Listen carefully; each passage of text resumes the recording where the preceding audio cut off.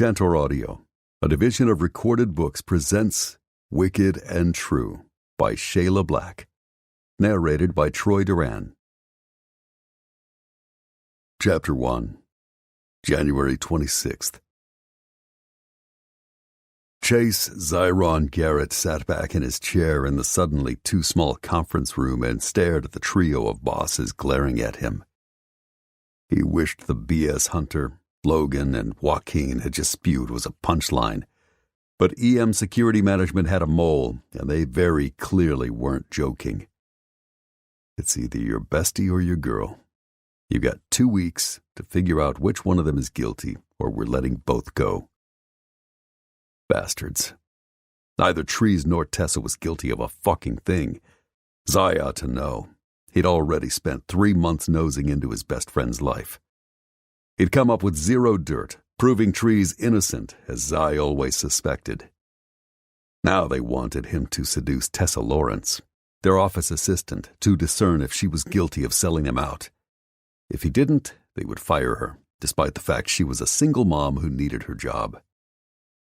You've got 2 weeks, max. If you fail, we'll do the same to your fucking ass too. Now get busy and get it done. Calling them bastards was too polite. They were assholes. Zy clenched his jaw and stood. How was he supposed to do what they demanded? He loved Tessa. He'd told her as much on Christmas Eve. Her response had been to run away, sure, but he was 99% positive she'd left because she loved him too, but thought their situation was hopeless. After all, they'd never dated or hooked up. Hell, they'd never even kissed because, for the last 10 months, a single sticky paragraph in their employment contracts had kept them apart. As of 5 minutes ago, it was gone. I'm going to take her aside this morning and present her with a new contract. Better sick pay and vacation, tighter non-disclosure, and no non-fraternization clause. She'll sign, then you'll both be off the hook. Son of a bitch. Zy had waited and wanted Tessa, ached and burned for her. He'd been hoping that somehow, someday, they could be more than co-workers and friends. But he'd never imagined that he'd be strong-armed into getting her between the sheets to spy on her. He didn't have to fuck Tessa to know that selling the bosses out was something she'd never do. But he didn't have a choice. Since they'd already coerced him into snooping on Trees, Zy figured he'd repeat the process, just with hot, bust-up-the-bed sex. But one way or another, he would prove to the Three Stooges that they could 100% trust Tessa. Get a move on, Logan, the youngest of his bosses, insisted. Fuck off, douche-bucket. But Zy kept his mouth shut and gave them all a tight smile as he headed for the door. As he approached, it crashed open. Caleb Edgington, the team's previous commander, charged in looking shell-shocked, like he'd collided with panic and run face-first into death. Colonel? Sir? Hunter and Logan both stood. The quietest of his bosses, Joaquin, rose with a frown. Dad? Hunter approached him. The older man swallowed. Your sister. Sudden tension gripped the room. What's wrong with Kimber? Logan scowled. I received a threat recently. It wasn't specific, just a tube of lipstick and a warning to hand over Valeria Montilla before they took whoever the tube belonged to. I didn't know who. Emotion choked off the colonel's words. He pressed his fist to his lips, grasping for the fortitude to finish delivering the bad news. Zy's gut twisted. The man's only daughter, Hunter and Logan's sister. Another guy came in behind the colonel. Big, blonde, badass, and totally pissed off. Deke Trenton, Kimber's husband. She's gone. She dropped the kids off at daycare, then made the trip to the grocery store. And didn't come home. A courier delivered this 30 minutes ago. They all crowded around as he whipped out a picture of Kimber, her auburn hair tangled, her big eyes red-rimmed, with a gag over her mouth, her hands tied behind her back, and a gun to her head. Holy shit. We'll get her back. Despite his face going pale, Hunter sounded resolute. We'll do whatever it takes. You're fucking right we will, Deke spat. I want my kitten back. Jack and the rest of the Oracle team are at our office strategizing. Any help you can spare, you'll have it, Hunter promised. We need to lock down the rest of the wives and kids. Fast, the colonel managed, before it's too late. The older man ducked out, looking as if he could barely keep himself together. Deke didn't look much calmer. Thanks for whatever you can do. Fuck that, she's our sister. We'll devote day and night to saving her. Kimber's husband nodded, and he was gone too. Silence prevailed for a protracted moment before Hunter swallowed, collecting himself. He turned to ice in an instant. Logan lived up to his fiery temper, grabbing an eraser from the nearest whiteboard, then throwing it violently. His empty coffee mug followed, shattering against the wall. Before he could toss anything else, Joaquin stepped in. We don't have time for this. I know. I fucking know. Goddamn son of a bitch! Hunter and Joaquin jogged out the door, quietly strategizing ways to keep all the others in their family safe. Logan fumed, trying to gather himself, his lungs working like a bellows. I'll come with you, Zai offered. I'll devote all my energy. No! This shit is centered around Valeria Montilla, he said of the deceased drug lord's estranged wife, whom Caleb Edgington and his sons had rescued from her husband almost 2 years ago. Now that her safe house has been breached, Trees and Kane are going to relocate her and her family pronto, and we'll be monitoring every step. But none of that will mean shit if we can't nail our mole. In other words, prove Tessa was guilty and stop her. Zai bit back an argument. Logan didn't have time for it with his sister in the clutches of a cartel, demanding information the team couldn't afford to give. Giving up a client would ruin their professional reputation. In short, they were utterly screwed between a rock and a hard place. I'm leaving, the former SEAL barked. You're in charge until one of my brothers or I come back. Me? Josiah and Cutter have quit. Trees will be on the road to Florida taking Kane, who just started his first day on the job. That leaves you and 1 Mile, and he's too unpredictable to be in charge. Good point. I'll handle things. With a nod, Logan tore out of the conference room, slamming the door behind him. After some shouting in the hall and more doors slamming in the distance, the office fell silent. Kimber being abducted was a curveball he hadn't seen coming. No one had. Zai marched out of the conference room. The rest of the team stood in the middle of the reception area, looking as shocked as he felt. Tessa was clearly more shaken than anyone to learn that her friend had been abducted. She grabbed his arm. Do you know anything beyond the fact Kimber has been taken? No. No one does. I can't believe this is happening.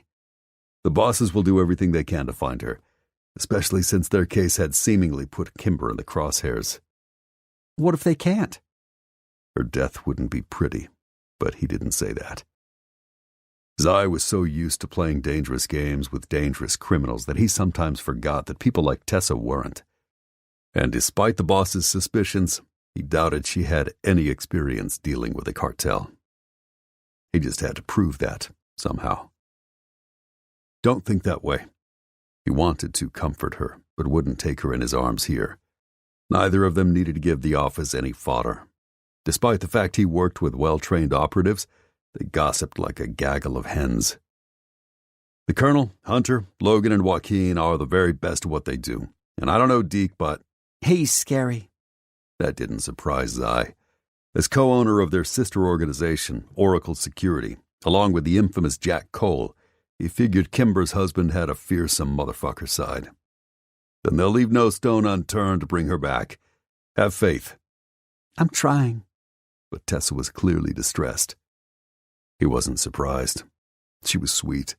She had a practical streak and could have a spine of steel when she needed to. But women weren't typically good at compartmentalizing their feelings. That wasn't a sexist comment, just a general observation.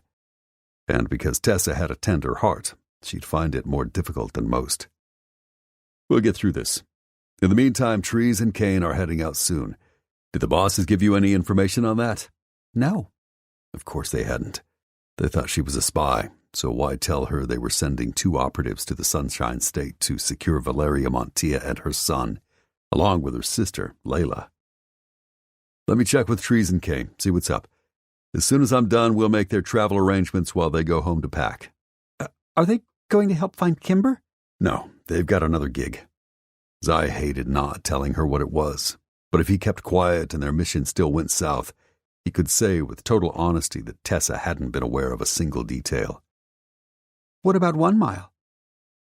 Zai wasn't sure what kind of task to give their resident smart-ass sniper, but he'd dream up something. If ever the quote about idle hands being the devil's playthings applied to someone, it was Pierce Walker, who only tolerated his fiancée, Rhea, using his given name. I'll talk to him too. For now, stay near the phone in case the bosses need anything. He stepped closer, resisting the urge to touch her, and dropped his voice. But I'm here if you need me. I know. She lifted her stare to him, and he almost fucking lost himself in her verdant eyes. Thank you. She shouldn't thank him. He was going to seduce her for all the wrong reasons. It would ultimately save her. But if she ever found out all the reasons he'd lured her between the sheets, she would hate him forever. Nothing like having your balls in a vice. Zai bit back a curse and headed to find Trees, who stood near the coffee pot with Kane and Walker, discussing strategy.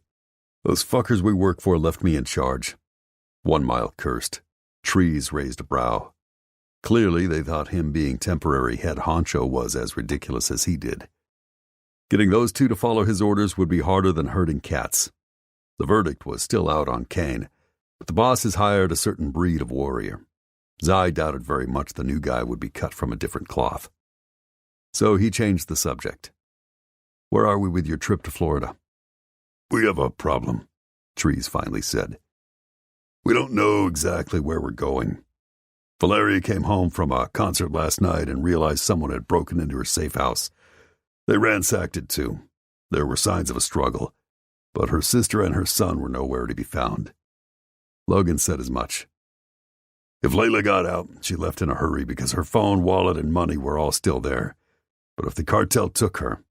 If they did, why would they have kidnapped Kimber this morning, demanding to know Valeria's location? They already have hostages they can better use as leverage. Good point. Because they want to fish Valeria out fast and they're leaving no stone unturned?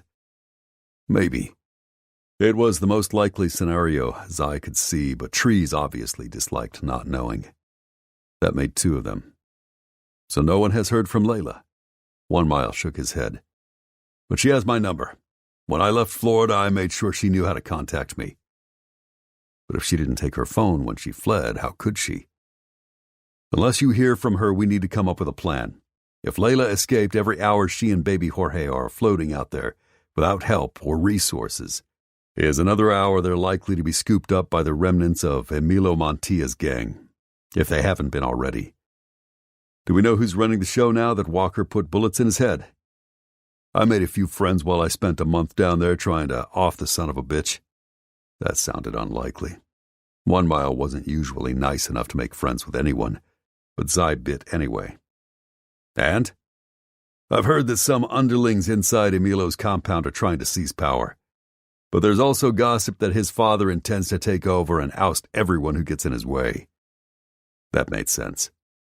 Emilio had been like a gator, lazing on the shore, enjoying the sun, and sinking his teeth into anyone who wandered too close, especially if they dared to question his authority. But he'd been small-time compared to his father. Geraldo Montilla was a legend for his predatory ruthlessness. The man was pure shark. Zai's guess? Geraldo had given the Splinter faction to his son, mostly so Emilio would have something to do, because he'd known his only son lacked the balls to run the larger Tierra Caliente organization. But now that his son was gone, no way would the narcotics king turn over any part of his organization to Emilio's lackeys. Makes sense. Do we know where Valeria is holed up? No, Trees answered. I have a number to call, probably a burner phone. When we get to the Orlando area, I'm supposed to arrange a meet point. And we're certain she still hasn't heard from her sister. Yeah, but she says she keeps getting calls from an unfamiliar number. She's been afraid to answer it, but I told her she should next time her phone rings. Good call. Maybe Layla had found another phone. Keep me posted. As the others nodded and stepped toward their desks, a phone buzzed. Zai searched for the source of the sound and zeroed in on 1 Mile, who pulled his device from his pocket. "Walker." The sniper listened to the frantic, high-pitched voice on the other end, then frowned. Wait, I don't speak Spanish." He pulled the phone from his ear and glanced at the others. "Who the fuck speaks Spanish?" Tension gripped his eye. He didn't, but he was more focused on the caller. "Who is it?" "Layla, but she's crying and too upset to speak English, so I can't understand a fucking word she's saying. Rhea will have my balls if I don't help a woman who obviously needs it." Walker didn't care about staying on the good side of many people, but he'd do whatever it took to keep the pretty, pregnant preacher's daughter happy. "I do. I'll talk to her." Kane held out his hand. "Thank fuck." Walker pressed the phone to his ear again. "I'm going to give you to another guy. He's one of us, so he'll keep you safe." He slid the device into the new guy's palm. "Find out where she is," Zai murmured. Kane raised the phone with a nod. "Bueno?"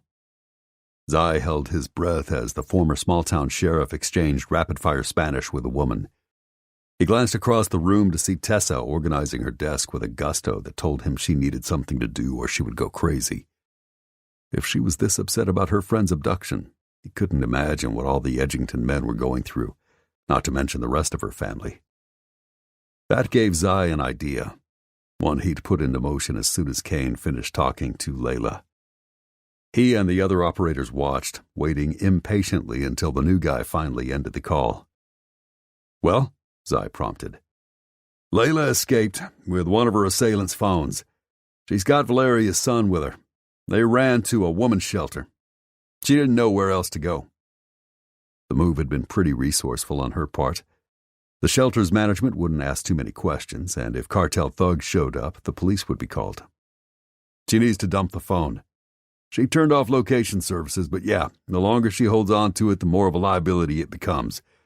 She's concerned that she'll be without any way to contact her sister once she trashes the device." "Where did you two leave things? Did she tell you where to find her?" "No. She wanted to know about Valeria. Layla was panicked because she's been calling her sister, who hasn't picked up." That explained the unknown calls to Valeria's number. "I assured her Valeria's fine and suggested she try calling her sister again. I also told her it wasn't a good idea for them to hook back up until we roll into town.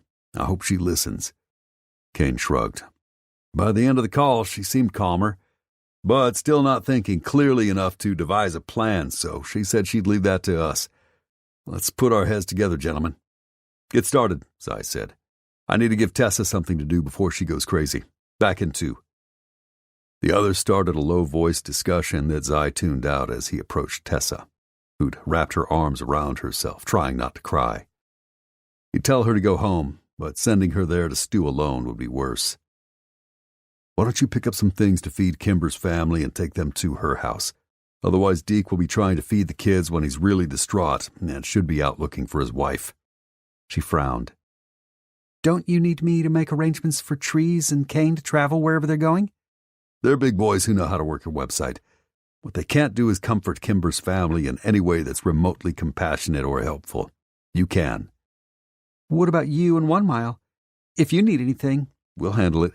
Just take care of her family. Make sure they have enough food for dinner. Give them comfort or a shoulder." "Of course. I can do that." "Call me if you run into any issues." She grabbed her purse and her car keys. "I will. Let me know if you need anything, and I'll come back." He should let her go now. He shouldn't get any closer to her or let himself fall any deeper. But he couldn't stand her leaving without touching her. "Are you okay?" "I'm rattled. I guess I always thought that friends, family, and employees were too far removed from the danger you guys deal with all the time." Zai shook his head. "Why do you think Cutter and Josiah were both so quick to get out once they realized they were getting married?" "It just never occurred to me." She shook her head. "That probably sounds stupid, but..." No. Naive, maybe, but Zai couldn't blame Tessa. She'd never put herself in the path of danger for an objective designed to keep others safe. She answered phones. She coordinated supplies. She kept the office running smoothly. Despite the boss's suspicions, there was no reason she would know about this shit. You shouldn't have to think about this, especially given everything else you've been dealing with. Like her father's recent passing and her ex-boyfriend's threats. She sighed. I'll be back. As she turned to leave, he wrapped his fingers around her arm. It was the kind of incidental contact he often had with people, but no one else made him burn and shudder with desire the way he did every time he touched her.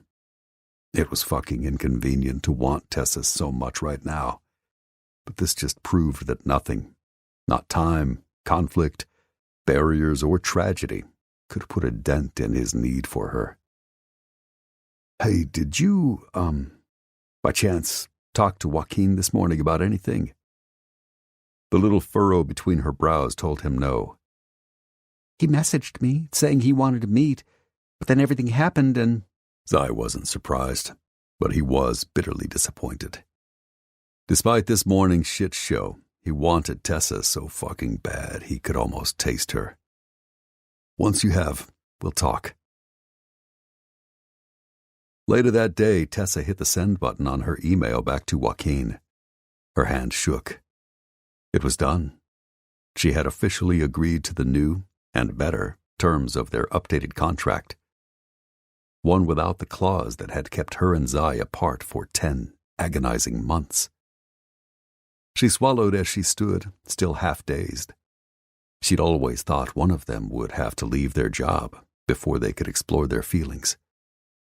Of course, she was happy the bosses had removed the barriers between them. And yes, she was impatient to be alone with Zai. Obviously, he'd known this was coming. Her question was, why had the trio of hardasses they worked for suddenly relented?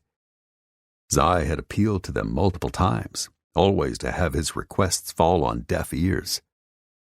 Why had they suddenly changed their minds? Maybe it didn't matter. Maybe she should stop questioning this new development and start enjoying it.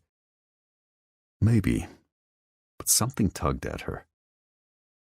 As she went through the day, she tried to focus on Kimber's family. She spent the rest of the morning shopping and cooking, then all afternoon with Kimber's sisters-in-law, Kata and Tara, as well as their kids. Joaquin's wife, Bailey, stopped in, showing her hint of a baby bump, looking as rattled as the rest of the women. Tessa had tossed an early dinner in the oven, played with the children, and offered a shoulder to anyone who needed it. At least until Deke had come in and shooed her out so he could get everyone into hiding. Tessa didn't blame him. Even now she felt the urge to head for her daughter's daycare and hug Hallie breathless. Instead, she settled for calling to check in on her almost 1-year-old, then heading back to the office to see if she could lend a hand. And yes, to see Zai.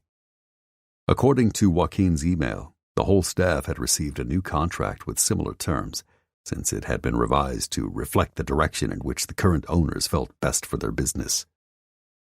So, after keeping her and Zai artificially apart since the day they'd taken over the team from the colonel, they suddenly didn't care if she and Zai started hanging out, dating, having sex, falling in love. With a frown, she entered the office only to find Trees and Kane had already caught their flights to wherever they were headed. Zai and 1 Mile were holed up in the conference room, on speakerphone with someone. She couldn't hear the conversation, just muffled voices and the occasional curse. When she peeked in to ask if they needed anything, Zai rose and walked out, shutting the door behind him before insisting that he and 1 Mile were all good and to go home. He'd talk to her later. Did that mean she'd see him tomorrow? Or tonight? Tessa still wasn't sure as she picked Hallie up from daycare and drove back to her duplex. Not while she fixed dinner, bathed her daughter, sipped a glass of wine, half-watched the news and stared at the clock. Not while she read her baby a story and wrestled the fuss bucket into her crib. Not while she paced her living room before deciding just shy of 9 o'clock that a shower might help calm her and clear her head.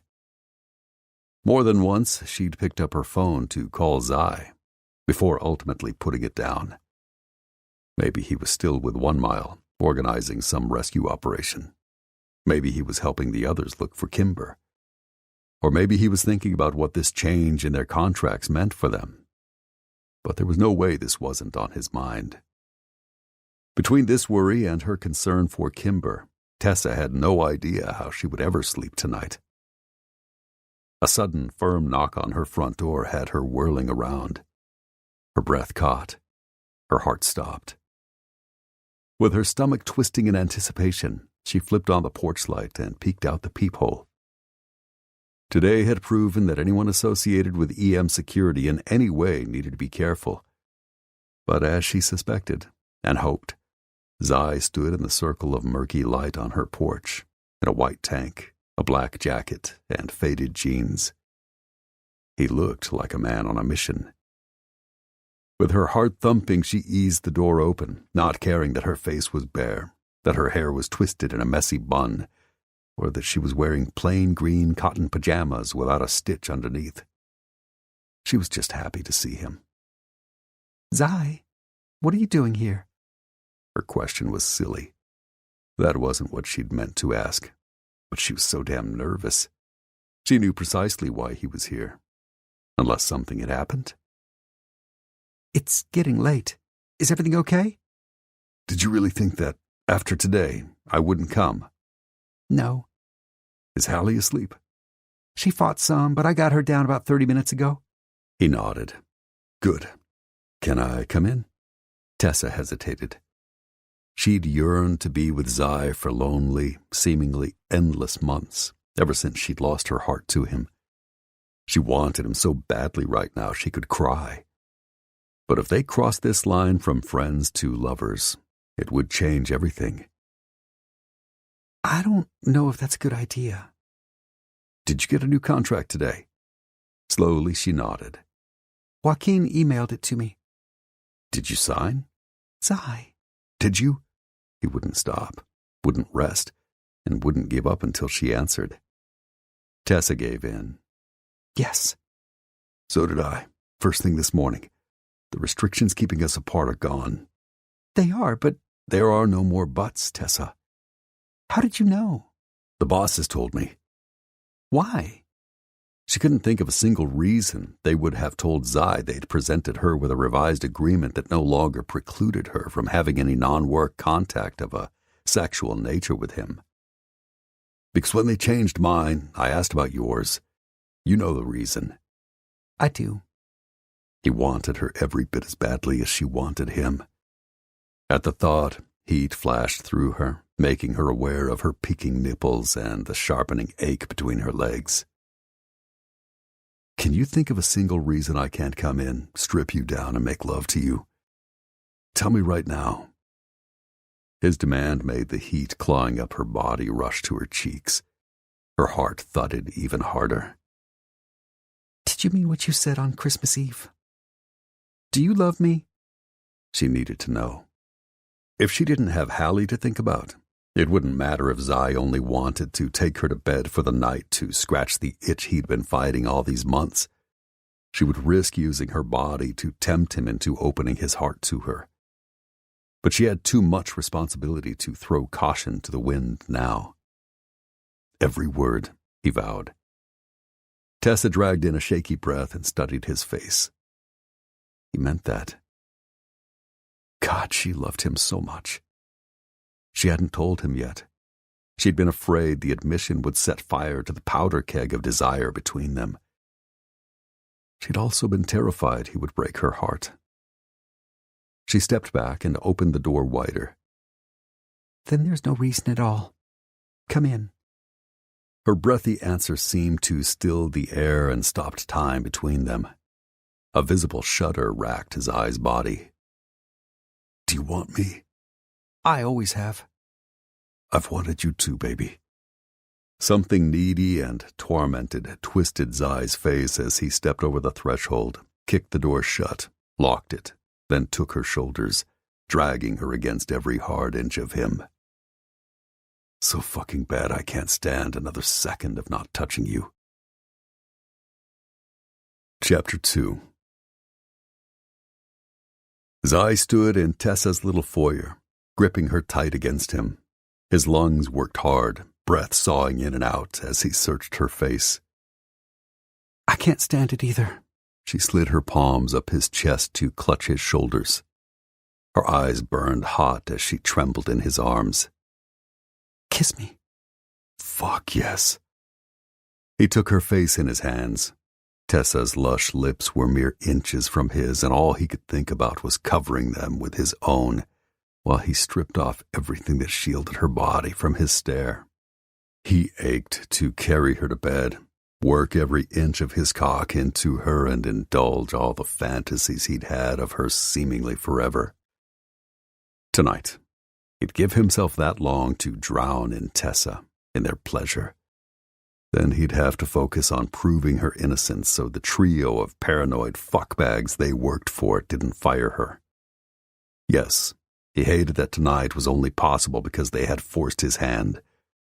But right now, he only cared that Tessa belonged to him. "Baby," he breathed as he brought her closer and seized her nape, tilting her head to meet his descending mouth. Their lips connected. Finally. Right there in her tiny entryway, the impossible happened. She gasped. His body jolted. Everything stopped. Breath, thoughts, heart, and time. Fuck, she was so soft. He was greedy to have all of her. Zai shoved her lips apart and surged into her mouth. She was warm and sweet like honey. He wanted to drown in her, die with her. Need soared. His cock turned to steel. His impatience climbed. Damn it, if he couldn't keep it together now, how was he going to give Tessa the kind of ecstasy that ensured she'd never look at another man, never want to leave him? His crumbling restraint shouldn't shock him. Before he'd even walked through her door, his need had been a fever boiling his blood. But now that he'd laid his mouth on hers, game over. Their kiss had torched his good sense and sent his best intentions up in flames. The way he burned for her was unlike anything he'd ever felt. The simple touch of her fingers clinging to his arms as her little whimpers filled the air was like kindling on a roaring blaze. Would they even make it to the bed? Zai wasn't optimistic. His lips never left hers as he urged her from the foyer to the living room. She took baby steps backward and pushed his coat off his shoulders. He shrugged out of it, not caring when it dropped to the floor, landing somewhere near the shoes he towed off while unfastening his jeans and deepening their kiss. Even with their tongues tangling and his clothes melting away, he wasn't close enough to her. Zai lifted Tessa against him, cupping her ass and grinding her against his cock as he took ground-eating steps to her softly lit bedroom. She didn't protest, simply hooked her legs around his hips and rocked against him with pleading moans he swallowed with his bruising kiss. Fuck, he loved sex, but this, it was paradise wrapped in candied fantasy. It was pleasure stacked on top of ecstasy and soaked in bliss. He'd only kissed Tessa, but already he felt speechless and half-dizzy. His brain had all but stopped, his thoughts skewing to nothing but the million ways he ached to please her. Zai raced to the bed, setting her on her feet beside it and breaking their kiss. It was the last goddamn thing he wanted, but he needed information. Problem was, when he looked down at her, all rosy and unfocused, her lips plump, parted and waiting, he nearly lost all restraint. Zai. She lifted her hand to his chest. The brush of her fingers through his shirt blasted him with heat. I know, baby. But before we go any further, you need to tell me two things. How long has it been? She closed her eyes, lashes skimming her cheeks, before she blinked up at him, looking so vulnerable. About 1.5 years. He'd suspected that. It had been way too long for him, too, by his own choice. He hadn't wanted any woman except Tessa. And how careful do we need to be? I'm clean, but We don't. After I had Hallie, my doctor put me on the pill to regulate my cycle. thank fuck. For almost 1 year, all kinds of shit kept us apart. I don't want anything between us ever again. Same. Starting with this. Tessa grabbed for the hem of his t-shirt. Zai was faster. He took hold of her too big pajama top and yanked it over her head. As he'd hoped, she wasn't wearing a damn thing underneath it. And holy shit. Zai's mouth went dry. Tessa's tits were a work of art. Pale and round with stiff candy-pink nipples, standing pert above her narrow ribcage that flowed into her small waist. He wanted to cup the soft mounds, see them in his hands, suck the pretty, rigid tips until they swelled and she cried out and begged him to fuck her. He wanted her naked, but he needed her in his arms. Zai crouched at her feet and gripped the waistband of her pajama pants. Oh my God, is this really happening? Her voice dripped breathless excitement and longing as she raked her fingers against his scalp and gripped his hair. Yeah, this felt like a dream to him too, and he didn't want to wake from it. It fucking is. He jerked her pants down her hips savagely, baring her thighs, stopping only when the spring green cotton puddled around her feet. Step out. She did, her audible breathing torquing up his anticipation, her fingers tightening in his hair. And he didn't care because he couldn't stop looking at how fucking beautiful she was. Her baby pink toenails were like dollops of frosting on the confections of her delicate feet. Her dainty ankles gave way to lean calves, dimpled knees, and curvy thighs that made blood rush to his cock. But it was everything she hid between those gorgeous legs he couldn't stop staring at. Other than a modest dusting of dark blonde curls at the top of her pussy, she was bare, and wet, and swollen. Her visible desire sent his needs surging. Zai knew he should go slow, build her desire, tease her until she couldn't stand it anymore. But he'd waited too long and he needed her too much. Banding his palms around her middle, he lifted her onto the bed, then reached behind his head to tear off his shirt as he followed her down, pressing her onto the mattress with his body. While he tossed the t-shirt aside, he pressed his bare chest to hers, hissing at the heat of their melding skin, before he captured her mouth again. Tessa flung her arms around him, tilting her head to offer him total access to her mouth, as her hips swayed under him in supplication. She let out a needy little whimper. Fuck if she kept that up. He'd plunge straight inside her and keep at her until she screamed. Fighting for patience, he peeled her hands from his shoulders and pressed them flat to the bed, holding them down with his forearms. I'm trying to go slow. You're tempting me too much. I don't need slow. I just need you. Her words threw gasoline on his blazing need. We've waited a long time for this. I don't want to rush you. I don't want to hurt you. I don't want to leave you a fucking shred of doubt that I will give you more pleasure than you've ever had. And I want to do it every day of your life. He wanted her to know, to feel in every part of her body that she was his. Oh. She looked stunned and flushed and beyond beautiful. You've already succeeded. I've never been more aroused in my life. Was she kidding? He'd barely touched her. And she thought she was ready. No. Hell no. Not even close. Don't move. Okay, she promised with a shaky nod, her exhalations loud in the otherwise silent night. But I want to give you pleasure too. You already do, baby. Just by being with me. No, more than you ever imagined. That would be a tall order considering how many fantasies of her he'd indulged in since they'd met.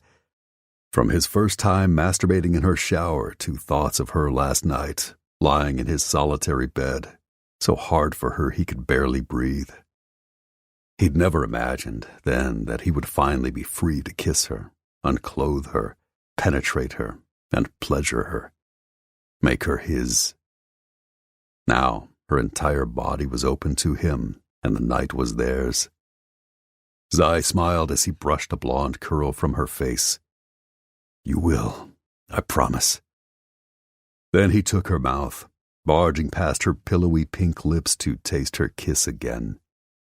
When she was breathless, he began working his way down, still pinning her to the mattress with his forearms over her wrists. His mouth was on the move, skimming the graceful line of her jaw, gliding up her neck. She cried out with a head-to-toe shudder and a sweet flush. With a feral smile, he laid his lips behind her ear and exhaled.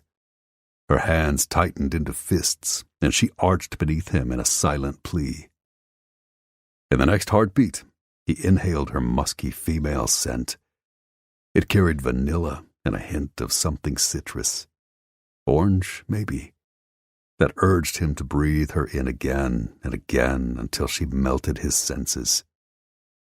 With his nose full of her, he descended from her neck to her collarbones, laving them before he dropped to the swells of her chest.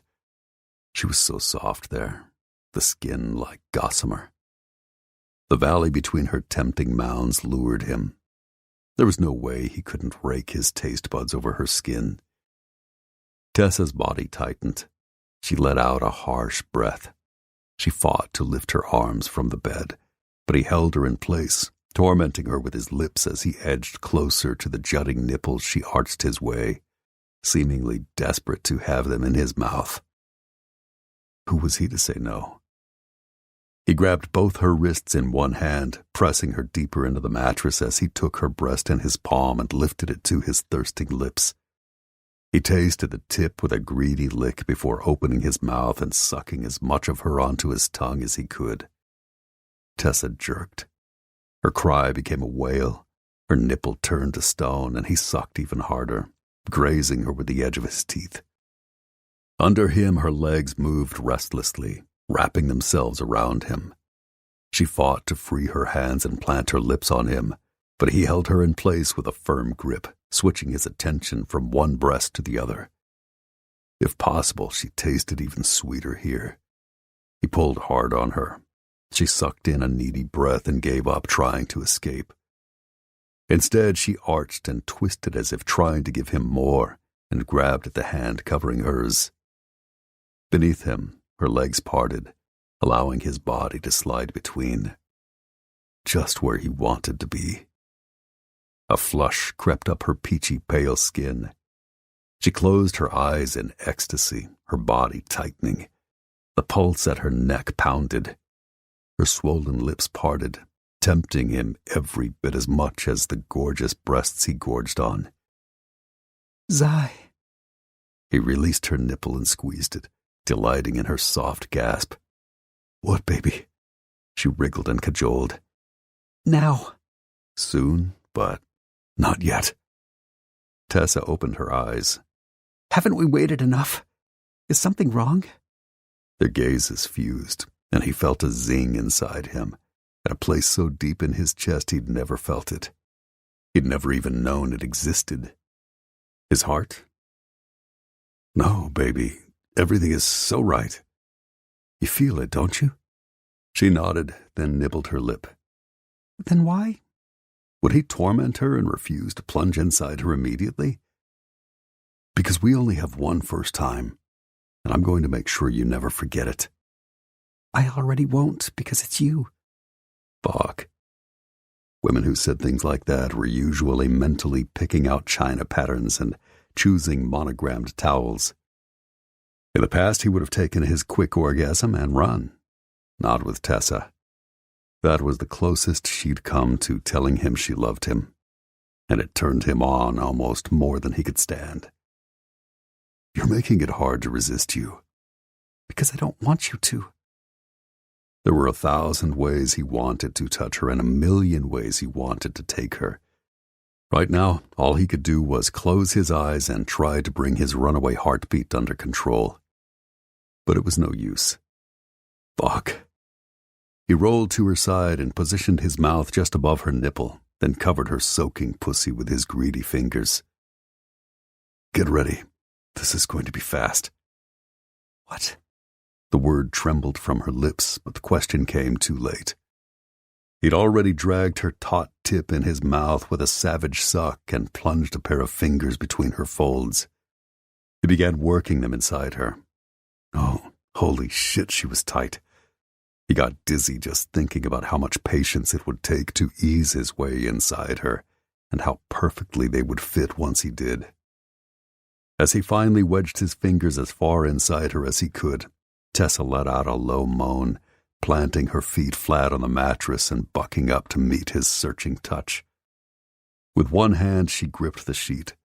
With the other, she dug her nails into his back. Zai looked at her, lost in the passion he heaped on her, and he nearly lost all restraint. His impatience mentally yanked like a rabid dog on its leash, but he jerked it back and focused on Tessa, on her pleasure, hooking his fingers inside her to rub the smoothest bit of flesh behind her clit. All the while he settled his thumb over the little nubbin and started a teasing counterstroke. Instantly she gasped. Her eyes flew open wide, her body tensed, and her pussy clamped down on him. The little bead under his digit was as hard as a diamond. Zai! You getting close, baby? He didn't ask. He knew. Yes, but I want to touch you, taste you.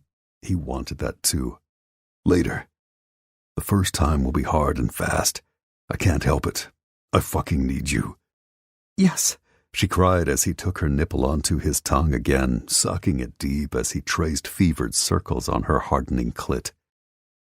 She kept tensing, tightening, clamping down as her breathing quickened, her color flushed and her pulse drummed. She was seconds from orgasm. Oh, my! Zai! Zai! Her body was seizing up, and that was his cue. He pulled his fingers free, shoved his jeans around his hips, slid between her legs and fitted his thick crest against her slick opening, and started pushing in. Sweat already slicked his back as he locked his fingers with hers, then drilled his stare into hers as he did the same to her body. One strong, driving thrust after the next, punctuated by her little whimpers and pleas, until he was fully seated inside her. Hell, the feel of Tessa around him was the most perfect ever. He'd fucked women for a decade and a half in all corners of the world, of all shapes, sizes, and colors, and right here, right now, he knew this one had been made for him. He was never letting her go. Zai used his knees to spread hers wide while he anchored his elbows against the mattress for maximum leverage. Then he pushed harder into her, plunging in and bottoming out, wishing he could go even deeper and lose himself inside her forever. Under him, she met him thrust for thrust, lifting to him, twisting and welcoming, spreading frantic kisses across her shoulder and up his neck, her teeth tugging at his earlobe with just enough sting to make him sizzle. She mewled restlessly, urging him on. And he was on fire. Every nerve ending, every inch of his skin, down in his gut and inside his heart, he burned for this woman. And he fucked her like it was the first and last time he ever would, like only she mattered. He wanted her to understand on a visceral level how much he desired her, and always would. The second they were forced to leave this bed, he was going to find the nearest jeweler so he could put a ring on Tessa's finger and call her his every day, every night for the rest of his life. No way would he let her slip through his fingers. Whatever she needed, whatever it took, whatever he had to do, she would be his. She tightened again, and he felt her pussy begin to flutter around him. Zai! Oh my God! Please! Please! I can't! Don't stop! Yes, he ground out, thrusting into her faster and faster. Fuck! Fuck! Yes! Oh! Tessa! Baby! She screamed in his ear, her pussy clenching and spasming on him as he let go with a harsh, hoarse cry, gripping her hands tight, rattling the bed and showing her absolutely no mercy. Pleasure pinged inside him, filling every corner of his body, flooding his cock and inundating his heart. He gripped her hands tighter, shoved his elbows deeper into the mattress, and used his knees to propel himself even harder. A low growl of shocked ecstasy rattled from his throat as he released deep inside her. Suddenly he wished she wasn't on the pill. He wished even more that he had every right to plant his seed in her womb, hold her while she slept, and call her his wife. Slowly, the blackness in his vision receded, his heart rate slowed, and his breathing returned to normal. And only one thing careened through his overwrought brain. "I still love you, baby. Move in with me." Tessa clutched him, pressed her lips to his, and burst into tears. The following morning, Tessa rolled over and sent a bleary-eyed glance at her alarm clock. It would go off in 10 minutes. That's how long she had to figure out what to say to Zai. He'd asked her to move in. She hadn't seen that coming, but she should have. He'd talked about it before, and he'd told her that he loved her. Lord knew she was beyond tempted to say yes. She might not have said the words to Zai yet, but she loved him too. His warmth and woodsy, masculine musk lured her closer. She pressed her body to his, nuzzled his neck, and inhaled him. His scent filled her nose and swam in her head. God, how was she supposed to think straight when she was this close to him?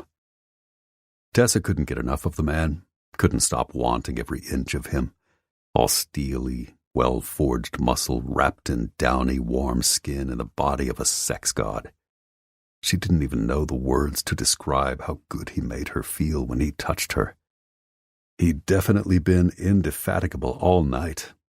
She'd lost count of the number of orgasms he'd heaped on her, especially when he'd been determined to prove that his oral fixation hadn't been mere pillow talk. Today was Tuesday, and she had to work. But to have all the pleasure he'd given her, Tessa would gladly give up sleep. But even if he hadn't made love to her over and over last night, resting wouldn't have been in the cards because Zai had given her too much to think about. Caution urged her to stop and thoroughly consider his proposition. Moving in together was a big step.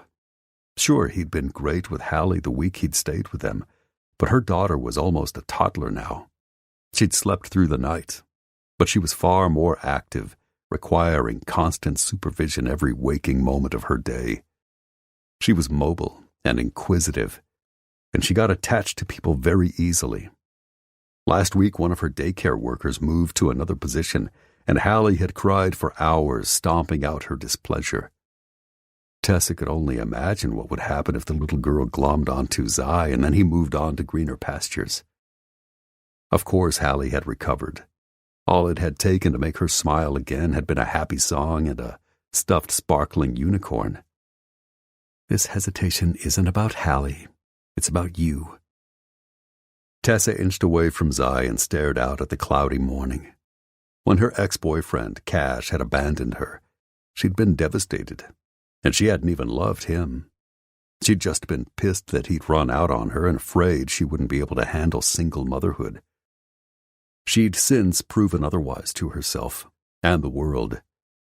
But Zai was another story.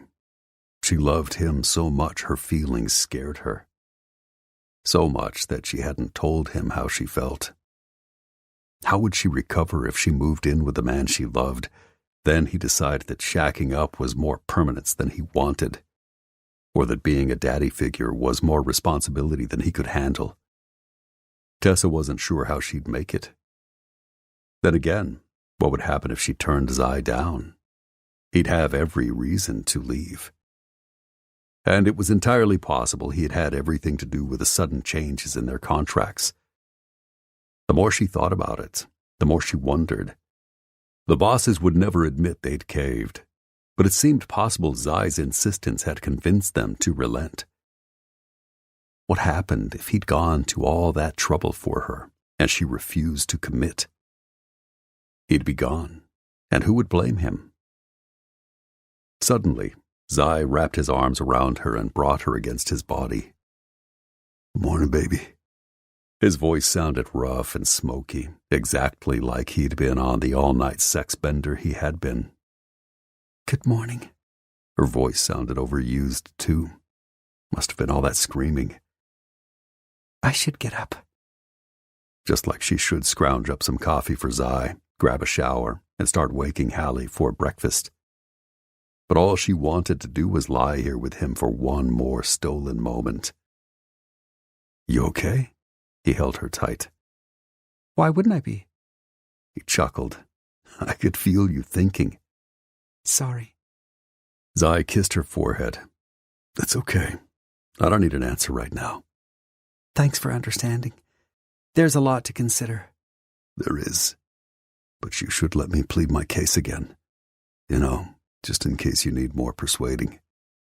He rolled her to her back and slanted a kiss across her lips, urging her legs apart. She shouldn't let him. They didn't have time. But Tessa melted beneath him as he scooped her backside in his hands and pushed inside her. She was tender and swollen, but it didn't matter.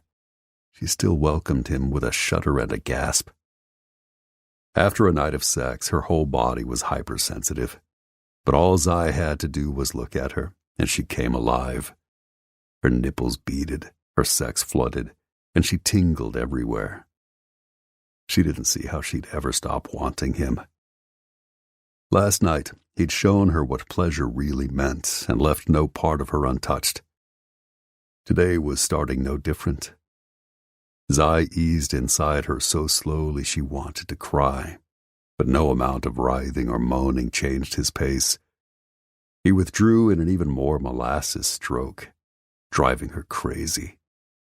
Tessa pressed her lips to his feverishly and dug her fingers into his shoulders, trembling and whimpering and giving all of herself to him. Again, she couldn't help it. Refusing Zai when he set his mind on pleasure was impossible. That's it, baby, he growled in her ear as he lifted her hips and impaled her in another unhurried stroke before he dragged his way out, leaving her struggling to breathe as she climbed toward another helpless peak. Zai, she panted. Zai, please. He gripped a fistful of her hair and tugged just hard enough to force her head back. He took advantage of her arched neck, sliding his lips down the column before he dragged his tongue up her throat and chin, then finally covered her mouth, prying it open for his next kiss. Eagerly she parted her lips wide for him, just as she did her legs when he pressed his way inside her again, with another thrust that left her gasping, straining, and clawing. But he wasn't satisfied. He never was until he made her a trembling, pleading mass. She felt that relentless part of him now, searching for weaknesses he could exploit, for ways to make her yield all of herself. He wouldn't give up until she did. If you're looking for mercy, I have none. I want you to come. She was almost there, now too far gone to form words. Instead, she nodded frantically, thrashing and bucking against him in a fevered cry for more. I know you're close. I'd love to keep you on the edge until you beg me. His words sent a shudder down her spine. Her eyes widened. That sounded both horrifying and wonderful. But we've got a busy day, so I'll settle for one last, back-clawing scream. God knew he could wrench it from her. He'd already proven that over and over. Zai. But not yet. He hooked his arms under her thighs, spreading her even wider and leaving her completely vulnerable. Whatever he wanted to do to her, he would, and she would happily let him. His strokes picked up speed. God knew the friction was already about to unravel her. She tried to move with him, get the last bit of stimulation she needed to vault over the peak, but he held her at his mercy, open for his pleasure. She couldn't do anything except hang on for the ride, knowing that orgasm would only come when he decided to give it to her. The tension stretched on.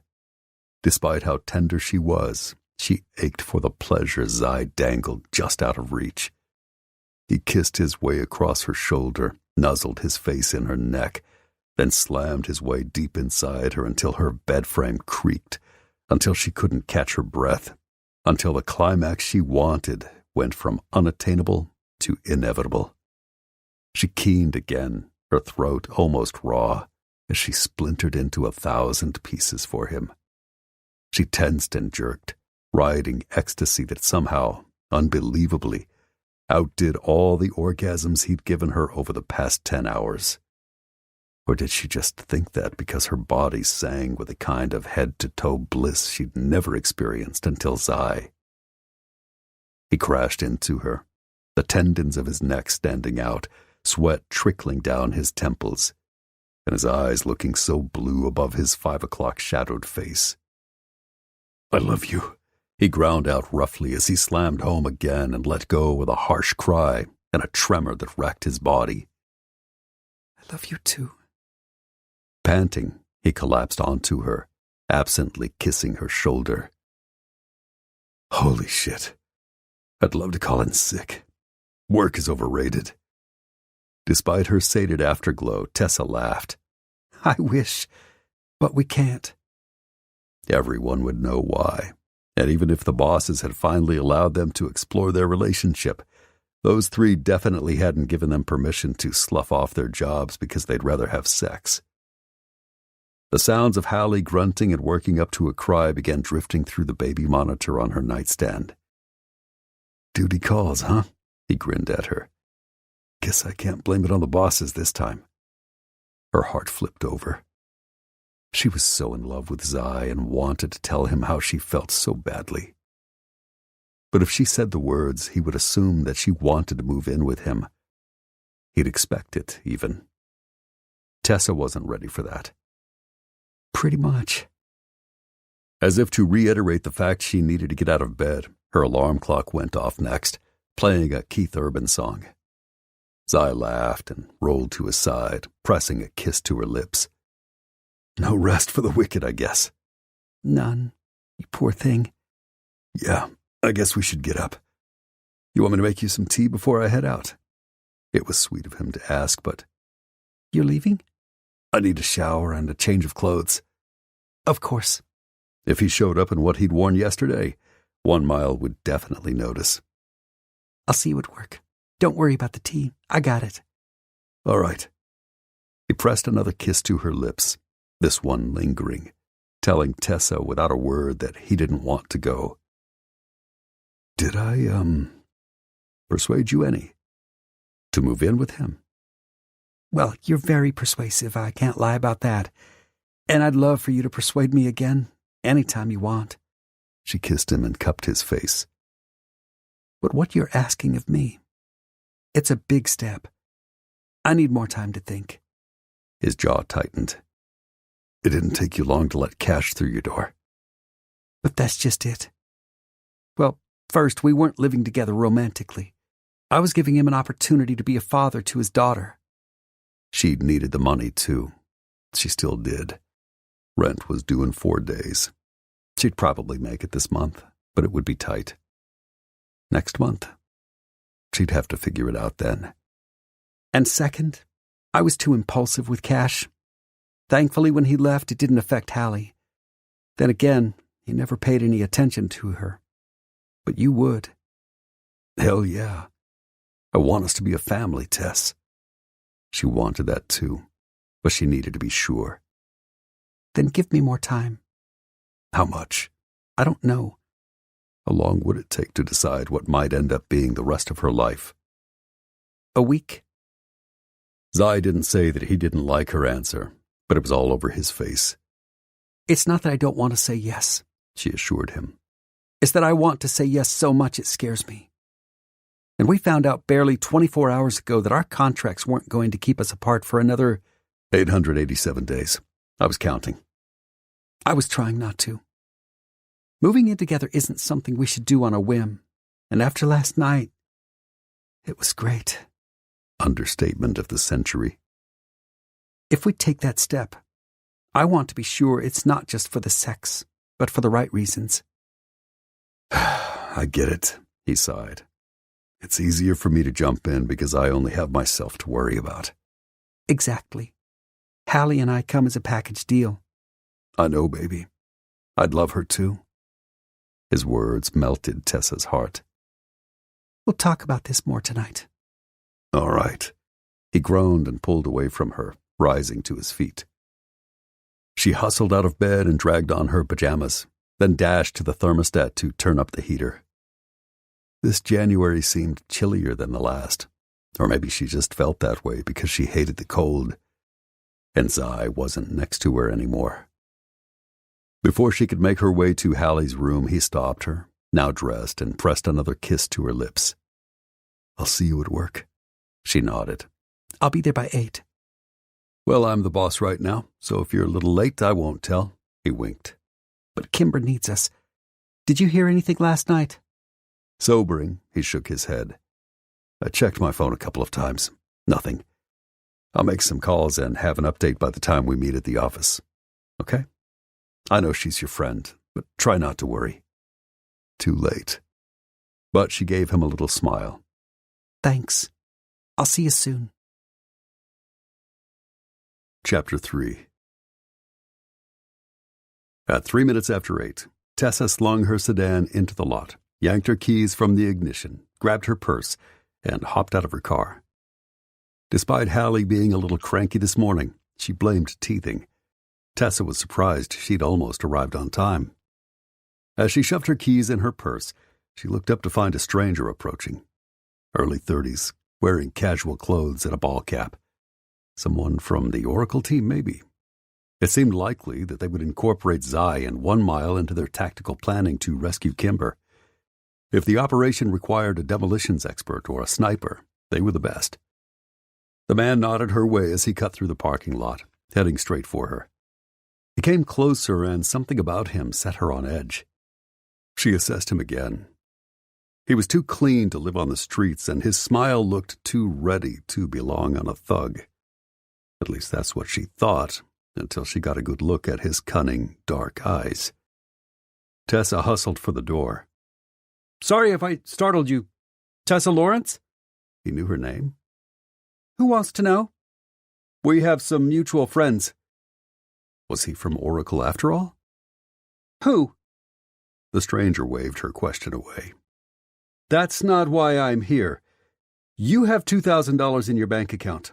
You owe $1,200 in rent and another $185 for daycare. Your car payment is another $350. Then you have to buy groceries and what do you want? And how do you know so much about me?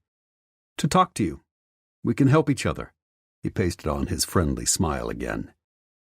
Every instinct she possessed told her not to believe it. I'm okay. You're falling a little more behind every month. What will you do when you can't pay your rent anymore? I don't think that's any of your concern, Mr. Who are you? It's not important. I'm here to make you a proposition. There's $10,000 in it for you. Cash. Today. It will take maybe 10 minutes of your time, and if you're suggesting for even an instant that I give you sex for money, then... His hearty laugh cut into her righteous speech. I'm not Ms. Lawrence. You're pretty, and maybe you're a tiger in the sack, but you're not worth 10 grand. I can't think of a single woman who is. This is strictly business. Now Tessa was even more confused. Then what do you want for that amount of money? Her guess, it was illegal, and she wasn't interested. Information, that's all. You're in a position to know some things my associates need to. Once you provide that, I'll give you cash. And if you like the arrangement, it might be something we can continue, as needed. She narrowed her eyes, not liking the sound of this. What kind of information? We're looking for someone. Valeria Montilla?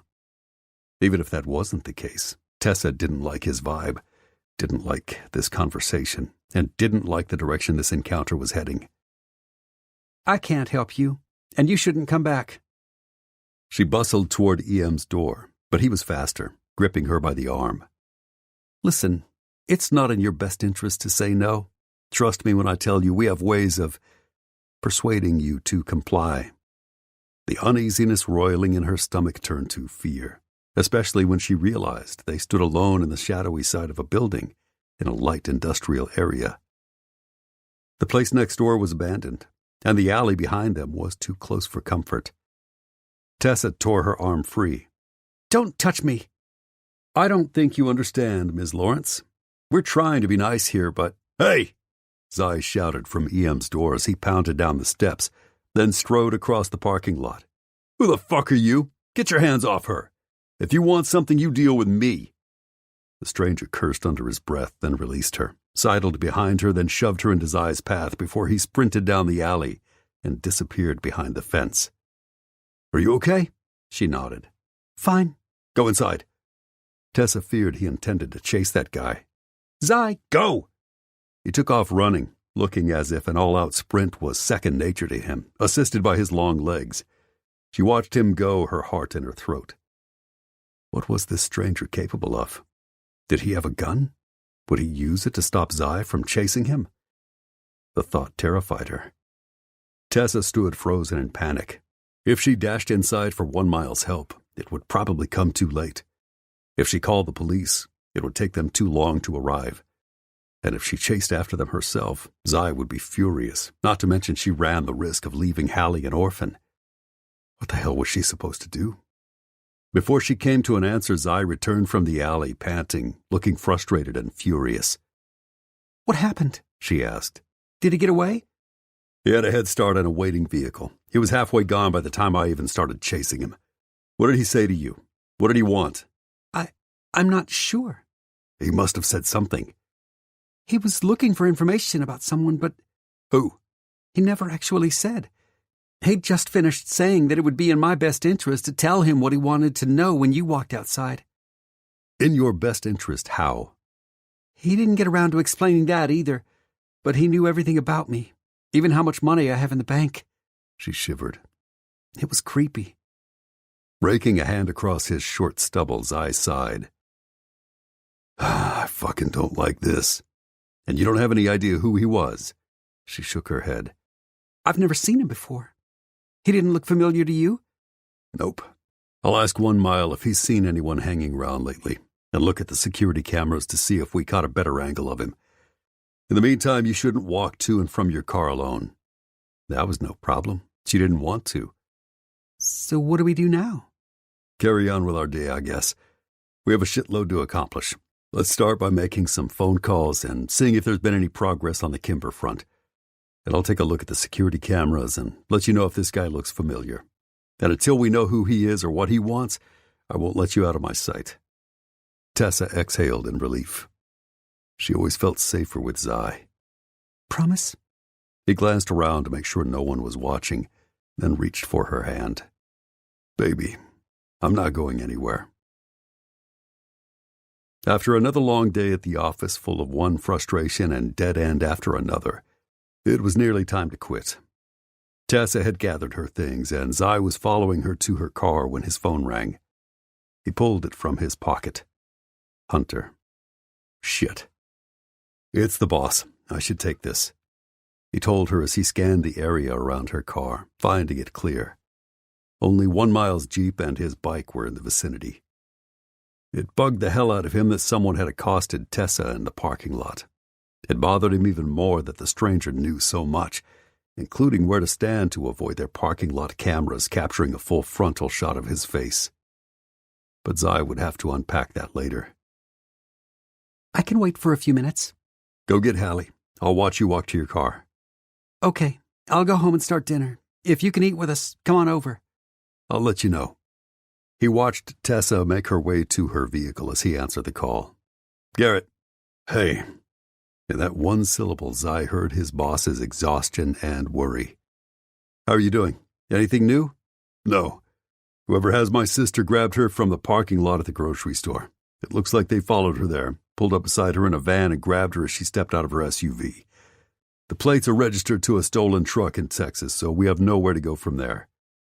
They tossed her purse into her front seat, phone and all, like they knew Deke would trace her to the store and find a dead end. No prints on anything. The only sign of Kimber since is that fucking picture with a gun to her head and a demand to know Valeria Montia's location. I'm sorry, man. Tell me how I can help. Nothing you can do. Whoever has my sister seems to have a sixth sense about who we'll call and where we'll look next. It's fucking frustrating. Zai smiled at Tessa when she got into her little sedan safely and drove away with a wave. If you think of something I can do, make progress on finding our mole. Anything new? Renewing the argument that neither Trees nor Tessa would sell them out would fall on deaf ears. I'm working on it. I need more than a day. Hunter sighed again. Yeah, but we don't have a lot of time. Hear anything new from Trees? He tried to call me earlier. I missed it.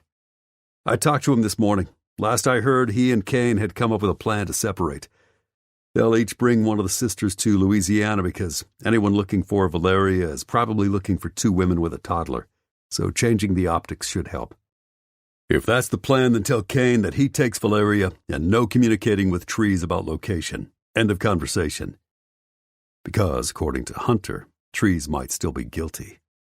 Ugh. Okay, but they're having trouble connecting with Layla. She's reluctant to leave the shelter, and Valeria refuses to leave the state without her son.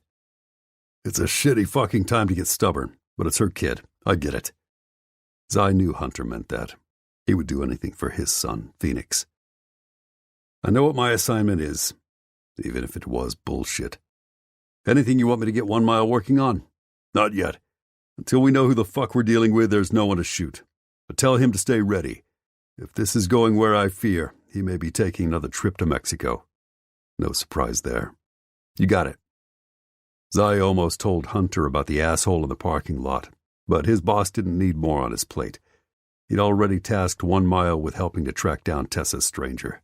If Hunter needed the sniper's services to rescue Kimber, Zai would have him backburner this mess. But he didn't like this thug threatening and rattling Tessa. Thanks. Y'all need anything else? Tessa volunteered earlier to come cook for everyone and play with the kids again. Tell her I appreciate it, but they're all in hiding now. Dad, Logan, and I are staying visible. Everyone else these motherfuckers could use against us is somewhere safe. He sighed again. I just realized they're in the safe house we prepared for Valeria and her family. Shit. Yeah, shit. I know Trees and Kane were hoping to pull out tonight, which would put them back in town tomorrow. Fuck. I can't think of any place. Don't worry about it now. I'll talk to Trees later. We'll put our heads together and come up with something. If there's any chance he's guilty, I don't want him involved in that decision. He isn't. I would swear my life on that. Hunter hesitated, then cursed. We'll talk about it later. I gotta go. Dad thinks he might have something new. Keep me posted. You got it. Zai ended the call with a sigh. He hoped something broke for the Edgington family soon. Kimber was the glue that held the family together with laughter and love. The colonel and the bosses would all be devastated if they lost her for good. Fuck that. It was early days, and no one was giving up. Instead, Zai pocketed his phone and headed inside, making his way around the maze of walls, desks, and equipment. Finally, he maneuvered his way to 1 Mile's corner of the world. What's up? The sniper asked. You see anything of those parking lot cam images? That guy look familiar? Walker shook his head. No, I even zeroed in. He positioned himself just right to avoid our cameras. I know, Zai cursed. And she has no idea what he wanted. That's what she said. The bosses would probably point out that's what someone with something to hide would say. But Zai knew Tessa. If she didn't know, she didn't know. Thanks for trying, man. Sorry I couldn't do more. You need anything else before I head out? Zai shook his head. Just talk to Hunter. They've got nothing new. I'll keep you posted. But don't go far. You never know when we'll have to bounce. Nothing new about that. The sniper stood and grabbed his keys. But unless the world is fucking ending, I'm not available on Valentine's Day. It seemed totally unlike 1 Mile to be sentimental. Because it will be your first with Brea? It will, but no. He gave a wry smile. That's when we're getting married. I let her pick the date. And that's the one she chose, Zai snickered. It's kind of cute. Walker laughed with him. Yeah, what are you going to do? Happy wife, happy life. Only because Brea made him a very happy man in return. Her father warming up to you? A little better every day. I think he's convinced now that I'm not going to bust into his house and tear up the joint before I beat the shit out of him. He shrugged. It's progress. Zai wasn't shocked. Walker looked like a mean, tattooed motherfucker. Congrats. Thanks. Now I have to get the hell out of here. Brea and I have another birth class tonight. That's cool. You must be excited. It was crazy that the sniper would be a father by late spring. Try terrified. Zai raised a brow. You afraid? Seriously? He scoffed. Once you've rolled around on the floor with a bunch of pregnant hormonal women, talking about everything that could go wrong during birth, tell me how confident you feel about your balls staying attached. Then, with a tip of his head, the sniper was gone, leaving Zai alone. Since they all had keys to the office, he could secure the place just fine. But it would be absolutely weird to lock up because all the bosses were gone. This business wasn't just their livelihood. They'd put all their 100% into it, and the fact they weren't around was another indicator of the gravity of the situation. With a shake of his head, Zai shut down his laptop, locked up, and headed out to Tessa's place. He arrived a few minutes later and entertained Hallie while she tossed together some tacos, beans, and salad. After he set the table, they sat, Tessa feeding Hallie before he took over for a bit to spell her. Like the first time he'd stayed with these two, being here felt natural. They fell into a family rhythm, and he imagined being with them every night, every weekend, enjoying life together. He'd already called a jeweler this morning about rings. He had an appointment tomorrow afternoon. After that, he'd hopefully have something to put on her finger. Once she agreed to move in with him, and he wouldn't rest until she did. How long before he should pop the question? How long before she'd be ready to say yes? Fucking soon, he prayed. He wanted this. He wanted her and Hallie and to expand their family. And he wanted it right now. You okay? She asked. Yeah. He'd love to tell her what was on his mind, but she wasn't ready to hear it. What did Hunter say? Any progress? No, but they're trying everything they can. Tessa frowned with worry. They must be frantic.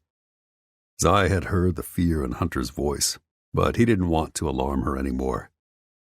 Of course they're concerned, but they're doing what they always do, following clues and working angles. Something will turn up. Do they need more help with food or supplies? What about the kids? I could take them off their hands for a bit. He shook his head. They've got everyone on lockdown at an undisclosed location just in case. The fewer people who know where, the better. Ah, that makes sense. Tessa shook her head and forked in another bite of salad. Hey, I wonder if that guy who accosted me in the parking lot this morning wanted information about where they're hiding? Maybe. It had crossed his mind, too. If that guy shows up again, you let me know. I'll make it clear that he needs to leave you the F alone. Tessa smiled and followed his stare over to the baby, chewing happily on tortillas, carrots, and teeny bites of chicken. She doesn't understand you yet. But she will. Easier to clean up the language now. It gives me time to get it right since I'm bound to F it up. You're so cute. That's why you love me, he almost said. But did she? Zai wasn't entirely sure, and it bothered him more than he wanted to admit. I'm glad you think so, he said instead. Do you remember anything else that guy said? She paused, seeming to mentally replay the conversation. It all happened so fast. I'm trying to remember everything he said. He told me they had ways of making me comply, so that was unnerving. Hell yeah, it was. It's basically a threat. That's how I took it too. But he didn't say what they would do if you refused to cooperate. Tessa shook her head. He just indicated they were trying to be nice and offering me money for the information they sought. The whole conversation was maybe 30 seconds. By the time I realized what he was saying, you came out and broke it up. Damn it.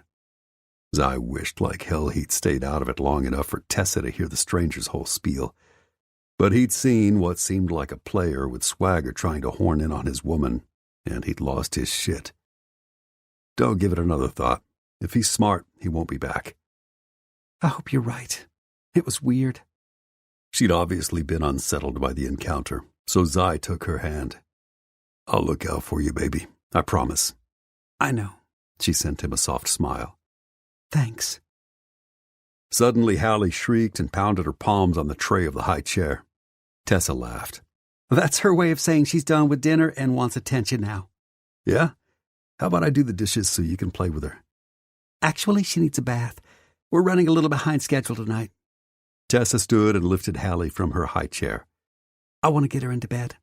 because someone didn't fall asleep on time last night and was a bit fussier than usual this morning. She kissed the little girl's head and headed to the bathroom, flipping on the light and talking to her daughter in a happy, sing-song tone that earned her a baby giggle. Listening, Zai smiled as he started clearing the table. 20 minutes later, they met back in the living room. Tessa carried a clean Hallie, looking flushed and tousled from wrestling her rambunctious toddler in the steamy water. "You're looking very pretty, young lady," he said to the girl whose wet brown curls framed her pink-cheeked face. She smiled, her big green eyes lighting up. "She's so happy," he remarked to Tessa. "You've done great with her." There were days I wasn't sure I had it in me, but I'm happy now. Even with all the cash trauma, I don't regret anything about her coming into my life, and I can't believe she's going to be 1 in just over a week. Time had flown. Think she'd let me hold her? He hadn't pushed the issue because she'd always been a little leery of men. But if he was going to be any sort of father figure, he needed to start now. Worth a try. If you could rock her a little, maybe read to her some, that will give me a chance to boot up my laptop and send Joaquin some paperwork he asked for. Zai frowned. In the middle of helping to locate his stepsister, Munoz wanted some shit from the office. It didn't make sense. But then again, nothing about this situation did. Sure. 10 minutes later, Tessa strolled in as he stood to settle Hallie in her crib. With an indulgent smile, she reached for her baby. Zai handed her over, his heart flipping when she kissed the little girl's forehead. "I love you, Hallie Bean. Sleep good." The baby's eyes fluttered open for a moment, then she sighed and fell asleep. A smile of motherly tenderness softened Tessa's face as she set the girl in her crib and backed away. "She's exhausted. She'll sleep straight through the night, I'll bet." "Good." He wrapped an arm around Tessa's waist and led her out of the girl's bedroom. "Yeah, I'm exhausted too. Someone kept me up last night." She gave him a playful poke in the ribs. "I'm not apologizing for that." "I didn't ask you to." "Nice to know." He took her in his arms, settling her against his body. "Because I'd like to keep you up again tonight." "Oh?" Her smile turned flirty. "What if I don't want to be up?" "Too bad." He grinned, then pressed his hard cock against her softness. "I'm up." She sucked in a breath. "Clearly you are." "Want to see more?" She bit her lip. "I think I do." "Excellent." He dipped his head, angling his lips over hers. "I've missed you like hell all day." Then he covered her mouth with a groan as he took her pale curls in his fists and tugged. She sighed into the kiss and gave herself over to him in the span of a heartbeat. She talked about not being sure she could trust him with her heart. Bullshit. The way she dropped all defenses as he kissed her took trust. And when he delved into her mouth, seeking out the darkest, sweetest depths, she offered no resistance. She gave him everything he asked for and surrendered even more. She had feelings for him, maybe even deep ones. Something, probably a need to be completely sure before she committed, held her back. He could be patient. Tomorrow he'd have her engagement ring, and he'd wait for her to be ready. Until then, he had no problem telling her he loved her and using his body to show her just how much. Zai broke their kiss long enough to strip off his shirt as he walked her into the bedroom. He caressed her under the cozy sweatshirt and found her braless. Excitement splintered through his system as he covered her mounds and thumbed her nipples, finding them hard and waiting. Fuck yes. He was never going to get enough of this woman, but he'd happily die trying. He reached for the hem of her top. Zai had told himself that he'd go slow tonight, savor her, show her that he could make it all about her until she squealed and begged and cried. But damn if he wasn't sweating and fevered, needing all of her the second he touched her. Then his phone rang. Cursing, Zai hoped like hell it was spam when he pulled the device from his pocket. A quick glance told him he wasn't that lucky. "It's Trees. If he's calling me now, there's a problem." "You two usually talk every day. Why would today be different?"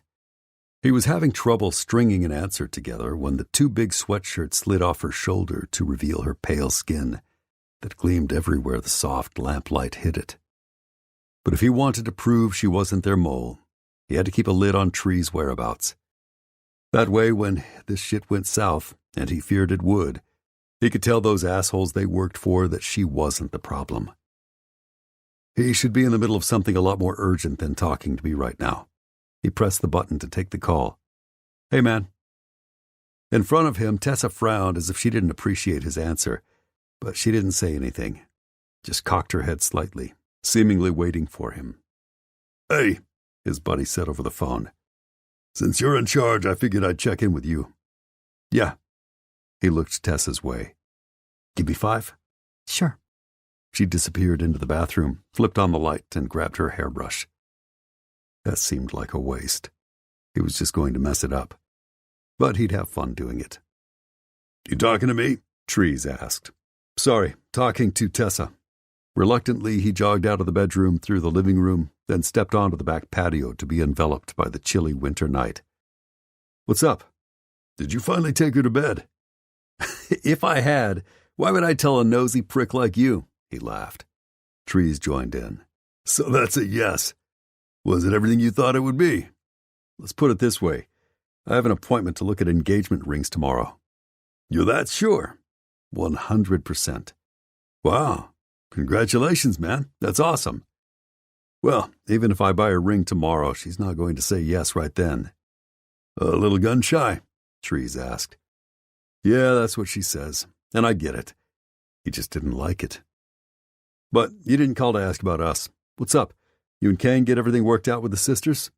"Finally," he sighed. "It was a fucking long, scary-ass day. But yeah, we're on the road now, and I need to talk to you." It sounded serious, and Zai's gut seized. "What's up?" "Kane and I connected with Valeria, and she got her son back. They left a few hours ago in a minivan.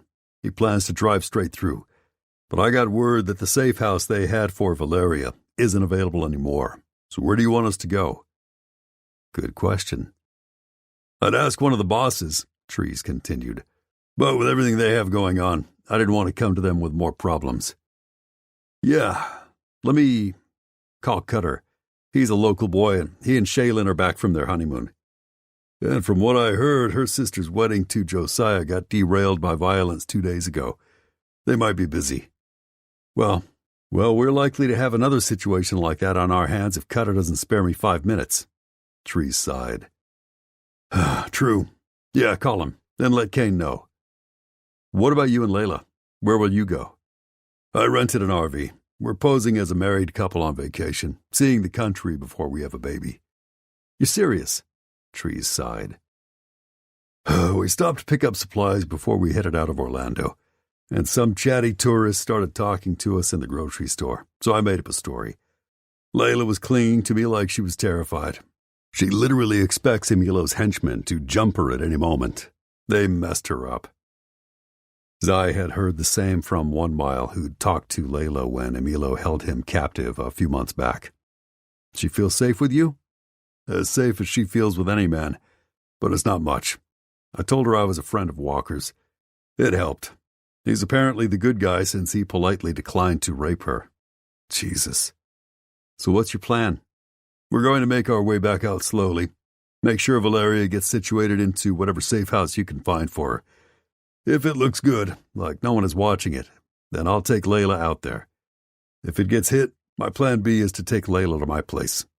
"Well, it's secure enough." "It should be, yeah. There's just one problem." Tree dropped his voice. "Layla is so damn sexy I can barely keep my eyes and everything else off of her."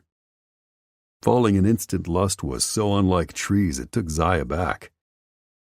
"Does she suspect?" "There are only so many ways to hide an erection like mine." True. Trees wasn't just tall. He was built big everywhere. Zai knew because, thanks to Uncle Sam, they'd been in close quarters for years, often in places where privacy was next to nil. "Do you need to speed up your trip?" "And what happens if I do and Tierra Caliente figures out where Valeria is hiding? Layla will be collateral damage. After the hell I suspect she's been through, she deserves some fucking safety, man." Zai couldn't argue with that. Yeah, okay. Let me see what I can toss together. You keep on keeping on, and I'll touch base with Kane soon. How the fuck he'd find a place that quickly, Zai wasn't sure. But it was time to get to work, which meant that making love to Tessa would have to wait. Fuck. Great, buddy. Thanks. Talk to you tomorrow. Don't hang up, Trees insisted. Something else going on? Yeah. His buddy sounded mighty reluctant to say what. Talk to me. Are you sitting? Oh, shit. No, and I don't have time to now. What the fuck is happening? When Layla escaped the house in Orlando, she couldn't get to her phone, which was charging in her bedroom. But she managed to knock out one of her assailants, and how the hell did she do that? Because if you're attracted to her, I know she's a tiny thing. Fuck, I hate that I have a type, he grumbled. Yeah, she is. And she knocked the son of a bitch out by surprising him with a loaded diaper pail to the face. The situation wasn't funny, but Zai couldn't hold in a laugh. She sounds resourceful, but that guy thought it was a shitty fight. Yeah, Layla is something, he said, barely above a whisper. Where is she now? Sleeping in the back, finally. That's why I wanted to call you. At our last stop, we pulled into a gas station to fill up. Thankfully, when Layla got her assailant's phone, it was unlocked and she had the presence of mind to change the passcode. I was going to wipe the thing clean, but get to the point. He had a safe house to find pronto. I browsed the phone while we were filling up. This guy was Tierra Caliente, and you won't like how they're communicating. Zai froze. He had a terrible notion where this conversation was going.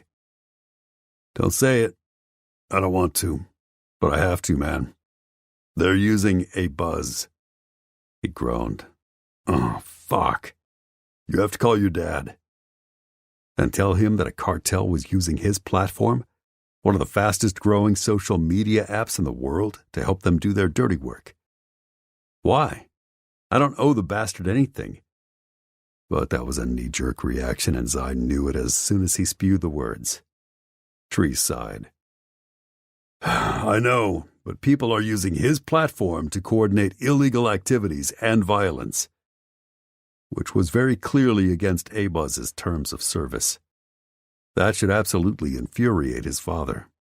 Philip Garrett was all about being a good global citizen, especially when that meant protecting his multi-billion-dollar baby.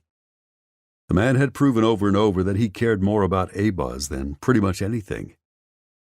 On the other hand, people were being hurt because of this bullshit. If the cartel's communication was flying under the radar of the platform's bots and monitors, Zai knew he'd have to reach out and make sure his father stopped it. Fuck. What do you think the odds are that my dad will respond to a text? And not call you in the first 2 minutes to ask a million questions, then chew your ass out for taking a perilous job blowing up shit rather than the cushy executive desk he wanted to give you? Tree snorted. The thought gave Zai hives. I was afraid of that. Why did his dad have to be a sharp, tech-savvy, fucking brilliant businessman? I wish I had a better answer for you, but sorry, man. Trees meant well, and he was trying to help. It is what it is. You did me a solid by telling me. If we can shut down this line of the cartel's communications, they should have a more difficult time finding Valeria. Exactly. When was the last time you guys talked? Zai winced. Just before I boarded my flight to Qatar. I had him pull some strings to get me on a flight out of the Middle East before I got arrested, and predictably he reamed me out. You blew up the communications facilities they were constructing. Because every son of a bitch they hired to help with that endeavor was on the take, and I know, but the optics of his own son blowing up the facility he was helping to fund to ensure that poor people in rural areas would have reliable means of communicating wasn't good. That isn't what they were doing in that place. They were only trying to make the rich richer by building a substandard facility that was a hazard, pocketing the extra cash, then gouging the poor with exorbitant rates for piss-poor service. Your dad didn't see it that way. Whose side are you on? Do you really have to ask that question? I'm just trying to give you his angle so you're prepared. How did you two end that last chat? I'm guessing it wasn't on good terms. I hung up on him, and he dodged every call since. Well, you need him now. Time to make nice. Tell you what, let's trade jobs. I won't be tempted to nail Layla. My dad doesn't hate you, he joked. Trees laughed. No can do. The boss has put you in charge, and your dad is afraid of me. He was, and the first time Philip had met Trees, all big and bad and tattooed, so I thought his dad was going to piss his pants. An even better reason for you to talk to him. Trees scoffed. He won't even take my call. Man up, dial his digits, and get this shit taken down. When I pull over to get some shut-eye, I'll send you screenshots so you can be specific with him. Thanks, man. Zai hated what he had to do, but he appreciated the information that might help him finish this mission sooner. Just trying to help, he knew. Stay safe, check in, and keep your dick in your pants. Trees sighed. The first two, no sweat. The last one, no promises. Chapter 4. Zai headed back into the house and frowned. It was still and dark. And when he poked his head into Tessa's bedroom, she lay in bed wearing a pair of silky blue pajamas with a book open on her chest, fast asleep. He'd be lying if he said he wasn't feeling the effects of a whole night of sex himself. Exhaustion nipped at him, but he pushed it aside. He wasn't making love to Tessa tonight, and he hated to wake her. And sadly, finding a safe house for Valeria and her son in the next 5 hours and calling his dad were more pressing than his hungry cock. With a sigh, he kissed Tessa softly. She sat up with a startled gasp. What's going on? Nothing. You fell asleep. Oh, sorry. You were on the phone for a while and... I totally understand. You coming to bed? She propped herself up on her elbows and searched his face. Even in the moonlight, she looked tired, dark circles bruising her under eyes. He couldn't be a selfish bastard tonight. She needed to rest. And he had other priorities.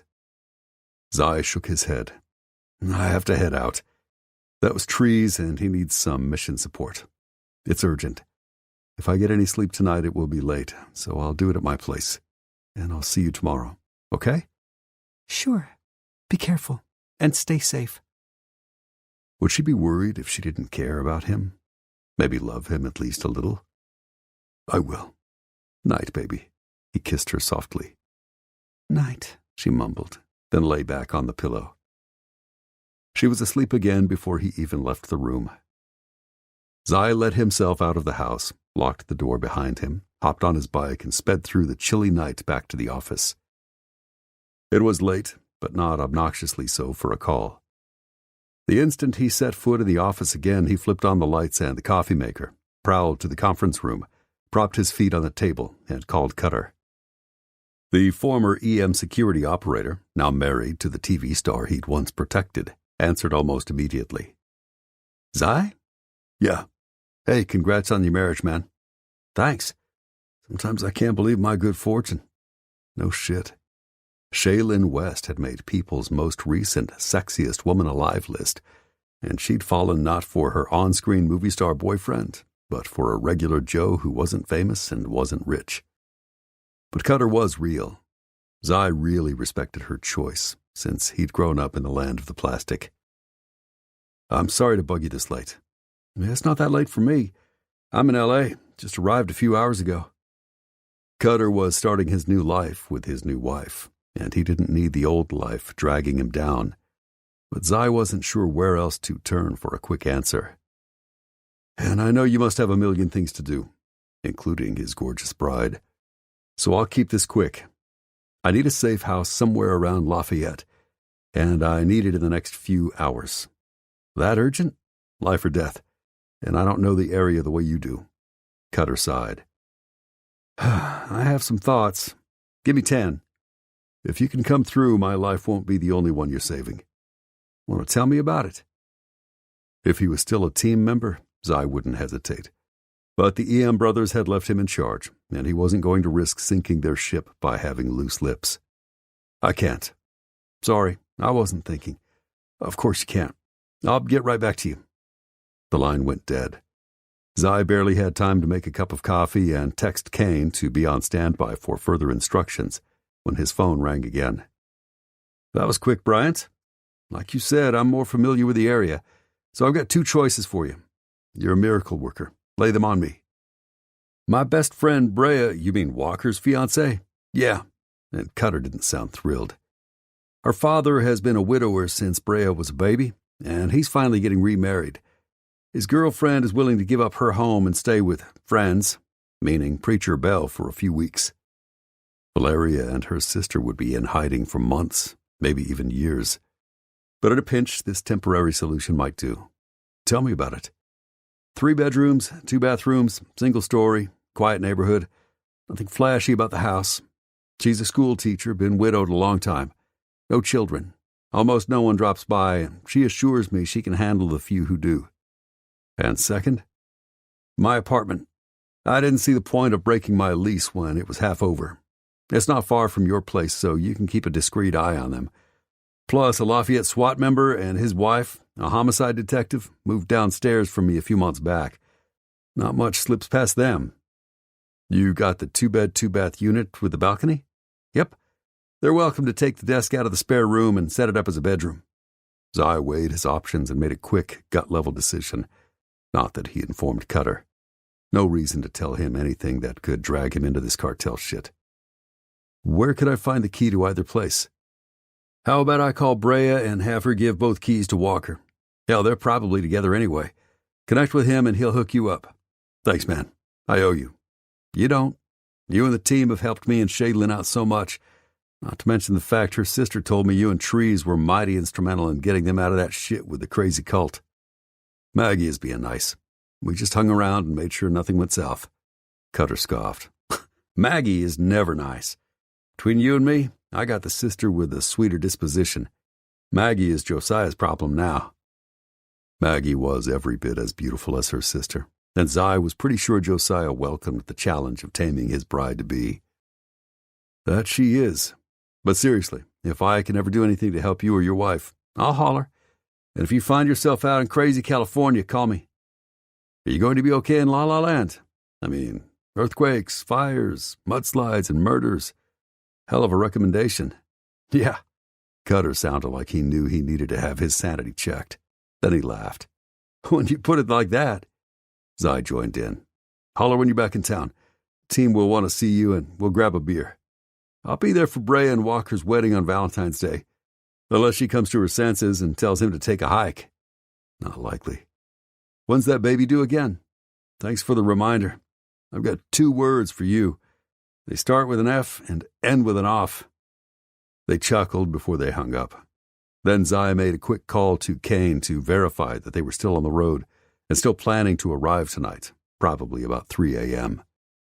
That gave him just under 4 hours remaining to grab the keys, scope the place out, put a few groceries in it so they wouldn't have to venture out where anyone who might be in the cartel's pocket could see them, then hand everything over to Kane. He'd deal with Trees and his attraction to Layla later. After he made the dreaded phone call to his father. Fuck, he'd almost rather cut off an arm. But lives were on the line, and that was way more important than all the grief he had with his dad. Sighing, he found the contact and hit the button. "Chase? Is it really you?" Ugh, he hated being called by his given name. It reminded him of his childhood and all the crap he'd been through. Sad when the first-world problems of his upper-class upbringing seemed every bit as bad as life in a war zone. "Yeah, it's me. I need to talk to you." "Oh, now? After you've declined every one of my phone calls for, 11 months? "I had nothing to say." "Well, maybe I did. Starting with your juvenile stunt with the C4, and next time hire people on the straight and narrow. Your business manager was actively looking for cheap, in other words, substandard products, so he could keep the difference. After paying all the appropriate officials to keep his shit on the down low and sharing the extra cash with his buddies, of course. The place would have crumbled sooner rather than later, and I did you a favor by taking it down before people died inside the building. You're welcome. But I didn't call to hash out ancient history. Fuck. How did I raise such an arrogant prick? I learned from the best. Tell me I'm wrong. If you can do it with a straight face and a clean conscience, I'll take it down a notch. It wasn't your judgment to make. You might have tried calling me first to tell me, oh, I did. But you were always just a little too busy to listen to my concerns. What was her name, by the way? I'll bet she was younger than me. Chase Philip Garrett, shut your fucking mouth. You don't talk to me that way. Sorry, Dad. That worked when I was 14. Not so much anymore. Do you want to know why I called, or do you just want to yell at me? Your mother and I are getting divorced. We're announcing it Monday. About damn time, but how many pretty pennies will that cost you? Worried about your inheritance? Zai scoffed. Nope. I'm doing just fine on my own. I'm not remotely interested in your money. You don't want to be a billionaire when I pass on. Theo does. Yeah, well, I'm not willing to lick your ass for a pile of cash. God, you're so stubborn, abrasive, not at all shy about being annoying as fuck. It's better than being a greedy, ass-kissing sellout. You're welcome. This conversation is going nowhere. Let's end it. As soon as I've said my piece. In the course of an op, I intercepted a phone call from someone in the Tierra Caliente cartel. Heard of them? Not really. Murderous, drug-running, low-life criminal thugs. Come to think of it, Dad would probably appreciate them. They shared the motto, anything for a buck. Why tell me this? They're using your fucking app to coordinate drug deals, abductions, and murders. You might want to put a stop to that before the press gets wind of it. Philip scoffed. I know you didn't call me because you have any interest in saving my ass or my business. He was right about that. I called because my boss's sister got kidnapped by these assholes, and maybe that wouldn't have been possible if you'd stopped flapping your jaws on the financial cable shows long enough to enforce your terms of service. His father fell quiet. Can you prove this? I've got screenshots. Trees had sent them not long after they'd hung up. Send them to me. I'll deal with it. Dealing with it doesn't mean just erasing those posts or groups. It means obliterating their accounts and banning these people for life. I can't take steps like that without careful consideration and investigation. Don't start this bullshit. Why can't you ever just once do what's right? Stay out of my business and I'll stay out of yours. I'd love to, but what the fuck makes you think you're better than me? You've done plenty of questionable things, like blowing up a perfectly good building that would have helped a whole bunch of poor people in a war-torn region. Because I consciously choose to do the right things for the right reasons. I kept that building from destroying more lives than it ever could have helped. I don't shove my nose up a bunch of globalist tycoons' asses for a buck, and I would never fuck my friend's underage daughter for a thrill. It was consensual. Kendra was a minor. Legally, she couldn't consent, and you goddamn know it. And it's also possible that you not stopping the cartel from planning their illegal shit on your platform directly resulted in her being kidnapped once upon a time. How's that for fucked up? I'm a grown man, and your father. I don't need you telling me what's right and what's wrong. I think you do. You've gotten it wrong for as long as I've been aware you're a shit. We can sit here and exchange insults all night, or you can promise you'll look into this and expunge these assholes from your platform. You realize they'll just communicate in some other way you won't be able to track. Maybe. But we won't be making it easy for them, and it won't be your liability. His father sighed. Where are you? Months ago, Dr. Waxman said he spoke with you at Kendra's wedding in Louisiana. I'm not far from there. And not for anything would he tell his father that he was planning to propose to the most amazing woman, buy a house here, raise her daughter and the other kids they would share, and have a goddamn happy life. Philip Garrett would only laugh before he tried to shit on all that. Making what? A lot less than the $2 million a year plus bonuses and perks I offered you before you left the Middle East. Zai sneered. I tried working for Daddy. It didn't end well.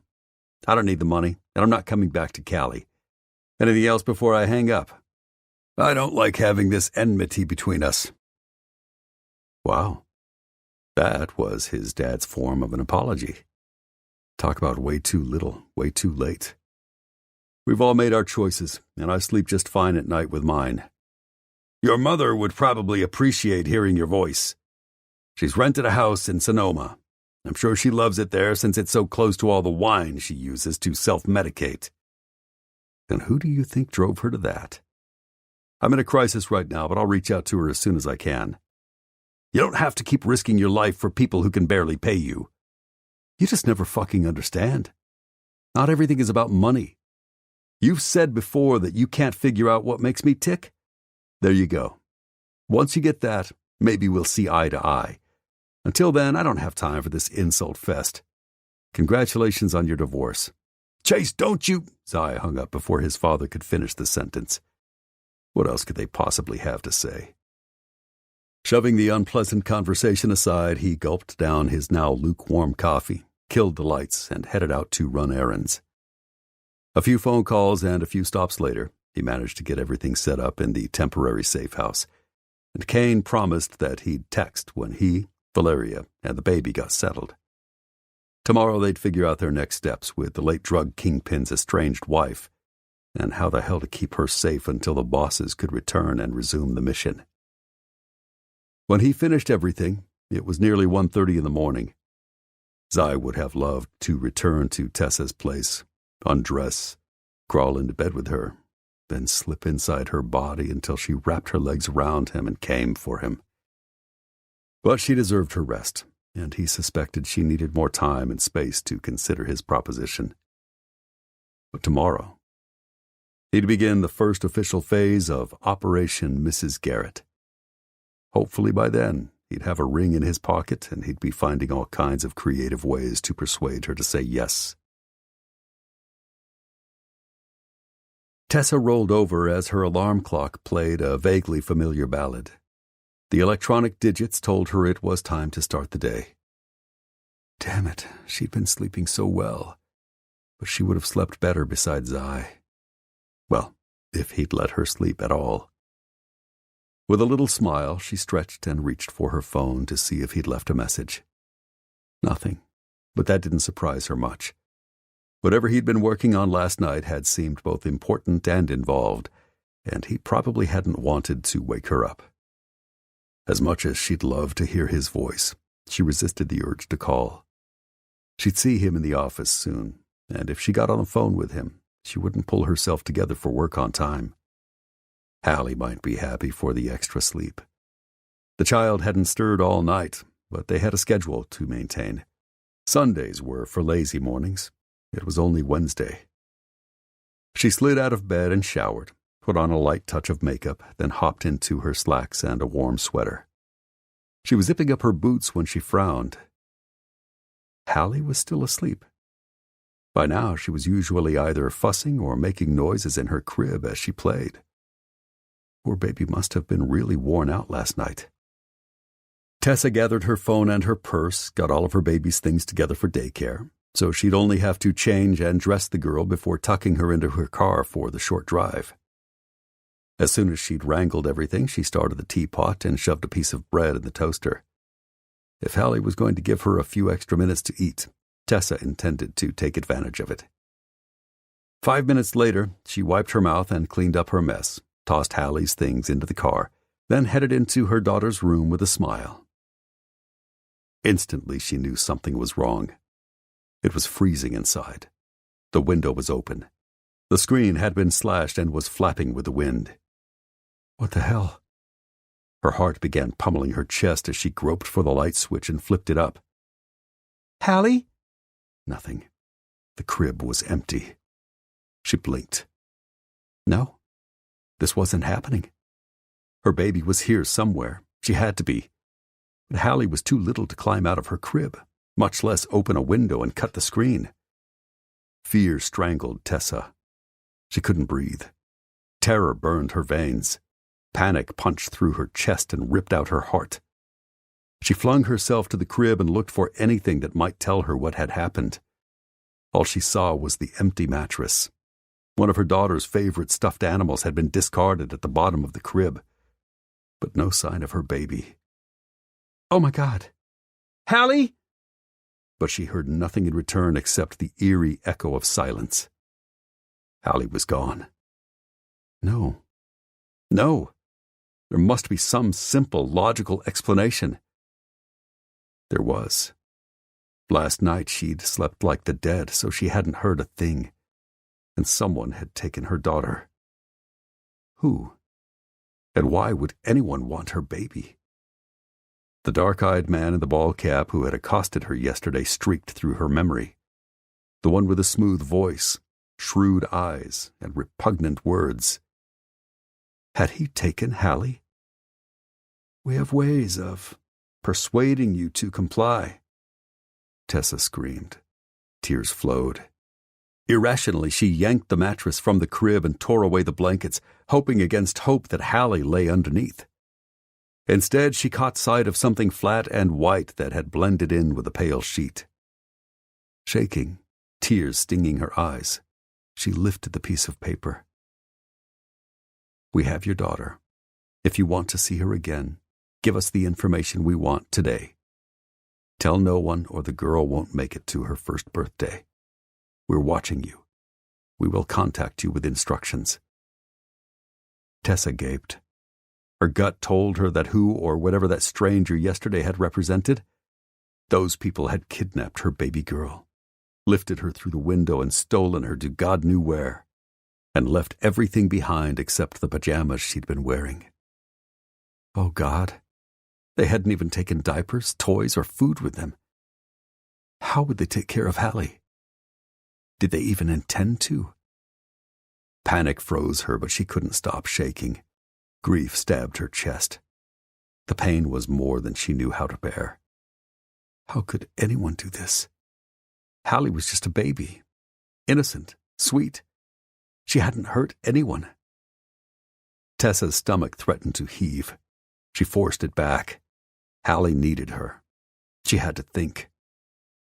What was she going to do? Call the police? No. Officers would come. The kidnappers had said they were watching. They would know, and they would hurt her baby. What about Zai and the rest of the team? They could help. They handled situations like this for a living. She was lucky to work for people with the know-how to rescue her baby. They could end this nightmare. But even before she reached for her phone, she stopped. If the kidnappers were watching, was it possible they had eyes and ears everywhere, even inside EM Security Management? Oh God, maybe they did. Several of the firm's recent missions had gone horribly wrong. Zai had been injured just before she'd met him. 1 Mile had been captured and nearly killed by a ruthless cartel. She'd overheard whispers that the enemy seemed to know in advance when, where, and how the operatives were coming. Was information somehow leaking from EM? It wasn't impossible. Tessa wasn't willing to take the chance that if Zai and the bosses planned a rescue for Hallie, the enemy wouldn't find out and make good on their threat, and she would never see her precious daughter again. She couldn't live with that. Besides, were there even enough operatives available to save Hallie? The bosses and most of the company resources were tied up finding Kimber. Oh God. Had the same criminals who had taken her friend taken her daughter too? Probably. These hardcore animals were willing to do whatever it took to get what they wanted.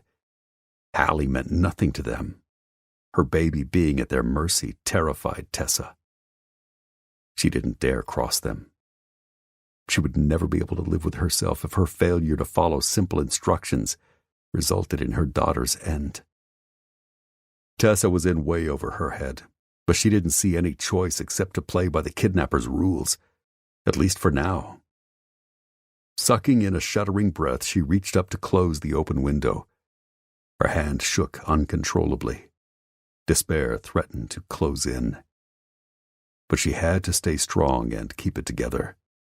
If Hallie had any chance of staying alive, and if she ever wanted to see her baby again, she had to make the right choices.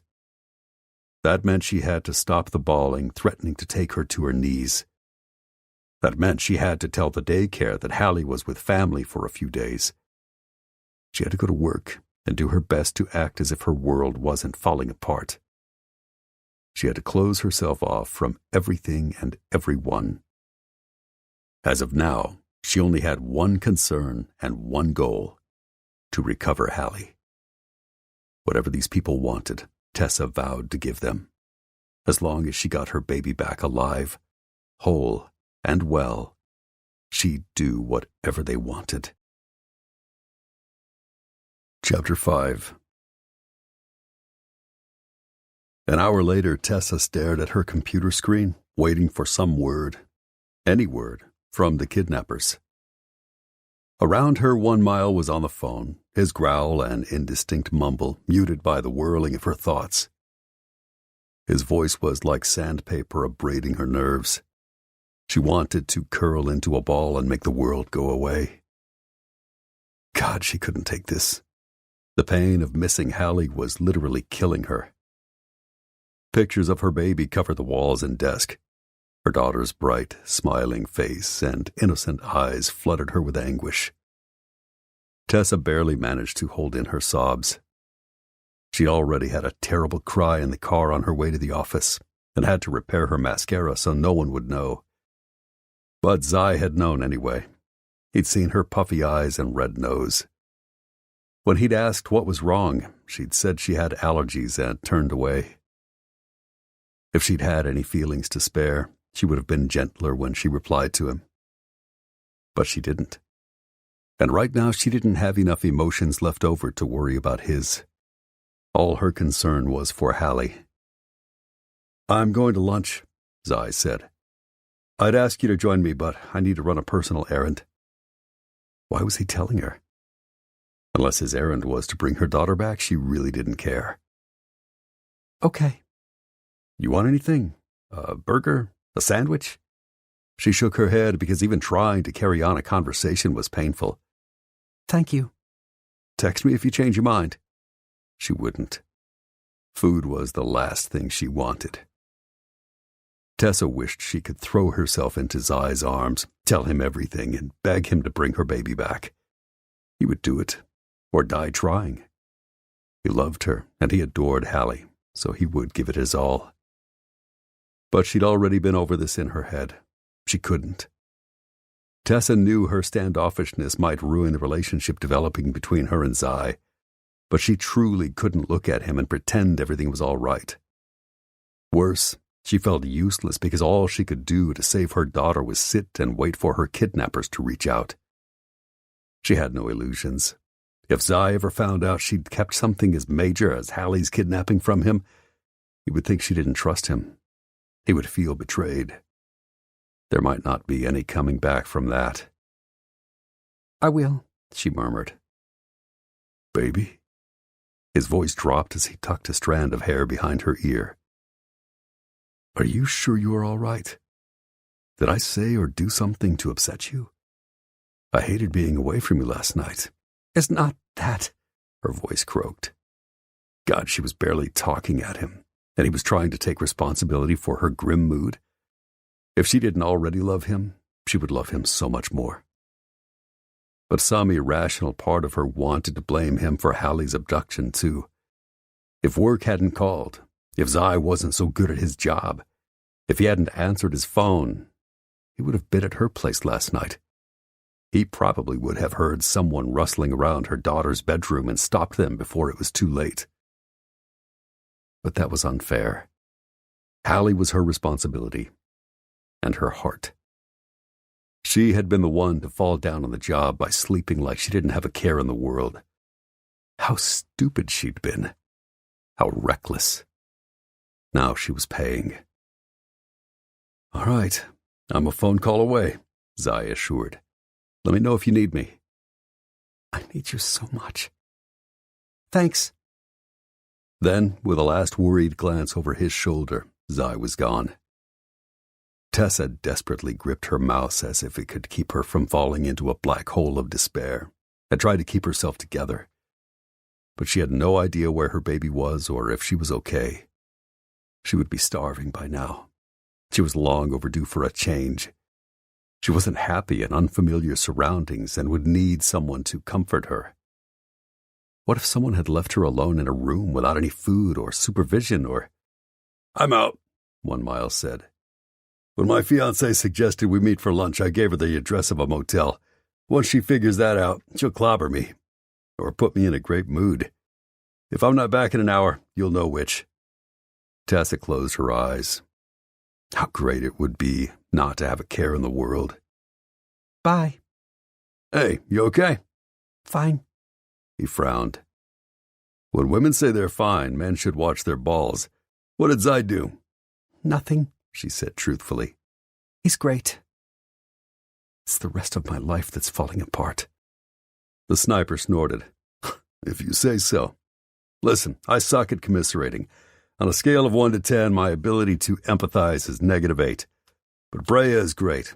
If you need a friend... There's nothing she can do. And Tessa doubted his fiancée would be thrilled that 1 Mile had offered up her ear without her consent. All right, but if you change your mind, let me know. I can't. Thanks. With a nod, he tossed his keys in the air and headed out the door. Then she was completely alone in the office. Less than a minute later, her phone rang. Tessa dove into her purse and scrambled to retrieve it. She glanced at the display. Private caller? Normally she'd think that was spam and send the call to voicemail. Today she answered. Hello? You've done a good job so far, Ms. Lawrence. Nice and quiet. Instantly she recognized that voice. It was the man in the parking lot yesterday. What have you done with my daughter? Bring her back, now. She's just a baby and... You weren't listening yesterday. Now you are. He was tearing her world apart and putting Hallie at risk, and he thought he was clever. You son of a bitch, Name-calling. Since I have your baby, I think it would behoove you to be nice. And if she didn't, he could hurt Hallie. Tessa squeezed her eyes shut and gripped the phone, trying to keep her head and trying not to sob. You're right. Very good. I'm assuming you'd like to get down to business so you can have your daughter back. Am I wrong? No, she gasped out. You're not. But how do I know she's okay? She's being well cared for. I want proof. Let's make this work for both of us. You tell us what we want to know, and I'll send you proof that your daughter is fine. Everything inside Tessa rebelled. You said that if I told you what you wanted to know, you'd return her to me. Our timeline is fluid. We have a few things happening at once, so it will take a bit to work out all the details, and we'll need your help for that. But once it's resolved, absolutely. How long will that be? She needs her mother, and how long depends a lot on you, on the promptness and quality of the information you give us. Tessa closed her eyes and stopped fighting. No matter what she had to do to get Hallie back, she'd do it. You said you wanted information about someone? She wasn't sure who they would want to know about, and how she was supposed to find out whatever they wanted to know. But she was resourceful and desperate. She'd make it happen. Our situation has changed, and we're in need of something even more vital now. Some event occurred in your office. Your bosses are gone and frantically looking for something or someone. Explain. Tessa hesitated. Of all the things she'd imagined the caller asking, that hadn't even been on the list. It also told her that the person on the other end of the call didn't have anything to do with the people who had taken Kimber. If it had, they would already know what was going on at EM Security Management.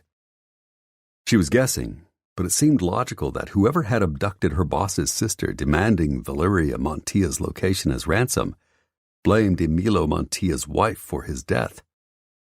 Who would do that? His family? The criminals who had previously made a living from his cartel? Maybe either, or both. But if that was true, then who had kidnapped Hallie? Well, Not on the phone. You'll send all your answers to our questions to this email. Write it down carefully. He recited the address and had her read it back. Don't use your company email. Did he think she was stupid? Of course not. And once I've answered this question, you'll give me information about my daughter? Absolutely. Then the line went dead. Guiltily, Tessa looked around the office, but she was still all alone. No one would see her betray her employer. Is it really that much of a betrayal? They're only asking questions that might end up being public knowledge at some point anyway. True. But rationalizing didn't help. She still felt guilty, but she swallowed it down for Hallie. She launched her email app on her phone and tapped out the address she'd been given. She drafted an answer, deleted it, and started over several times. Finally, she settled on a reply that provided the most thorough, yet neutral information she could think of. Kimber Edgington was abducted on Monday morning. The ransom demand is a current client's location. EM Security Management has refused to betray this client and is now attempting to locate Kimber to rescue her. That's all I know. With a trembling finger, she sent the email off. Within minutes, she had a reply, demanding clarification. So she did her best to answer. No, they weren't entirely sure who had abducted Kimber. The client in question was late drug dealer Emilio Montia's wife. No, she didn't know where Valeria was right now. No, she didn't know what attempts her bosses had made to rescue Kimber yet, because they'd been out of the office and out of pocket, dealing with the situation. After nearly 30 minutes of back and forth with the emails, she received another. When she opened it, her heart caught, then lifted. The asshole who had taken her baby had provided a video of Hallie. It was date and time stamped a few minutes ago. She was wearing a sweatshirt that looked like it belonged on a little boy, but it was clean and warm. Hallie had a bib covering her chest and was picking up bites of what looked like chicken nuggets and banana from the tray of a clean high chair. Tessa replayed it 3 times, tears welling in her eyes and falling down her cheeks before she paused to breathe and pray. Thank God her daughter was okay, at least for now. But when she wrote back to ask the kidnappers when she would get her daughter back, she got a 2-line reply. We need more information. Stay tuned for further details. Tessa broke down and sobbed again. After the high of finding the perfect, dazzling engagement ring for Tessa and dropping a shit ton of money on it, Zai took a call from Kane just as he was leaving the jeweler. Funny, he'd always thought being the boss would be cushy. Having his pick of assignments sounded great, but the past 48 hours had shown him that being in charge wasn't easy. Coordinating the sisters' move across state lines and to a new safe house was proving to be a bitch, and this was just one mission. Often, EM Security had several going at once. As much as he hated to say it, Zai had a new respect for Munoz and the Edgington brothers. They had backed him into a shitty-as-fuck corner when they demanded he prove either Tessa or Trees was their mole, but he understood. They had so many irons in the fire, and they weren't interested in his feelings, just in getting the job done, and done right. It sucked, but now that he was walking a mile in their boots, he got it. Still hated it, though. He hadn't had a chance in the past 2 days to prove anyone innocent or guilty. 12 days left before the axe fell. Zai knew he needed to suck it up and get a move on, but he had to get Valeria and her son settled first. He pulled his phone from his pocket. What's up, Kane? Talk to me. The guy on the other end sighed. Don't worry, we're okay, but Jorge has been fussy. He's running a low-grade fever.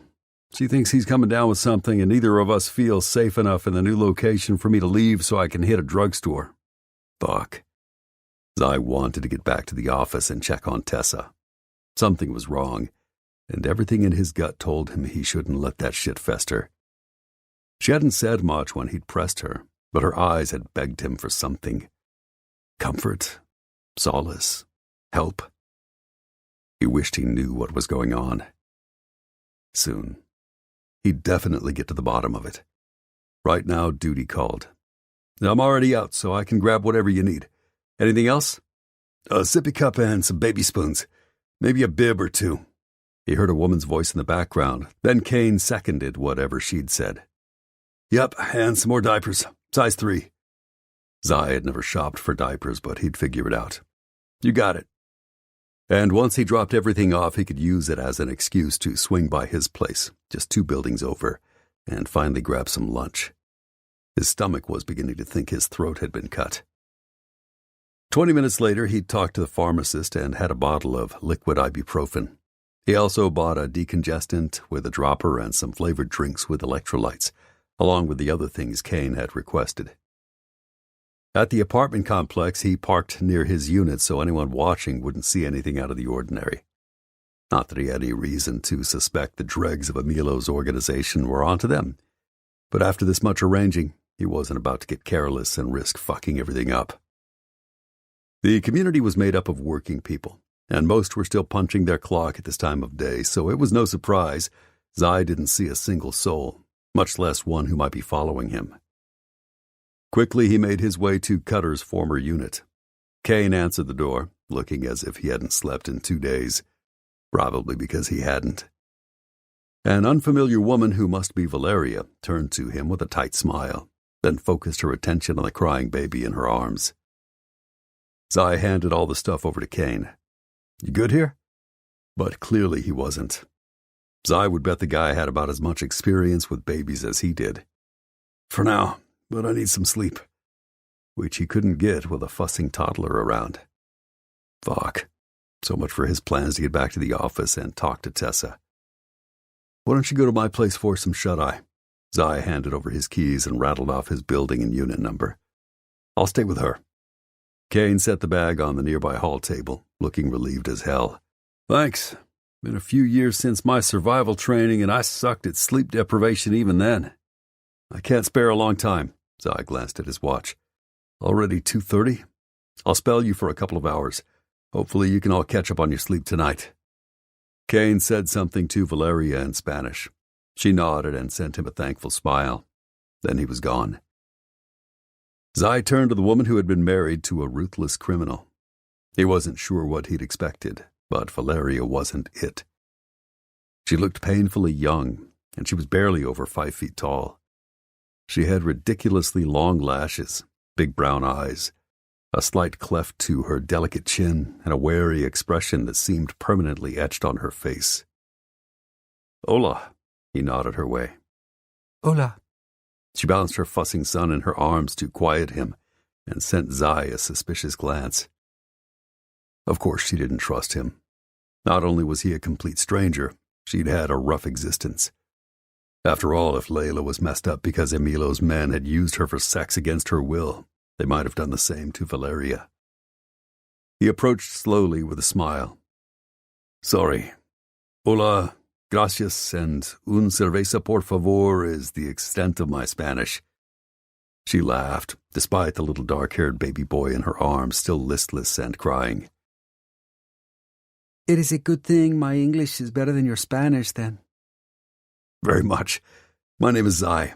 I work with Kane." Do you mean Preston? He is nice. Very professional.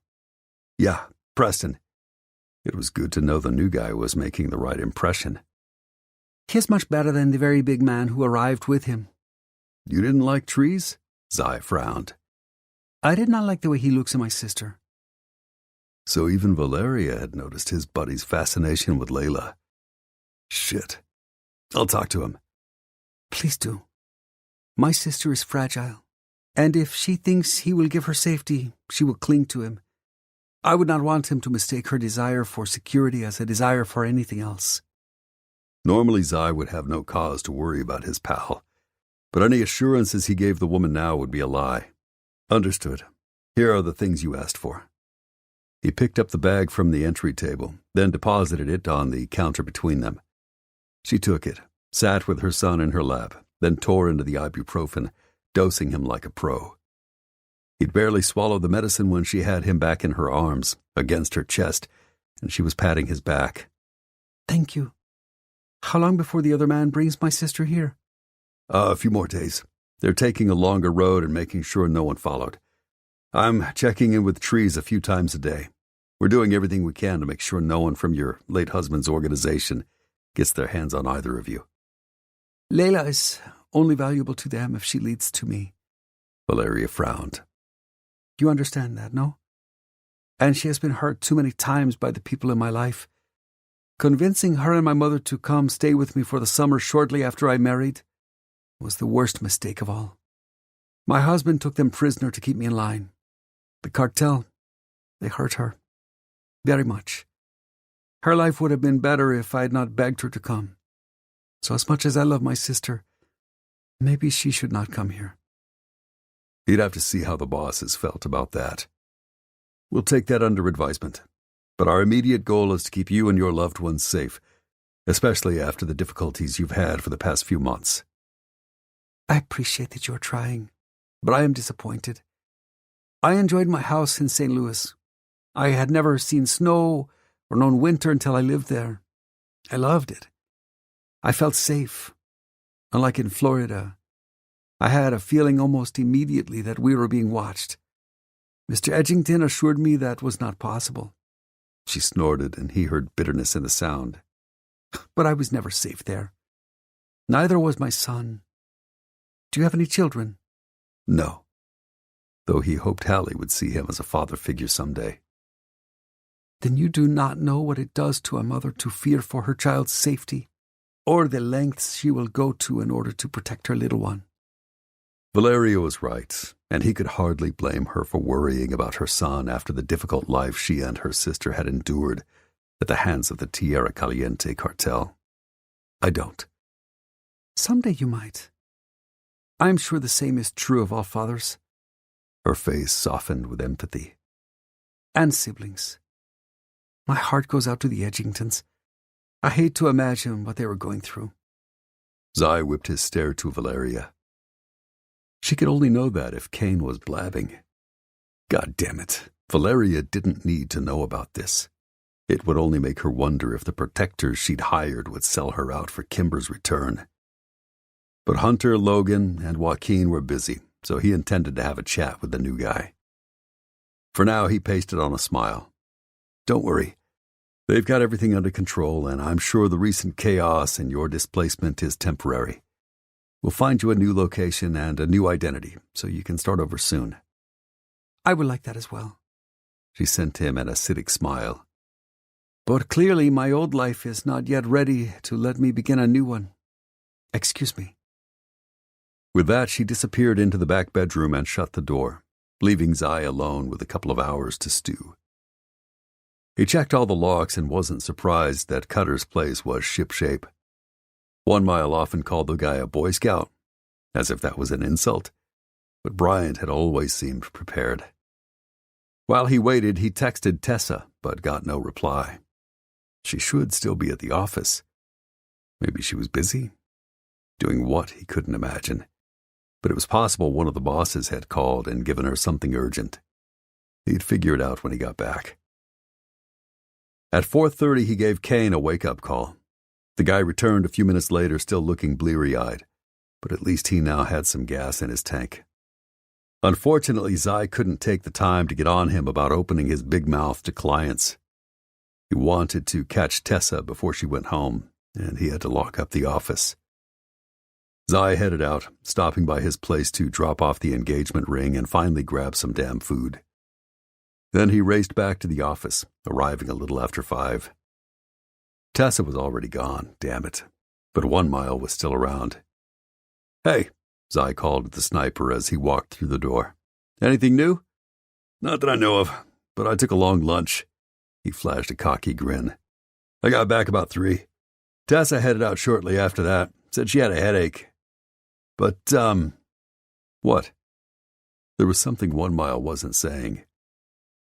I don't know how many headaches make a woman cry and look at her phone every 30 seconds. He'd never heard of that kind of headache either. Something had upset Tessa. Was her stepmother giving her shit again? Had Cash come back and threatened her? Whatever it was, she hadn't wanted to talk about it, and Zai didn't like that.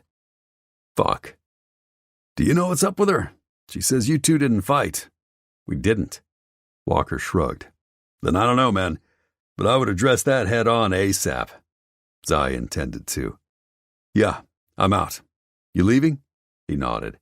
I can make my last phone call from the road. Go, I'll lock it behind you.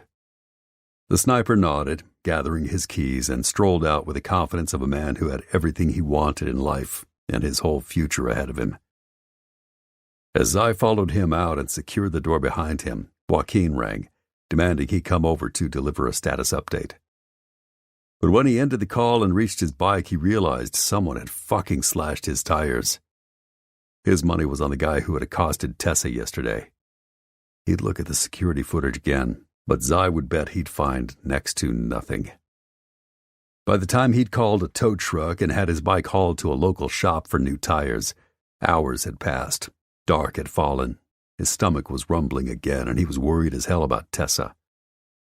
She'd started responding to his texts, but only in monosyllables. It wasn't like her. Finally, he reached Joaquin's. After a 2-hour grilling, it was late. But he was free of all his other responsibilities, and he didn't have to give a fuck about anything but Tessa. At 9 p.m., he made it to her place and knocked.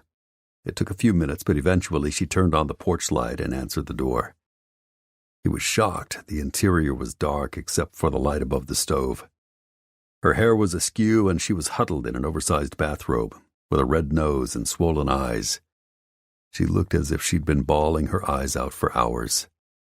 He wanted to hold and reassure her, but she crossed her arms over her chest. A silent keep out. Tessa was independent, and Zai knew she was used to working out her own shit, but he was done letting her suffer alone. He took her tense hands in his. "Baby, talk to me. I know something's wrong and—" "It's a migraine." She swiped the tears from her cheeks and backed away with a sniffle. "I just need a day or two to myself, but thanks for coming." Tessa tried to shut the door in his face. He wasn't satisfied with her answer and pushed it open again. "No, I'm going to take care of you and Hallie." When she opened her mouth to object, Zai shook his head. "I want to. Have you taken anything for your headache?" "I've done all I can," she whimpered. "It's not enough." Zai frowned at her answer. "Have you eaten? I'll make you another one of my infamous omelets." "I don't want food. My stomach's too unsettled." Her answer sounded more like a cry. Zai scowled. "I know your head hurts, but starving yourself isn't going to help. You should try something. When was the last time you ate?" "I had toast for breakfast." "And nothing since?" No wonder she felt like hell. "That's it. I'm coming in and taking over." "No, you can't," she screeched as she pushed at him desperately. "You can't turn on the lights or tell me how to feel or reassure me that everything is okay. You're used to playing the hero, running in to save everyone when they need you. This is something you can't fix. Just go." Everything inside Zai told him not to walk out that door. She might not need a hero tonight, but she needed something. Care? Reassurance? Whatever it was, he doubted it had anything to do with a headache. After all, if the pain in her head was excruciating, how was she able to scream without so much as wincing? "I'm not walking out when you need me. Did someone upset you? Kathleen? Cash? 1 Mile?" "I'm not upset." As lies went, that was a whopper. "Baby, you've obviously had a rough day. Talk to me. Let me help you." "You can't. Please." "If you don't want me to feed you or even talk to you, I won't. But you look exhausted." He tried to wrap her in his arms and cradle her against his chest. "At least let me tuck you in.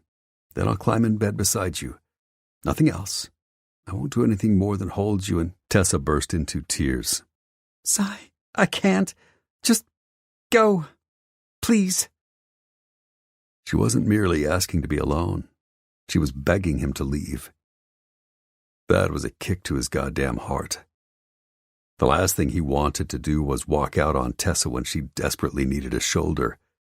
But he couldn't force her to accept his help. And she didn't fucking want it anyway.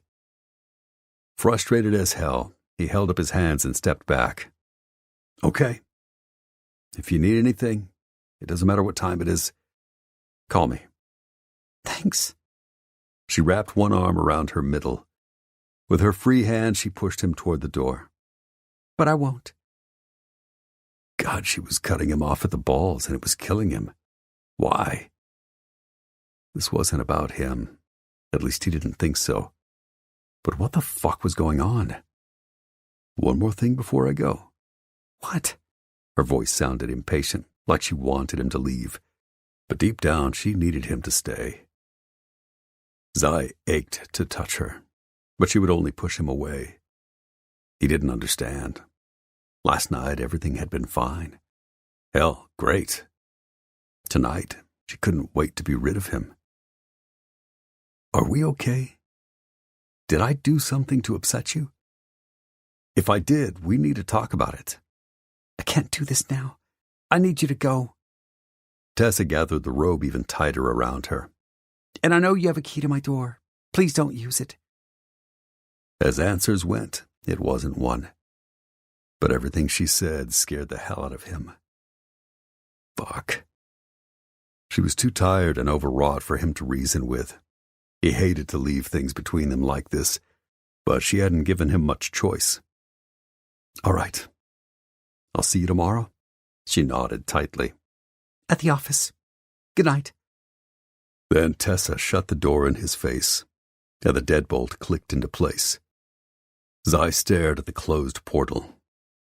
What the fuck had just happened?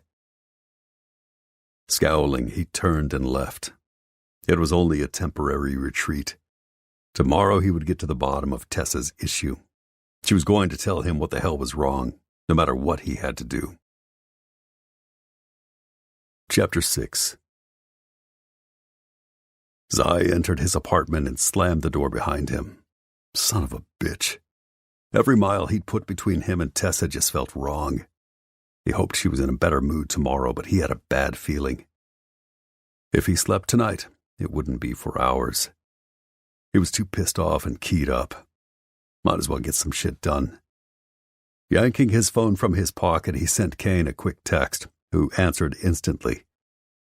No, he hadn't gone to sleep yet, but Valeria and the baby had. Perfect.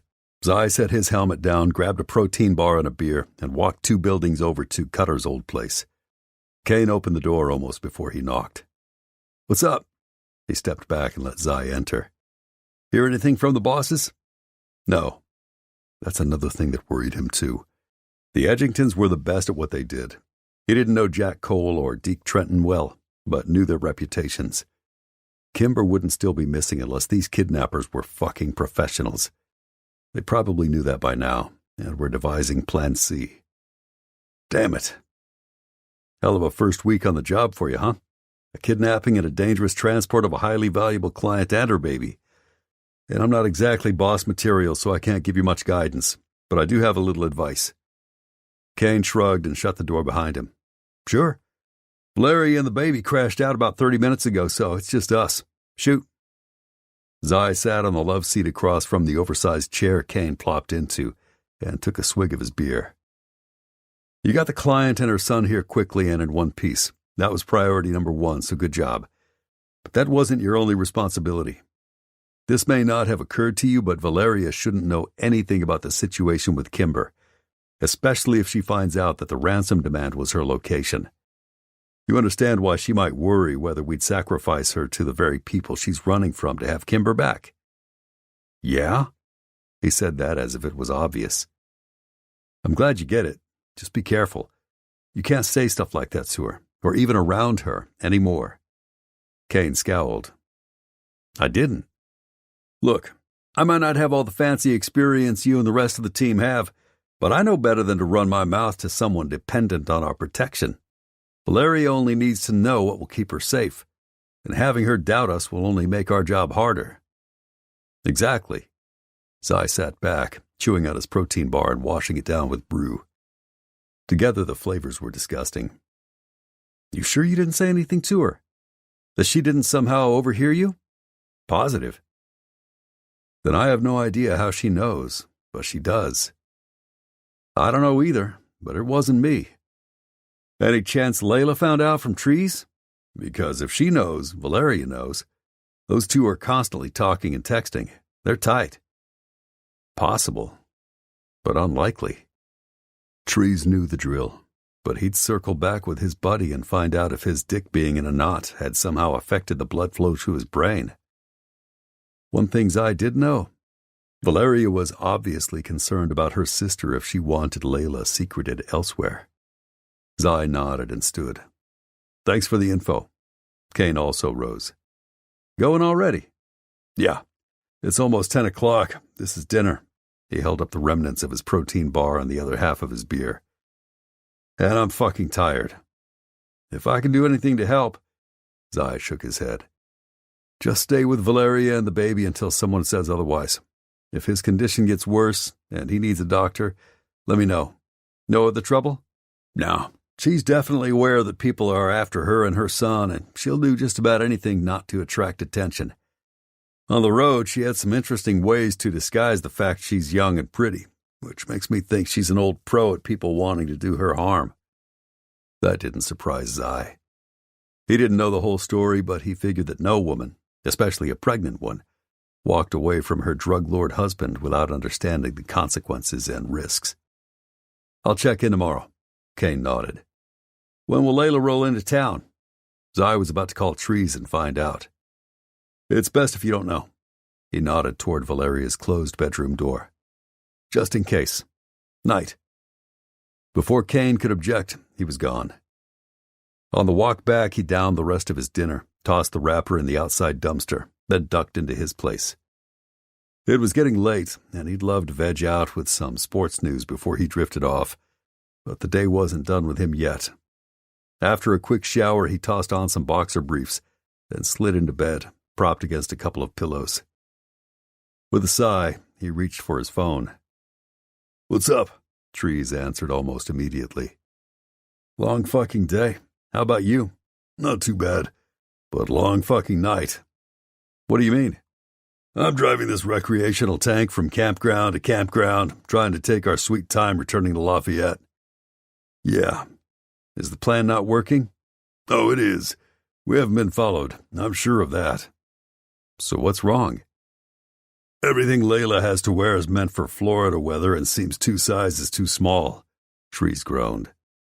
When I look at her, it's impossible not to see tits and ass and that wide fucking mouth. I stare at it all the time. I can't seem to stop. My cock is like a divining rod that points only to her. He tried not to laugh, but it was funny. Usually, Trees could resist any woman. Hell, during basic, he'd even had one undress for him, spread her legs, and invite him to fuck her at a party. At the times, I thought his buddy had been crazy to decline. Now he understood. Trees wanted something real, and he respected the hell out of the guy for standing his ground. So if his desire for Layla was troublesome, there could only be one reason. You like her? Fuck yes, I do. She's sweet. She's thoughtful. She's strong. She's the kind of woman I want to hold and protect while I'm aching to violate and defile her every way known to man. Zai got it. Despite Tessa's wide, independent streak, he often felt the same about her. Trees sighed. And after one look, she was terrified of me. A 6'8" man was understandably intimidating to a woman who'd been bullied and used. Can she hear you? No, she's in the back taking a goddamn shower. She'll only do that when I'm driving. She refused to be vulnerable while Trees could get to her, and the poor bastard was envisioning her naked. So what are you going to do? What the hell can I do? I've got to keep driving her around in this hell on wheels for a few more days, or until you tell me Valeria is safe enough in her new location, and Layla can move in, no problem. You can head back to Lafayette now. Trees hesitated. You're not kidding, are you?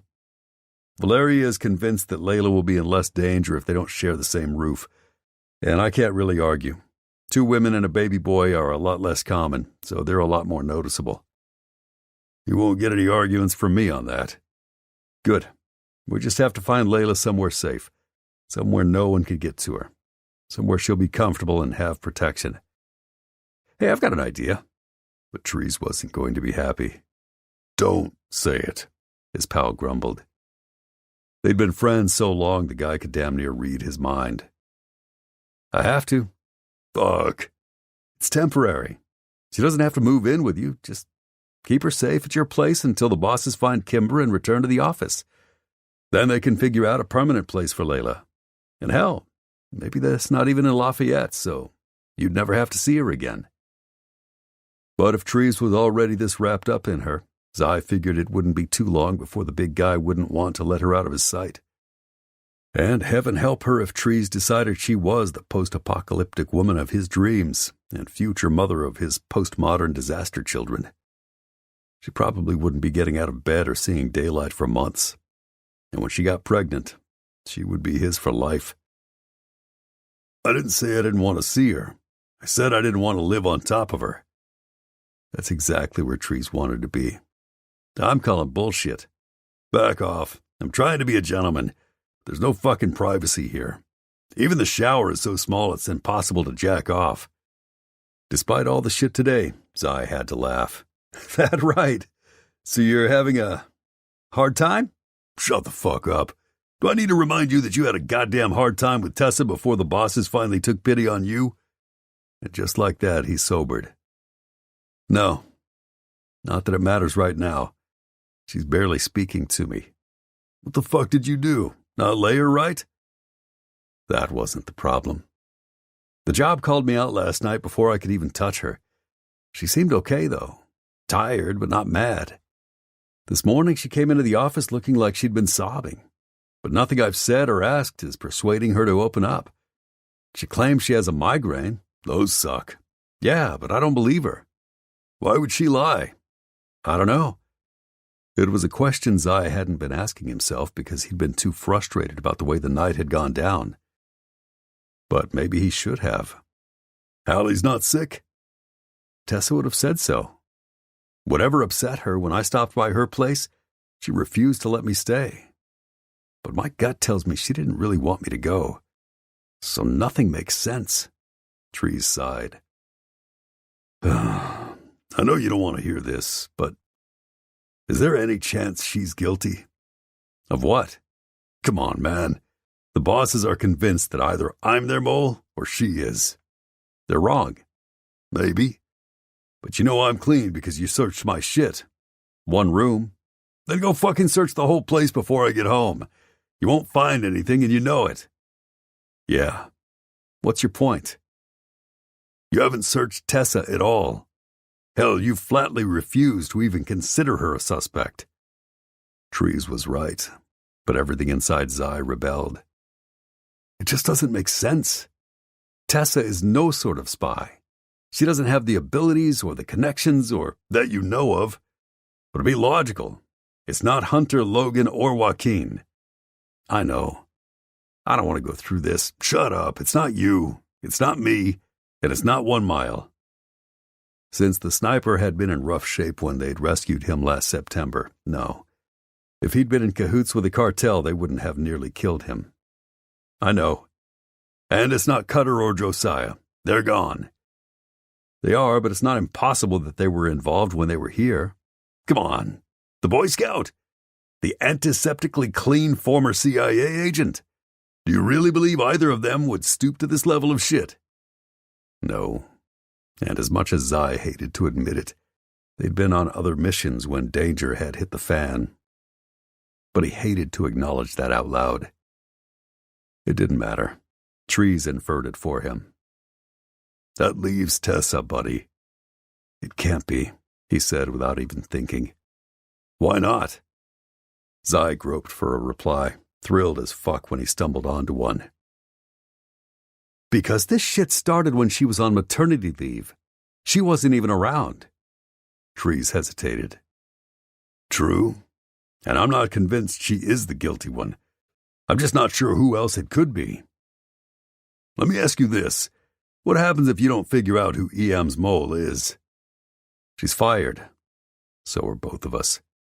Zai didn't say that, mostly because the bosses were still down an operator. Replacing 2 more at once would be a bitch, and that could buy them a little more time. But Tessa, in their eyes, she was both expendable and easily replaceable. Look, when I get back, I'll sit down and perform a thorough top-to-bottom scan of all the internal systems. I'll even come in on a weekend and scan every single person's computer so I'm not in anyone's way. But until then, you need to prove you can rule her out completely. How the fuck am I supposed to do that? But Zai knew. He'd run a double-cross disinformation mission before. Stop playing games with yourself, man. I know you love her. I fucking bought her an engagement ring today. Wouldn't you rather know now if you should give it to her? Zai closed his eyes. When do you think you'll make it here? Oh, I'm going to head into town so I can get out of this rolling torture chamber by tomorrow night. I'll see you then, and I'll try to have some answers. The following morning dawned bleak. The sun rose in the sky, but without Hallie, Tessa didn't care. She just wanted to curl into a ball and cry. She certainly didn't want to put on clothes, pretend to smile, and spend all day in the office where Zai would undoubtedly grill her some more. But she didn't dare stay home. Her daughter's abductor might want more information from the office. What would happen to Hallie if she wasn't there to pass it on? Woodenly, she rose and went through her usual morning motions. Shower, makeup, clothes. She couldn't stomach tea or food, so she grabbed a bottle of water, then climbed into her little sedan, trying not to look at the empty car seat in the rearview mirror that wrenched her heart. Despite every muscle seeming to weigh 1,000 pounds, she made it to the office on time. When she opened the door, she saw exactly what she'd been dreading. Zai was waiting for her. "Morning," she murmured. It hurt to look at him and know she was lying to him with every breath. He came closer, gently cupping her shoulder. "You feeling any better this morning, baby?" Normally she loved when he called her baby. When he whispered the endearment in a slow caress, he made her feel special. When he growled it low and rough, he made her feel sexy. When he murmured it in that deep, tender tone, he nearly made her cry. Tessa swallowed against the stupid urge to blurt everything. It might not help, but it definitely could cost Hallie her life. She couldn't risk it. "No, thank you, but I need to sit." She shook off his touch and walked to her chair, her laptop in its sleeve as she clutched it against her chest like a shield. When she sat, she could feel his eyes on her, along with a million questions he itched to ask. Please don't. But she didn't get that option. The bosses were all gone and he was in charge. Whatever Zai said went. "Do you need something?" she asked him in her most professional voice. "Not right now, no. But I'd like to talk to you at lunch." That's the time of day the kidnappers had contacted her yesterday. She couldn't be gone if they wanted something. "I'm busy." Zai's eyes could be warm blue velvet when they touched her with care. With her answer, they turned as cold as the Arctic Ocean. "It wasn't a question, and it's not a date. Be in the conference room at noon." "Anything I need to be aware of this morning? Are Valeria and her son all right?" "Why do you ask?" Tessa shouldn't be surprised. She'd been evasive and dismissive to Zai for 24 hours. She'd dodged him, his texts, his calls, and his affection. What else could she possibly expect? She'd do almost anything to make talking to him easy again, to have their camaraderie be as breezy as it had been before. Almost anything, except sacrifice Hallie. "She's a mother worried about her safety and her child. I relate to her." "She's someone we've been hired to protect, and that's all you need to know."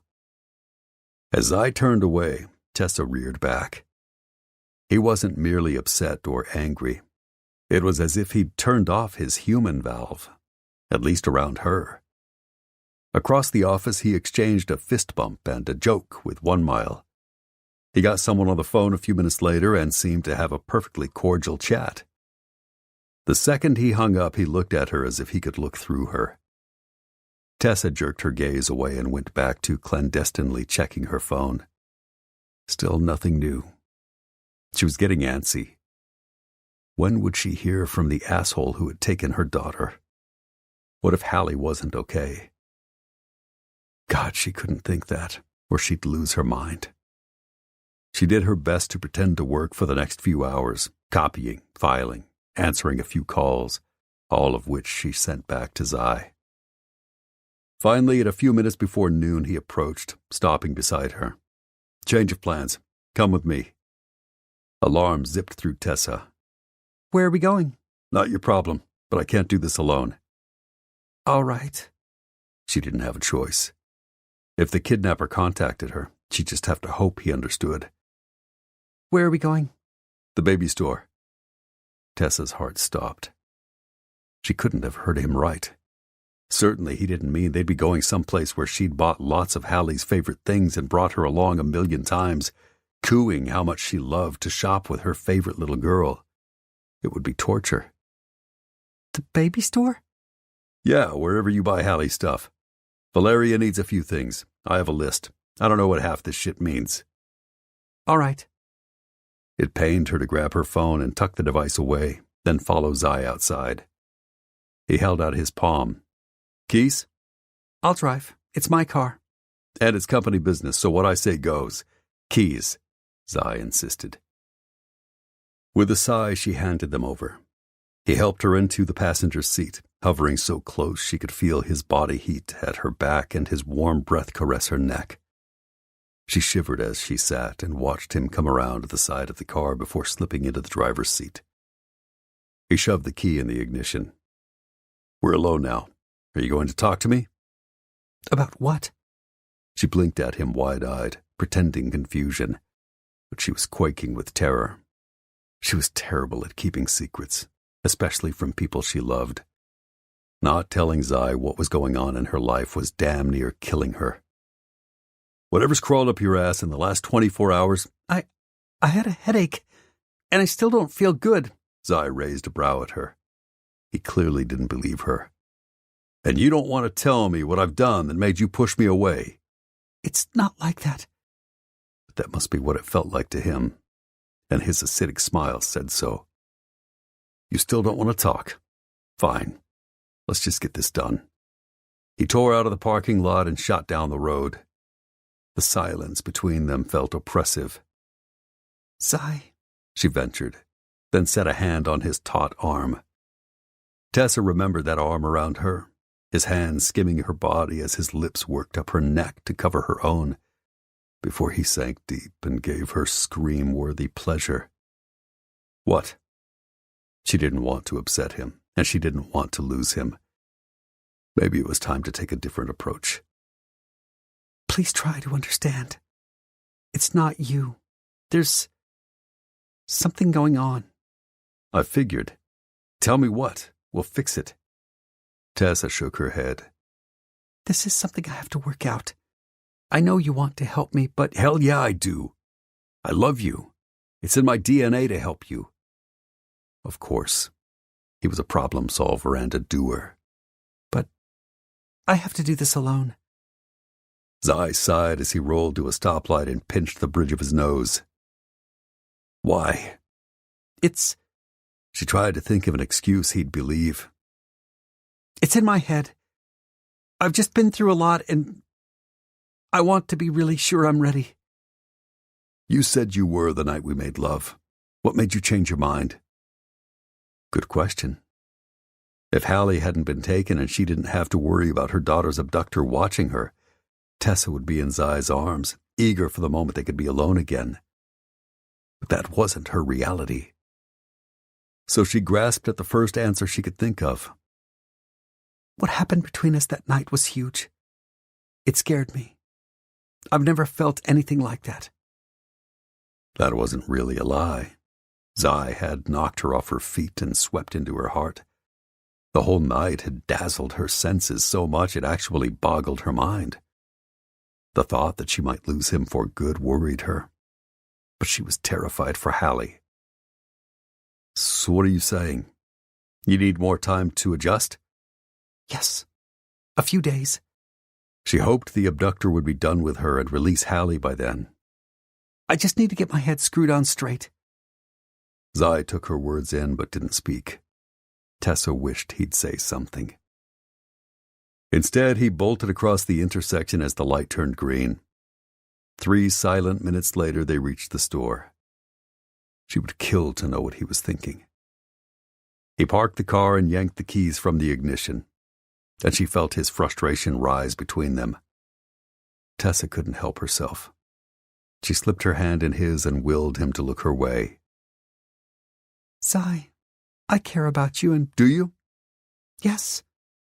That he might believe otherwise had tears stinging her eyes. Please give me a little time. Everything now, it's a lot to wrap my head around. And you've got another responsibility to think about, he sighed. I know. But he didn't seem happy. Before she could say anything else, he launched himself out of the car and headed toward the baby store, locking the sedan with her fob when he turned to ensure she was out and following. Normally he'd get her door, help her up, be the gentleman. His sudden distance told her he was disheartened and exasperated. How was she going to repair it when she couldn't tell him the truth? Inside the store, he pulled up a list from a text message. She tried not to remember the countless times she and Hallie had been here. She tried not to lose her mind missing and worrying about her daughter so horribly it was a physical ache. She failed miserably. 15 minutes later, Tessa was hanging by a thread. They had acquired all of the things Valeria asked for. Zai was quiet as they checked out. He was silent as he carried the bags. He was pensive as he loaded the trunk, slid into the driver's seat, and started the car. He backed out of the spot so quickly it was almost reckless, but his moves were so controlled she'd swear he was a stunt driver. "So you're not moving in with me anytime soon, I take it?" he demanded. Tessa really wanted to. She tried to be cautious and measured when he'd first asked, but she already knew he was the perfect man for her and would be an amazing father for Hallie. He'd give her more children. He'd provide safety. He'd give her love. But with Hallie missing, she couldn't say any of that. If he realized her daughter had been taken, he would fuck being circumspect and move heaven and earth, burning down the world if he must, to get Hallie back. Not only would her daughter be gone forever, but she might lose him too. No. She clutched her hands in her lap, staring at her interlocked fingers so she didn't have to see the hurt on his face. Tessa didn't have to pretend to cry. The tears were right there when she realized that Zai would stop investing his heart in someone who wouldn't commit. I don't think it's a good idea. He nodded, not saying another word until they pulled up in front of the office. Then he stopped and let her out at the door. "Then we don't have anything to talk about until you make up your mind. Go inside. I'll bring your car back before 5. Tessa bit her lip. Her intention to reassure him had blown up spectacularly in her face, and she couldn't do anything to keep him from drifting away. Maybe for good. Please don't be angry. But that was a losing battle, and she knew it. He huffed. Too late. The next day seemed like a rinse and repeat of the previous day, complete with a too-busy schedule and Tessa's standoffish bullshit. About 2 o'clock, a stranger had strolled in. 1 Mile had introduced him as Matt, one of his oldest friends. Apparently they'd spent summers together in Wyoming growing up. Who knew? Certainly not Zai. Hell, he'd had no idea the sniper had any friends at all. Then came the kicker. Apparently, Matt had worked some cold missing persons cases back home in the past, and he had a particular set of skills, whatever that meant. At this point, Zai didn't care. If the bosses had hired him to help find Kimber's trail, that meant they weren't making progress. Fuck. By the time he pulled up at Tree's place, Zai was over the day. He turned off the layers of security around the joint, one by one, then let himself inside, carting the groceries and other supplies his buddy had requested. Then Zai turned on the lights, pumped up the heater, and lit a couple of scented candles to air out the musty smell. Go fucking search the whole place before I get home. Zai really didn't want to. After another day of wondering whether he and Tessa would even make it until the end of the week, he didn't fucking feel like tearing apart his best friend's house. But since they ran the risk of being out of a job in the next 11 days, he owed it to them all to run down every possibility, even the ones he felt sure would be a dead end. At least he could tell the bosses he'd really, truly turned over every stone. You haven't searched Tessa at all. Hell, you flatly refused to even consider her a suspect. Yeah, and that changed tomorrow. An hour and a half later, Zai had been through every room in Trees' place, along with his prep bunker. The fucker was so orderly. Everything the big guy stored was aligned, wrapped, dated, and secured. Nothing was ever out of place. Zai snorted. He was lucky if he remembered to turn on his dishwasher once a month. In the kitchen, he grabbed a bottle of water, leaned against the counter, and couldn't help himself. Texted Tessa. "Can I come over later tonight? We should talk." Please don't. I'm still not ready. Will you ever be? Or do you just want me to go the fuck away? Zai. But that was the only answer he got. Son of a bitch. He sighed, tempted to swap out his water for that unopened bottle of vodka he'd seen on Trees' pantry shelf. But he'd never been the guy who drank away his girlfriend problems. He'd never even felt a twinge of distress over a woman before. He'd always snickered at those pussy-whipped saps.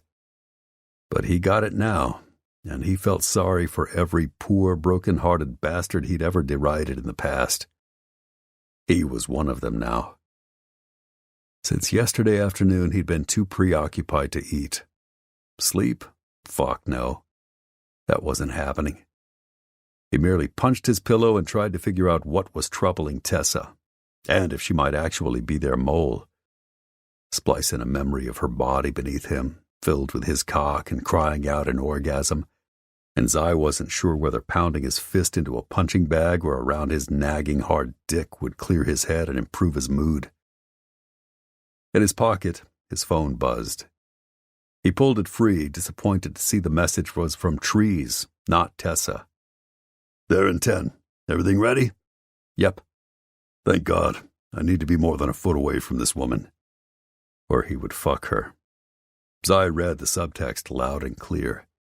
Hell, he'd lived it for months with Tessa until her shit had hit their fan. What the fuck was he supposed to do with an engagement ring she seemingly didn't want? Another problem for later. He stepped outside to pace the porch and avoid the vodka bottle when the big RV pulled into the yard and disappeared around the back of the house, killing the lights. Of course, Trees wouldn't want it visible from the road. Tessa had jacked up his thoughts so much he hadn't even considered the obvious. Feeling like an idiot, he jogged around the place and met Trees just as he was stepping from the RV with a long-suffering sigh and a stretch. "Hey, so fucking glad that's over." "I'm glad for you, man. Good to have you back." Trees peered at him with the light from the RV's interior. "You look like shit." "Well, stress, lack of sleep, and your girlfriend looking for the politest way possible to tell you to fuck off will do that." "No shit." He nodded. "It's been one of the worst weeks ever." "Sorry, man." Trees clapped his arm, then glanced over his shoulder. When he looked back, his face darkened. "Did you bring everything I asked for?" "Yeah. I had a little trouble. It took a couple of stores to find the clothes you asked for, but it worked out." Trees breathed a sigh of relief. "I owe you." Zai heard a rustling inside the RV. Then his buddy stepped aside and offered his hand, palm up. Small fingers laid across his meaty ones as a waif of a woman came down the steps. She was exactly what Zai remembered. Yet she wasn't. Coffee-colored hair hung in waves to her back.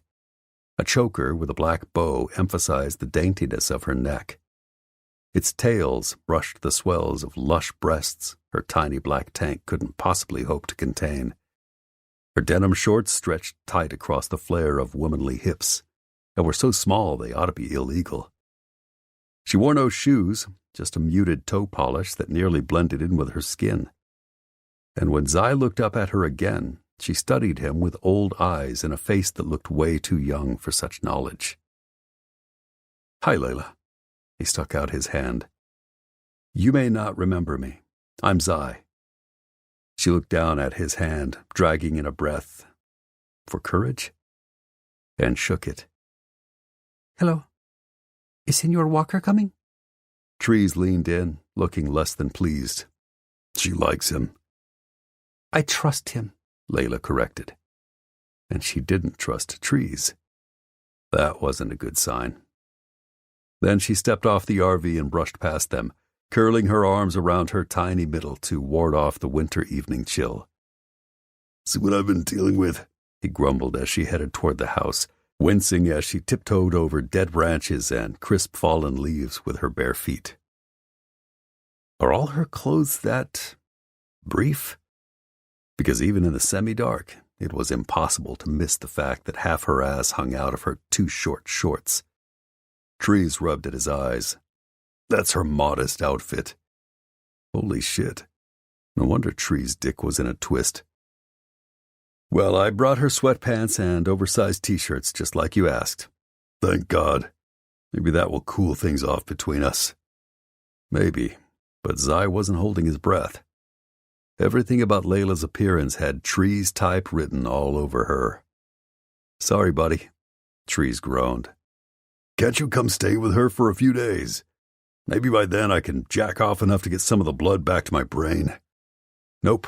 Whatever you do with your meat, keep that shit to yourself. But a word of advice, don't fuck the client." Technically, she isn't the client. True, but that was a problem in itself. Valeria doesn't like the way you look at Layla. Which is a really good reason for Kane and me to switch assignments. He can watch Layla, and I'll keep an eye on Valeria and her baby. Problem solved. Except the bosses would never go for that. He was half expecting to be summoned tonight to provide an update. They'd lose their shit if they found out that Trees, someone they considered a potential mole, was alone with Valeria, whose safe houses had been disclosed and breached multiple times in the past few months. "No can do. What else do you need here?" "You in a hurry?" "Not so much me, but I'm assuming the sooner you let her into your place, the sooner she can cover up everything tempting you." "Good point." He headed for the house. "Anything new?" "Some, and Trees wouldn't like it." "Let's go inside." His pal opened the back door, letting Layla inside and showing her to the guest room on the opposite end of the house from the master. With a quiet nod that belied her seemingly loud fuck-me-now outfit, she disappeared. Trees stomped into the kitchen and plucked a beer from the fridge. "Thank you for picking these up for me." Before he could open the bottles, I stopped him. "It's not cold." "I don't even fucking care." That woman was driving him to drink. Literally. You can't imbibe on the job. Trees gave a long-suffering sigh and put the beer back in the fridge. Fuck. Is she mouthy and difficult? No. She barely speaks. And I swear sometimes I'd do just about anything to know what's running through her head. The problem is, I want to fuck her.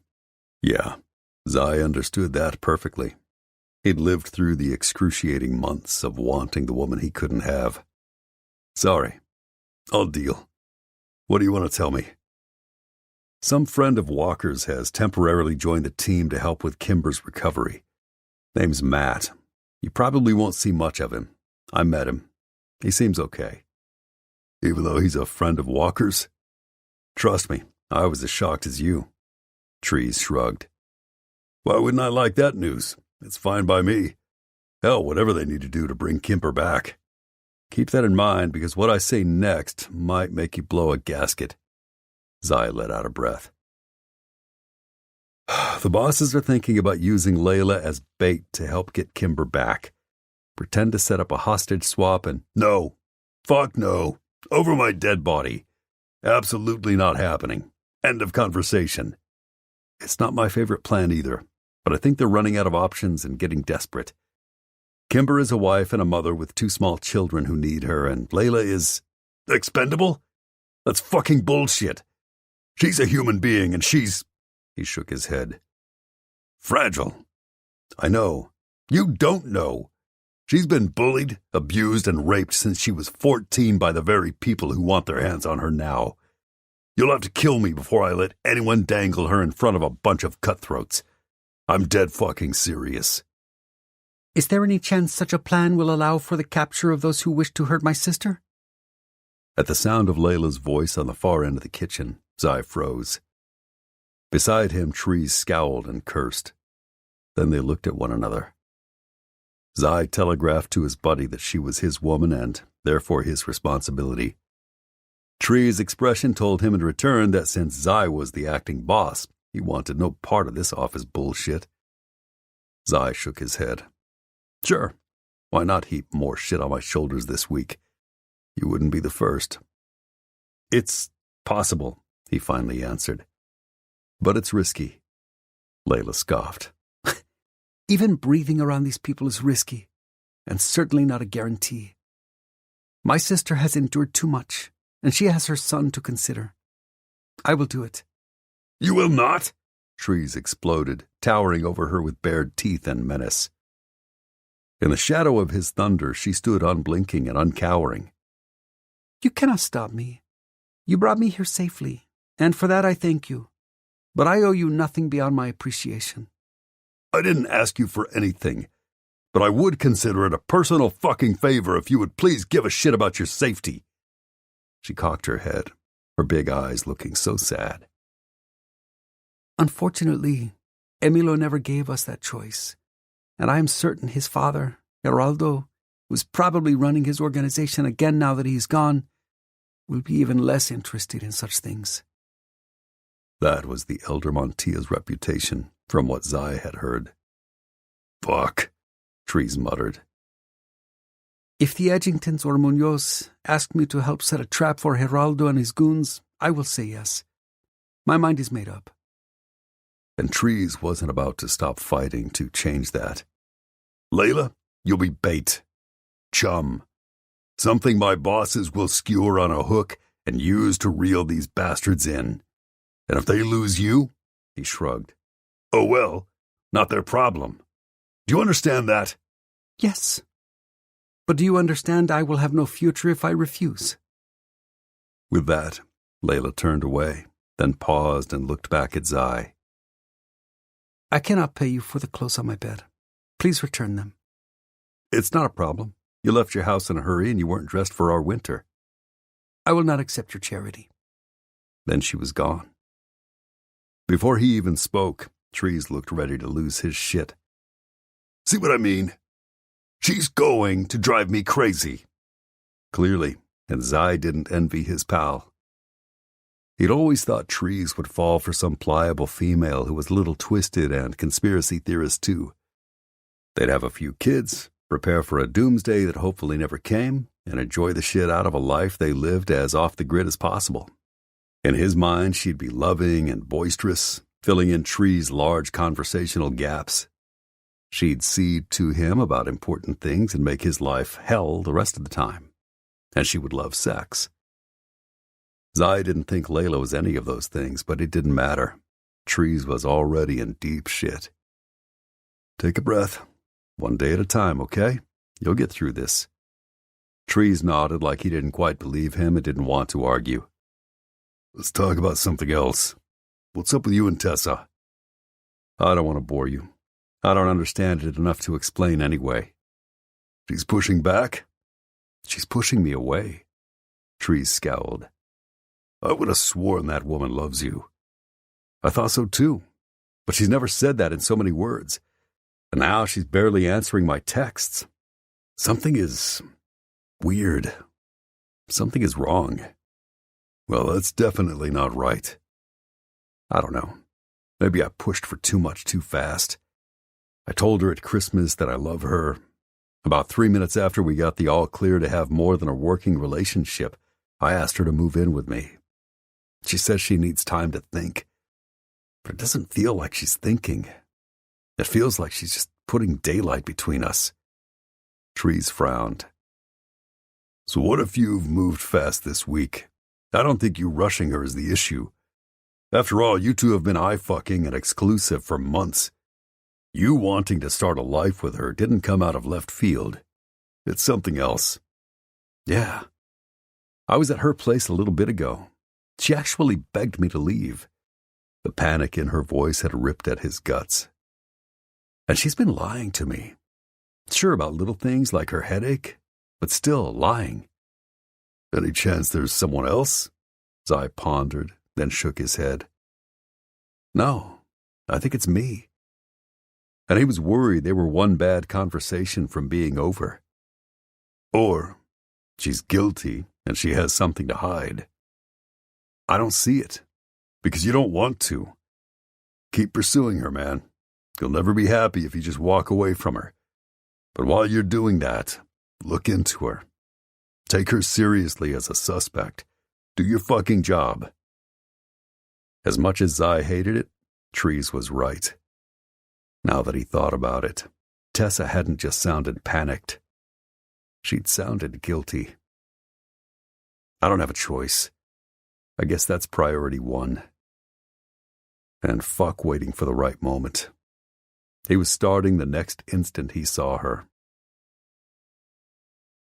Chapter 7. The following morning, Tessa pulled into the parking lot after another horribly sleepless night of wondering how Hallie was, or even if her baby girl was alive. She tried not to think the worst, but her thoughts refused to center around anything else. This had been the absolute worst 48 hours of her life. She'd give anything to have her daughter back. Even tell the kidnappers every single secret EM security management kept. She just needed them to contact her with a demand. As she pulled up to the office building, she found the small lot surrounded by police cars with flashing lights. Officers held the perimeter. A pair of suits prowled the vicinity, looking grim. Something had gone horribly wrong. Tessa's heart jumped in her throat. As she tried to turn in, a uniformed cop stopped her. "This area is closed, ma'am. It's a crime scene." Now that she was closer and could see beyond the police vehicles, she saw yellow tape cordoning off the area around the stairs to the front door. Zai was there, racing down and around the tape when he saw her. "She works here," he said to the guy.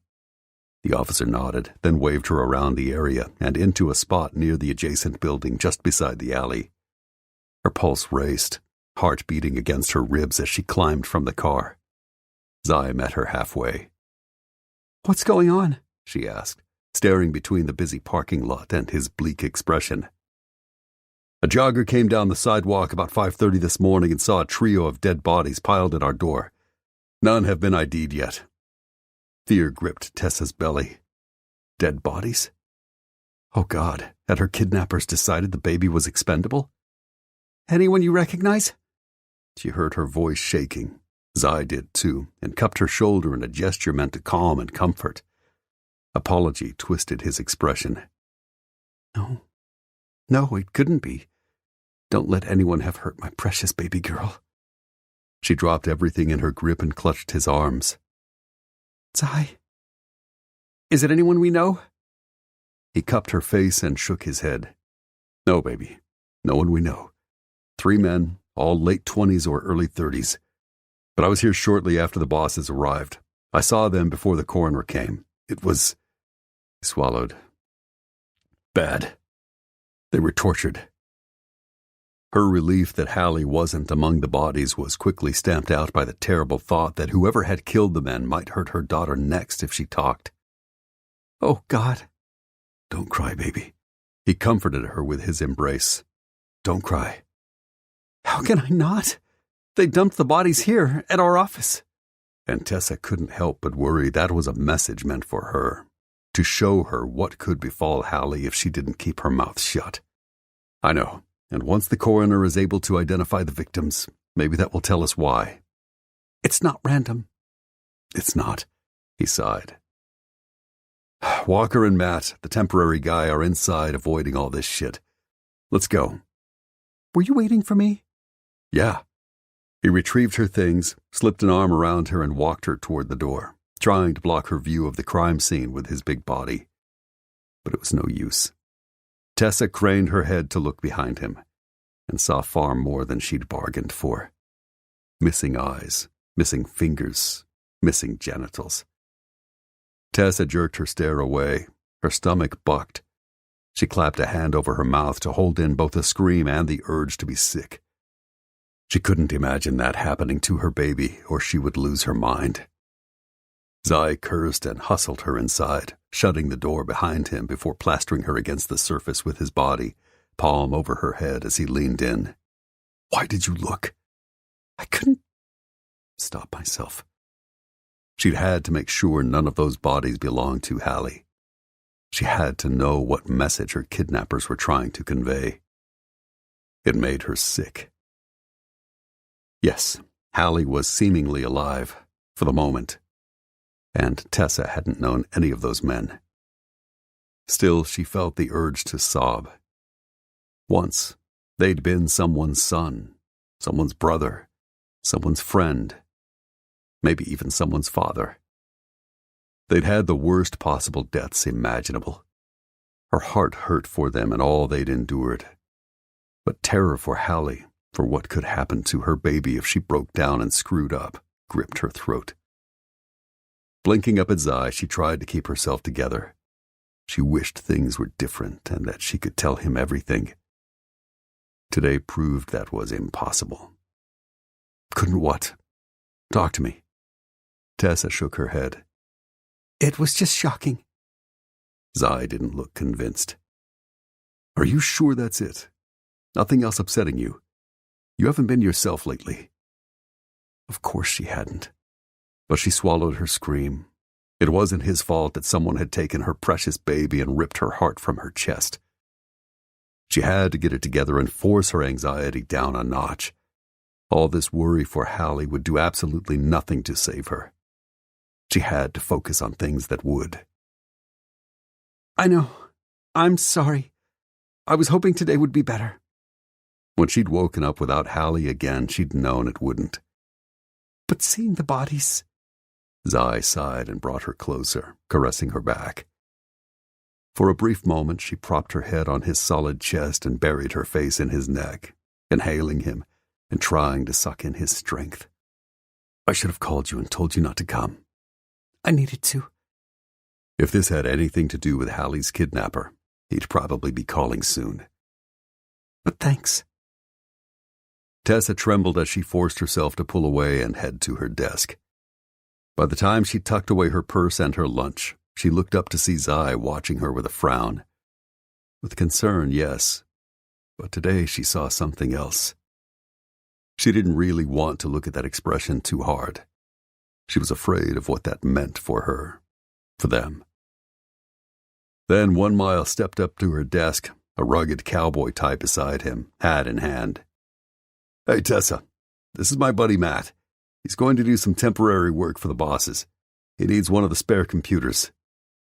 She wondered what kind of work and why. Normally she'd care enough to ask, but she heard her phone vibrate and all but dove for her purse. Sure enough, there was her private caller again. Second ring. God, she needed to answer this. It was so hard to breathe and smile at Walker's friend when she felt so frantic. Hi, nice to meet you. Let me take this call, then I'll be right with you. It's daycare. Matt nodded, then slid his hat back over his wavy brown hair. Of course. Thank you, ma'am.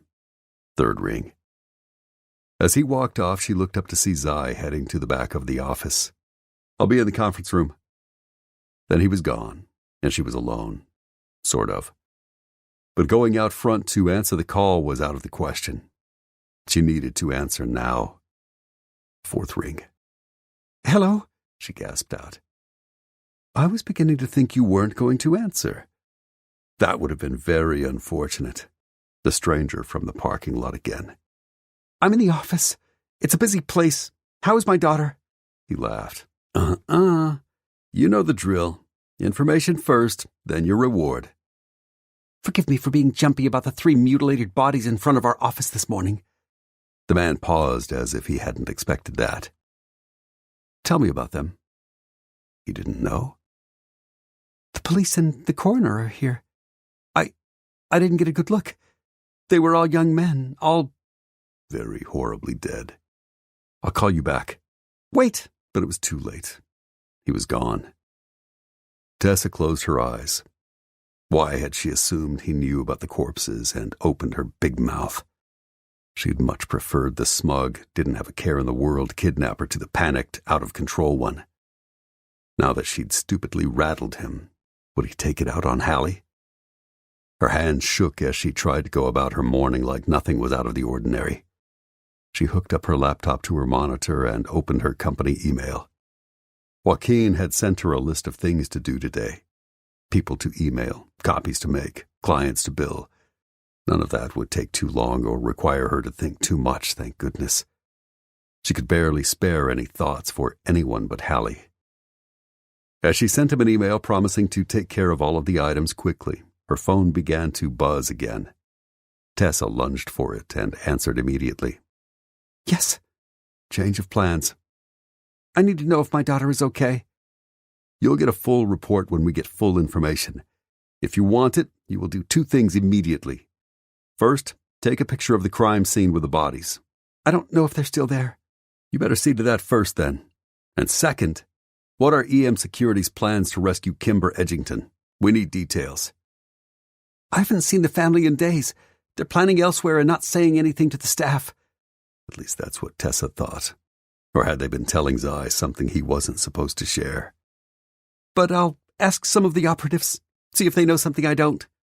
You do that. I want some answers in half an hour or less. Then the caller was gone. Tessa dragged in a ragged breath and told herself to keep it together. She couldn't take a few minutes to herself. She couldn't go to the ladies' room and have a cry. She had to suck it up and get busy. Her breakdown would have to wait until she'd gotten some word about Hallie. Gripping her cell, she opened the camera app and cracked the door. She encountered a female officer who turned to her with a scowl. Ma'am, you can't be out here. She nodded, not looking at the crime scene as she pointed her phone in that direction and pressed the button a few times, hoping she caught a usable shot.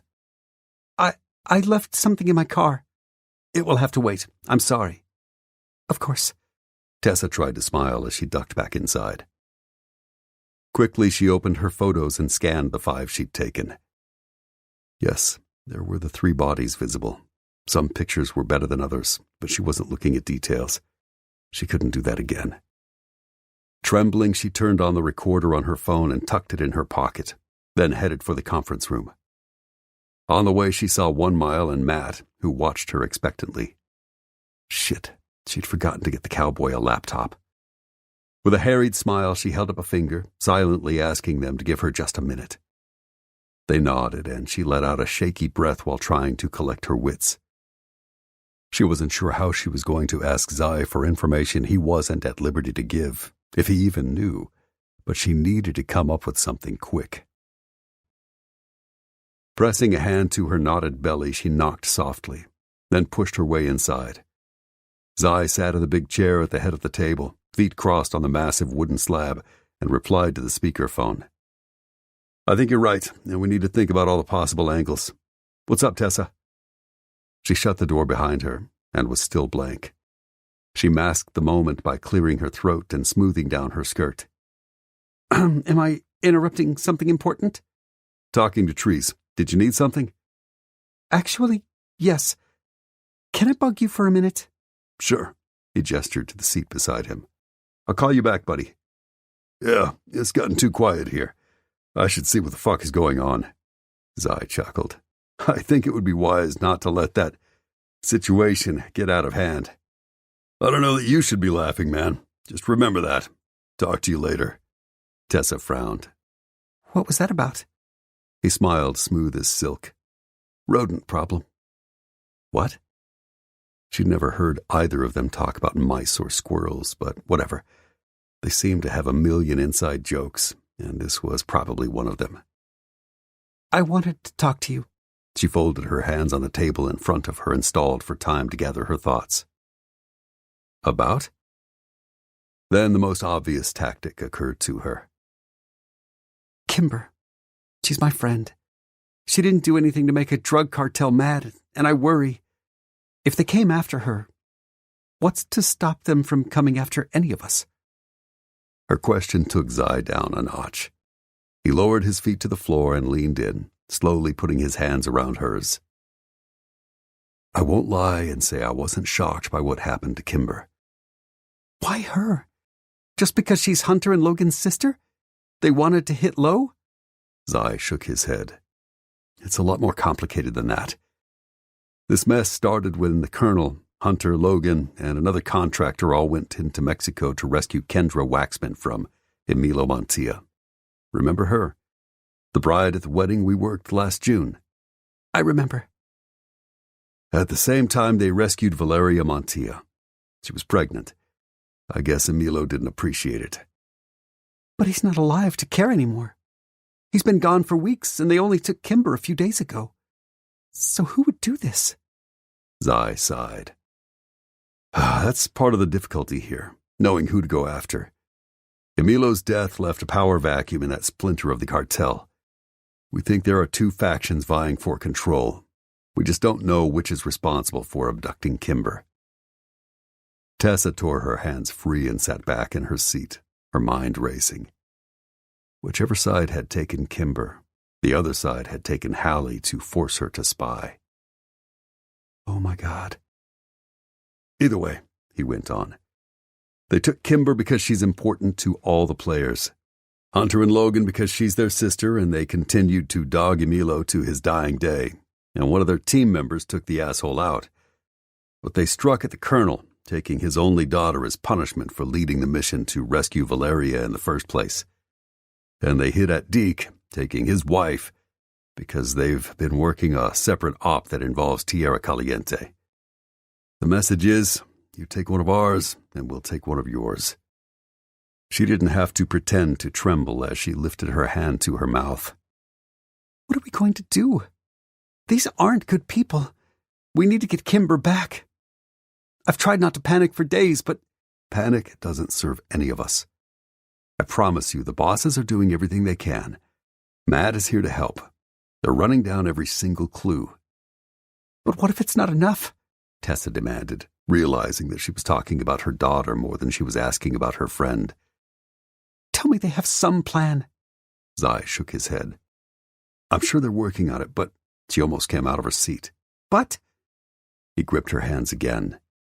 But I'm not supposed to tell you anything. There's a plan, absolutely. It's going down soon. You know they're not the kind of men to do nothing, right? Right. And once they did, what would that mean for Hallie? Can you tell me anything? I'm so worried. It's part of the reason I've been acting so crazy. All this danger. I'm not used to it. I can't sleep. I can't eat. I'm a mess. Slowly, Zai nodded. Tell you what. Yeah, there's a plan. I'm going to head out early today, visit the bosses. They want to bump heads before plans are final. I should know more tonight. Tonight? That was forever away. Can we talk once you know? Absolutely, baby. I don't know how much I'll be able to tell you, though. He looked her up and down with eyes so blue she almost lost herself in them. I miss you. I miss you too, she said in total sincerity. She missed his smiles during the day. She missed his kisses as they left the office.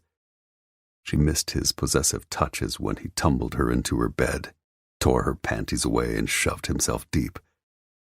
But most of all, she missed just being close to him. Then Tessa had to look away to think again so she could start plotting how to make him tell her everything. She'd never felt so alone. Somehow, she held herself together as she rose to her feet. Let me know as soon as you know something. The minute I do, he promised. Any chance you're rethinking moving in with me? All the time. Her voice broke on the lie. Good. We'll talk about it later, too. I gotta get back to it. He nodded at the speakerphone. Okay. Tessa hated to leave. She didn't have the information the kidnapper wanted, but she could certainly go back with something. Maybe that would be good enough for now. Talk to you soon. Zai nodded as she let herself out. On the other side of the door, she turned the recorder off, then raced to the storeroom where the spare computers were stored. She pulled the most updated from the pile. Cutter's machine, she thought. Trees had already gone over it with a fine-tooth comb. It should get the job done. She took it to Matt with a stiff smile and an apology. Sorry for the wait. Oh, here's the power cord. There's no problem. Thank you, ma'am. Matt tipped his hat. If she hadn't been falling apart and already in love with Zai, she would have better appreciated just how damn hot he was. Gray eyes surrounded by a thick fringe of dark lashes and a sly smile. Instead, she shook her head. I'm not ma'am, just Tessa. Tessa is a pretty name. She swallowed. He was flirting.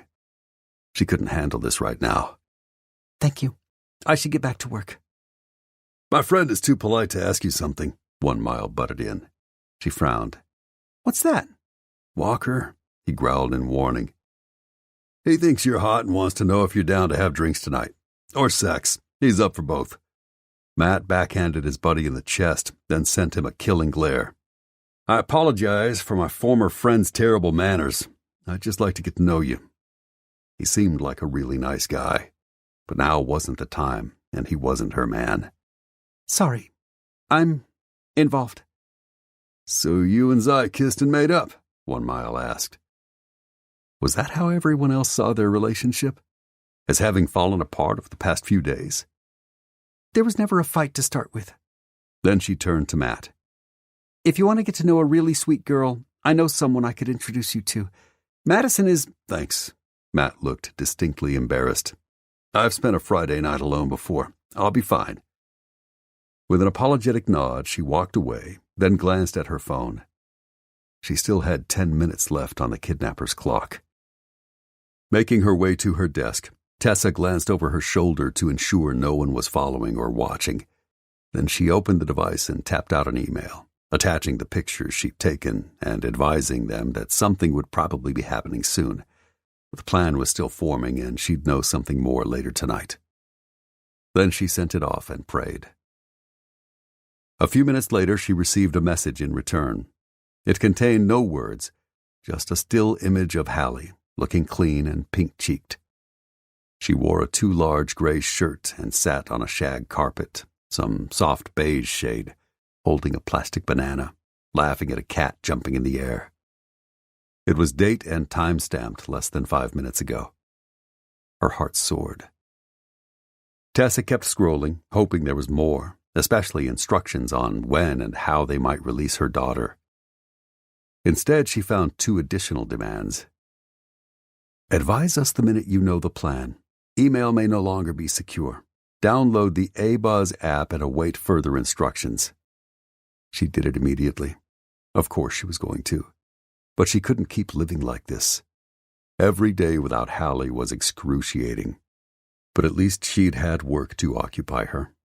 This weekend she would have nothing. And if she couldn't tell Zai that she wanted to move in with him, she would have no one. How would she make it until Monday with her sanity intact? She wouldn't. She was going to have to do something else and get creative. Now. The day dragged on for fucking ever. The police finally cleared out about midday. Tessa was eating her lunch at her desk, seemingly fixated on her phone when Zai came by to ask her out. Instead, he just kept walking, pushing his way out the door before he hopped on his bike. God, this sucked.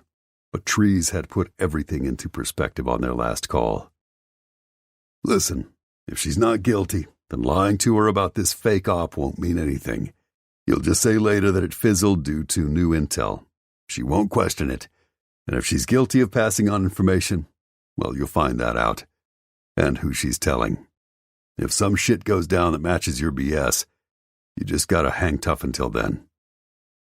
As much as Zai didn't want to think Tessa could be guilty, he was starting to realize she might be. He'd known for a while that she needed money, but always believed she was the kind of person far too loyal to stab her friends and lovers in the back. It might be time to rip off his rose-colored glasses. The second half of the afternoon proved as excruciating as the first. Matt and 1 Mile scooted out a little before quitting time to find the cowboy another place to hang his hat while he stayed in Lafayette. Apparently, Matt cramped Walker's style because he couldn't fuck Brea on the kitchen counters whenever he wanted. That was a direct quote. Leave it to 1 Mile to blurt the unvarnished truth.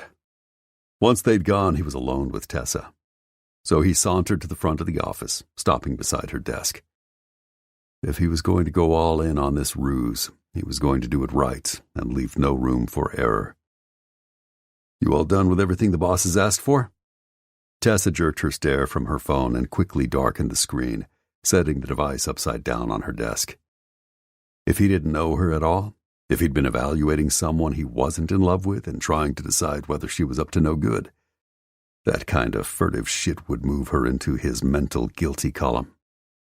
Yes, a while ago. I got Matt everything he needed to. He's got a login, and I put him at Cutter's old desk, hooked him up to the printer. He's set. It's almost quitting time. Why don't you get Hallie and get out of here? Normally she would have grabbed her things and run to pick up her baby girl and start the weekend early. Now she blinked, seemingly reluctant. That's okay. I'll wait the last half hour. Have you heard anything else about the plan to rescue Kimber? Her response made him downright suspicious. Nope, I've got to go visit the bosses after I leave here. So if you'll slide out, I'll head there now and holler when I'm done. Oh. She seemed frozen for a minute before she suddenly gathered her things, scooped up her computer, and stood. I'll wait to hear from you. It shouldn't be too long. Afterward, maybe I can take you and Hallie to dinner as an early birthday celebration, since I might still be out of town, or out of the country, on her big day Wednesday. Zai saw instantly she was wholly unprepared for that offer. Well, I can't do that tonight. I just remembered. Cash's father wanted to take us to dinner. For her birthday. It was kind of spur of the moment, but, if you'll come by after 9, I'm sure we'll be home.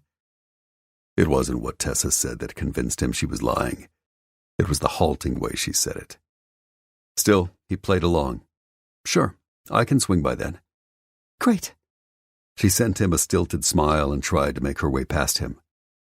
Zai didn't budge, forcing her to wedge herself between him and the corner of her desk to escape. The tactic flustered her. Her hand shook as she sidled free and tucked a blonde strand behind her ear. I'll see you then, baby. With a too-quick nod, she shoved out the door and all but dashed across the parking lot. Oh yeah, something was definitely up with her. Granted, that didn't automatically mean she was EM's mole, but it did mean she was hiding something.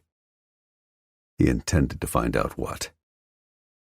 Zai gave her about 5 minutes head start, then powered down the lights in the office, locked up, and headed out. She should have enough time to pick Hallie up from daycare, but in case she was a little slow or had to make another stop, he took his time, cruising the back streets on his bike to avoid her catching sight of him as he made his way to her neighborhood. She was just closing her garage door behind her as he turned onto her street. Perfect timing. Then he parked behind the camper the neighbors were loading up, presumably for their weekend getaway. As the sun set, he strolled across the street to the duplex, settling onto the porch of the unit for sale, in a rocker someone had left so the house would seem homier to prospective buyers. And he waited. 6 o'clock rolled around. No sign of Cash's father, and Tessa didn't leave to meet him. Same with 7. He took a call from Joaquin, but it only lasted a few minutes. Matt was already working the Kimber case, and they hoped to have more information soon. In the meantime, he'd been told to give the cowboy whatever support he needed in the office. Zai assured the man he would, and that everything was under control before ending the call. His stare never left Tessa's door. By 8 o'clock, it became clear that she was neither coming nor going tonight. It was possible, of course, that the apple hadn't fallen far from the tree and Cash's dad was as flaky as his son. Or maybe she had decided she couldn't maintain her chipper facade and canceled. But he played his part and waited, withdrawing his phone to order a hot sub and a bottle of water delivered to his current location. After he devoured that and took a leak around the shadowy side of the vacant house, it was straight up 9 o'clock. Time to get some answers. Tessa opened the door, greeting him in a robe and a smile, looking as if she'd just curled her hair and retouched her makeup. She also seemed nervous as hell. Hi. She stepped back. Come in. How was the meeting with the bosses? She wanted to get right to the point. Too bad. He was going to make her wait. Zai shrugged. Intense. It's a lot of details to work out, especially since we have new information. How was dinner with Cash's dad? Nice, she said with a smile full of forced cheer. Craig took us to a place that, had wonderful burgers and chicken. Yeah, on the south side of town. They sang to her. But Craig is doing well. I'm glad we went. Liar, liar. But why? The whole thing tuckered Hallie out, so I put her to bed. It's just us now. And he couldn't miss the suddenly seductive note in her voice. She swayed closer. What the hell? After avoiding him for days, she was suddenly turning on the charm? Oh, baby, if you're going to play with fire, I'm going to burn you so bad. Great, he took her hand. And if you're willing to seduce me for information, let's see how far you'll go to get it. But I'm more tired than I thought, and it looks like I have to leave town soon. I can't say much, but let's catch up next week, when the op is over. And if I'm back on Wednesday for her big day, I'll take you and Hallie to dinner then. She swallowed. So the rescue op is definitely on for this weekend? We've got a really solid plan. Well, sorry I can't tell you. I'll see you later. Tessa squeezed his hand tighter, as if she thought that would stop him from leaving. Don't go. I've been thinking. About what? You. Us. She bit her lip, something she only did when she was nervous. Moving in is a really big step. I know I said earlier that it wasn't a good idea, but I've reconsidered. I'm open to talking about it. He wasn't buying it. How fucking long had she been playing him? That's good to hear, baby. And I know you're tired, but I'd love it if you stayed a little longer so we could talk. She pretended to adjust the tie of her robe, but she pulled it free. The folds slid apart, and under the thin white terry cloth, what she wore scrambled his brain. Her blue, lacy baby doll covered less than half her tits. The bow tucked just under gave way to a filmy, transparent fabric that told him she wore nothing underneath except a teeny-tiny thong. Yeah, she was playing him, no question, and it pissed him the fuck off. But holy shit, when he clapped eyes on her, he could barely breathe. And he was more than willing to let her take advantage of him in whatever way she wanted. Tessa, baby. She shrugged off the robe and tossed it on a nearby chair, then tugged him through the darkened living room and into her candlelit bedroom.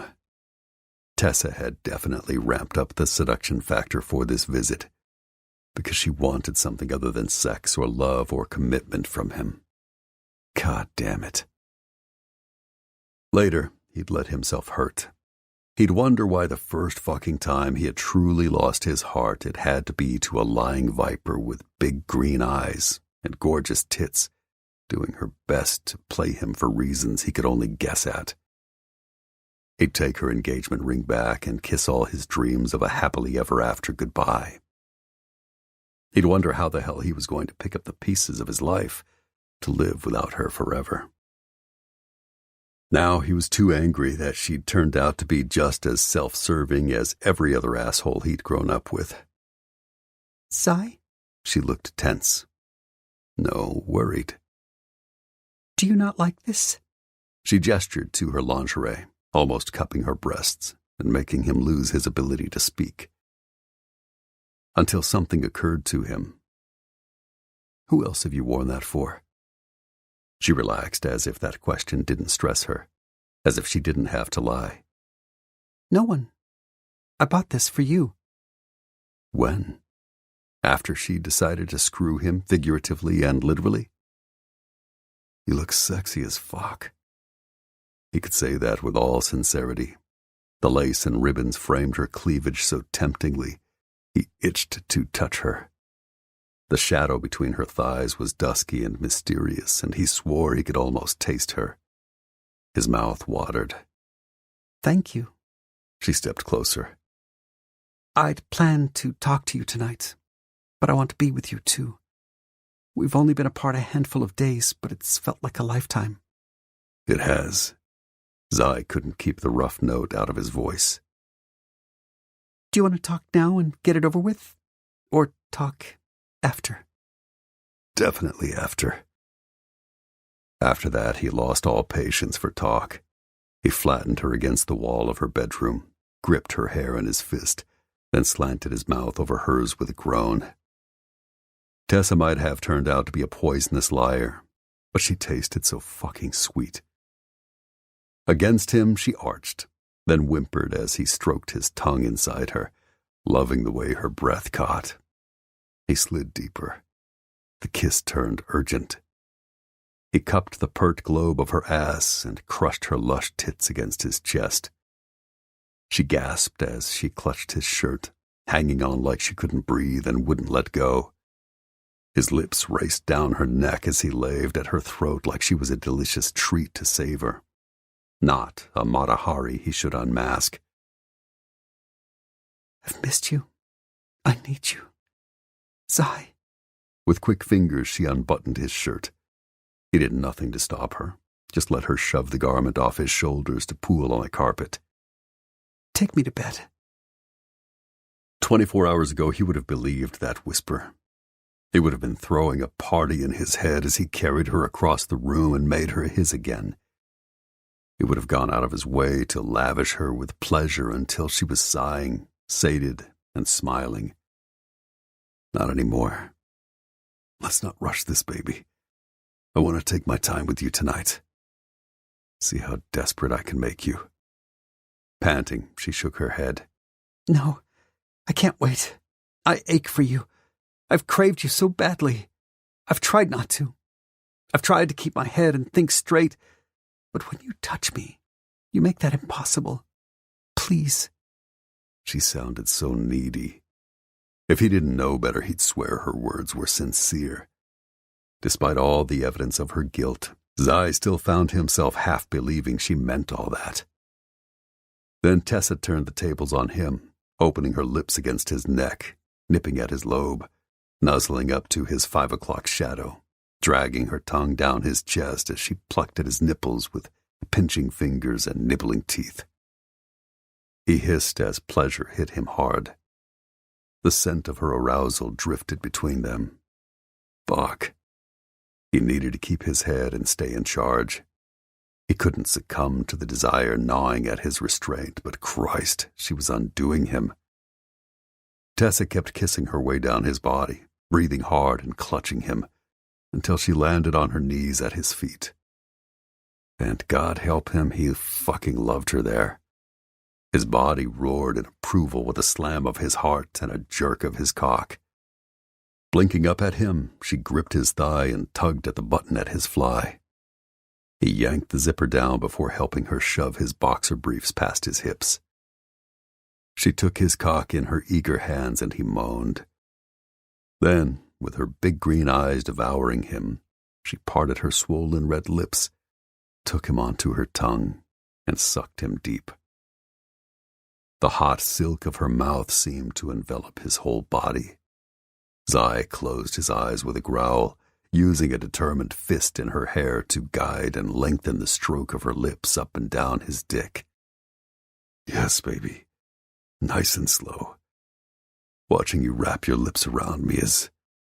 She swallowed, her throat working the head of his cock into a staggering nirvana. He tugged harder on her hair and fucked her mouth ruthlessly. Don't stop. Tessa shook her head, totally unshy about heaping pleasure on him. That turned him on even more. She didn't give the most practiced blowjob he'd ever had, but she sucked him with gusto, eyes sliding shut as if she savored every inch. The little catch of her breath almost convinced him this turned her on as much as it did him, and he wondered how she'd willed her nipples to be so hard under the transparent lace. Hell, maybe she was practiced after all. Maybe he'd underestimated her. Maybe she'd been inserted by the enemy onto this team in the hopes one of the operators would find her his kryptonite, and he'd been the gullible sap to fall for her. Then he stopped thinking when her tongue lashed his sensitive crest before swirling around his length. Head spinning, he staggered back to the bed, desperate to fuck her and almost not giving a damn that she was taking him for a ride. If he didn't need to figure out what game she was playing, he would let her suck him until he came down her throat and do it again just because. Why not take advantage of the fact she seemed willing to whore her mouth out to serve her cause? But now he needed to take control of this wretched drama and arouse her until she turned pliant. Then he'd turn the tables and figure out why she didn't mind selling herself out and for whom she had chosen to fuck him over. He tugged on her hair, smiling when she gasped as he pulled her off his cock. Using his rough grip to guide her to the bed, he laid her flat on her back, then reached for her tiny blue excuse for underwear. The wet spot staining the fabric was unmistakable, and when he tugged the silky wisp down, it clung to her pussy.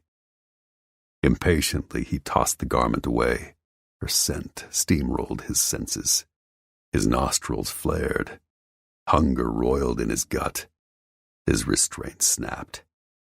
"Spread your legs." Zai. "Spread them." Slowly, almost shyly, she did. Once he would have believed her sweet act. Not now.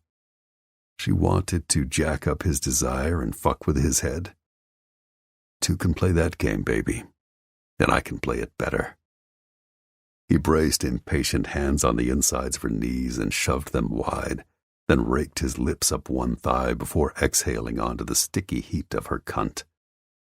She trembled and gripped the sheet, wriggling like she needed him now. Zai. He only half listened to the keening that came out of her lying mouth. Instead, he focused on parting her folds with his thumbs and exposing her to his dirty gaze. "I'm going to melt you, Tessa. Whatever you think you wanted out of tonight, I'm going to take you, make you scratch, beg, and scream for me. I'm going to own you, baby, and I'm going to get exactly what I want from you." The roaring of his heart almost drowned out her answering whimper as he raked his tongue through her naked slit. He plowed her indecently again and again, worshipping her juiciness and sweetness. He couldn't find any fault between her legs. Here, she was everything he wanted, and if the way he devoured her was impolite or obscene, that wasn't going to stop him from dragging his tongue between her swelling folds and tormenting the pouting nub of her clit for as long as he damn well wanted. Zai, I can't breathe, she panted, proving that she was a liar again. Oh my God. Her toes curled, her back arched. She lifted to him in sweet, sweet offering. He gripped her hips and yanked her against his open mouth, covered her with the flat of his tongue, then sucked her without mercy. Tessa shrieked and twisted. She ripped at her baby doll, tugging at one side of the bow beneath her breasts. The garment parted. Her tits bounced free. She pinched her nipples with greedy fingers and cried out. Fuck, that turned him on. He sucked harder on her clit before lashing it with his tongue. She trembled, her heels digging into the mattress. The deliciously frantic sounds falling from her lips cranked him up higher. Sigh. Yeah, she was on the brink, but he'd be damned if he gave her satisfaction now. Maybe not at all tonight. At least not until he got his climax and information. With a long last taste of her folds, he prowled up her body, pausing to nip and suck at her berry hard nipples before he worked his hips between her splayed wide thighs. Cock in hand, he aligned his crest to her slick opening. I'm going to shove my waist so deep into your pretty little cunt that you'll still feel me tomorrow, he growled in her ear. Next week, too. Hell, maybe for the rest of your life. No one will ever do you better than me, baby. That's a vow. Sigh. He watched her eyes widen as he sank his shaft into her, barreling past what little resistance her body offered. Such a sweet, snug pussy around my cock. That's it. Take every inch of me. Yes. Her nails were already in his back and her legs rising to wrap around him. It feels so... Save your breath. You're going to need it to scream. Warning delivered, he propelled himself inside her. She cried out, digging her nails in his shoulders and bucking beneath him. Immediately he slammed his way in again, even deeper this time. She climaxed, moaning, clawing, and pulsing around him. Zai didn't slow down, just shoved every inch inside her again, scraping her awakened flesh and bottoming out to prod some sweet spot that made her shriek louder and clutch him tighter. He battered her body with pleasure again and again. Her bed frame groaned. Her headboard banged against the wall. Time stood still as he unraveled her without a second thought. She'd scratched his back to ribbons, and he had lost the hearing in one ear when Tessa's orgasm finally subsided.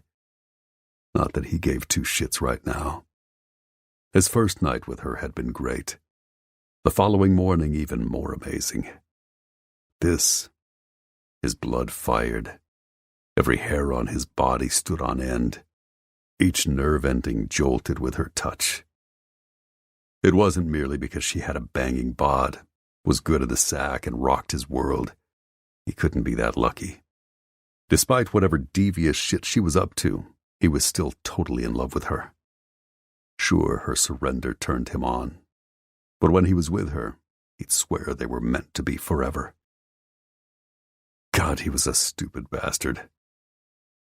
Finally, her body relaxed. She exhaled a breathy sigh of repletion between her rosy, swollen lips. Fuck no, it wasn't over.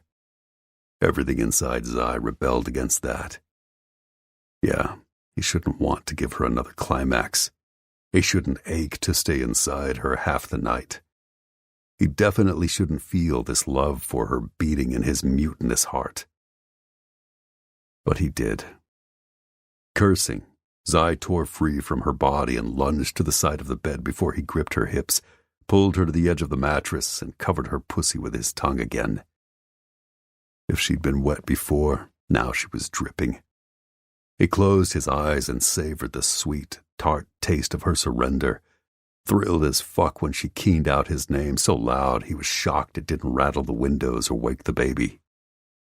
He licked and nipped at her clit mercilessly, feeling his way up her body to pinch her distended nipples. She gasped, her breath catching hard in her throat. Zai looked at the bounty of her body spread out before him, at her pink cheeks and her eyes glowing with need. God, he'd love to forget all the reasons he couldn't simply lose himself inside her. Who would know if he kept her in bed all weekend, naked and under his cock, so she could never tell his enemies the plan and fuck him over? But then he'd never know who or what she valued more than the man who'd planned to put a ring on her finger and love her for the rest of her life. If he didn't let this play out, he'd never be able to board up his heart. Under his relentless tongue, the little bud between her legs quickly swelled and hardened again. She screeched out high-pitched pleas and raked her nails across his scalp. Zai! Oh my God! I've never, she panted, ever felt anything. Oh, yes, she moaned. Oh, so good. She was about to come again. Not that Zai was patting himself on the back. Sure, he fucking loved that he owned her right now, but he wouldn't congratulate himself on a job well done until he got the information he needed. His fucking heart had other ideas, shouting at him to stop playing games and talk to her, to assure her that she could tell him anything and that, together, they could fix any issue. But that ship had sailed. He was no Pollyanna. He needed to swallow the bitter pill that Tessa hadn't even tried to talk to him, just chosen to fuck him in every way she could. He could do the same. As she surged toward another peak, Zai pulled back, flipped her over, shoved her to her hands and knees, then plunged his cock deep. At this invasion, she cried out, fisting the sheets. Tessa was tighter in this position. Still, he fucked her like a madman, rattling her bed and her body with the force of each thrust. It was goddamn January, and sweat dripped from his forehead and rolled down his back. A sheen of it covered her skin, looking so peachy by the candlelight.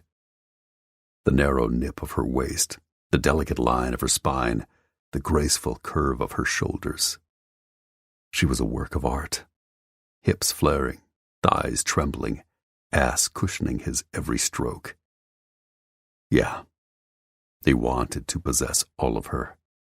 He wanted her to be his for the rest of his life.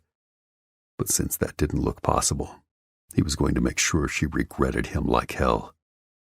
He reached under her and settled his fingers over her clit, rubbing in controlled circles. Zai! Like it when I fuck you? Yes. Her cunt tightened on him. Her clit turned to stone. Please. I love to hear you beg, he said roughly in her ear. Get used to that. He was going to do what it took to hear her desperate, breathy pleas every chance he got before he had to tell the bosses she was a gorgeous, lying sellout. Then, to make her even more mindless, he slowed his thrusts and lightened his touch on her bud. Right on cue, she twisted, hips thrusting, seeking more. Zai, please, please. Tessa might be able to pretend sweetness and loyalty and giving a shit, but she couldn't pretend desire like this. Right here, in this bed, he was forcing her to be fucking honest with him about something, by God. The problem that was undoing her undid him. His head might know she was the enemy, but his cock hadn't gotten the memo. Neither had his stubborn heart, which kept insisting he break down the walls between them and talk to her. Fat fucking chance now. Her pussy tightened, her breath stuttered. Zai rolled Tessa to her back, forced her thighs wider, grabbed her ass in both hands and rammed deep inside her again. Look at me. She shuddered as he growled against her mouth, teeth bared, and fucked his way harder into her. But she obeyed, opening her eyes. They glowed as they revealed her soul to him. Of course her pupils dilated and her body raced for the climax he dangled just out of reach. But when he really looked at her, he saw anxiety, need, and love. Love he wanted to give back to her so fucking badly. His chest tightened, his heart clenched. Time to end this show, or she would pull him under until he only cared about Tessa, not doing what was right. He was already perilously close to giving up everything he believed in for her. I am, she whispered against his lips. He pressed their foreheads together and plunged into her body as he drilled into her soul. One long, strong thrust led to another, then the next. She twisted under him, cried out, begging him with almost inhuman sounds of need. And still he kept fucking her, doing his best to stave off his rising need for release. Because once he pulled free from her body, he'd probably never have her again. Everything inside him fought that notion. He wasn't braced when she gripped his face in her hands and slanted her lips over his as if she needed to be as close to him as possible. Zai was done for. The pleasure he'd been trying to dam spilled over, bursting free. He gripped her even tighter, sank his knees into the mattress and filled her with merciless strokes. She clung and cried out, her pussy clenching and clutching, holding him as tight as possible. He let his control go, promising himself this one sublime moment before sanity reigned again. For the moment, he pretended that only pleasure and love, only Tessa, mattered. He'd grill her later. Now he gave himself over to the most combustive orgasm he'd ever experienced. Ecstasy singed his skin and boiled his blood. It strained his back and seized his churning insides as he filled her deep, shaking uncontrollably, his throat grinding his voice as he shouted her name. His vision began to black out, reducing down to only Tessa. He gave up moving or breathing or being in any way except with her as he unloaded both his seed and his soul inside her. Yeah, he might have intended to work her over for information, but there was no denying she had fucked him good. He was never going to be the same. With that terrible realization, he closed his eyes and ripped free from her before he even fucking caught his breath. Tessa reached for him, her gaze confused and imploring. Zai? He couldn't give in to her now. If he did, he'd stop caring that she was just using him and didn't love him. He'd sacrifice everything for the high of touching her, and he'd fuck his whole life forever. I gotta go. He reached for his pants. A furrow appeared between her brows. Shock. Tears trembled on her bottom lashes. Her lips parted in a soft, sad "oh." She looked a heartbeat from falling apart. Fuck, did she practice that expression in a mirror? She must. It was so convincing, so seemingly genuine that he almost took her in his arms to reassure her. What did I do wrong? I tried to say I was sorry and to please you and... Nothing, he lied, then shook his head. No, that's not true. It was everything. Someday he might be able to forgive her, but he would never forget. It was fucking hard for a man to admit when a woman had his number so completely he would do or say anything to keep her. He used to think pussy-whipped guys were just losers and suckers who couldn't get laid, so they settled for the first one who did them halfway right. Now he knew he'd been wrong. And now he knew he'd be forever miserable because no other woman would ever be Tessa. I don't understand. I'm pulling out tomorrow night. He tugged on his shirt and rattled off the lies he'd prefabricated. We know Kimber's location. She's in the state, nearby. It will be a surgical insertion, probably in the early morning hours. I'll get in, I'll get out. Hopefully with Kimber. If no one hears from me by Monday, something went wrong. You're going? She looked horrified. Alone? He nodded. It's better this way. Tessa tossed aside the sheet, tears running down her cheeks as she scrambled off the bed, bearing herself totally before she threw herself against him. No, don't go. I have to. You don't. Please, she begged. Don't go. These people are dangerous. Look what they did to 1 Mile last fall. That's what they'll do to Kimber if I stay here. That was likely the truth. He couldn't get lost in his own fucking feelings and forget that she was someone's wife, sister, daughter, and mother trapped in these people's clutches. And she would probably die if he didn't deceive Tessa now. She doesn't deserve that. Tessa went from shedding pretty tears to crying ugly ones as she wrapped her arms so tightly around him he could barely breathe. Neither do you. Please. Zai didn't know why she was begging him not to go. Did she, somewhere deep down, feel bad about deceiving him?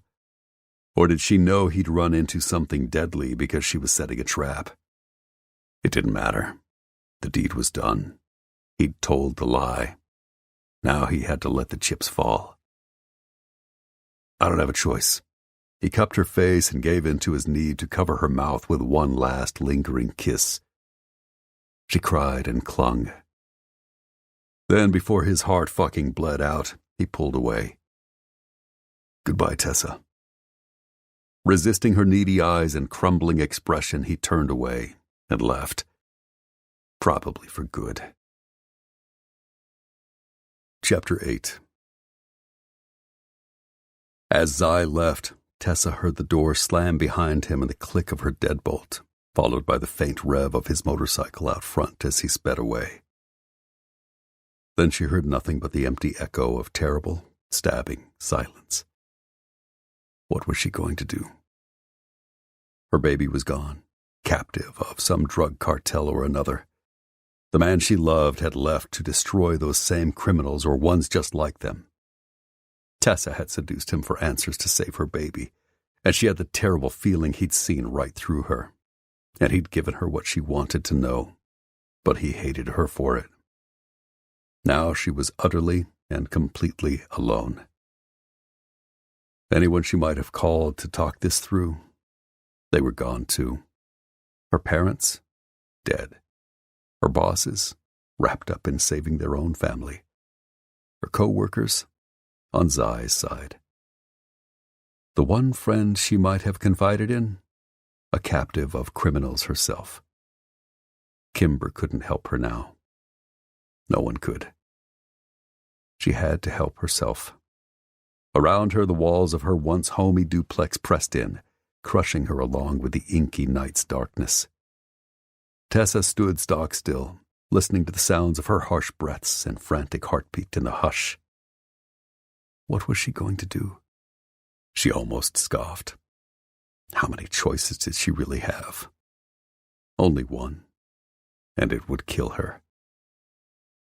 On shaking legs, she blew out the candles she'd lit all around the bedroom, then groped her way to her bathroom, flipping on the harsh overhead light. When Tessa looked in the mirror, she blanched. Her cheeks and chest were still flushed with orgasm. Her lipstick was long gone from her swollen, bruised lips. Mascara ringed her eyes. She looked naked in every sense of the word. And haunted. It fit. From tonight on, she would never be happy or whole again, since Hallie's kidnappers had put her in a terrible predicament. Save her daughter, or the man she loved. Protecting one would probably result in the death of the other. She had to choose tonight. No delays, no excuses. It was a no-win situation. What had she done to deserve this karma? Tessa shoved the useless question aside. Feeling sorry for herself solved nothing. Fighting tears, she lunged forward and killed the bathroom light before lurching for her bed. It seemed like the natural place to sob over her hopelessness until she gathered the courage to do what she had to. But as she reached the edge of the mattress, the passion she and Zai had just shared rolled over her senses. The air smelled of sex. The sheets were still warm from his body. And she couldn't stand the thought that in 48 hours he would likely be cold in the ground. Because her choice to save her daughter would have put him there. But Hallie was a baby. Her child. What other choice could she make? She couldn't see a way to save them both. If she tried, she might well lose them. The outcome of her forced betrayal had already been too horrible to contemplate when she'd thought other EM operatives would be assigned to rescue Kimber. It had taken a while to realize that giving the enemy whatever she could scrape together about the planned rescue mission would allow the cartel to ambush and kill whichever of her peers had drawn the short straw. She'd hoped Zai wouldn't be accompanying them. She'd prayed desperately. She should have known better. Worse, he would be attempting this rescue alone. Tessa staggered from the bed, against the opposite wall, feeling wretched and hollow, defeated. Even her legs stopped supporting her. She slid down the wall and dragged her knees to her chest, staring out at the darkness, and tried to think of anything, of any way, of any possibility. There must be some course of action to preclude the seemingly inevitable. But what? If she failed to respond to Hallie's abductors or gave them false information to help Zai, they would show their displeasure by ending her daughter. Poor Hallie would be dead before her first birthday because her mommy had been too naive to see danger coming and too unworldly to save her. Tessa couldn't live without her precious baby daughter. But how did she live the rest of her life without the man who completed her heart?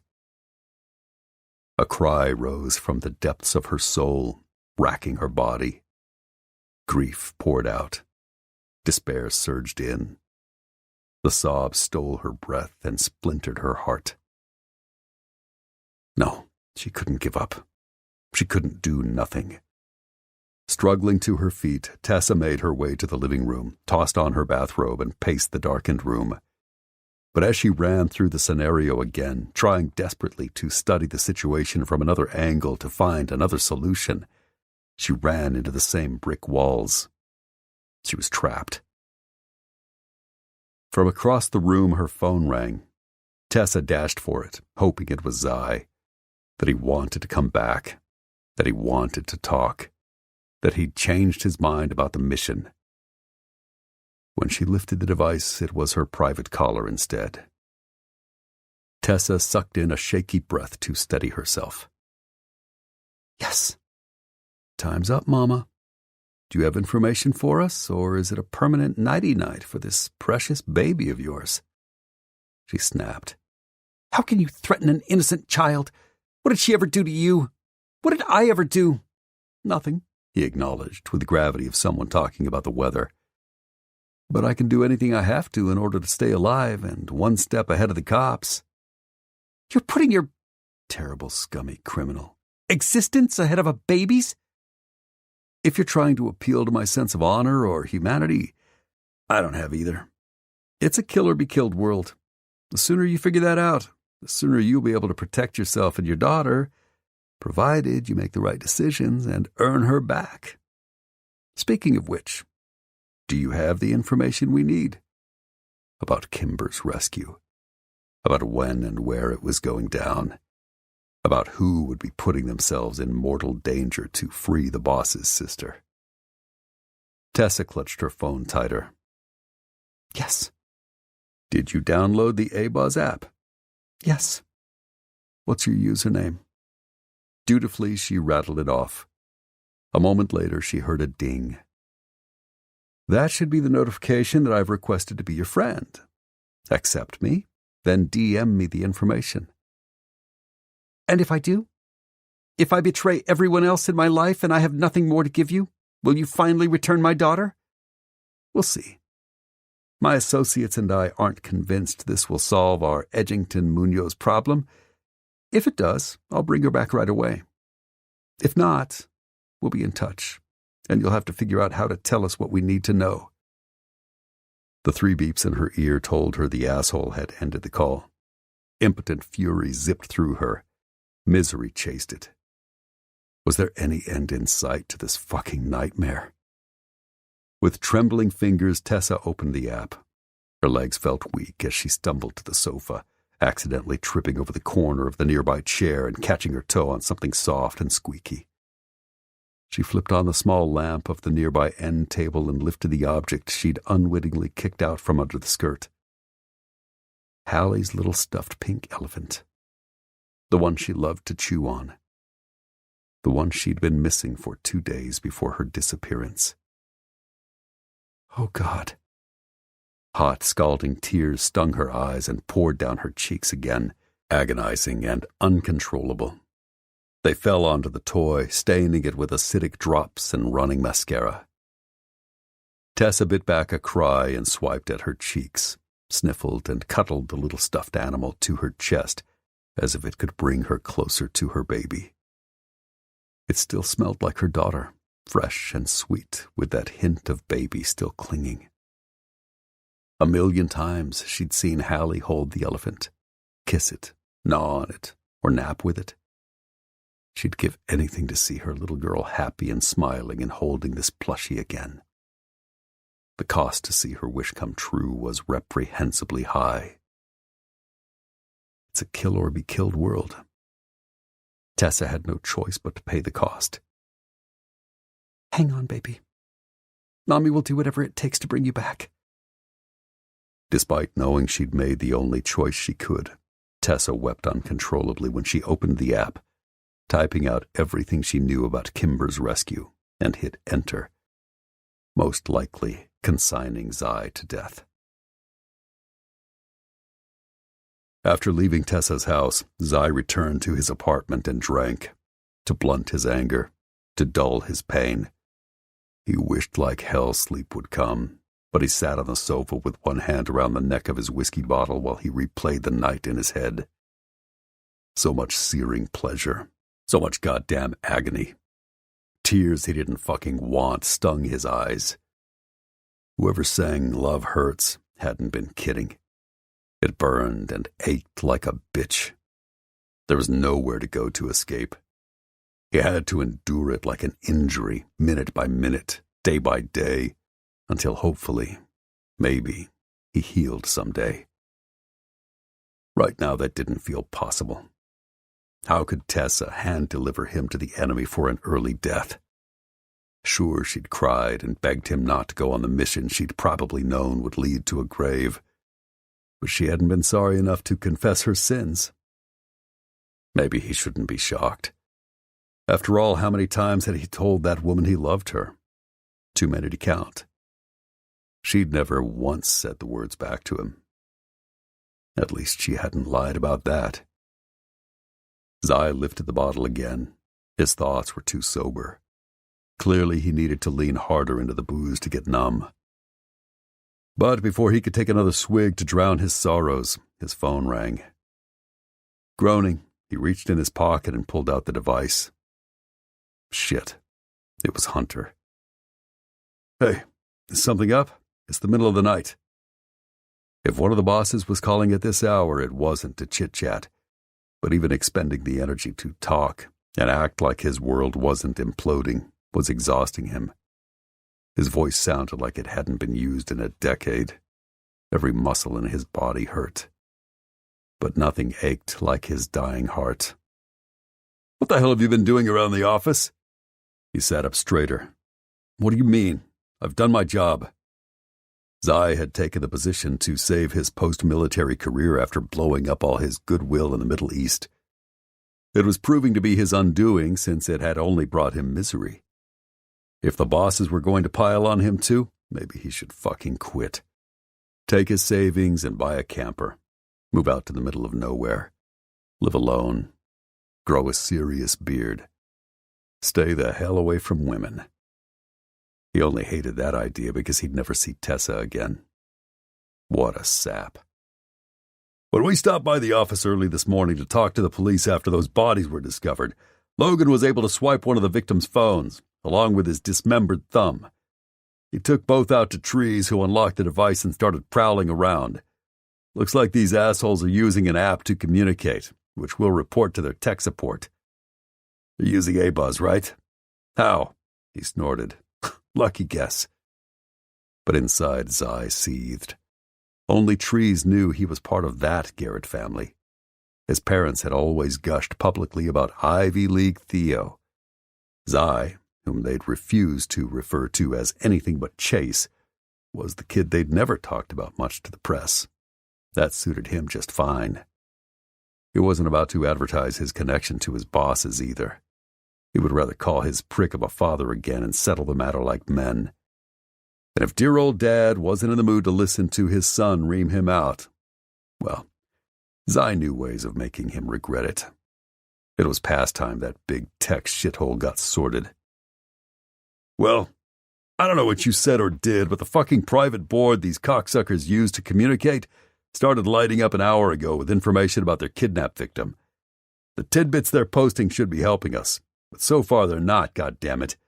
And there's talk you'll be going in tomorrow night to do their dirty work, whatever that means. They're speculating that you're walking into an ambush that's pure suicide. Where did this BS come from, and why the fuck do they think any of this?" Zai closed his eyes. So Tessa really had done it. She'd given over his bullshit information to the enemy. Despite all the pleasure they'd shared, not to mention her tears and clinging arms, she'd still sold him out. He had expected it.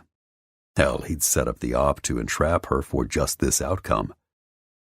But her betrayal still hurt way fucking more than he'd thought it would, than he'd been prepared to bear. "Zai?" Hunter barked. An answer. Right. He should already have one canned. He should have anticipated this fucking phone call. But he'd been too focused on Tessa. "Still here. He told me to run down our mole, that it was either Trees or Tessa." He sighed. "It's not Trees. You're telling me that our receptionist has somehow outsmarted me, my brothers, and nearly a half-dozen other well-trained operators, without raising suspicion, or even a brow, until now?" "It's looking more and more like that, yes." Hunter paused. "All right. But I'm going to make something really fucking clear. If you two are having a spat or a rough patch, don't you throw her under the bus because you can."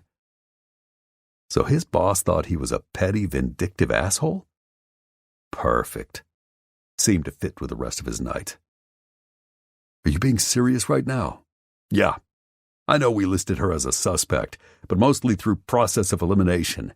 We've never stopped believing Trees was our man. Well, you're fucking wrong. Accept it. How do you know? Trees would have the finesse to do this. The connections, the know-how, I made up a story about Kimber's rescue mission that will be taking place in the next 30 hours. I told her I'd be going in alone to extract your sister in a surgical strike. That was barely an hour ago, and here you are in my ear. That's not a coincidence.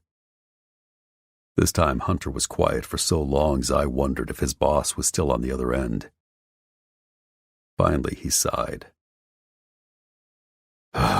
Well, fuck. I feel stupid. Take a number, pal. I'm sure she got away with it for this long because she thought everyone would overlook her. And we did. Yep. Zai knew he was more guilty than most.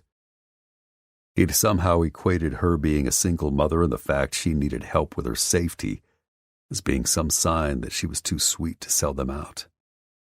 He should have flipped his thinking. Because she was raising a child alone, she needed more money than she made. And for her daughter, she would do whatever it took to make it. I want a timeline. Was he serious? Sir, I think our time now would be better spent bringing Tessa in and questioning her. I didn't ask what you thought the better move was. If this was strictly my business, I'd probably agree. But I have 2 other partners, and I think Logan is going to need more convincing than your word, especially since our problem started when Tessa was on maternity leave. Start at the beginning and show me how she could have been our mole for months on end. And if you prove she compromised Valeria's locations or had anything to do with Kimber's abduction, then heaven help her. I might kill her myself. You can't touch her, Zai snarled automatically. Are you fucking hearing yourself? Buddy, she just sold us all down the river and you're still willing to go toe-to-toe with me? Risk your job and an ass-kicking? Zai snorted. Never gonna happen. For a woman who took money to compromise a mission likely to put you in a pine box. Hunter finished as if Zai had never spoken. Are you that fucking in love with her? Yes. Jesus, clean up your shit. I get that you'd give her your heart. We all do when we fall in love. But your spine needs to stay yours. Hunter was right, and that pissed Zai off even more. Oh, dispense with a friendly advice. Have you ever worried whether Kata would serve you up to the enemy on a platter for a mere buck? No. Then you have no idea what I'm going through. So I'd appreciate it if you'd shut the fuck up. All right, I'll try. If you build me the timeline. I want to know every time she reached out, every action she took, and every way she flew under our radar. Then I'll zip it. But fair warning, that isn't my strong suit. Zai wasn't at all surprised. Fine. It'll take a day or 2, but no, you created this fictional mission. The enemy is all abuzz, pun intended, about your superstar solo mission. So you need to produce enough evidence to convince my brothers so we can confront her and decide what to do next before your supposed op. It was the middle of the night and he didn't really understand the nuts and bolts of how Tessa had betrayed them. Zai knew only that she had. How the fuck am I going to do that? That's your issue. We hired operators who are problem solvers. Start solving. I'm over here trying like hell to rescue my sister and keep my wife from busting out of her safe house to help. Do you have anything new on the Kimber front? Not much, Hunter sighed. Matt is running down a few things. He's proving to be a master of many trades, and we'll probably hire him if he's game when this is all said and done. But he hasn't been in place long enough to put this puzzle together. We keep hoping. Zai didn't blame him. It sounded like a shitty situation, and Matt seemed like a decent guy. I hope it all comes together soon and you get your sister back. Thanks. You have 6 hours to get me a preliminary timeline of Tessa's double cross. Then the line went dead. 30 minutes later, Zai pulled up to Trees' place. The big guy was waiting on the front porch, concern on his face and a shotgun in one hand. Zai stepped off his bike and gestured to the firearm. Is that your idea of a warm welcome? I could go if you're that adamant about sleep. Uh-huh. He relaxed his stance with the rifle. Just being cautious, keeping out the riffraff, you know. But now that you're here, maybe I should shoot you just for the hell of it. Go ahead and wound me, pal. You wouldn't be the first one tonight. Pass. He sighed. Sorry, I'm all out of jokes. Yeah, you look like someone shit all over your life. I was just trying to lighten your mood. I appreciate that, but don't. It grated on his fucking nerves. Maybe he was a stupid ass for wanting to wallow in his heartbreak. Maybe some stubborn part of him kept holding out hope that when they started putting this timeline together, they'd realize Tessa wasn't guilty at all and find the real culprit. Maybe tonight's information would prove to be nothing more than a crazy coincidence. Hell, maybe someone had even bugged her house and her communications. It was unlikely, but he couldn't rule that out completely. The only thing he did know right now, compiling this information would either make the case against her fizzle out or solidify it for good. His friend held up a hand. All right, I'll zip it. Zai hung his helmet on his handlebars, not bothering to lock anything up. Trees and all his booby traps would kill anyone way before they got their hands on his brain bucket. His buddy reached behind his back to open the front door. He looked like he was in need of a distraction. Thanks, Zai called out.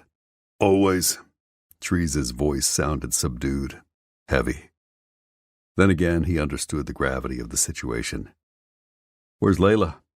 In her room, waiting for me to fall asleep before she'll risk getting into bed and closing her eyes. Zai frowned as he ambled up the steps to the porch. She still doesn't trust you? She doesn't trust anyone. I'm trying not to take it personally. One look at Trees' craggy face told Zai he still was. Even if it's not a knock against you, that's got to be hard. You're the dude most people trust with whatever they value. Vehicles, pets, girlfriends. Yeah, he rubbed at the back of his neck. She's not most people. Is she making noise about wanting to be with her sister? Trees stepped back inside the house and locked the shotgun back in its case. Some, but Valeria admitted to Layla she's the reason they're apart. At least she's not blaming you. Did she ever let you buy her warmer clothes? Or anything that covers her tits and ass? Negative, Trees sighed. No offense, buddy, but could we talk about your misery instead? Why not? Everyone else is. Zai locked the door after them. Together they made their way to Trees' kitchen. Subconsciously, he slid into the same chair he had occupied on Christmas Eve. And wasn't the empty chair beside him, the one Tessa had sat in, a brutal metaphor for where he was in life? Sorry, man. Tell me what happened. He did, leaving out the part where he'd tried to work Tessa's body over to fuck with her mind, only to lose himself in her instead. But Trees knew him well. He could read between the lines. This is killing you and you still love her. I try to tell myself I don't, that I'm in love with who I thought she was and I miss what it seemed we had. But I can't lie to myself. She's double-crossed me, and she would only do that for some reason she thinks is necessary. And I can't make myself unlove her. I know. She's not capable of consciously hurting the people she cares about. The Tessa I know? No. That made Zai feel better, and worse. Which says she could only do this to me because she doesn't really give a shit about me at all. I don't believe that. I've watched her. I've seen the way she looks at you, and I think she loves you. Any chance she doesn't understand the ramifications of what she's doing? No. Maybe she, whatever you're going to say, no. Don't try to make this better. You can't. So let's just get this shit done. The bosses want a timeline of the mole's activities, so I guess we'll start at the beginning. Go through the backups, see what you can find in the electronic records on the EM servers. How long do you have? Zai glanced at his phone. Another 5 hours, give or take 10 minutes. Trees barked out a laugh. They don't want the fucking world or anything. They never do. I got a spare computer in the office. Would you grab it? I'll start capturing the data sets and pulling them down. Once I've got them, I'll show you what we're looking for. Then you can search the records too. This will go twice as fast if we both look. Sure. It wasn't as if Zai expected to get any sleep tonight anyway, and doing something made him feel better than doing nothing at all. On it. When he headed to that corner of the house, he found Layla kneeling at the side of the guest room bed, wearing one of Tree's oversized t-shirts. A peaceful instrumental tune played softly from her phone. Was she praying? He'd barely stepped on a creaky floorboard, a good 20 feet behind her when she jumped up and whirled around, suddenly crouched in a fighting stance, gripping a shiny, sharp switchblade. Zai held up his hands to prove he was unarmed. "Sorry to disturb you. Just grabbing a laptop from the office." When he gestured to the room to the left of hers, she relaxed a little. "Hello, Zai. Go ahead. You are not disturbing me." Maybe not in the way she meant, but it seemed she found any male presence in her life disturbing. "I'll be quick. You okay? Need anything? Doing all right with Trees?" "I need nothing except to be with my sister and her son again." In other words, with family, from whom she took solace, with whom she felt safe. "Hopefully we can make that happen soon. I know being here is out of your comfort zone." "Comfort is not my first concern. Your friend and I should not be alone together." Layla met his gaze straight on, as if she refused to be cowed by him. Or maybe she'd already seen it all in her short life and had nothing left to fear. "He would never touch you without your consent," Zai assured. "So you say. But perhaps you are right." She frowned with confusion. "Madison came by. It is clear she would allow him into her bed. It is equally clear that he has not partaken." "Because Trees isn't looking for an easy lay. He may be big, but he's not a bully or a rapist." "It is my experience that all men eventually reach the limits of their restraint. He will come to the end of his." Zai shook his head. "No, it's his job and his duty to take care of you. He won't shirk that, especially to touch you against your will." "I know you genuinely believe that." And her sad smile said she wasn't convinced. Suddenly she glanced above his shoulder. Zai turned to find Trees standing in the hall. "Be right there." "You okay, Layla?" His buddy's usually gruff voice caressed the woman's name with reverence. Yeah, Trees had it bad. "I am well. Do what you must." Almost reluctantly, she tucked away the switchblade. "I will resume my prayers." Then she turned and glided to her knees, seeming to tune them both out. Zai grabbed the laptop and headed toward Trees, not missing the longing in his eyes. It sucked that the first time he'd ever seen Trees truly interested in a woman, she seemingly had zero interest in him, or any man. Zai needed to wrap up his search for the mole quickly so Layla could return to her sister and leave Trees' place. If not, his buddy's heart would be toast. "Did she say anything?" he whispered as they headed back to the kitchen. "Nothing you probably haven't heard. Madison came by." He nodded. "To return my house key. She kept up the place while I was gone. She hadn't done that purely out of the goodness of her heart." "Think she's falling for you?" "Nah, she's looking for something." "Love?" "I thought so for a while, but it's more. She's not happy with her job, her family, her friends, her hookups. She's searching for something, and I don't think she knows what yet. It's another reason I won't sleep with her." Trees sat at the kitchen table. "She's expecting that someone new in her life will solve her problems, but until she figures herself out, nothing and no one will put a dent in her dissatisfaction." Leave it to Trees to boil a situation down to a few concise sentences. Granted, Zai only knew Madison from one sweaty night nearly a year ago, but now that he heard his buddy's opinion, it jibed with what he'd observed. "Yep. You ready to do this?" "Can I gouge my eyes out with an ice pick instead? It sounds like more fun." "As I'll ever be." "I got the datasets ready. We need to account for all the breaches in EM Security's information, times where the enemy seemed to know shit when they shouldn't have, and see if we can trace it back to any communication from Tessa, see who it was going to and how she might have passed the information." Zai figured they'd be doing something like that. "So what am I looking for?" "Anything. Emails, website hits, logins to online locations that seem fishy.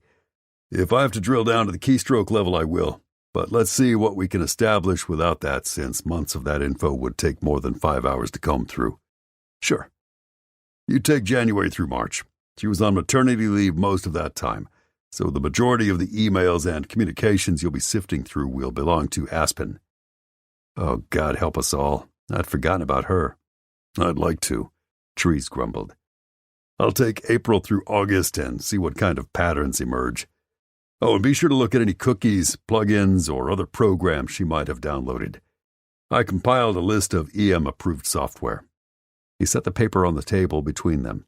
Anything else is something she would have downloaded without telling the bosses and worth looking at. If you have questions about whatever you find, holler. I'll figure it out. Thanks. But Zai wasn't grateful at all. He didn't want Tessa to be guilty. He wanted this to be a big misunderstanding that would just go away. You're welcome. Then they both dived in. Zai wasn't terrible with tech, but he wasn't anywhere near Trees' caliber. Still, he made his way through the first quarter emails from the previous year associated with her profile pretty quickly. As Trees said, most of them were Aspen's, since she'd used Tessa's computer during that time frame. She had been into some unusual shit, too. Soap carving, competitive cat costuming, and another pastime Zai had never heard of. What is toy voyaging? Any idea? No. What the hell? Zai looked it up, then gave a dumbfounded shake of his head. Who sends their toys with strangers so they can be photographed around the world? And why is that a thing? Is it? Really? Trees looked as confused as Zai felt. It is for Aspen. She gave someone this ugly straw hat with flowers to drag all over Europe. The person sent back a bunch of pictures of statues wearing this hat. She seemed really excited. Just before that, she'd been to some resort in Mexico and taken pictures of these weird nesting dolls from Russia and photographed them on the beach, in the jungle, and beside the hot tub. Zai shook his head. Apparently they all got a kick out of that. Because that's not weird or anything, Trees quipped. Not at all. I hate to judge, but I'm glad we don't work with her anymore. Same. So here's a piece of software either she or Tessa downloaded on January 31st, exactly 1 year ago. The location suggests it was installed onto Tessa's machine. Was she in the office that day? Zai had no way of knowing since he hadn't begun working for EM Security yet. Let me bump that against a calendar I maintained. I told the colonel I wasn't a fan of letting the temp use Tessa's machine because we didn't know her well, but we didn't have a spare at the time. So I kept track of who had control of it when. Trees flipped over to another document on his computer, then frowned. That was one of Tessa's last days in the office before her maternity leave. She was supposed to have worked with Aspen the following Monday through Wednesday, as I recall, but she went into labor on Tuesday morning and didn't come back until the end of March. So Tessa probably downloaded this? Most likely. What is it?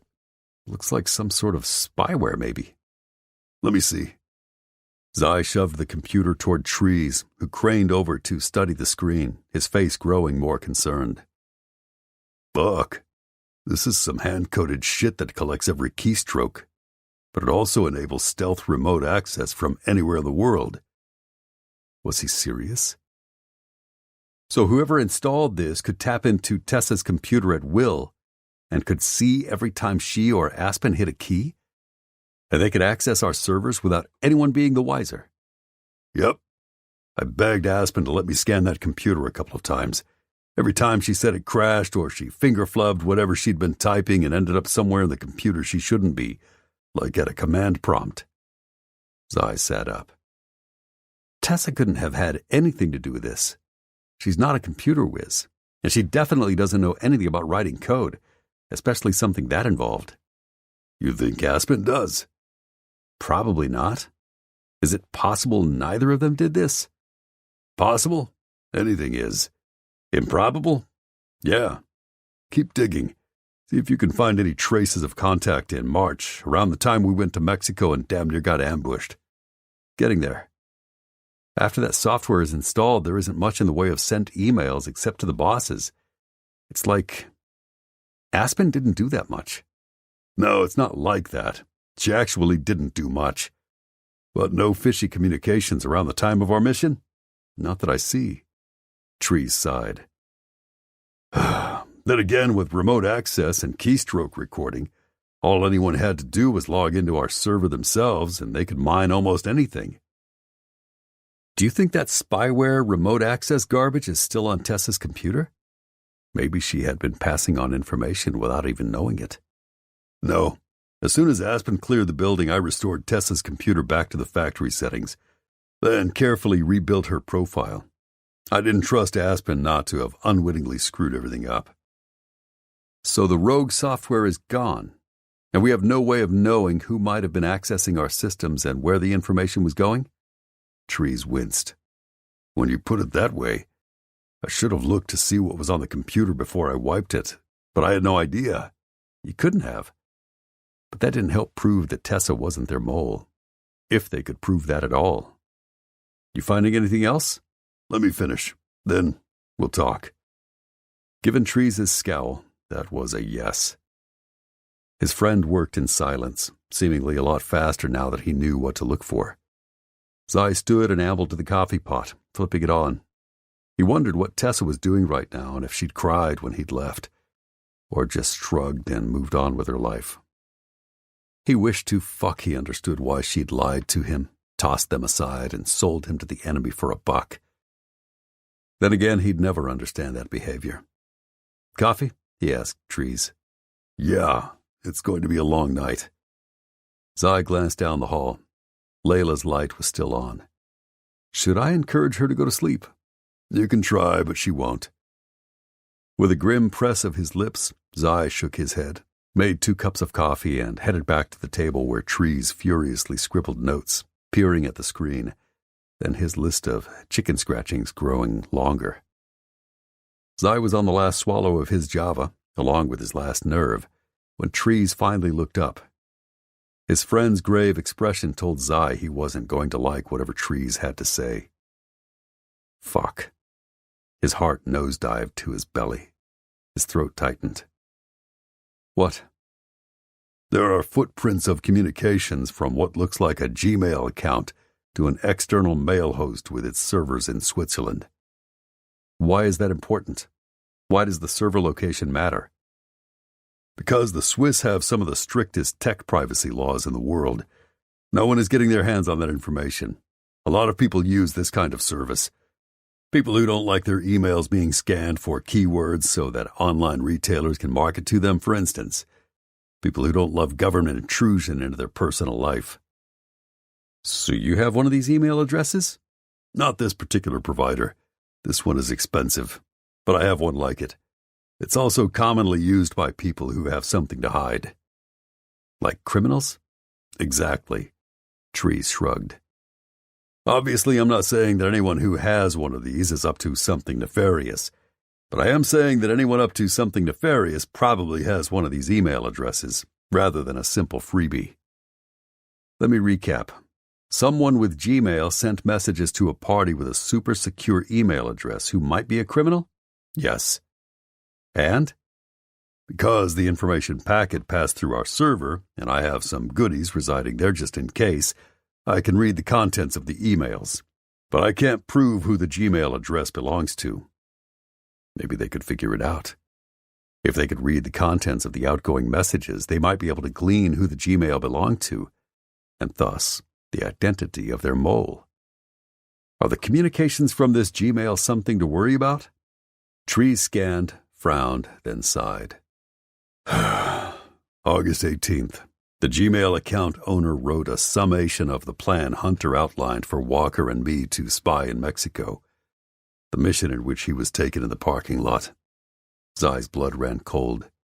That breach had definitely been the work of their mole, and the bosses probably would have come to Trees sooner to have him run this down if they hadn't suspected him. Shit. Yep, shit, Trees confirmed. There's just one thing about this that's a little weird. The message was sent in the middle of the night. Zai tried to puzzle that through. Tessa takes her laptop home with her more often than not. She always said it was in case the bosses needed something during evening and weekends. Or maybe she does that in case a certain cartel needs answers day or night. As much as I hated to think it, yeah. How do we prove whether that message came from Tessa? Without her computer, we don't. That wasn't what Zai wanted to hear, but maybe there was another way to attack this. What about Walker's rescue mission in September? That went off without a hitch. The one I missed because of truck stop sushi. Right. Trees tapped on his keyboard again, waited for a few tense seconds, then started scanning whatever filled his screen. Zai felt as if he waited forever before Trees shook his head. No, nothing. She hadn't sent the enemy any plans about the rescue mission? Hadn't told them when and where and how they were planning to extract 1 Mile and hopefully Layla with him? There must be some reason. Were the bosses keeping the details of that rescue mission better under wraps? Or... Then Zai remembered. Wait. Wasn't that when she went to Tennessee because her father died? Trees snapped his fingers, clicked onto a calendar, then nodded. You're right. She wasn't around to learn about the plan and pass it on. Now that he'd gotten over hating to think of Tessa being guilty, anger set in. With every detail they unturned, he was beginning to see her step-by-step betrayal. It crushed him. It made him want to nail her for deception. But she was back in plenty of time to rat out the location of Valeria's safe house in St. Louis. His buddy clicked a few more times, then nodded. I just accessed the server's October backup. Sure enough, here's another communication from the Gmail account to the secure mail host, forwarding the email Walker sent me, via Tessa, with the location's floor plan. And like before, she sent the email in the middle of the night. She told the drug lord exactly where to find his estranged wife? Yep, all the way down to the location of her bedroom. What the absolute fuck? It was one thing for Tessa to sell him out and put his fellow operators at risk, but to take a buck for the location of a woman running for her life from the very man who had threatened her, knowing it would probably mean the end of the woman's life and the murder of a little boy's mommy? That made him fucking furious and sick. Zai would have sworn that Tessa would never stoop that low. But if this Gmail account belonged to her, this was irrefutable proof, in binary form, all stored in backup, that he'd been dead wrong. The woman he'd fallen in love with? There was a good chance she was a myth, and he'd never known her at all. The single mom scraping by to do her best by her daughter and taking care of those around her with a warm smile. A facade coated in a whole bunch of bullshit. For weeks, he'd stubbornly refused to believe that Tessa could be guilty of anything more than an inadvertent parking violation. Now that he'd seemingly exposed the schemer who could betray anyone if it suited her purpose, he would happily serve as her judge, jury, and executioner. Anything else? Did she divulge the location of Valeria's safe house in Orlando, too? And who would she be talking to now that Emilio is dead? I can't tell. Trees clicked a few more times, then scowled. I don't see specific communications this month, but she might have realized someone was on to her and switched up her mode of talk. I won't know until I get my hands on her computer.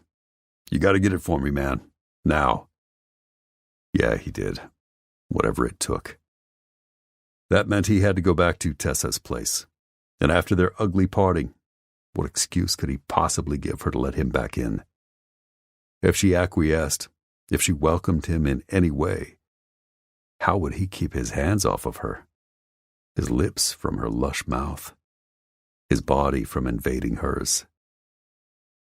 I know this is going to fuck you up for a while, Trees said. I hate that like hell for you, but without her computer I can't prove what Tessa is up to or how she's doing it.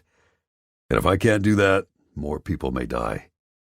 Trees looked down the hall at the light from Layla's room shining this way. People who deserve to finally live. Zai stood. Trees was right, and he had to stop thinking like a sap with a broken heart and start thinking like a fucking operator, trained to do whatever he must. I'm on it. Chapter 9. Zai felt the wintry wind zip through him as he headed down Tree's country road back to town. It was late. So late almost no one was out. He encountered a total of 2 cars in 30 minutes and didn't hit a single red light. Part of him wished he had. It would take longer to reach Tessa's place that way. Fuck. What was he going to do if the mysterious Gmail account belonged to her? If he could prove that she was guilty of both not caring whether he lived or died and selling out the bosses too? He tried not to dwell on that. He had objectives. Get into Tessa's house. Locate her computer, usually in her bedroom. Find a hidden corner to pry it open.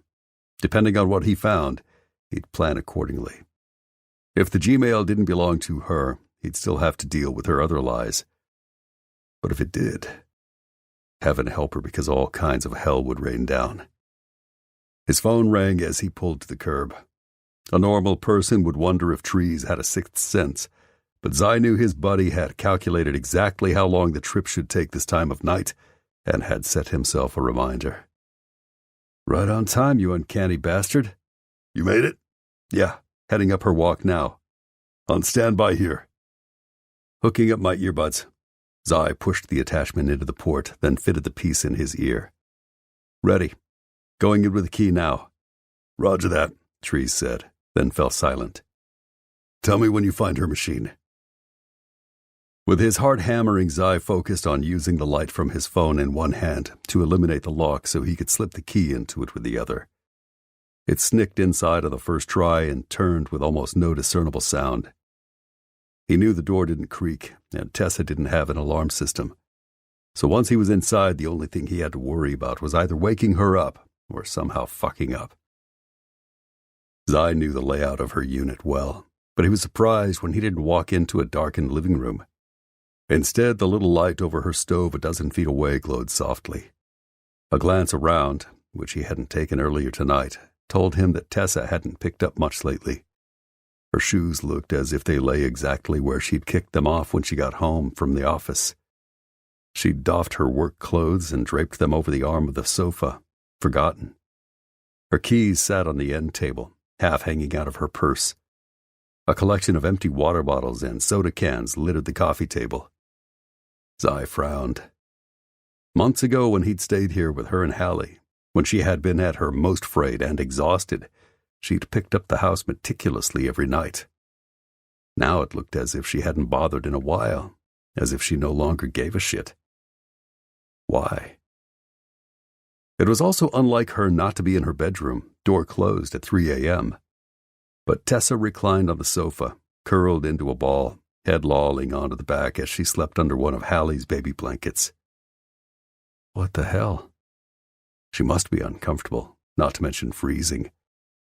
Why was she here instead of on her cozy, queen-size marshmallow of a mattress? And why, even in the shadows, did her eyes look puffy and red? Was something bothering her? Guilt, maybe? He shouldn't worry about her house-cleaning habits any more than he should worry about her feelings now. But even as he told himself that, he lifted the quilt lying on the back of an armchair and spread it open, softly draping it over her body. For a moment, she stiffened. Stifling a curse, Zai retreated to a dark corner of the room, but she settled again moments later, sighing as she melted back into sleep. Bent and stupid. Those were the best words to describe him now. He was too focused on Tessa and her comfort when he should be figuring out just how corrupt she was. He had a fucking traitor to catch before she could endanger any other team members' lives. On the heels of that came another terrible thought, but he'd shelve it until he had her computer wide open for him to examine. He didn't have a choice. Antsy now, Zai zoomed from the living room to her bedroom, looking for the laptop. Sure enough, it sat on the corner of her dresser where she usually stashed the device at night. Got it, he whispered into the earbud's microphone. Good. Find a quiet place to set up. Zai needed to think. When they'd planned this, he and Trees had both agreed it made sense for Zai to scan the machine at Tessa's with Trees' remote help, rather than schlepping it back and forth. He'd only bring it to the ranch and potentially tip their hand if necessary. After all, if Tessa woke up while he was gone and realized her computer was missing, the jig was up. But all along he'd been sure Tessa would be in her bed, so he'd intended to tuck himself into the little dining alcove or even hang out on the sofa she currently occupied. Time to improvise. He didn't dare go into her bedroom or bathroom in case she woke up and headed that way. Ditto with anywhere in the open area of the living room, dining room, or kitchen. That left Hallie's bedroom and the guest bath. Well, he supposed he could try her laundry, but it was more of a closet than a room, and the tight space of her garage wouldn't give him anywhere to work unless he sat in her car, which would beep as soon as he opened the door. Fuck. He crept out of the master bedroom, past Tessa, bypassing her damn shoes, which would have been easy to trip on, and straight through the kitchen. He stopped in the little hallway then. Hallie's bedroom. The chances of waking the little girl with the computer light seemed slim. With the glider? Or the postage stamp guest bath? Staring back and forth between the side-by-side doors, Zai deliberated, then reached for the knob on the left and pushed into the little bathroom. He might not wake Hallie with the computer light, but if Tessa had the baby monitor tucked under her blanket, and he woke her by being here in her daughter's room, there would be no logical explanation. Slowly, he shut the bathroom door, quietly closed the lid on the commode, then flipped on the light. All right, let's go. Got the USB drive? Yep. Trees had given him the device before he'd left his buddy's place. Inserting it now. Since this allows me to bypass her login and password requirements, once I remote connect, I can take down any other security she might have and get into any program she's loaded. Zai had figured as much. The light on the USB drive lit up. Her computer zipped past the login screen and quickly loaded her desktop. Damn, Trees was good. You're a go. Perfect. Give me a minute with it. You don't have to babysit. If you need to check on something out there, I don't. If he looked at Tessa again, he'd only feel sympathy she didn't deserve. Even now, he could all but feel her across the house, soft and warm and upset about something she wouldn't explain. And it was killing him.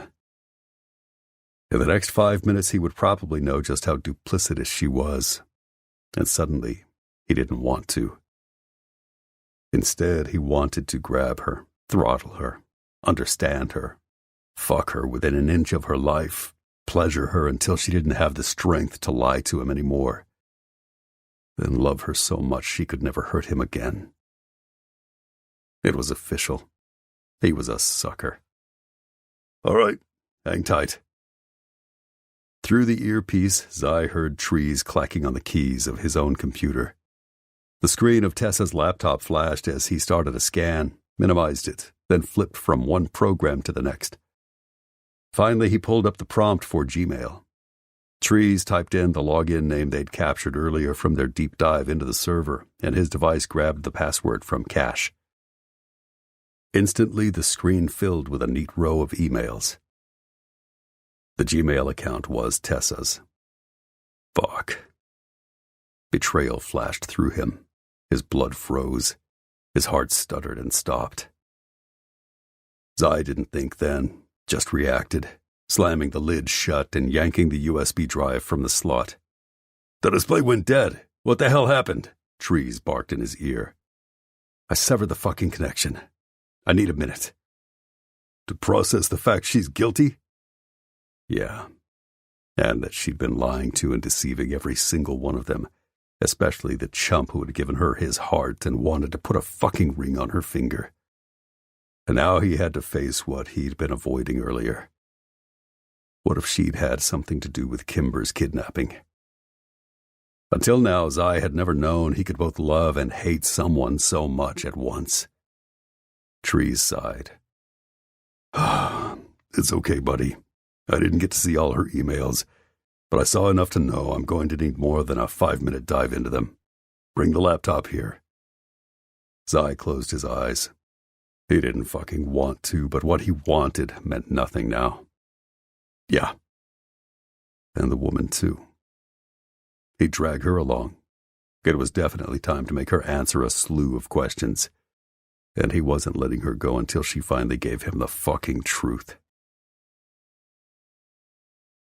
Once Zai had Tessa's computer shoved into a pocket on the door of the driver's side in her sedan, he opened the garage, pulled his bike into the tight space beside her vehicle, grabbed a little something Trees had shoved in his hands before he'd taken off, just in case, and stealthed his way back into the house. He was almost done with prep for Tessa's transport, but now he had to think of Hallie. He didn't want to risk waking the baby in the middle of the night, and an interrogation was no place for a little girl.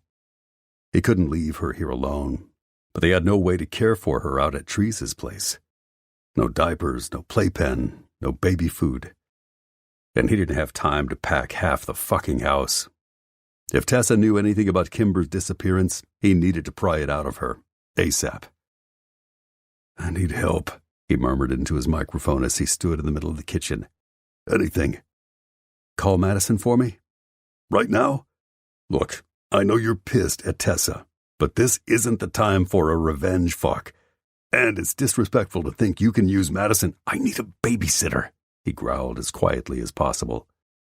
Zai intended to wake Tessa up, but in his time, in his way. Once he was sure she had absolutely no means of escape. "Oh, good call. Layla could watch her, but the fewer distractions, the better." He didn't know how ugly this would get. "Agreed. Give me 2. Zai agreed, then looked around to see if he needed to bring along anything else of Tessa's in case it took him a while to break her. He had no idea what she wore under Hallie's blanket, and he didn't really care. He'd already seen it all. Yeah, but how good are you at resisting it? Trees popped back on, thankfully killing Zai's mental train of thought. "She's on her way. She only lives about half a mile from Tessa, so expect a knock at the door shortly." "Thanks." "You're welcome.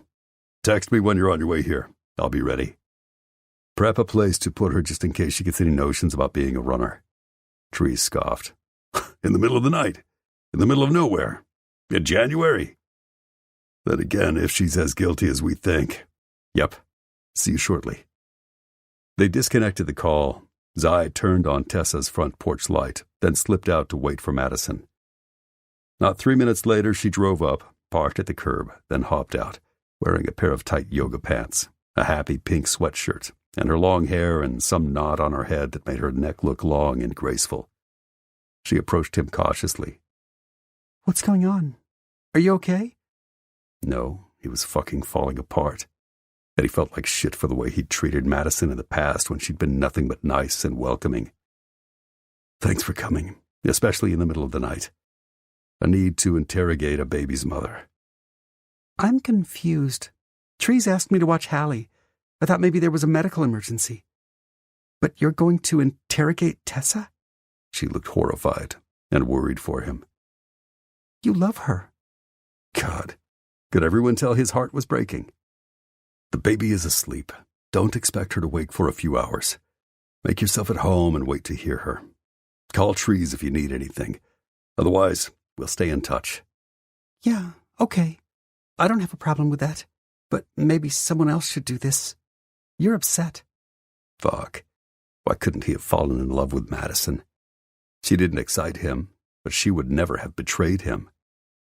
Maybe the trade-off would have been worth it. Then again, he'd always been a rebel. It stood to reason that his heart, like the rest of him, would do exactly what it wanted. And it only wanted Tessa. "This is my job. I need to do it. Will you be okay here?" "Yeah, of course. If anything happens, my dad is just down the road." She reached out hesitantly, cupping his arm so gently he almost didn't feel it. "And whatever happened in the past, I'm your friend too. If you ever want to talk." She meant well, but his insides curdled at her pity. "I appreciate that. It's months too late, but I want you to know I'm sorry for the way I acted when we first met. I shouldn't have used you." "Zai, I knew how it would end before it even began, and I was okay with that because I knew you would make me feel good. The pleasure was worth the pain." But she shouldn't have to settle for that. She deserved someone who appreciated all of her, especially her heart. I hope you find what you're looking for. I will. Someday. And before you warn me, I know Trees won't give me what I want either, but he seems like someone who needs friendship and comfort. I just want to help. Even at her own expense? Madison was more selfless than he'd ever been, and some lucky man smarter than him would scoop her up someday. He brushed a kiss across her cheek. Find someone who treats you like a queen and knows you deserve the world. She pulled away with a smile. I'm looking for him all the time. He's around, somewhere. In the meantime, do what you need to. I've got things here. Stay on the porch until I pull away with Tessa. If she fought, Madison might not be prepared to see him forcibly drag the woman from her house. Then head in, lock the door behind you, and holler if anything comes up. Sure. Thanks. He slipped back into the house. Tessa still slept, unmoving, on the sofa. He debated how to proceed. Best case scenario, she wouldn't wake up until he had her all locked up and tied down at Tree's place. There would be no escape then. Worst case, she would scream like a banshee the instant he reached for her. He'd do himself a favor and prepare for that. Zai plucked her car keys off the end table and pocketed them, swiped her phone from her purse, and opened every door between the living room and the passenger's door of the sedan. Then, mood grim, he headed straight for Tessa. When he fitted his arms under her, she barely stirred. He scooped her up against his chest, and her breathing barely changed. Her head rolled to his shoulder, and she settled against him with a sigh, as if, when she was most vulnerable, she trusted him. The thought skewered his heart. Finally, he settled her in the passenger seat, tucking the blanket securely around her before cuffing her wrist to the door and gently shutting it. Still, she didn't flinch, blink, or wake. Zai scowled. It was unlike her to sleep like the dead, but he couldn't afford the time or mental energy to care why except that the extraction had gone off without a hitch. Finally, he nudged the door between the kitchen and the garage shut, then hopped into the car. Tessa didn't stir at the beeping of the open door, nor when he started the car. She really must be exhausted. He backed out of the driveway, shutting the garage door with the remote, then waved at Madison as he took off down the street. He craned his head until he watched her walk inside Tessa's duplex. Hallie would be fine now. She'd be in good hands. But that left him alone with Tessa. He hooked his phone back up to his earbuds and dialed Trees, who picked up on the first ring. You out? Yeah. And you got her no problem? Yeah. Zai looked over at Tessa, still peacefully sleeping. You'll see when I get there. Sounds good. Layla finally gave out and fell asleep a half hour ago when I left to prep the bunker. She needs it. And wasn't it horrible that the poor woman felt safer alone than anywhere near a man? She does, and I don't want to risk waking her. Bring Tessa straight back. Yep, just be waiting in case I need help. Sure. Trees hesitated. You okay, man? Enough to do what I have to. The rest, I can't talk about it now. He'd have to unpack that later. All right. How much time before you have to report to the bosses? 90 minutes. We'll need to work fast then. You brought the computer, right? Yep. Phone too, just in case. Good thinking. I'll disable the security so you can drive through. Then they disconnected the call. Zai sat in silence, casting an occasional glance at Tessa, who still slept as he drove through the inky night. Along the way, he encountered more cars than when he'd headed into town, but civilization soon gave way to the occasional house or farm. Paved roads turned to dirt. People disappeared. It gave him time to think. Would this be one of the last times they'd ever be alone together? That he would ever see her? She was getting fired, no question. Nothing he said or did could stop that. But if she'd had anything to do with Kimber's abduction, she might be going to prison, too. He hated to think of what would become of Hallie. And why the fuck would she have betrayed everyone who cared about her? Was she really that hard up for an almighty dollar? Had he ever meant anything to her? Or had he merely been a part of her smokescreen? Had she pretended her feelings for him, even let him into her bed to keep suspicion from casting its long shadow over her. Zai hated to think she was that premeditated. But the evidence looked damning. She'd gotten away with her scheme for so long because he'd refused to believe she could be guilty. He wouldn't make the same mistake again. As far as he was concerned, no matter how much he wished or wanted otherwise, she was as guilty as fuck unless she could prove him wrong. When he made the sharp turn onto Tree's bumpy drive, the cuff around Tessa's wrist attached to the hard plastic of her door handle jangled and rattled. Between that and the hard bouncing of the car, she began to stir. What? Her lashes fluttered open as she peered out at the blackness through the windshield, then whipped her gaze to him. Zai, what's going on? He said nothing. Where are we? Somewhere I can make sure you answer questions. About what? I don't understand. She jerked her arm toward him, only to be stopped by the metal cuff. What the hell? He turned and pinned her with a glare full of the twisting, wretched fury boiling his blood. I'm asking the questions tonight, baby. At his sneer, she flinched. I can explain. A de facto admission of guilt. He should have expected it, even applauded the fact they were making progress. Right now, he was too fucking full of rage to be happy about anything. Oh, you're going to. And I'd better not get anything but the goddamn truth this time, or so help me. He broke off before he did something stupid like warn her. If he needed to do more than threaten, he wasn't going to waste words. He was just going to start applying pressure. Fuck the gloves. They were coming off. Zai. Her voice trembled, and he turned to see tears filling her eyes and spilling down her cheeks. I never wanted to hurt anyone. But you did. He slammed on the brakes suddenly at the end of Tree's driveway, sending her lurching forward in her seat. Then he shoved the gear shift in park, threw off his seatbelt, and turned to glare at her. Not another fucking word until I say so. You've played me for the last time, so save your quivering lips and pretty tears. They won't work on me anymore. Trees emerged then and eased the passenger door open. He unlocked Tessa's wrist with his cuff key, pocketed his gear, then tugged her out of the car. Let's go. She clutched the blanket against her, trying frantically to wrap it around herself with her free hand as she sent his buddy imploring eyes. Trees, talk to him, please. It's not what you think. Shut up. It fucking infuriated him that she tried to use his best friend's sympathies against him. God, how fucking low are you willing to stoop? It's done. You're caught. We're over. But it's not. I don't care. Zai fought to dam the hot lava of outrage as he grabbed her arm from Trees' grip. After a glance back to see that his buddy had scooped up her laptop, phone, and keys, he dragged her straight for the bunker. When he reached the opening, he lifted the heavy metal lid and gave her a shove. Get in. She shook her head, panicked and digging in her heels. What are you going to do to me? What's... A lot less than you deserve. He lifted her, blanket and all, ignoring her screeches, and hauled her against him, trying like fuck not to notice her curves, her warmth, her familiar scent. The quilt slipped to reveal her bare shoulder.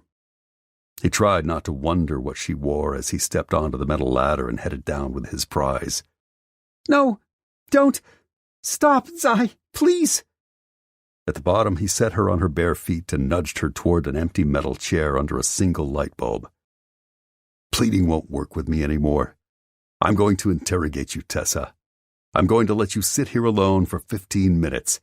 When I come back, I'm going to have a metric shit ton of questions for you about who you betrayed, when and why. And I better get answers that jibe with the evidence we've got, or I swear to God being in this hole will seem like paradise when you're done dealing with me. And the worst part, I convinced myself I was so fucking in love with you, and all you did was stab me in the back and rip my heart out through the hole you left. I won't give you that chance again. She gaped in incredulity. Or was that horror? Before she curled up in the chair and gathered the blanket around her protectively. Zai steeled himself against the fear in her eyes and the tears falling down her face. He tried not to be moved by the fact she was crumbling before his eyes. He did his fucking best not to care that she curled her knees against her chest, lowered her face, and sobbed. It took everything inside him not to cross the handful of feet between them and wrap her in his arms. The fact he still wanted to, despite everything, told him he needed to get distance between them now, or he would do something stupid, like believe her again. With a curse, he forced himself to block out the sounds of her sobs and ascend the ladder, slam the lid on the bunker, and lock it. Then Zai closed his eyes, sucked in cleansing breaths, and told himself he'd done the right thing. The only thing he could do.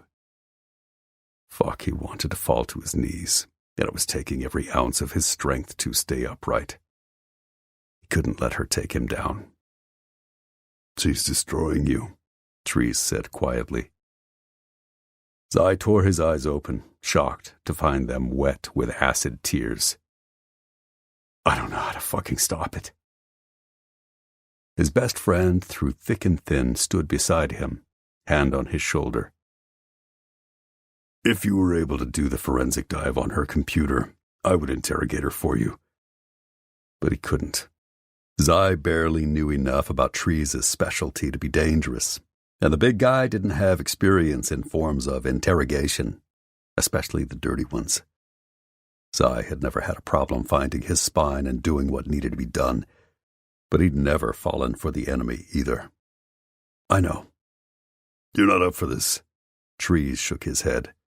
"We need to call someone else." "There is no one, man. The bosses are wrapped up in saving Kimber. Kane has Valeria. 1 mile. You going to let that crazy son of a bitch near her?" Fuck no.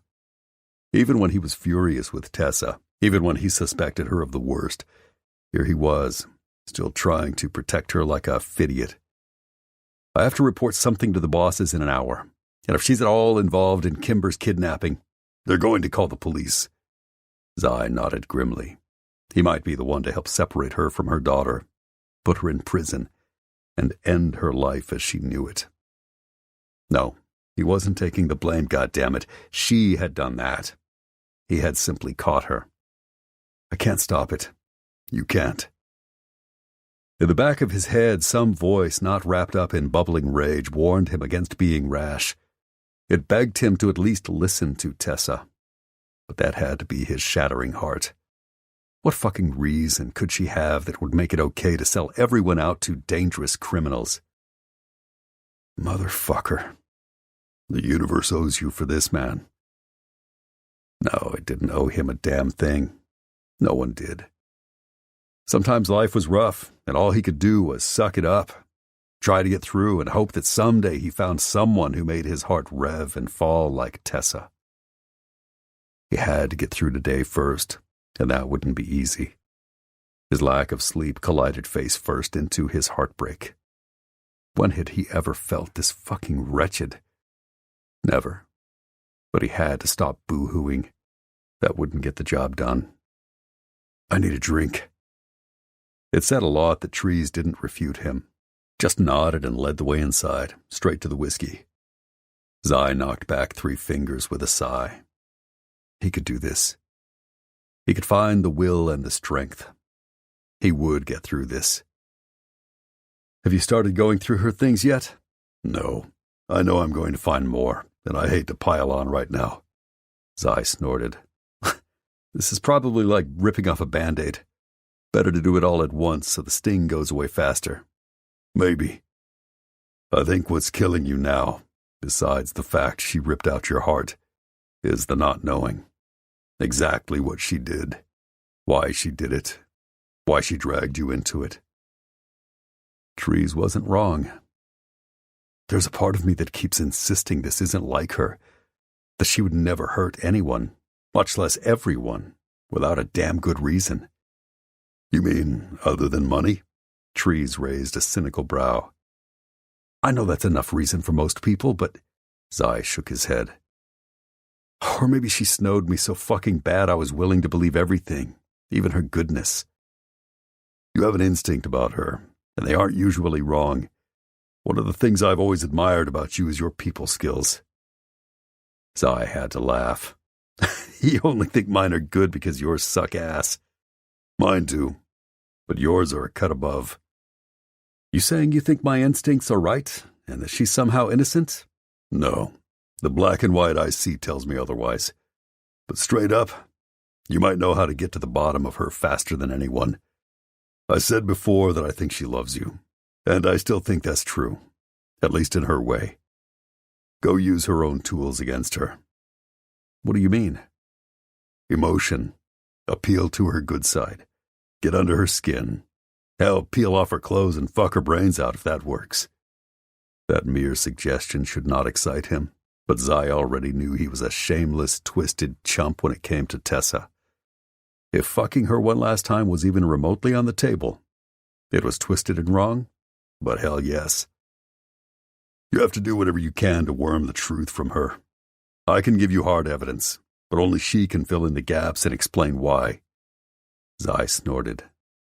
If what we suspect is true, Tessa has only a passing relationship with the truth. Why should now be different? Trees was silent for a long moment. Finally he grinned. Did you ever stop to ask why I had handcuffs handy? You already asked once why I had rope in my nightstand drawer. You know I'm a control freak.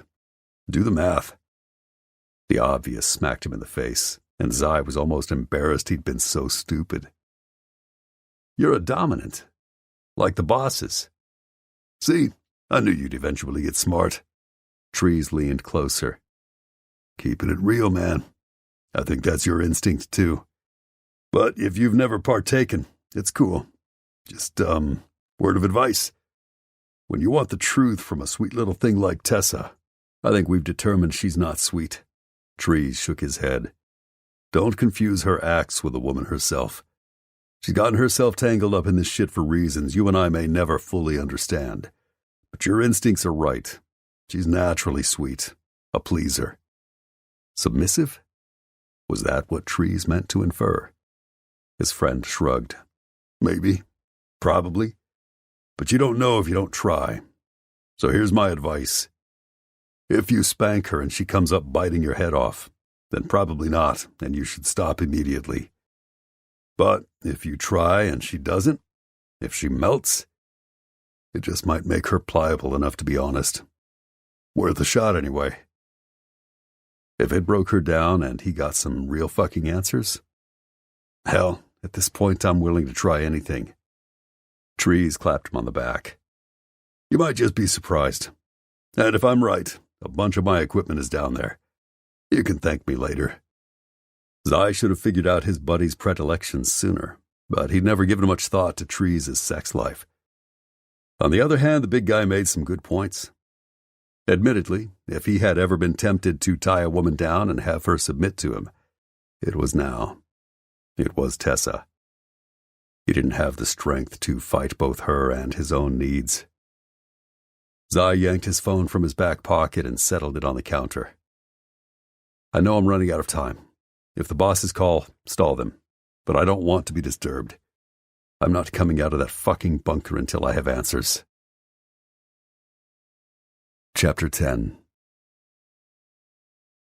Shivering from more than the cold, Tessa wrapped the blanket around herself tighter and paced the underground shelter, trying to process her horrifying new reality. But one thing was clear. Somehow Zai knew she'd betrayed EM Security Management. Did he know why?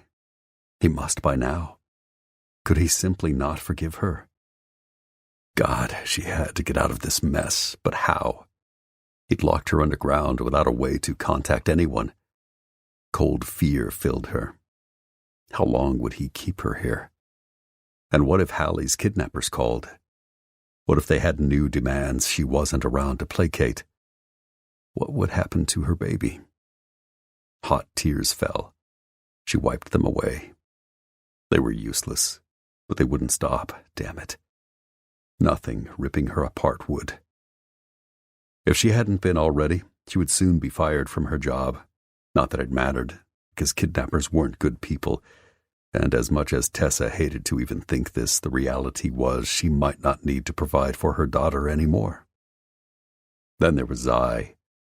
The man who had dragged her underground wasn't the man she'd fallen for. This version of him was harsh and unforgiving.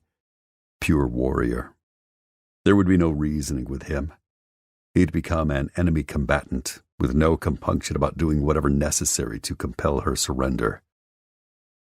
As the minutes dragged on, worry warred with regret. Neither did her any good.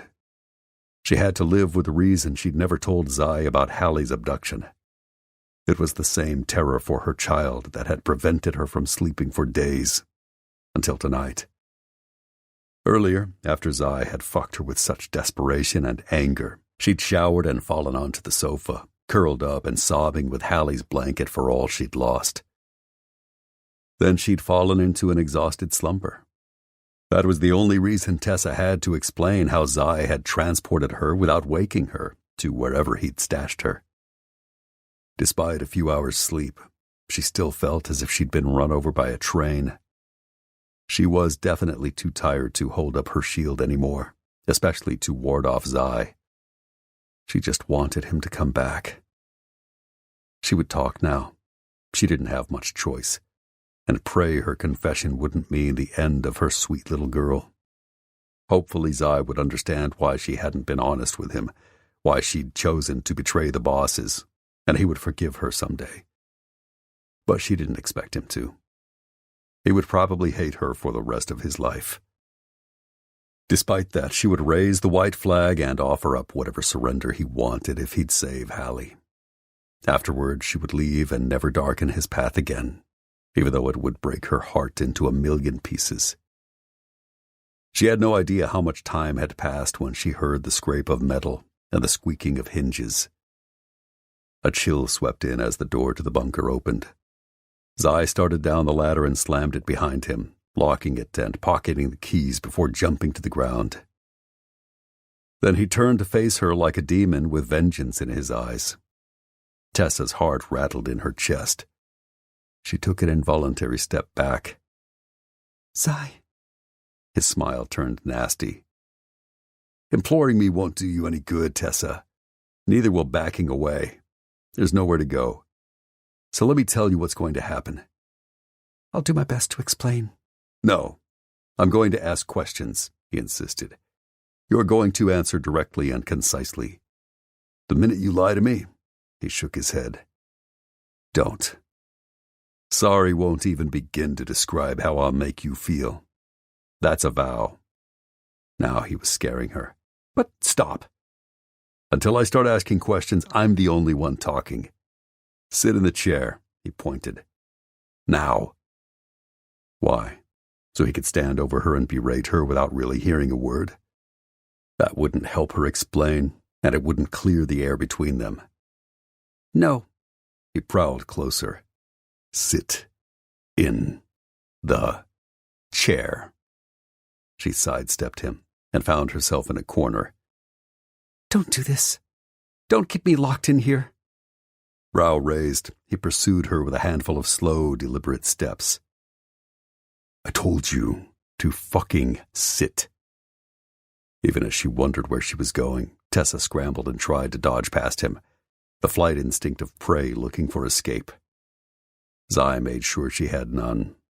He grabbed her arm and tugged her back to the corner. She stumbled on the blanket pooling around her feet. Zai caught her and lifted her free from the heavy quilt before she tumbled to the floor. She was stark naked. The moment he laid eyes on her, he froze and stared his way down her body.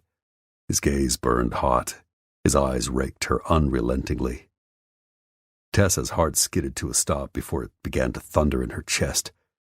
She looked up at him. Their stares locked.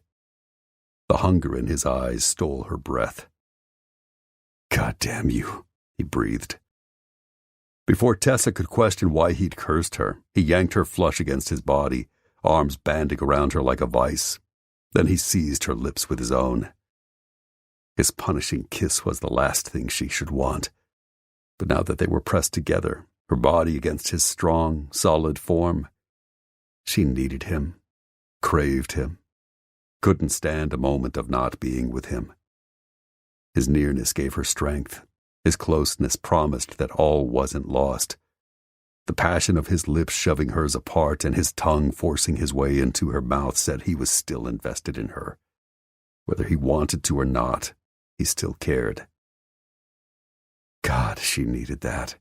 And him, as much as she needed air. Tessa threw her arms around his neck, plastering her body to his, and kissed him back. She gave him her fears and worries. Zai took them all, sweeping them up and inside with every dominating lash of his tongue as she melted into him, wrapped her legs around him, and rubbed against him in an unabashed, silent plea. He tore his lips free, panting harshly in the otherwise silent space. Fuck, I need you. I need you too. Don't fucking lie to me. She shook her head, begging him with her eyes. I swear. With a growled curse, he took the last handful of steps to the metal chair, threw himself into it, and dragged her onto his lap, forcing her to straddle his hips. Prove it. The situation was grave, but being this close to him made Tessa tremble with head-to-toe desire. Yes. Then Zai lurched forward. Without an ounce of gentleness, he grabbed a fistful of her hair and tugged until his lips hovered a mere breath from hers. She surged closer, clutched his face in her hands, and closed the remaining distance. She kissed him feverishly. Her body leapt to life. Her heart roared. Her skin sang. Her nipples tightened. Her pussy wept. For him. Always for him. Only for him. Tessa pressed her body to his everywhere she could. Lips, chests, abdomen, and rocked against him. Beneath his denim, his cock was like an iron bar, riding the most sensitive spot between her legs and arousing her so head-spinningly fast she whimpered. He tore his lips from hers, his breaths hard and harsh. More. Don't you dare hold back. I can't. Not from you. Then make the most of it now. It's the last fucking time I'm going to touch you. Her heart contracted, threatening to crumble, but she refused to waste this moment on regret and tears. He'd given her one last chance to meld with the man she loved and drink in his strength. She needed it. She was taking it. Tessa nodded and clutched his shoulders before she bent to nuzzle his salty, musky neck. His skin was soft, velvet over steel. She dug her fingers into the shorn hair at his nape and dragged her lips up to his lobe with a nip. He shuddered. His breathing quickened. She couldn't resist more. She planted her mouth along his jaw and kissed her way down, shoving his t-shirt aside to bite into the firm bulge of muscle between his shoulder and his neck. When he hissed, she laved the sting with a long lick, loving the slightly salty flavor of him on her taste buds. Then she dragged her tongue from the hollow between his collarbones upward, flattening over his Adam's apple and nipping at his chin before he lost patience, cursed, and fused their mouths together for another violent kiss of rough breaths and desperate grips. Finally he pulled back. They stared at one another for a long, panting moment. He swallowed hard. She nearly lost herself in the demanding blue of his dilated eyes. Then he dropped his gaze to her breasts. She felt his visual touch like a caress, her nipples tightening painfully, even before he took them in his hands and lifted one to his mouth with a groan. He sucked hard. The contact was electric, his very touch pumping her with enough wattage to jolt her heart back to life. Her womb clenched in empty pleading. Tessa arched toward him, tossing her head back and gasping out his name. His tongue swirled around one sensitive crest, then the other, before he sucked, laved and pinched them in turn. Pleasure rose inside her, hot, hard, and fast as he ate at her nipples with a merciless grip and a growl.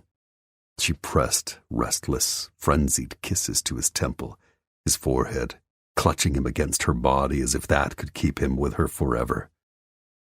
He pulled free and tugged on her hair again. Are you wet for me? Yes. I'm going to fuck you. Please. Zai broke away just enough to work at his fly. She attacked his t-shirt, jerking it up his torso and tearing it from his body, interrupting him only long enough to free his arms. As she tossed the black cotton across the room, he shoved his pants to his hips. She took his cock in hand, stroking his imposing length, worshipping his iron girth, and reveling when he hissed her name in agonized pleasure. As if he couldn't wait another second, Zai lifted her and aligned her over his cock. The moment his crest settled against her slick opening, he gripped her hips and shoved her down to submerge every last inch of his shaft inside her, while thrusting up with a snarling moan. Tessa cried out, her flesh stretched and stung and burned. It hurt, just like their love. But she absorbed it all, thrilled to be taken by him, to be one with him again. "Fuck, baby." His growl tightened the knead between her legs.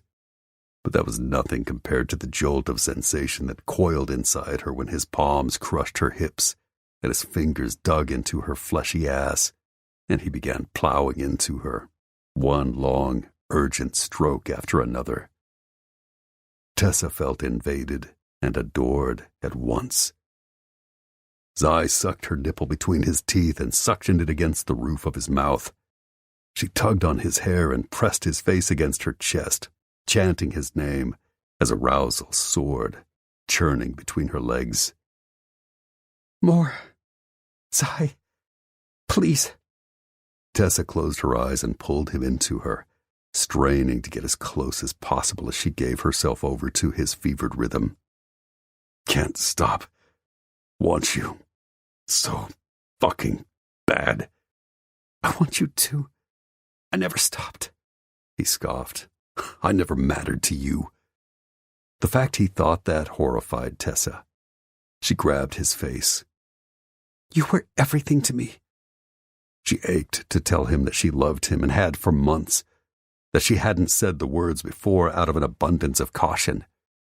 But he wouldn't believe her now. And if this was the last time he would ever touch her, it didn't matter. He'd already resolved to hate her, and she should let him go before his feelings for her turned toxic. "You were my world. I bought you a ring." He tugged on her hair and forced her to look into his eyes. The anguish there nearly undid her. "I wanted to marry you." Bittersweet joy made her eyes sting, even as grief broke her heart. "I would have said yes." He scowled. "Shut up and fuck. That's all we have left."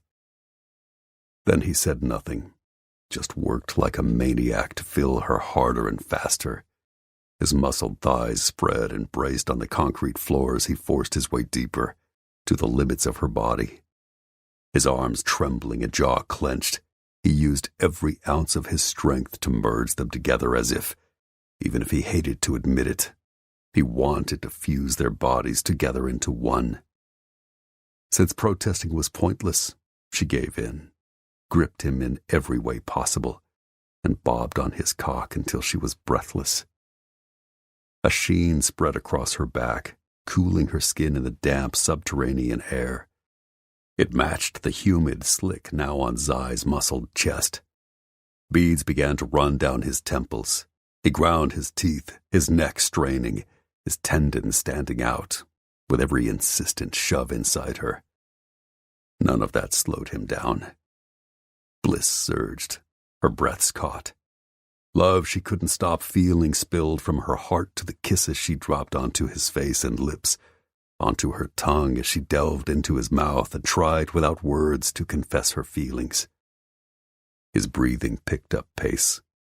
He groaned into her mouth as the head of his cock bulldozed over nerves deep inside her that had awakened again the moment he touched her. Tingles became coiled ache as he worked her over with a ferocity that stole her breath. His lungs labored like bellows when he lifted her writhing form as if she weighed nothing, then slammed her down again, his joyless smile all teeth as she dug her nails into his shoulders and cried out. An unbearable pressure built behind her clit. Her breathing quickened. Her heartbeat roared in her ears. The end was near. He tugged on her hair again until she opened her eyes to him. "You're going to come for me." Zai knew her so well he didn't have to ask. It was as if he owned her body, as if he commanded her heart, as if all he had to do to unravel her was to touch her. Yes. I want to drag this out and make you suffer, he gritted his teeth. But fuck. Tessa wouldn't have thought it possible, but Zai pounded into her with more fervor. His entire body tightened, his cock hardened. He closed his eyes, shutting himself off from her. The severed connection panicked her. Look at me. His eyes zipped open, their gazes joined. The connection yanked on her heart and sent her pleasure soaring even as she wanted to sob that the end had come. Zai, she screamed as her ecstasy crested, her womb clenched hard. She splintered into so many pieces she knew no one but him would ever be able to put her back together. I love you. I love you. I love you. Tessa, baby. The deep furrow between his brows bespoke the unrivaled pleasure and the horrible pain. Fuck. Fuck. Yes. As he filled her with everything he had in a hot jet of need, he crashed into her body over and over with a growl that drilled her ears and filled her head. Then they were panting together, Tessa limp against his chest. She fought to drag in enough air, even as she tried to stave off inevitable tears. But it was useless.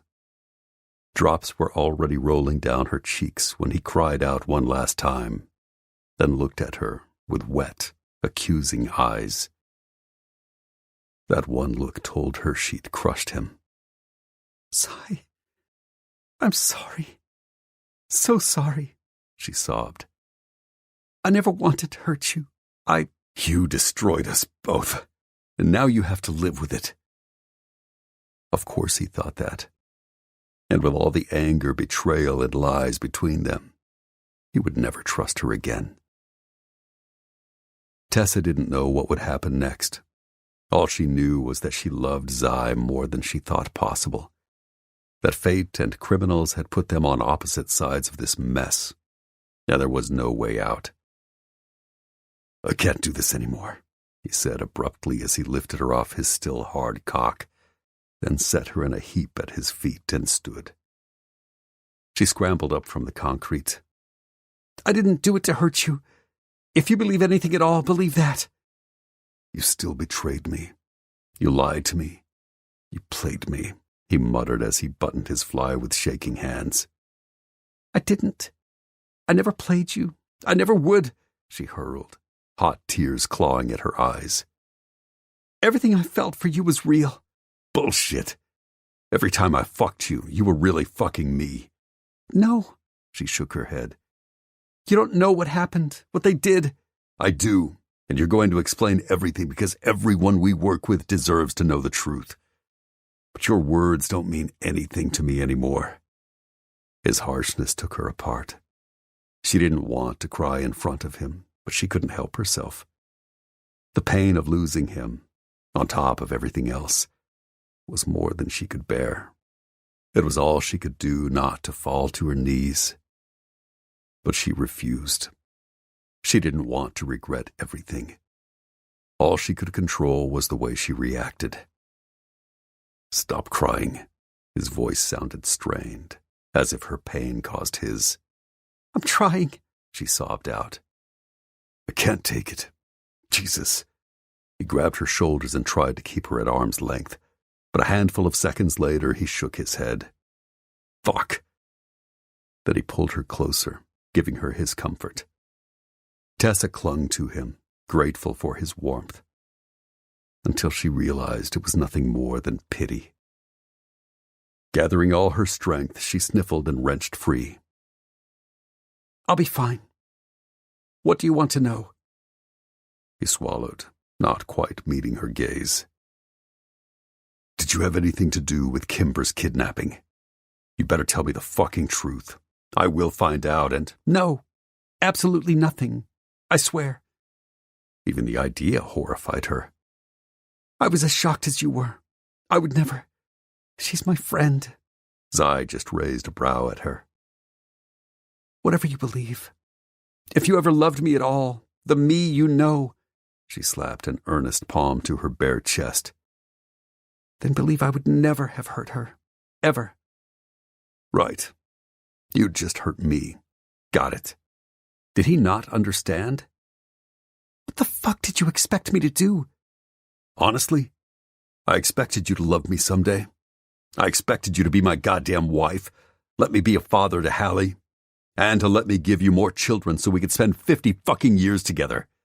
But I never expected you to look me in the face and smile while you stabbed me in the back. If you think I gave the enemy secrets just to hurt you, then you don't understand me at all. You never loved me. And you're right. We don't have anything to say. Get Trees in here. I'll explain everything I've done. Maybe he won't throw my mistakes in my face. Then, because it hurt too much to look at him, she scampered to her blanket, wrapped it around herself, and held back the tears tightening her throat. She'd cried for the last time for Chase Garrett.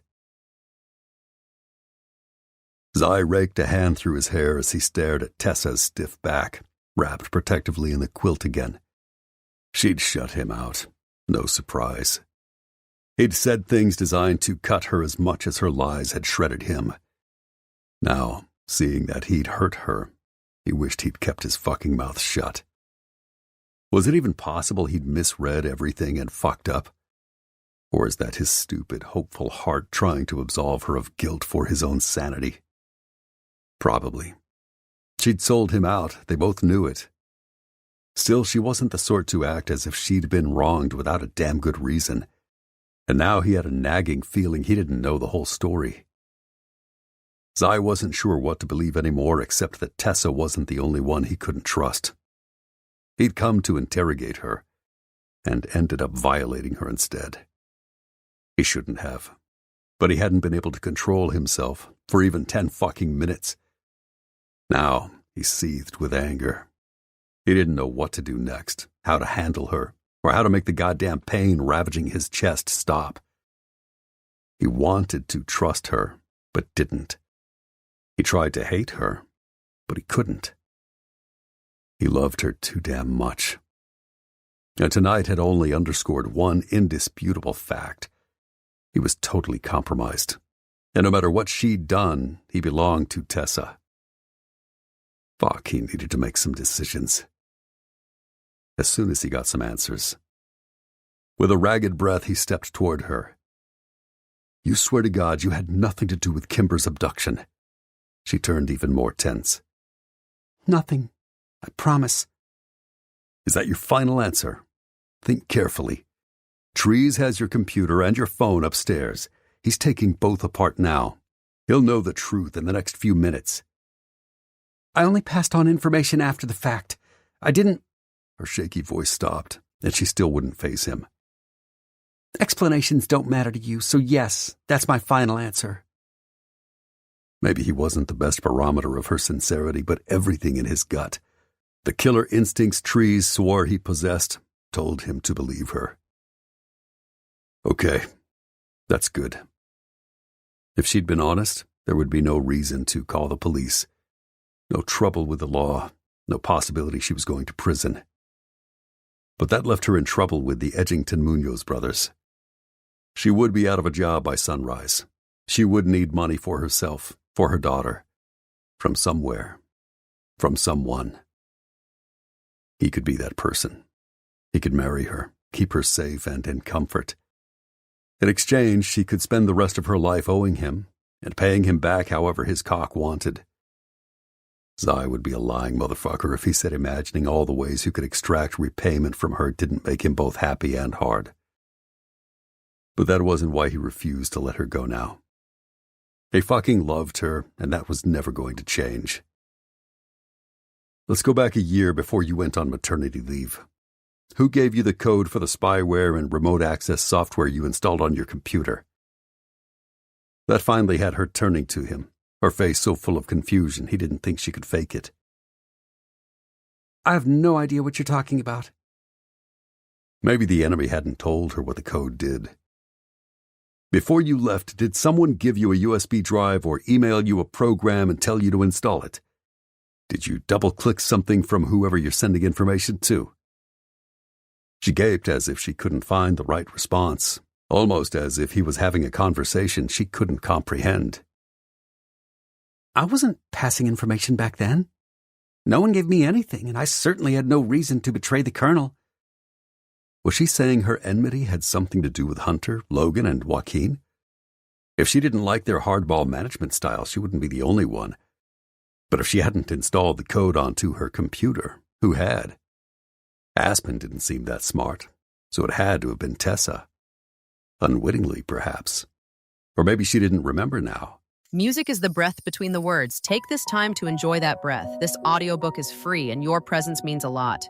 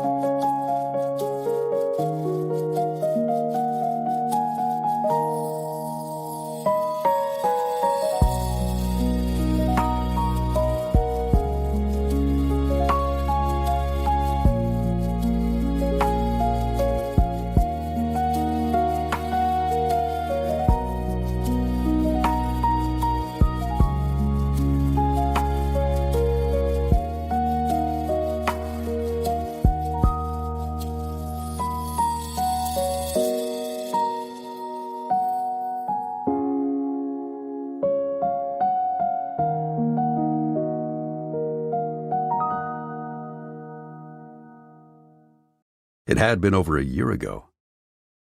What about last March, before we met? What about it? I was still out. He nodded. Yeah, but you were contacted by someone who wanted information about our mission to Mexico? No. I didn't speak to anyone about anything work-related until I came back from maternity leave. And no one has ever asked me about our missions to take down Tierra Caliente. Come on, Tessa. We found communications from your Gmail account to a secure email service we're pretty sure belongs to someone in the organization, communicating our mission plans to them. Her eyes went wide with something between abject horror and shock. I didn't do that. I didn't. I swear. Then how do you explain the emails? I don't know. I can't. And I know that makes me sound guilty as hell, but I didn't do it. She seemed so fucking earnest. Was it even possible she was telling the truth? Had someone maybe gotten a hold of her computer? Or was she tossing up another smokescreen? Her frown deepened. Zai, you asked me about Kimber and the cartel. What is it you think I've done? For nearly a year, EM Security Management has had a mole. The bosses have talked to me about it off and on for months. Process of elimination has led them to believe it's either Trees or you. On Monday, they gave me 2 weeks to figure it out, or we're all fired. She shook her head, eyes going wider with even more distress. Oh, God. No. No. I didn't. I had no idea. Is that how Walker was taken and held prisoner? Yeah. The cartel knew we were coming because someone inside our 4 walls told them. Tessa shook her head. I swear it wasn't me. He cocked his head, wanting to believe her so badly. But logically, he didn't see how. The only successful mission we had in Mexico was when we rescued Walker. You'd left town for your father's funeral. She shrugged like she was at a loss. It must have been a coincidence. That would make it an awfully big one. Your Gmail account was also used to forward the floor plan of Valeria Montilla's St. Louis safe house, the one Walker sent to you with instructions to pass on to Trees over to the cartel. I don't know how, but that wasn't me. Maybe someone who wants me to look guilty hacked my account? But I did nothing with that message except forward it to Trees via my company email, just like Walker asked. Tessa had a point he hadn't considered sooner. If someone wanted to frame her, how hard would it be to hack a freebie email account and do their dirty work, leaving behind an easy-to-follow trail? As scenarios went, it wasn't impossible. But why would someone choose her to target? He didn't know, but was that really the important question? He was grilling her about the things the bosses would want to know. Fuck that. He had questions of his own. Before he told her what he intended for their future, he was going to figure out exactly how much she had betrayed him, and how much he didn't dare trust her. Let's talk about something I know you did, and don't you dare tell me otherwise, he growled in her face. You told someone else the plan to rescue Kimber, the one I told you about less than 8 fucking hours ago. You going to try to deny that? She flinched. I didn't have a choice. Bullshit. You always have a goddamn choice. He couldn't stop his anger any more than he could resist the urge to touch her again, so he gripped her arm and yanked her closer. Did you understand that by passing the information on, you could be sending me to my death? Yes. Tessa closed her eyes. Anguish twisted her face. And it was killing me. Zai didn't want to be moved by her tears. But you still did it. Not because I wanted to, and only because you had a chance at surviving, and my choices were so unthinkable that... What the hell are you talking about? You don't... I thought you said you'd figured this out. Now he was confused. Are you saying someone's holding something over your head? Tears pooled in her red-rimmed eyes again and spilled onto cheeks already stained with silvery paths. He, with all his alpha-hole bravado, couldn't bring her to her knees when he'd tried to make her hurt like he was. But whatever upset her now had her sinking to the concrete with a thud, her face buried in her palms as sobs racked her. Oh, fuck. Baby? A sudden pounding on the bunker's lid sent Zai whipping around. Talk about shitty timing. Zai! Trees shouted, banging on the metal lid again. Damn it, he growled, then ascended the ladder enough to unlock the portal. Trees ripped it open and clambered onto the rungs, then jumped into the bunker. He turned, looking somewhere between stunned and annoyed as he glanced between Tessa, barely clad in the quilt, and him, still sweating and half-dressed. I guess you didn't spend your time with Tessa finding out what the fuck has been going on. And Trees sounded more than a little pissed. Can it? Zai barked as he bent to cup her shoulders and help her to her feet. Trees slanted an incredulous stare at Tessa. Why haven't you told him? Why haven't you told anyone? She reared back. You know? Yeah, I do. And know what? Zai roared, looking back and forth between them. Stop fucking talking circles around me and spill. Neither spoke for a long moment. Tessa bit her lip, like she was terrified to say a word. Then she blinked away her tears, stifling another sob. The man who accosted me in the parking lot on Tuesday? Yeah, I remember. I'm still trying to identify him. That night, he abducted Hallie. When I woke up Wednesday morning, she was gone. Zai felt his stomach drop to his feet. He scrubbed a hand down his face as the implications of her words rammed him in the solar plexus. Oh, God, Tessa. Baby. You've been passing on information to save Hallie's life?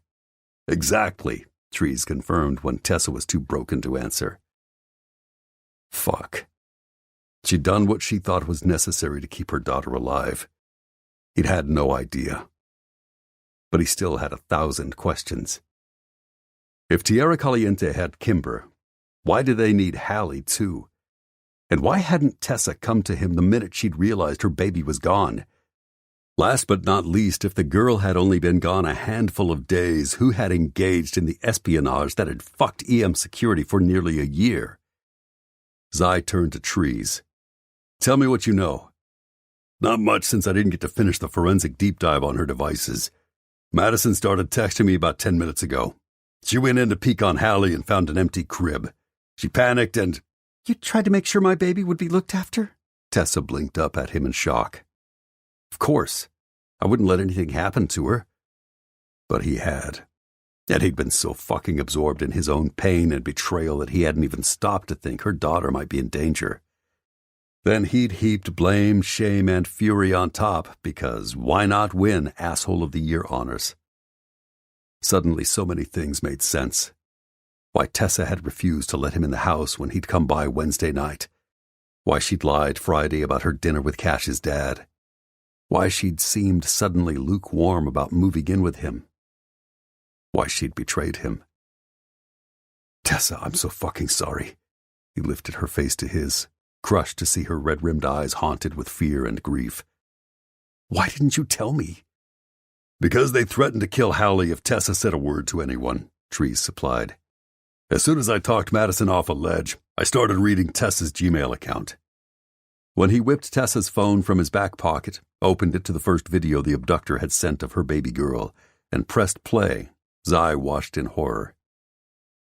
You've been dealing with this completely on your own since Wednesday? I couldn't risk her by telling anyone. Her broken voice hurt like a stab in the chest.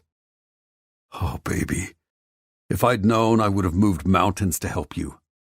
They're watching me. They threatened. I didn't know the bosses think we have a mole, but I knew some things hadn't gone right. I'd overheard conversations that suggested information that shouldn't get out somehow was. I was too afraid of what would happen to my baby if I opened my mouth. He drew her stiff body against him. He hated her choices, but he completely understood them. And now wasn't the time to assure her that, no matter what, he would always be there to help her, hold her, pick up the pieces, and love her. After the way he'd treated her tonight, why would she believe him? Trees nudged the phone in Tessa's direction. I know this is tough, but you've got a new message. Then the big guy turned to him with a grim expression, and Zai dreaded whatever his buddy planned to say next. And I don't have to tell you what app they're using. A buzz? Fuck, he sighed. Oh, that cocksucker. I reamed him out once. He just never fucking listens. Who? Tessa's hand shook as she took the phone and opened the app, looking terrified. Philip Garrett, Trees helpfully supplied. Usually Zai hated to mention this relationship, but if he'd berated Tessa for keeping secrets, he couldn't very well keep his own without being a fucking hypocrite. The billionaire who owns A-Buzz? She didn't seem to grasp why they were talking about him. Yeah, he sighed. My dad. Her eyes widened, then hope lit them. Really? He could help us track down or pinpoint the location of the kidnapper keeping Hallie. The whole Tierra Caliente cartel has been using the app to communicate for months. I warned him once, and if it's still going on, they're paying him to look the other way. He won't help. Dear old Dad is more interested in making a buck than doing what's right. Trees nodded. It's one reason they don't get along. One of many. Tessa looked at him as if she barely knew him anymore. You grew up with a billionaire? He smiled tightly, And the billion problems that go with that. And you never told me. It wasn't exactly the same thing, but she might have a point.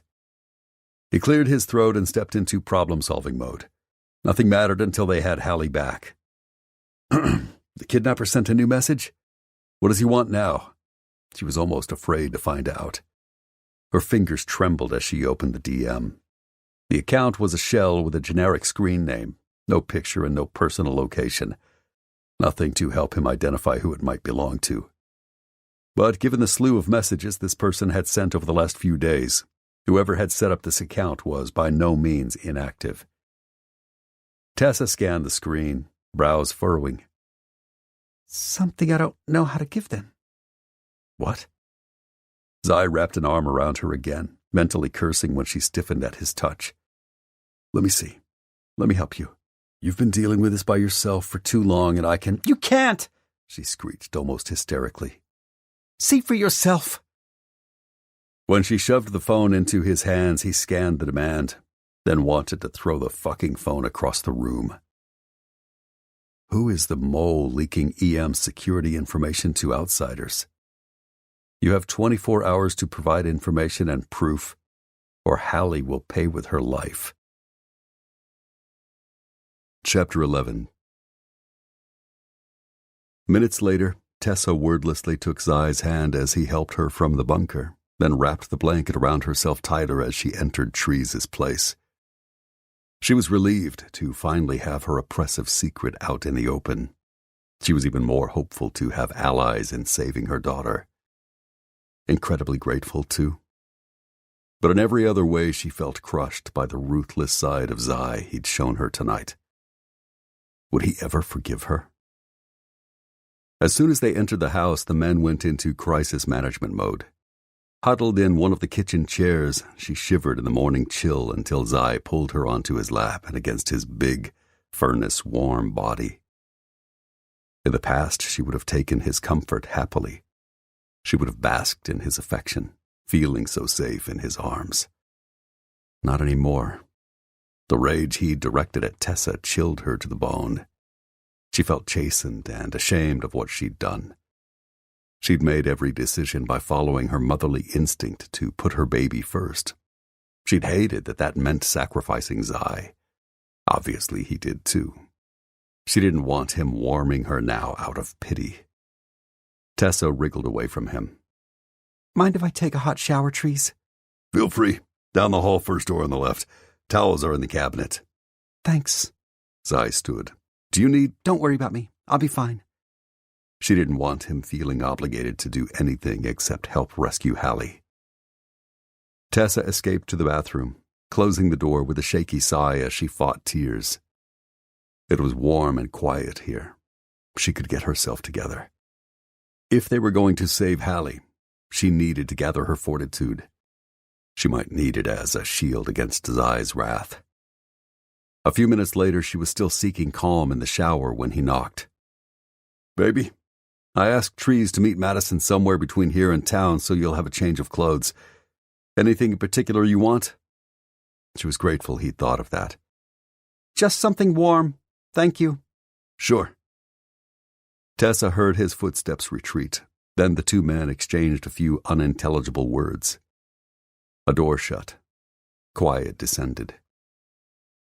The rhythmic pelting of the shower spray on her back should have soothed Tessa, but reality kept its stranglehold on her. Another day had dawned without her baby. The man she'd given her heart to now thought of her as the enemy. The fact she'd only given away company secrets under the worst sort of duress didn't matter. Until now, Zai hadn't known why she'd done it, and when he discovered her deceit, he must have been shocked, baffled and hurt, horrified and angry even. He obviously felt betrayed. His viciousness when he'd lashed back had cut her to the quick. Maybe she'd made a mistake in not telling him about Hallie's abduction sooner, but her misstep had been born out of fear. He'd responded by funneling his anger into contempt and done his absolute best to punish her with his words and his body. It's the last fucking time I'm going to touch you. Shut up and fuck. That's all we have left. I never expected you to look me in the face and smile while you stabbed me in the back. You destroyed us both, and now you have to live with it." Yes, he'd been less combative once he'd learned about Hallie's plight, but she got the message loud and clear. They were done. "I expected you to love me someday. I expected you to be my goddamn wife. Let me be a father to Hallie, and let me give you more children so we could spend 50 fucking years together." Tessa closed her eyes against more tears. She had been hoping for that too, but she didn't see how he could ever forgive her. And they would probably never come back from all the damage they'd sustained tonight. She turned off the hot spray and stepped out of the shower. Her body felt closer to human. The rest of her, a terrible jumble of anxiety, hurt, guilt, regret, and despair. God, she'd give anything to hold her daughter again. Kiss Hallie's downy head and hear her baby laugh. It nearly killed her to think she'd probably never do that again. After all, how could she possibly locate EM Security's mole in less than a day when he and the bosses, professionals, had already been searching for months without an answer? The obvious response terrified her. She couldn't. Tessa nearly broke down again. Through sheer will, she forced herself to towel off as Zai knocked. "I have a clean blanket if you want to wrap up in something before Trees returns with your clothes." Not her first choice, but if she didn't cover herself, well, she'd experienced the outcome of that scenario less than an hour ago. Her battered heart might need a break from Zai, but her traitorous body craved a man. As good as she felt when he was inside her, he didn't want her anymore except sexually. She couldn't settle for just part of him, and it wasn't smart to fall more in love with him just as he was falling out. With her towel wrapped securely in place, she opened the door a crack and took the blanket.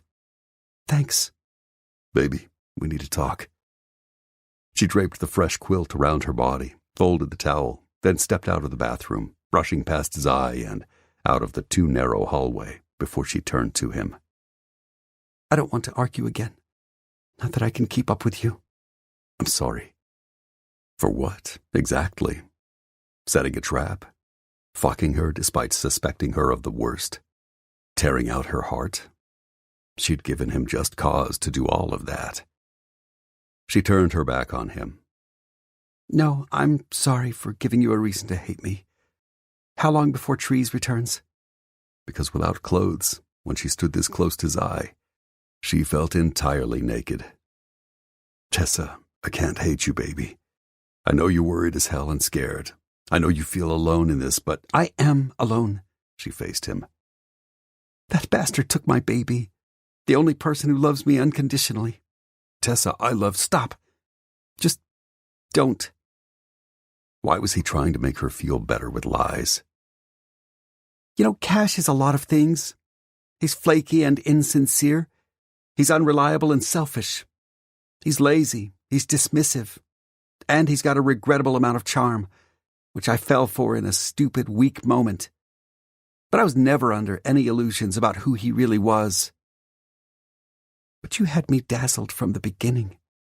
So helpful, caring, polite and kind, protective and concerned. You even weren't too macho to wear your heart on your sleeve. You've got a face made for seduction and a cock made for sin. The perfect man." She sighed, fighting more useless tears. "But you didn't even try to forgive me. You ended us without hesitation, without even asking me why." "Tessa, Zai frowned like he wasn't sure how to respond. No, like he didn't know what to say to soothe her hurt. "It was my job to find out who was betraying EM. I assumed you were selling information for money. I was angry." "And I hate that I let that bastard maneuver me into such a terrible position. I died a little inside every time I had to double-cross you. But what else could I do?" "I didn't know what you had going on. You didn't trust me with your problem. Baby, I could have—" "What?" Mounted a rescue the enemy might have learned about before it went down? Then what? I'd be burying my baby. Zai, I'd never recover from that, and she deserves a life. Maybe someday you'll understand and forgive me for not handling things the way you would have. Maybe not, she shrugged. But every time we spoke after Hallie was gone, I tried so hard not to hurt your feelings. And what did you do tonight the first chance you got? Everything I could to hurt you. He dropped his head with a long sigh of regret, then slowly lifted his stare. I fucked up, and I don't have anything to offer you except my apology, my help, and my love. He didn't mean half of that, and she didn't want to latch on to false hope. Right now I only need your help.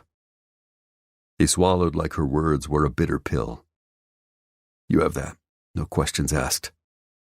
We'll talk about the rest once Hallie is safe. That was for the best. They had less than 24 hours to solve a mystery no one had cracked in months. Somehow they had to figure this out now. The yawning chasm of pain between them would have to wait. If the mole isn't Trees or me, who else can we look at? Inside EM? No one. Why don't you sit at the table, baby? I don't know if Trees has any tea, but I can make you coffee and breakfast. Tessa didn't think she could eat much now, and his offer felt too much like pity. No, thanks. You've barely slept, and you're burning your candle. I know from experience that if you don't fuel up, you'll crash. She couldn't worry about herself now. She had a baby out there in the clutches of strangers who might as well have put a ticking time bomb in her innocent hands. But for some reason, he also had that stubborn, not moving an inch look on his face. Fine.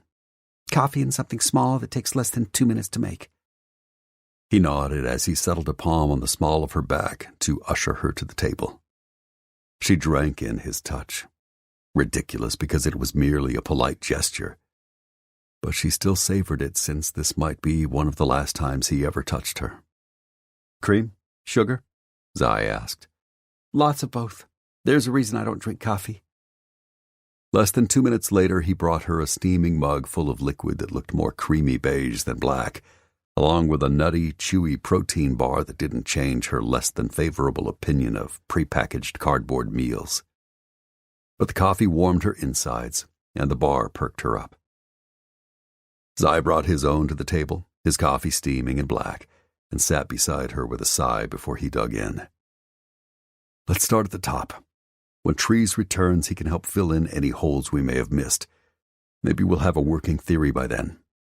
She nodded, reaching for her phone, too terrified to let her only link with her child go. It started last January, you said? The Friday before you left on maternity leave. What were you doing? It had been a year ago. She didn't remember exact details, but she recalled highlights. The colonel and the guys got me a cake and tried to throw me a shower. Carlotta probably had a hand in it, maybe Kimber too, but neither was there. Aspen was with us again that day. She'd been there off and on for almost a week. She wasn't very good at anything she did, but she tried. We noticed that too, Zai frowned. Who chose her to temporarily replace you and why? The local temp agency didn't have anyone who fit the colonel's checklist and wasn't looking for a temp-to-perm arrangement. And he didn't want to mislead anyone. I was talking to Cash about it one night after work, not long after he walked out. He suggested Aspen. He said he'd met her at his last job, waiting tables at some steakhouse along Highway 90. She was their bookkeeper. But the steakhouse was closing down, and he said Aspen only needed temporary work because she had another job lined up come April. It seemed perfect. My initial impression of Aspen had me thinking she wasn't smart enough to plant any sort of spyware or remote connect software on your computer, but maybe that was an act? Anyway, let's say she installed it. That was exactly a year ago. It remained there until she left. Trees removed it just before your return. That would explain how the details of the March mission... The one where you were injured? Yeah. That may be how that info leaked and the op went south. But how would Aspen know anyone from a cartel? Zai shrugged. I don't know. Let's keep following this path and see if it leads us anywhere. She might be a mastermind, but she might also be just another pawn. Tessa studied him, trying to focus purely on their discussion and the evidence, not the warmth of his body so close, not the way his stare lingered, not the memories of his hands on her. As heat climbed her face, she looked away. What happened next? You came back, and every mission we undertook that wasn't related to Tierra Caliente went off perfectly. Until August 20th. By then, Aspen was long gone. So was the tracking software. No one new had joined the crew.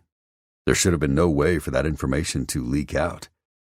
Zai frowned and reached for her computer, the Gmail popping up immediately. Who else had access to your laptop then, when Walker was first captured? Tessa tried to think it through. Everyone in the office, like usual. He scanned the emails. At 3:46 a.m., you take your computer home most of the time. Suddenly, the awful truth snapped into place. Cash. Zai sat up straighter. He was living with you. Tessa nodded. And he had some weird job supposedly testing video games of all things. He'd be up all night with his team or squad or whatever he called them. If he forgot to put his headphones on, I'd hear the gunfire whenever they stormed the bunker or took back the headquarters. He frowned. Testing video games? That's what he said. It's the perfect job for him. He likes to keep vampire hours. He likes to pretend to be all big and bad. He likes to expend as little effort as possible for his paycheck. But I couldn't complain. He apparently got paid well and on time because he never missed making a payment to me. Tell me more about the video games. War-type games. Battlefields and soldiers and missions. No, I mean, did you ever see the names of these games? Did he talk about when they'd be released? Why did it matter? No. They all seemed the same to me, but they weren't new games from what he said. And I never understood why any game manufacturer would pay someone like Cash to test a product they had already released to the public. They wouldn't. Of course not. It had been a lie. And now Tessa wished she'd questioned Cash more. He was taking money from the cartel. To spy on EM with my computer? And using his games to confuse me. That's my theory. And if he and Aspen knew each other... Then you're thinking it was a coordinated effort? It's logical. It was. It was also conjecture. Not the proof Hallie's abductor wanted. But this was more theory than Zaid had previously. They were getting somewhere. That gave her hope. And the September mission to Mexico went off perfectly because I left my computer locked up at the office. When I got the call about my dad from Kathleen, I ran out too quickly to even think of bringing it home, so it sat on my desk. I remember. Fast forward over a month later to the end of October. Cash was still with you. He could have forwarded the plans to Valeria's St. Louis house to the cartel via your Gmail. That was done in the middle of the night, too. Tessa nodded. He was on my sofa playing video games until you helped me kick him to the curb in mid-November. I remember. Prick. She wasn't going to argue with Zai's assessment, but that didn't make him any better in her book. What happened next? He paused, seeming to sort through his mental timeline. The location of Valeria's Orlando safe house was discovered and ransacked 5 days ago. That was before... Tessa forced herself to finish that sentence. Getting to the bottom of this would only help her baby. Before Hallie was taken. I didn't tell anyone anything about Valeria's safe house. I didn't even know where Walker had moved her. Then that's a hole in our theory because Aspen wasn't in the office and Cash wasn't at your place. The tracking software was gone, and there should have been no way for Tierra Caliente to ambush Valeria's new location. That worried Tessa. We've got to be missing something. I can't just give Hallie's abductor a theory. He wants proof. If he doesn't get it, you know what will happen. Yeah, Zai said grimly as he reached for her hand to squeeze it. Try not to panic. We'll figure this out. And maybe we're going about this wrong. I have an idea. He whipped out his phone, tapped on the screen furiously, clearly sending someone a text. What? Are you thinking someone else can help us? Just then, Trees opened the front door, reading his cell. Nobody, I won't be much longer at all. Then he turned to her, holding out a familiar overnight bag. Madison said this should get you by for a day or so. Tessa rose, gripping the blanket and taking the sack by the handles. Thank you. And please thank her for me. As much as she'd wanted to dislike the woman Zai had once nailed, Tessa couldn't be petty. Madison was actually sweet. She said she was happy to do it. I'll go change. She headed to the bathroom. I'll catch Trees up on our theory, Zai called to her retreating back. With a bob of her head, she shut the door behind her, then tore into the bag. A bra and a pair of underwear, jeans, a sweatshirt, socks, tennis shoes, and pajamas. All the basics. Plus her hairbrush, a lip gloss, her favorite mascara, her moisturizer, and her birth control pills. Tessa didn't give a whit that Madison had obviously prowled through her vanity and closet. She had some much-needed items, which she put to good use. Afterward, she emerged to find Zai and Trees sitting together, heads bent in low conversation. Zai talked. Trees nodded, then offered something seemingly contrarian, judging from Zai's scowl. After some more back and forth, they reached a decision that suited them both. What do you think, Trees? He glanced her way. You look fine. She rolled her eyes. That's nice, but no, of our theory. I think you're right, and we came up with a plan that should work. You two will execute it perfectly. For the record, I object. Zai looked distinctly displeased. Tessa shouldn't be mixed up in this. If this plan gets me any closer to Hallie, that's exactly where I need to be. Tessa hadn't imagined Zai would allow someone without his kind of experience near the danger, but she'd do her best to help the operation. I'm glad you relented. Only because I've got to stay here. Trees pulled at the back of his neck. I'm going to grab some shut-eye. It's damn near 5 a.m. You two should do the same. Night. Trees disappeared into the master bedroom, leaving her alone with Zai. Tell me the plan. I'd like some input. She's my daughter, and I don't want to risk her. I would never risk Hallie, but we need more information. Let's start with Cash. Her eyes widened. But if he's in on this... I have ways of making him talk, and making sure he can't talk to anyone else before we rescue Hallie. He grabbed her shoulders. Whatever you think about me, at least believe I'm capable of that. Tessa didn't argue. I don't doubt you. What's next? Sleep. When she opened her mouth to protest that they didn't have time, Zai countered her softly. Just a couple of hours, baby. I doubt Cash is awake at this hour, and if this goes down as fast as I think it's going to, we'll need some Z's to stay alert and on our feet. Tessa couldn't deny she was exhausted, but she doubted she'd sleep. Still, if Zai shutting his eyes would mean the difference between saving Hallie and not, she didn't want to regret that she hadn't let him rest. All right. Come with me. He stood and held out his hand. She frowned at it. I don't think we should sleep together. He grabbed her arm, hauling her to her feet. I mean literally sleep, baby. Nothing else. You're distraught, and I'm exhausted. All right. I'll try. She grabbed her phone from the table and let him whisk her away. He led her to a bedroom at the end of the hall, beside another closed door.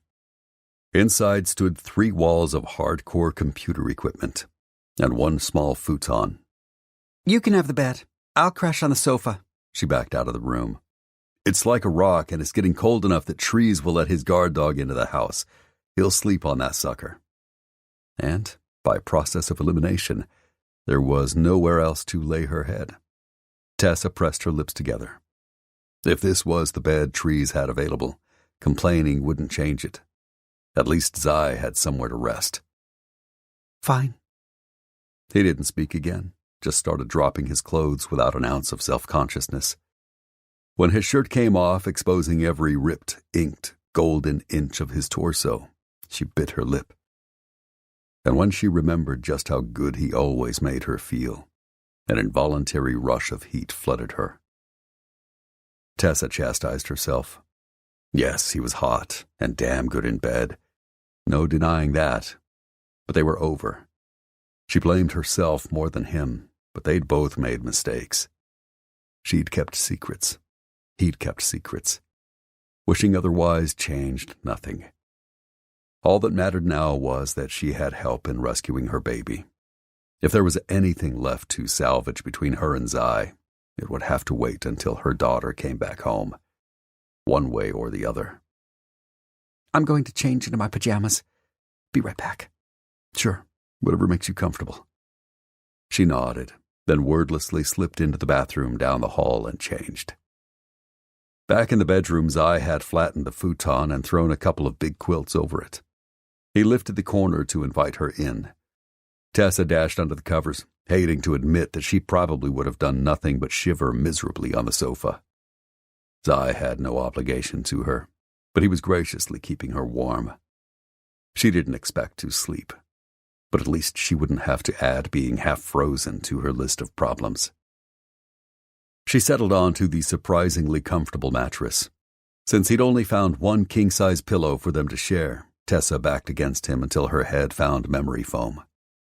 Zai spooned her as if it was the most natural thing in the world. She stiffened, trying not to notice how instantly he warmed her, or how perfectly they fit together. He tightened his arm around her. Baby, we can do this easy or hard. I know you have a lot on your mind, but as soon as we rescue Hallie, we're going to hash everything out. That's a promise. I'm not letting this go. Of course he wasn't. She'd done something truly terrible in his eyes, and he hadn't hesitated to punish her with sex. Granted, amazing sex. Blow the top of her head off sex.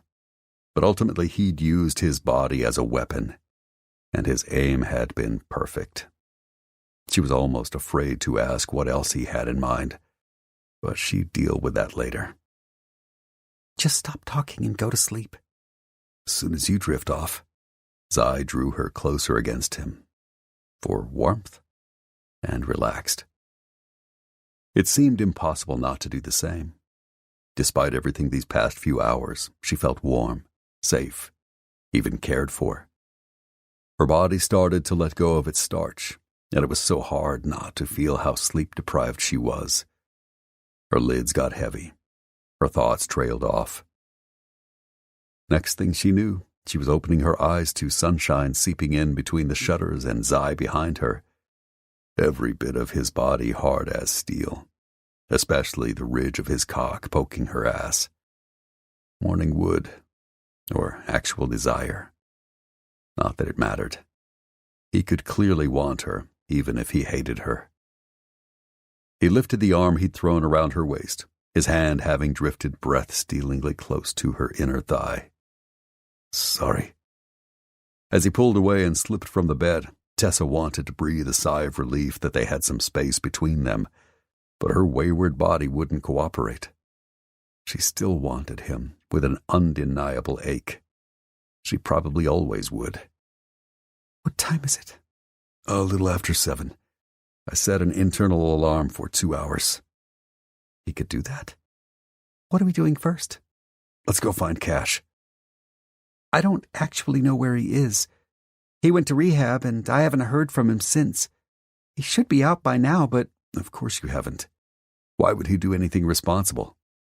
I could try calling him. Zai shook his head as he tossed on his clothes. I don't want to tip our hand until we're in his personal space. It's the best way to control the situation. Then I don't know what to do. Let me see if trees can pinpoint him. Was the guy even awake? How would he do that? He has ways. Zai smiled. Follow me. She'd rather not talk to trees while wearing her pajamas, and Zai was eyeing her form-fitting tank and shorts with an unnervingly intent stare. Let me get dressed. She ducked out to the bathroom, tossed on her clothes, brushed her teeth, and secured her hair in a ponytail. She exited to find Zai waiting in the hall. Together they headed to the kitchen. Trees stood at the coffee maker, shirtless and huge, his hands braced on either side of the counter. Nothing odd about that, except the petite brunette standing in the cage of his arms, staring up at him with big, hazel eyes. Talk to me, Layla. As in Valeria Montia's sister? Tessa glanced Zai's way. He didn't seem at all confused by the woman's identity or the fact she was here. The brunette shook her head. I have nothing to say. That's bullshit. What happened? Will not happen again. She ducked under his arm to escape, then stopped short, eyes wide, when she caught sight of her and Zai. She wore an enormous T-shirt that clearly belonged to Trees, and nothing else. Hello? Tessa's heart went out to the obviously rattled woman. Hi, Layla. I'm Tessa. Immediately, the woman relaxed, because she wasn't the only woman anymore in a drowning pool of testosterone. They shook hands, and Layla excused herself, all but running past her for the hallway, and her clothes. Trees turned, and his sweatpants didn't hide how hard he was. Zai glared at his friend. What did you do? Zip it. Dude, don't dude me. You're no saint either. He tossed his head in her direction before pinning Zai with a pissed-off glare. Zai looked like he really wanted to argue, but he didn't. Fine. I need your help locating Tessa's ex. We have to find him ASAP. Trees stared down the hallway where Layla had run, then reluctantly nodded. Yeah, let me get dressed. Once he'd gone, Zai shook his head and made for the coffee pot. Tessa followed. What's going on with them? You can't tell? I'm pretty sure they had sex. She'd guessed that. Just now? No, but recently, in the past few days. Then why is she terrified of him? He seems like a gentle giant. He is, mostly. But Trees has a side no one wants to see. Trust me. Not that he's shown Layla, but she was held hostage for nearly 7 years at Emilio Montia's compound, and they weren't at all kind. I wonder if she senses Trees' dark side. People in the drug trade weren't known for being good people. Just imagining what Layla had endured made her shudder. If she's afraid, how did they ever get close enough to fuck? I don't know. And now he's trying to downshift, but it's not working. That's what worries me. Trees appeared a few moments later, hair wrangled into place in a fresh T-shirt covering his torso, which hung past his hips and covered his erection. As if she had a sixth sense, Layla re-entered the kitchen, now wearing a pink bare midriff tank with the thinnest spaghetti straps and a tiny pair of denim shorts. The big man groaned. Oh, this outfit again. Tessa stared. If Layla wanted to be left alone, did she understand that baiting the big hungry bear wasn't a good idea? Nothing else is clean. She crossed her arms over her chest, self-consciously. I can bring you some things, Tessa offered. No, thank you. I already tried, Zai said. She's too proud, Trees groused. Layla speared him with a glare. I refuse to owe anyone anything. Can't you consider some different clothes a favor? I did not ask for this favor. I'm asking you as a favor to me. Does that help? No. Trees stepped back with a shake of his head. You are a stubborn, stubborn woman. She put her hands on her hips. I have had to be. This argument was going nowhere, and Tessa didn't have time for it. How about as a favor to me, Layla? My baby is missing, time is running out, and Trees can help me. But he needs to concentrate. The woman turned and her face softened. I am so sorry. Of course, I will help in any way I can. They were about the same size, though she was a bit taller than Layla. Tessa didn't care what she was wearing as long as they helped Hallie, but swapping clothes would take time too, and she didn't have any other garments in the overnight bag. Would you be willing to put on a coat or wrap yourself in a blanket for a bit? Thankfully, Layla agreed, and Trees found her a sweatshirt that fit her like a sack and hung nearly to her knees. As soon as it swallowed her curves, he heaved a huge sigh and got immediately down to business, while Layla made coffee and eggs for everyone. While Trees tapped away at his laptop, Zai's phone buzzed. Why is 1 Mile calling me on a Saturday morning? Trees snorted as he peered at his screen. I hope all hell isn't breaking loose. Zai nodded and answered. Tessa held her breath. If something in the business needed immediate attention, would they put Hallie on hold? She had barely 20 hours left to prove their theory and save her baby. "Hey, Walker." Tessa listened to Zai's side of the call with half an ear, until it became clear that he had info about the guy who had threatened her in the parking lot, the man who had taken Hallie. Her heart leapt, and she shoved herself into Zai's face, all but talking into his phone for him. Does he know this guy's name, or where to find him? Zai wrapped an arm around her and pulled her to his side, away from the device. "Keep going." He paused. "Yeah. And?" Another pause. Then Zai made a motion to trees for a pen. Tessa saw one on the far side of the table and lunged for it. He scribbled a name. "Johnson." "Thanks. I'll run with it." "The man from the parking lot is named Johnson?" she rushed to ask as he ended the call. "Apparently. 1 Mile has been researching. He showed the guy's picture around a police precinct this morning and got a hit. Someone arrested him a few months back for petty possession and remembered the belligerent SOB. Tessa had no idea how that man had gotten mixed up in a cartel based in Mexico, but now wasn't the time for that question. "That's great. If we can find him, he has Hallie and—" "Not necessarily. But if not, we'll see what light he can shed as soon as I hunt him down. It would be fucking helpful if we had a first name." "Got a picture?" Trees asked. "Along with the last name, I might be able to get something while the scan to find your ex-douche is working in the background, Tessa." "Scan?" "Yeah, it just takes a while to ping all the cell towers in the state." She was shocked. "You can do that?" He grinned. "Well, I'm not supposed to, but..." Trees was devious. "Right." "How did you get Cash's number?" He held up her phone. "I was doing a deep dive on it, so it wasn't hard to find." "Of course." "Look at Tuesday afternoon security footage of the EM parking lot," Zai insisted. "On it." With a few clicks, a new screen popped up. Video scrolled in rapid time across his monitor, then froze on the face burned into her memory. "That's him," she gasped. "The man who stopped me in the parking lot. The man who calls when he has a demand in exchange for Hallie's safety." "And if she's not with him, he probably knows where she is," Zai said. Trees nodded. "Oh, if I just had a fucking first name. He never mentioned it?" Layla strolled over with steaming plates and glanced at the screen. Her eyes widened, and she gaped, nearly dropping all the food. "Hector." Tessa helped her set the plates on the table before they fell from her trembling hands. "Mr. Johnson's first name?" She froze, looking terrified. "I do not know his last name. But in Mexico, in Emilo's compound, he was called Hector, and he was greatly feared and fiercely loyal to my brother-in-law. He is not a man you want to cross." Trees scowled and rose to take Layla in his grasp.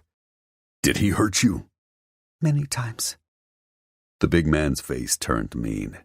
"Then he'll find out I'm not a man to cross either. I'll make him pay." Layla looked at him like he was crazy. "You cannot." "Can't," he corrected. "And oh yes, I absolutely can." He pulled up some search engine Tessa had never seen, one far more powerful and secretive than Google. He typed in Hector Johnson's name. Moments later, an address popped up. "Gotcha, you son of a bitch." Tessa scanned it, wondering what part of town that was when a ding resounded in the background. Trees flipped to that window, read a few lines of some long string of code, and smiled. "Gotcha, too. Should have known you assholes would stick together." Tessa's heart caught. "What do you mean?" "Hector and your ex. They're at the same address." "Fuck," Zai cursed. "They're in this together." "Cash helped take his own daughter from me?" Tessa couldn't comprehend it. Cash had never wanted Hallie before. Of course, he only wanted their baby when she could be used to help him get ahead. "Yeah, let's go save Hallie and get the bastard." "Both of them," Trees growled. "I'm coming with you." Zai scowled and sent a head bob in Layla's direction. "You're supposed to stay here. 1 Mile can come protect her for a few hours. You'd leave her with that crazy SOB. He didn't hurt her in Mexico when he had the chance." "True.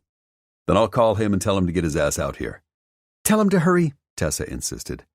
She needed her baby almost more than she needed to breathe, and she was desperate to get over to this address before the men moved, and took her daughter with them.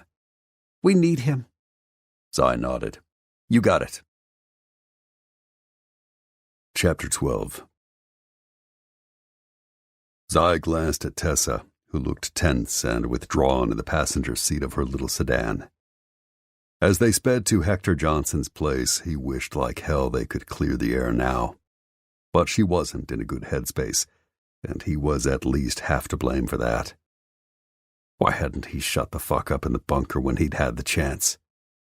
The only good thing he'd done this morning was drop Hunter a text to tell him Tessa's double cross wasn't at all responsible for Kimber's abduction, and that he needed a few more hours.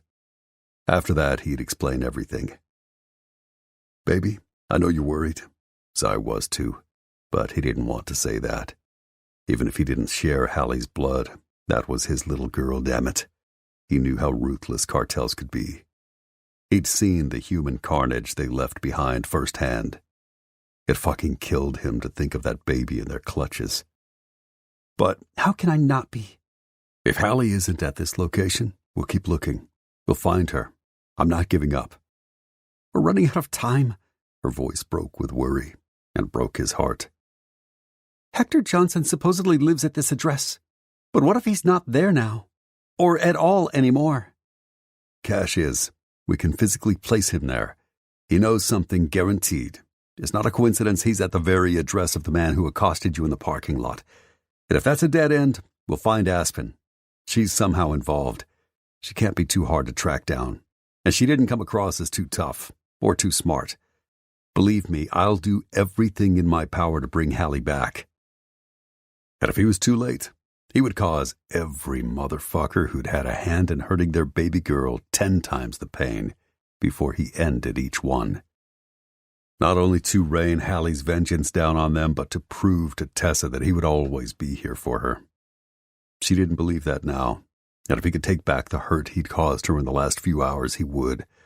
But regrets were like assholes. Everyone had one. Lamenting what he couldn't change was pointless.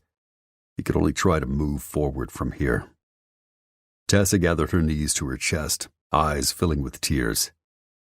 I'm scared. She didn't mean for her own safety. The fact she'd insisted on coming along, even though Trees had decided to join this operation, told Zai she wasn't giving a thought about her well-being. She only cared about Hallie's. Zai was both awed and terrified of the lengths she'd go to in order to save her daughter. He took Tessa's hand in his. "We have a plan. Hector and Cash have no idea we're coming. We'll surprise them. If Hallie is there, I will die before I let anything happen to her." Zai. She thought he was full of BS and hyperbole, but he straight up meant that. "I'm going to make it better, whatever I have to do." Tessa bit at her lip but didn't respond. Maybe she believed him. Maybe she didn't. That wasn't where he needed to focus now. Time to get his head in this op or there would be casualties, and not just among the enemy. Zai glanced in the rearview mirror. Trees followed in his Hummer. When they neared Johnson's neighborhood, Trees would take the lead since neither Hector nor Cash had ever seen him, cruise by the house, then report back on activity. From there, they'd finish formulating their plan of attack. "Seriously," Zai told Tessa, "Trees isn't going to let this go either. He had a vendetta to settle, and he was out for blood." Trees definitely seems ready to avenge Layla's honor or whatever. Zai shrugged like he couldn't explain it, but he could. If Trees had stepped over the corporate line to take the skittish woman to bed, Zai still wasn't sure how that had happened. Then Trees was feeling something more than passing lust. The man lived by a rigid code of right and wrong. He would only violate that for a cause he considered more important than rule and more sacred than order. He's a protector. That was a safe answer. You all are, but for him, this situation is more. Tessa was definitely observant. Yeah. When did Layla get here? How? Zai hadn't been honest with her about the retrieval mission when it had gone down, but he had no reason not to explain now. He gave her the short version. If they made it through this confrontation, he'd answer whatever questions she had. If not, it wouldn't matter. She's had a really rough life. Since they'd only make her worry about Hallie more, he spared Tessa the grittier details about the terrible things Emilio Montia's men had done to Layla as a child, Hopefully, now that she's free of that asshole, she can finally take her first steps to a new future. Tessa scowled. You don't have to sugarcoat this for me. I know Layla isn't home free. No one tangled up in this mess is, because it's obvious there are different sides warring for the power vacuum left after his death. Clearly, she was also smart. You're right. We think Emilo's father, Geraldo Montilla, a legendary drug lord for decades, has Kimber, and that he wants revenge on the colonel and the bosses for helping Valeria escape a couple years back. Kane has been asking the woman questions about all the players, but nothing so far. After Layla's revelations today, I'm thinking maybe a group of Emilo's old compadres have banded together to seize control of the territory Emilo used to rule. Then why kidnap Hallie? I don't know anything useful. But you work for the people who have all the information. Not for much longer. Then she shook her head like she couldn't think about that reality now. But until they fire me, the kidnapper thinks I'm able to learn our next moves. And do what with the information? Zai frowned. Trees had never gotten to finish the deep dive on her computer or phone. I don't know. What did they ask you? Tessa filled him in, and that reinforced most of his suspicions. Except one thing didn't make sense. I don't know why Hallie's abductor would want to know how Valeria and Layla's safe houses kept getting hit. If he or his buddies wanted the location, why didn't they just ask for that? It's what Emilo himself tortured 1 Mile to learn. He wanted that one piece of information every fucking time he had someone spy on us. But Hector Johnson only wants to know how it's happening. She frowned. I didn't ask why he wanted the information. Of course not. That hadn't been her concern or her role. They wouldn't have told her anyway. Trying to assess our vulnerabilities, see if they could further exploit them.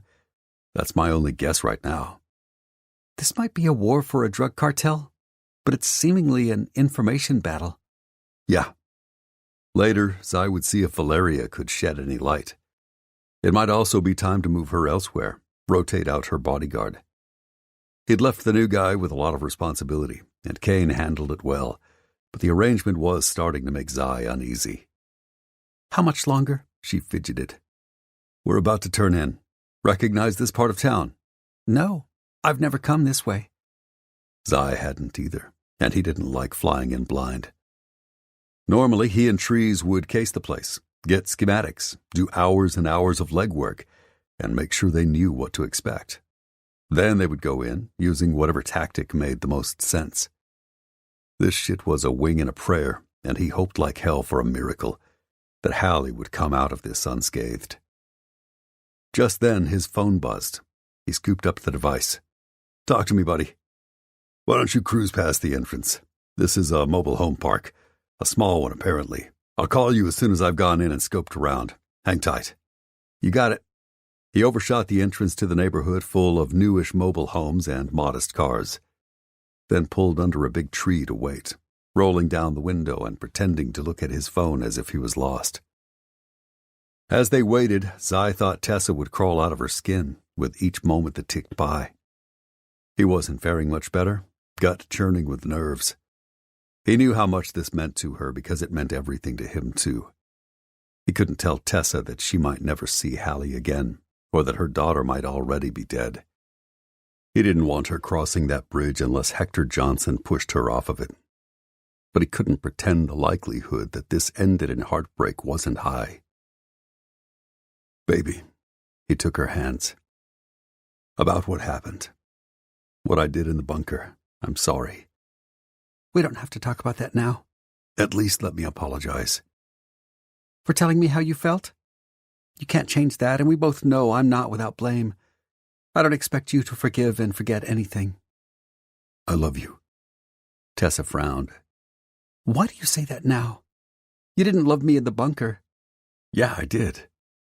I was mad that I still loved you, even when I knew you were sending me to my death. She bowed her head, looking near tears. That ripped me up inside. It was the most painful thing I've ever done. Because she loved him too? Now wasn't the time to ask, and he was too afraid of the answer. Just like it ripped me up inside to hurt you. She gave him a little nod. An acknowledgement? Then she looked out her window. What's taking so long? Trees had been gone less than 2 minutes, but Zai got it. She wasn't ready for this conversation. She was rightfully focused on her daughter's safety. He'll call in a minute. Sure enough, a handful of seconds later, his phone buzzed again. What you got? Nothing visible from the street. House looks closed up, like maybe they're still asleep. Wait, I spoke too soon. The front blinds just opened. I see. Trees paused. Someone's in there. There's too much glare to make out a face or an outline, but the place isn't empty. There's a truck in the carport. I'm running the plate now. What's he saying? Tessa demanded. Zai held up a finger. I don't want to know how you're doing that, buddy. You don't. It's illegal as fuck. Give me a second. And what do you know? The truck is registered to Hector Johnson. Good news. So he's probably there. How do you want to play this? Normally Zai wouldn't question the approach. He'd go in one side, Trees in the other, and flank them so there was no escape. But they didn't know this place, and he had Tessa with him. I cased the perimeter of the mobile home park. It's enclosed inside a brick wall. The only way in or out is the entrance you're parked next to. So Johnson couldn't sneak out the back. Excellent. That simplifies the situation. Yep, I should knock on the door. Neither Cash nor Hector knows me. I'll draw their attention while you slip around the back. With Tessa? Trees sighed. I don't suppose she'd wait in the car. Zai glanced over at her. She looked ready to hurtle herself out of the seat, run to the house, and tear her daughter from the place with her own 2 hands. Negative. Fuck. Yep. Now that the moment was almost here, he was afraid for Tessa. But they'd already argued about this. She refused to budge. Nothing was more important to her than Hallie. She'd proven that. Then put her behind you. Sneak in the back. See if you can find the baby while I keep whoever's inside occupied. You're going to read their meter? Or sell them insurance? I'll wing it. Something will come to me. It always did. You got everything you need? Yep. Where should I roll in? The mobile home park is shaped like an O, so it's a curved street on each side, bisected by a long, straight drag in the middle. At the entrance, take the fork to the right. Go all the way to the end of the street and park just before you round the bend at the back. From there, walk toward the left side of the park. Johnson is along that wall, in the middle. You should be able to pass yourselves off as a couple taking a morning walk. Roger that. After a few more details, they hung up. Zai started the car and followed Trees' directions, stopping between 2 mobile homes, one with a well-tended fence and planters out front. The other looked like a cookie-cutter shithole.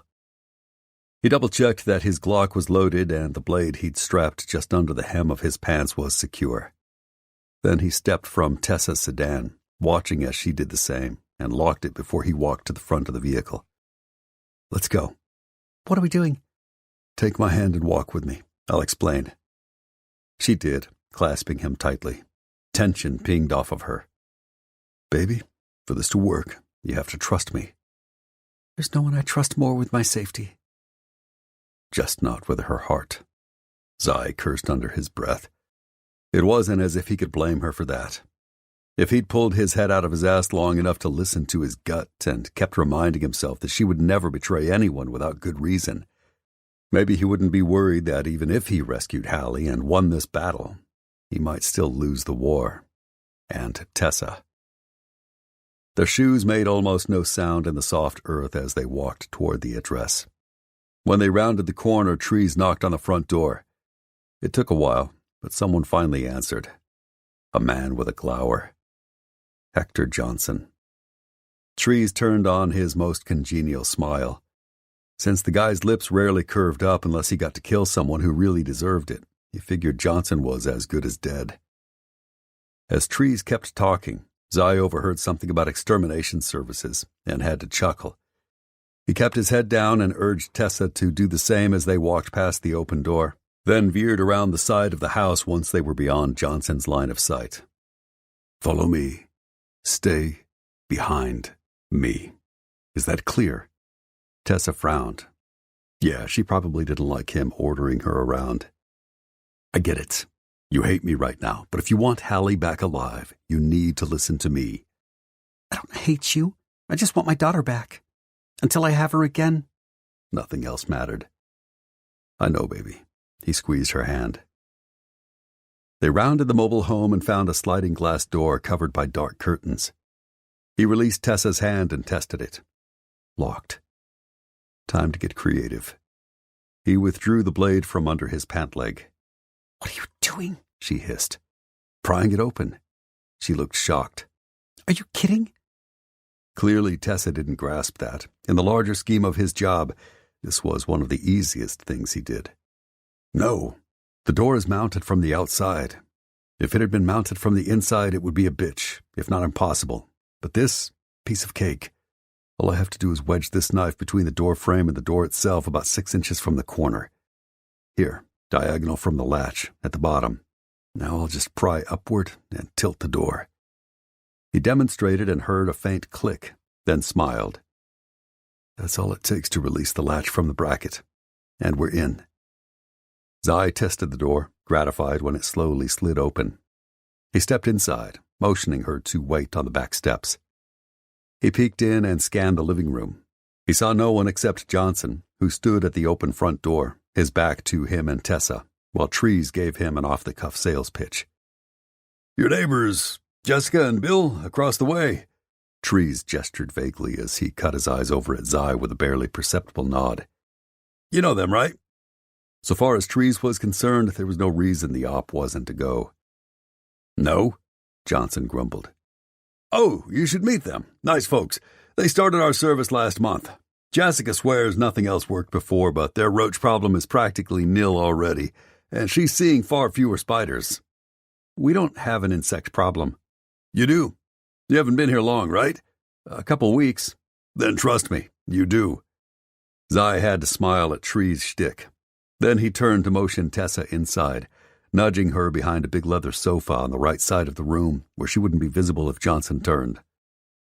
As Trees droned on about the gross habits and unsanitary conditions of roaches, displaying a surprising knowledge of insects, Zai began easing the sliding door shut.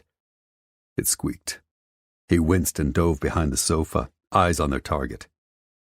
What the hell was that? Johnson tried to turn around.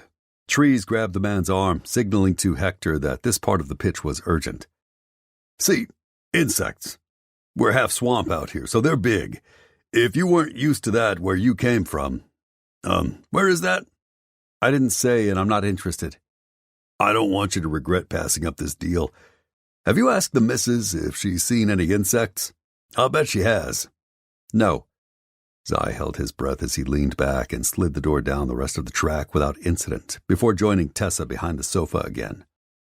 They were safe, at least for now. You know how women are these days, trying to be all independent. My mama would shriek to high heavens every time she came across a spider in her kitchen. But my sisters, I've got 3 of them, they just whip off one of their ridiculous high heels and whap the spider out of existence. Your wife like that? No. I said I'm not interested. See anyone else? He mouthed to Tessa. She pointed to her ear, then to the right. On the far side of the unit, he saw a sliver of the kitchen. Dishes clanked and a radio pumped out DJ chatter. A vertical half wall dividing the living room and kitchen cut off his sight lines, but clearly someone was in there. Cash? He would have to get closer for a better vantage point, and that meant moving. Listen, mister. Trees frowned. What did you say your name was? I didn't. Still squatting behind the sofa, Zai edged along its back, holding up a hand to stay Tessa. She looked breathless and afraid, eyes wide. But she nodded, unmoving, watching nervously as he crept across an open space, then ducked behind a matching black recliner. Suddenly, Johnson whipped his head around, as if he'd caught movement in his peripheral vision. Zai pressed himself against the back of the chair and held his breath. Anyway, Trees went on, I'm up for a promotion. If I can sign 3 people up this morning, that would look real good to my boss. He knows I'm a go-getter, but he wants to see more hustle. So if you could help a guy out... Zai tuned out Trees' spiel. He'd heard enough to know they were running out of time. He had to get the lay of the land and figure out how many people were in the house and where everyone was located so they could game plan accordingly. From his current position, he had a better view of the kitchen, but half of it still wasn't visible. He saw an open cabinet door and heard footsteps, but that didn't tell him who he was dealing with.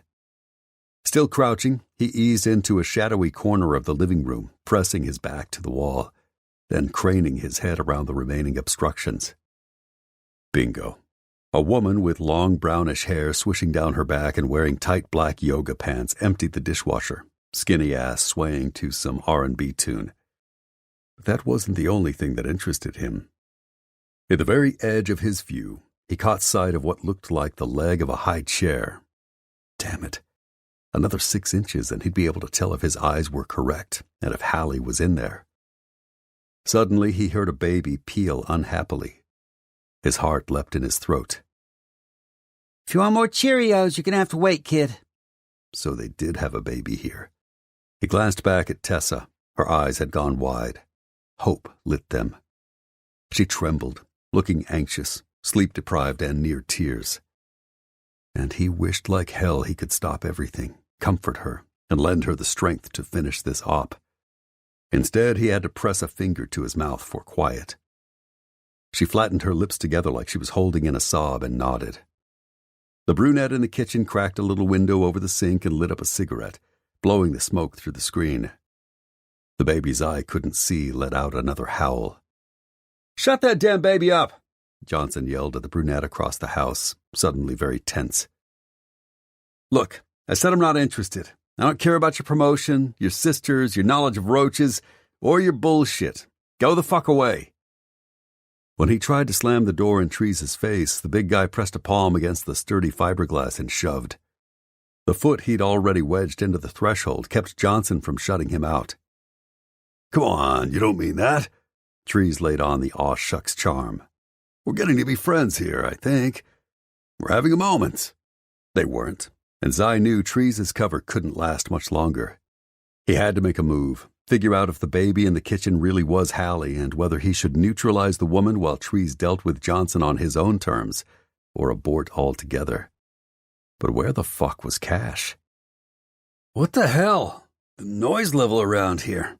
A man emerged from the other side of the house in a pair of boxer shorts, pulling a t-shirt over his head. Speak of the devil. Tessa's eyes widened in panic. Once Cash yanked the dirty tea down and finished rubbing at his bleary eyes, he would be looking right at her. Fuck. Zai risked poking his head above the chair to catch Treese's attention and zipped a finger across his neck.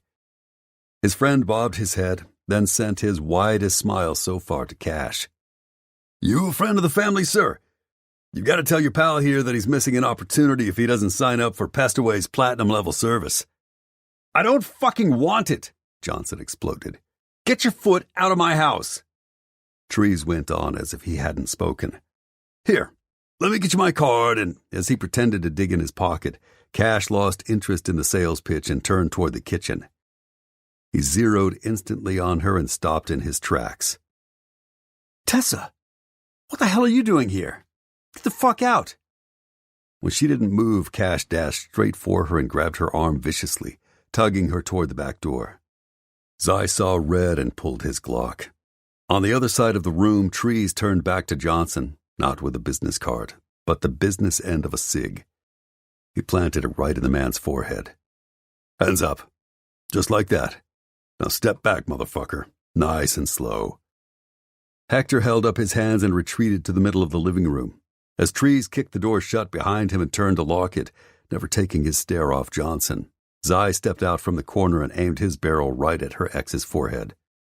"Let her go." "Fuck you," Cash glowered. "You don't want to give me a reason. I'm already half inclined to blow your worthless brains out." Wisely, Cash stopped running his mouth and released her. "Now get your hands up." Grinding his teeth together, Cash did, muttering curses. "Tessa, in my back pocket are a couple of pairs of cuffs. Get them out. You," he told Cash while she did as he'd asked. "Get to the middle of the room by your buddy Johnson. No, you can walk with your hands in the air." Trees nudged Hector back toward Cash until they bumped into one another. Stand back to back, now. Zai motioned Tessa over and took the cuffs from her. Then he handed her his gun. If either one of them moves, aim in their general direction. This sucker is loaded with hollow points, so whoever you hit, we're talking maximum damage. Okay, she nodded, looking so brave and resolute as she took the weapon and aimed it directly at the two men. You're doing great, he told her in a low murmur. I'm going to cuff them. Then they could start asking questions and find out if the baby in the next room was Hallie. No, you're not, said the woman from the kitchen. Let them go. Zai turned and his heart fell to his knees. Aspen stood in the opening between the kitchen and the living room with Hallie braced on one bony hip and a Glock pointed against her defenseless little head. Chapter 13. Tessa did her best to hold the gun steady and not fall apart, but the sight of that woman threatening to end her daughter with one squeeze of the trigger nearly had her unraveling. Anxiety sat like a 1,000-pound boulder, crushing her chest. Hallie, baby girl. Her daughter caught sight of her and started wriggling and screaming, kicking and bowing her back. Stop it, Aspen hissed, shaking Hallie. If Tessa had any idea how to fire a gun without hitting her daughter, she would have turned it on Aspen. But she didn't. Zai came to her rescue, holding up his hands and slowly approaching the other woman. All right, let's not be hasty. You don't need the kid. You need information, right? Aspen scowled suspiciously. Yeah? Okay, let's make a trade. Zai turned to Trees, who still had Johnson dead in his sights. What the heck was Zai up to? Tessa didn't know, but she needed to do her part. She jerked the gun back to Cash. She might not be able to fire on Aspen and risk hitting Hallie, but if it would save her baby, she had no compunction about blowing her ex away. He'd obviously had a hand in kidnapping their daughter, and he deserved whatever he got. What do you mean? Aspen asked. Give Tessa her daughter. A baby doesn't belong in this situation, and I know you don't want to kill her. The woman screwed up her face like he was an idiot. I don't give a shit. She's just a whining, crying kid. Tessa seethed. Her daughter was wonderful and precious, totally innocent and sweet. It took everything inside her not to stomp over there and beat the shit out of the bitch. But Hallie can't give you information. I can. I know everything you want to know. Every single thing. So let the baby go, and I'll come with you in her place. Tessa gasped. Sigh. Did he know that meant certain death? Was he really willing to do that? Sacrifice himself to save Hallie? It's okay, baby. He put a reassuring hand over his heart. Then she understood. He wasn't trading his life for Hallie simply for her baby's sake. He was doing this for her. To atone? To prove his love? She didn't understand, but she loved him. Still. No matter how difficult things had become between them, no matter how dark and ugly his interrogation in the bunker had turned, she'd said less than words to him in anger too. But he was the kind of man who'd helped her when she'd been overwhelmed with a newborn. He was the kind of father who had calmed Hallie by letting the baby sleep on his chest. He was the kind of lover who had touched her with his heart as much as his hands the very first time he'd taken her to bed. And now he was willing to risk his very life to keep her daughter alive. Against her will, tears welled in her eyes. She couldn't tell him not to trade himself for Hallie, but it was breaking her heart. Sigh. Shh. Why should I take that deal? Aspen grabbed a squirming Hallie viciously and poked the side of her little head with the barrel again, her finger wrapped dangerously around the trigger. Tessa's heart lodged in her throat and she died 1,000 deaths, worrying that Aspen's finger would slip and end her baby girl forever. It was killing her that her daughter was mere feet away, but it might as well have been half a world. Because it's a good deal, Zai pointed out. You let Tessa, her daughter, and my associate, he gestured to Trees, go. I'll stay here with you three and tell you all the secrets EM has been keeping. Or your two cohorts could simply put down their weapons and I can take all of you prisoner while I extract the information I need from you. If not, I'll off the baby. You've got 10 seconds to decide. Hey, Cash piped up. This isn't what we talked about. Shut the fuck up, pipsqueak, Hector growled at him. You don't get a say in this. Aspen turned to Tessa then. Drop the gun, or the kid loses her head. She froze. If she let go of the weapon, she had no illusions. These people didn't play by any rules, so Hallie would still die. So would she, Trees, and Zai. But how could she help this situation if she refused? Tessa turned to Zai with a questioning stare. Don't do it, baby. You better fucking do it, Aspen shouted. 5 seconds. The situation was escalating too quickly. Tessa didn't know how to stop it, and she couldn't think. 1,000 thoughts raced through her head. She swallowed. Shoot Johnson? But what if that startled Aspen and she pulled the trigger? She'd already been over the reason she couldn't shoot Aspen, and she didn't see how shooting Cash did any good now except to make everything more tense. They talked to him like he was expendable. Now, bitch, Aspen insisted. 5, 4, 3. No! Cash stomped toward the woman. That's my daughter, too. Now you care? You were the one who suggested kidnapping her. He stopped in front of Aspen, who gripped a screeching Hallie. But you promised we'd give her back as soon as you got the information you wanted. Are you living in dreamland? Aspen rolled her eyes. How the fuck did you think we were going to give back a baby? You planned to kill her all along? Aspen sighed and glared over at Johnson. Bringing this idiot in was your worst idea ever. Hey, it got us information, he shot back. Aspen scoffed. What a pain in the ass. Cash lunged in her face. Answer me. You plan to kill my daughter? Duh. The hell you are.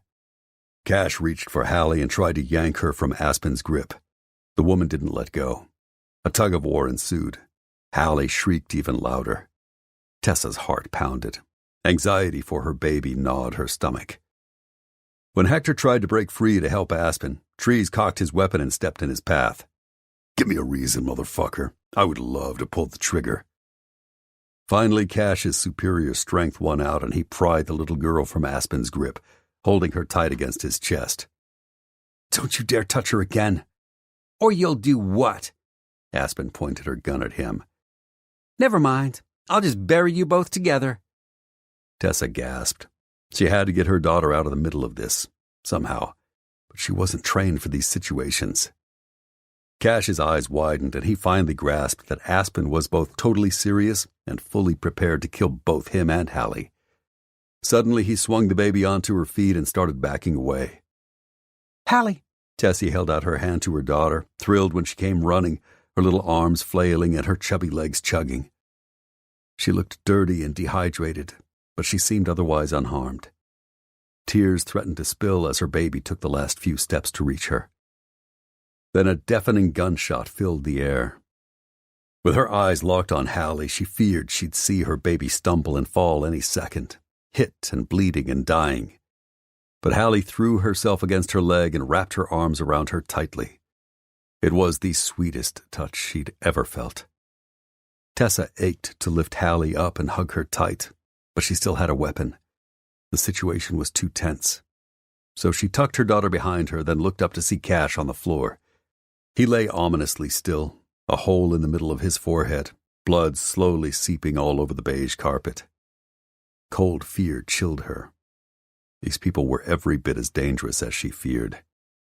Tessa! Zai held up his hands. She tossed the gun in his direction. He caught it as she scooped Hallie into her arms, clutching her daughter's head to her chest and holding her securely while she tried to keep herself together. It felt so good to finally hold her baby, but she didn't know how they'd get out of here alive. Go, he demanded.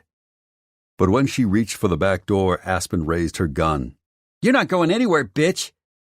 Tessa's heart clanged. She turned her body to shield Hallie, hoping it would be enough to spare her baby girl, as the next resounding shot echoed in the room. But the bullet didn't rip through her. Instead, Zai fired on Aspen, who gasped and recoiled, then looked down at the blood spreading across her pale t-shirt from a wound in her left shoulder. Honey! Hector lurched for her. Stop! Trees growled at him. The man didn't listen, racing across the room. Before he could tackle Zai, Trees shot Johnson in the back, sending him sprawling face first into the carpet inches from Cash's lifeless body. Aspen gasped, crying out in shock and pain as she fell to her knees. But when she lifted her head again, she had murder in her eyes, and she trained her gun on Tessa once more, glaring at Trees. Drop it or she's as good as dead. Stop, Zai snapped, gun pointed her way as he barreled down on her. Always did think you were an asshole, she choked out. Suddenly, Johnson grabbed Zai's ankle mid-stride and held him back. Blood dripped from his mouth. Hate poured from his eyes. Zai nearly stumbled as he tried to pull free from the other man's grip. Hector refused to let go. Aspen stood, trembling. Her gun wavered erratically. Stop, or I'll kill all of you. No, you won't, Trees sounded annoyed. Before I kill you, I'll shoot your balls off for shooting my husband. Your husband is a rapist, Trees growled. Let go, Johnson. He didn't. Fuck you, the dying man growled. No, fuck you. Trees took aim. This is for Layla. Then he fired again straight into the back of Johnson's head. The hand around Zai's ankle went limp. Aspen cried out, launching herself straight for Trees, hobbling and bleeding all over the rug as she aimed in his direction. Final warning. Zai stepped into her path, weapon pointed. With a snarl, she came at him and pulled her trigger without even blinking. The shot sounded deafening in the small room. Zai jerked. Tessa watched in horror as he hissed and gripped his arm. Blood seeped between his fingers as he raised his gun again and fired at Aspen. He missed. She laughed. Tessa's heart thudded and chugged as the other woman scowled in concentration and fired again. Zai feinted, making the shot go wide, but he stumbled, tripping over Johnson's body. His temple struck the coffee table with a sickening thud. He stopped moving. Zai! Tessa panicked. She couldn't hurdle the sofa and get his gun to shoot Aspen while protecting Hallie. But she didn't dare wait to see what Trees would do. She had to do something besides standing here and watching him die. Even if he didn't choose a life with her, she wanted him to live and be happy. Now I've got you, the woman cackled at his prone form. You pricks took from me. I'll take from you. An eye for an eye. No, not now. Not like this. Not with so much vengeance and hate. Tessa grabbed the first thing she could use as a weapon, a big candle in a heavy glass jar, and threw it with all her might at Aspen's head. The woman didn't see it coming until it was too late. It struck her in the cheek. She grunted in pain and swore before glaring daggers her way. You should not have done that. I'm going to kill you and your brat, and I'm going to enjoy it. Because it's easy and you can feel like you did something big and bad, Trees mocked, aiming at her head. You'll have to kill me first. Oh, you're getting yours. After this bitch. Aspen wrapped her finger around the trigger again, her face alive with evil glee. Before she could fire, Zai, despite being bleary-eyed and shaky, managed to raise his head and pull the trigger. This time he didn't miss. Aspen stumbled back and blinked down at him in shock. Damn it!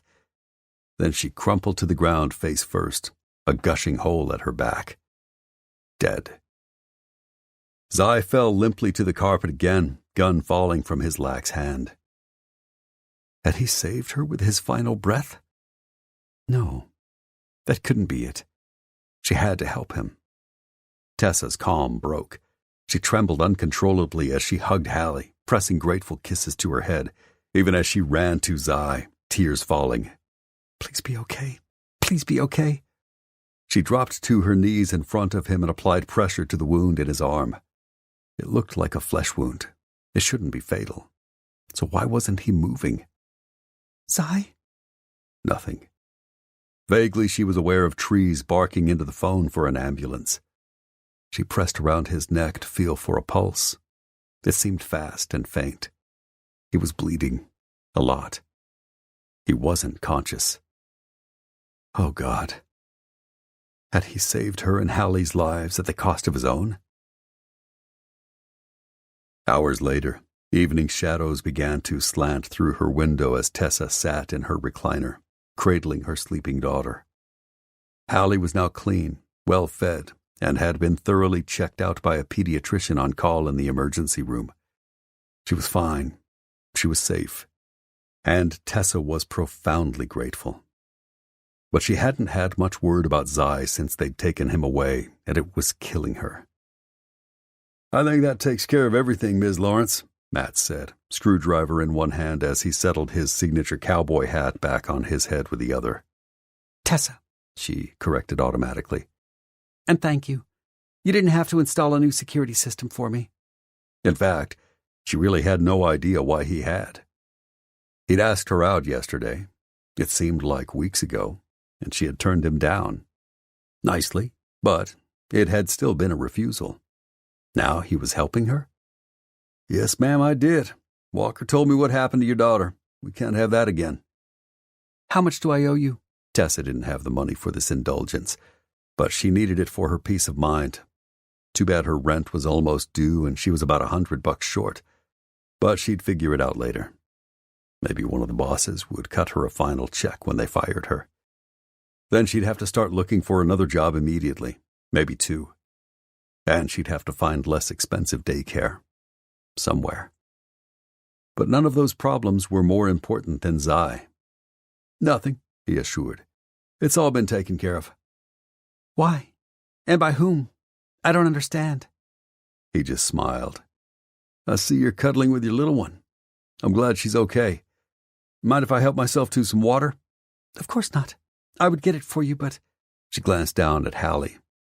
She slept like a child who hadn't rested well in days. Probably because she hadn't.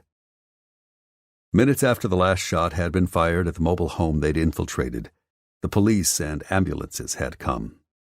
The coroner, too. The next while had been a blur. A ride in an ambulance, questions from doctors, questions from the police. The long wait through Hallie's thorough exam before she'd finally received the assurances she'd been holding her breath for. All amazing news that had brought her to tears. But when she'd asked the hospital staff for word about Zai's condition, they had refused to tell her anything. She understood privacy, but she loved this man. Trees, whom apparently he'd designated as an authorized contact on his medical forms, had come around to say that they were still running tests, but he didn't know much about Zai's condition. That had been 6 hours ago. What was going on? Zai was going to make it, right? "It's no problem. Can I get you anything while I'm up?" "I'm fine, thanks." Honestly, she didn't feel like eating or drinking right now. Her stomach was in knots. "And thanks for bringing my car back to me." Moments later, Matt meandered into her living room again and sat in the opposite chair, watching her snuggle her daughter. "My pleasure. I heard you were strong this morning." Not strong enough, since Zai was still lying in a hospital. Why wasn't anyone telling her anything? "If you're all done, you don't have to stay." "Actually, ma'am, I do. I need to show you how to use the security system before I go." "Oh, right." With a nod, she clasped Hallie tighter and stood, lifting her daughter against her chest. "I'll set her in her crib." It made Tessa nervous to take her eyes off her baby, and it would probably be a long while before she'd feel comfortable letting Hallie sleep alone all night in her room. But for a few minutes, and with the new alarm system in place, it would be okay. Logically, she knew that. As soon as she set Hallie down, the baby sprawled out and relaxed into the mattress, her breathing deep and even. With a smile, Tessa drew a blanket over her, gave her an affectionate rub, then turned to Matt, who watched from the hall. She followed him to the new alarm panel near the front door. Her landlord might be mad that she'd cosmetically altered the look of the unit without his permission, but he could kiss her ass. Within minutes, Matt had shown her how to arm and disarm the system, how to bypass zones, how to enable and disable the motion detectors, and even how to change the time on the pad. "It looks amazing. I don't know how to thank you." "You don't have to. I can install these in my sleep. This is one of the best," he assured her. "It's sensitive, hard to tamper with, and I've got extra precautions around your daughter's windows. No one is getting in there again." That helped set Tessa at ease. She wandered back to the living room, puzzled when Matt followed.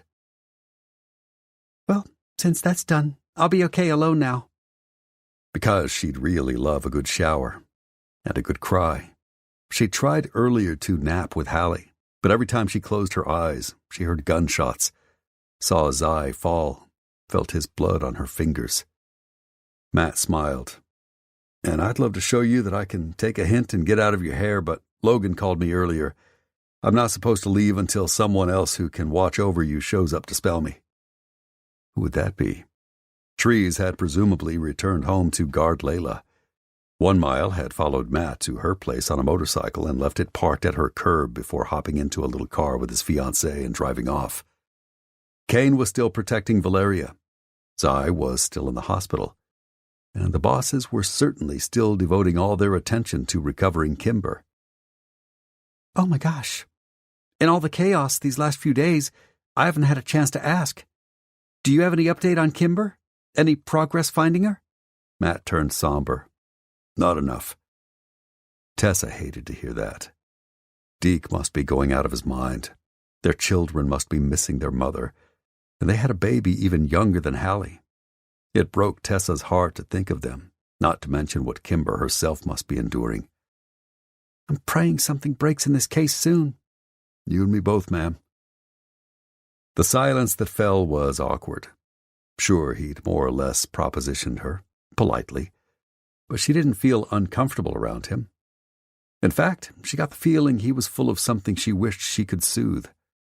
Sadness, loneliness. She couldn't quite put her finger on it. So, you're from Wyoming? A little smile pulled at his lips. Yes, but you don't have to be polite and pretend you care after the day you've had. I do care. He seemed genuinely nice. I know you said no yesterday, but I really do know this amazing girl. He tried to hide his grimace. Maybe another time. That was his pride talking, and she wished it wouldn't. He really was a hunk, and Madison would be incredibly good to him if he was even half as good to her as she suspected he could be. If you change your mind. Thankfully, they were both spared continuing the conversation by a knock on the door. Tessa leapt up from her seat. I'll get it. Matt stood too and pulled out his keys. And I'll be going. I left my cell number near the primary keypad in case you have any questions. You ladies have a good evening. He pulled open the door before she could and blocked whoever stood on the other side of the portal. An instinctively protective gesture, she supposed. Then Matt relaxed, tipped his hat to her, and walked out. Evening. Bye. She saw the colonel filling her doorway now. He looked haggard, like he hadn't shaved or combed his hair in days. His clothes looked limp. He was at the end of his rope. Tessa's heart went out to him, and she rushed over, wrapping her arms around him. Oh my goodness. I'm so sorry for everything you're going through. I wish I could do something helpful. But I'd be happy to get you some food or coffee or... He hugged her tightly, and she could tell this strong man, this pillar of his family, needed to draw strength from her. No, but thank you, he said, his voice tight and gruff. Come in. Honestly, she didn't know why he'd stopped by, but if he needed to talk or needed an ear, she would always be here.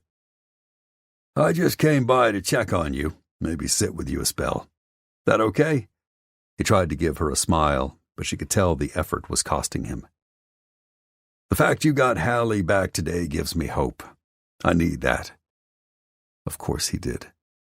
Her heart broke for him. Don't lose faith. I'd half given up ever getting my daughter back, but I'm glad I kept trying.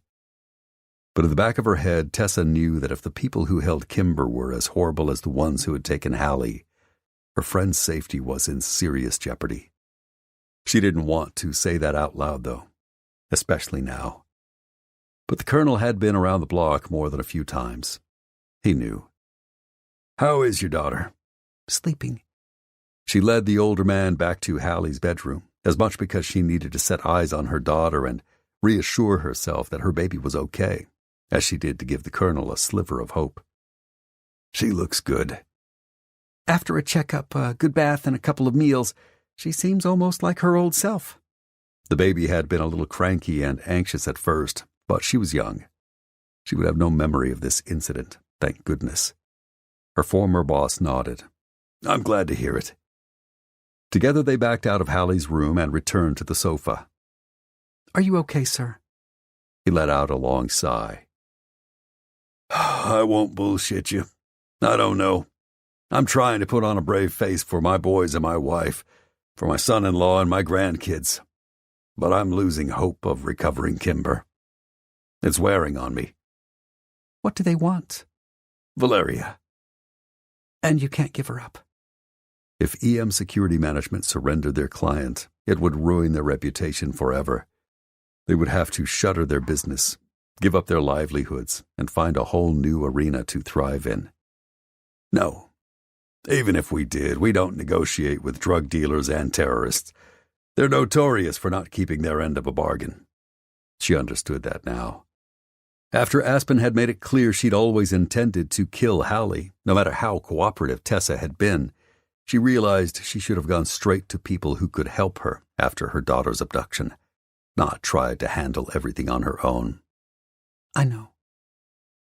But maybe we have a ray of hope on the horizon. Layla has agreed to act as bait to try to draw Kimber's kidnappers out, so we're working on that. Hopefully soon. Tessa knew exactly how Trees would feel about that, and she felt sorry for the guy. He wasn't going to be able to protect or keep her from this, no matter how hard he tried. Yeah. By the way, I'm sorry for mixing you up with Aspen when I went on maternity leave. He gave her a reassuring smile. You didn't know. But I knew Cash was a jerk. I should have at least considered the fact that any contact of his wasn't a good idea. And now they were both gone. The brief conversation she'd had with Craig had been heartbreaking. The man was not only crushed to lose his son, but stunned to learn he'd helped drug dealers kidnap his own daughter and spied for Emilio Montina before his demise. All for money. Despicable, but she was sorry for Craig that Cash's greed had led to his death.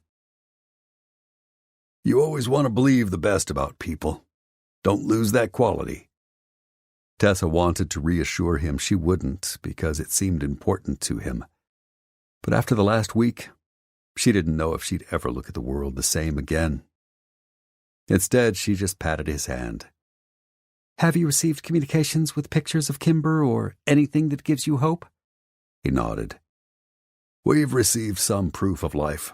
I just don't know how much longer they'll have patience. We're going on day 6. I thought we'd be a lot further in tracking down these assholes. But so far, we don't have a lot to go on. They're good. I'm sorry. He gave her a tight smile just as his phone buzzed. Then he stood. That's my cue. I need to get back to the safe house and sleep. It's been over 24 hours. That poor man. While the colonel was sharp, fit, and robust, he wasn't young anymore, and he looked like his daughter's absence was killing him. Tessa stood and dropped a hand on his forearm. It was so kind of you to drop by to see me. I'm sorry for the way everything happened. I'm under no illusions that your family will consider me a friend after what's happened. But if I can do anything... A knock interrupted, and to her surprise, Hunter poked his head in the door. We got this, Dad. Go on, grab a hot meal and a bed. The colonel patted her arm. I'll let you know. Take care of that baby. Tears stung her eyes. It had been an emotional day, and it wasn't getting any easier. Her heart ached for him. She knew what it was to worry about a daughter's safety, and with every silent hour that passed, she wondered if the news about Zai from the hospital would be agonizing. I will, she assured. Goodbye. The older man nodded as he let himself out. Hunter filed in, followed by Logan and Joaquin. None of them looked as if they were faring any better than their father, but dread filled Tessa's belly. If they were all here on a Sunday in the middle of their own personal crisis, they weren't here for a glass of sweet tea. They were here to fire her. Tessa didn't blame them. They'd trusted her, and she had betrayed them. With good reason, but that probably didn't matter to them. Come in. She motioned them into the living room. Sorry to barge in, but this can't wait. Tension gripped her, squeezing her chest. Of course not. But before you say anything, let me first tell you I'm sorry. I feel horrible for what I've done. I didn't expect to be the target of anything. I didn't know what to do, and I didn't handle it well. I understand that you have to do what you need to. I have no hard feelings, and I wish you all the absolute best. Hunter frowned. Logan swore. Joaquin just shook his head. We're not firing you. Had she heard that right? You're not?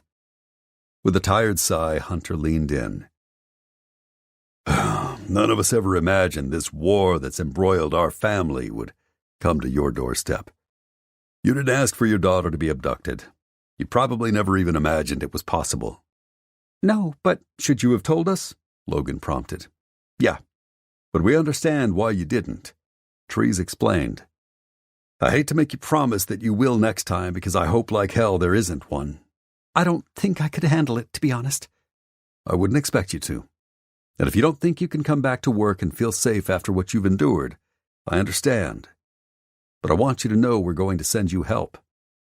Help? Joaquin jumped in with a nod. The alarm system is your first line of defense.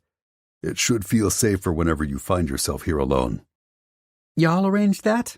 Yeah, Hunter grimaced. Trees reamed us out. We promised we'd do what we could to protect you in the future. Bless Trees. She hadn't known that having so many protective men as friends would feel like having brothers. It warmed her. Thank you. I know you have your own problems to worry about, so the fact you took care of me, despite everything I've done... Tessa couldn't help it. Tears fell. After the day she'd had and the fact she'd barely slept in 36 hours, they never seemed far away. Hey, Logan took her hand and squeezed. Don't cry. I know it's been a long, horrible day, but Hallie is safe. You're safe, and... What about Zai? What about him? Hunter asked, but he looked at her as if he already knew the answer. She was in love with him, but that wasn't what he wanted to hear. I'm worried.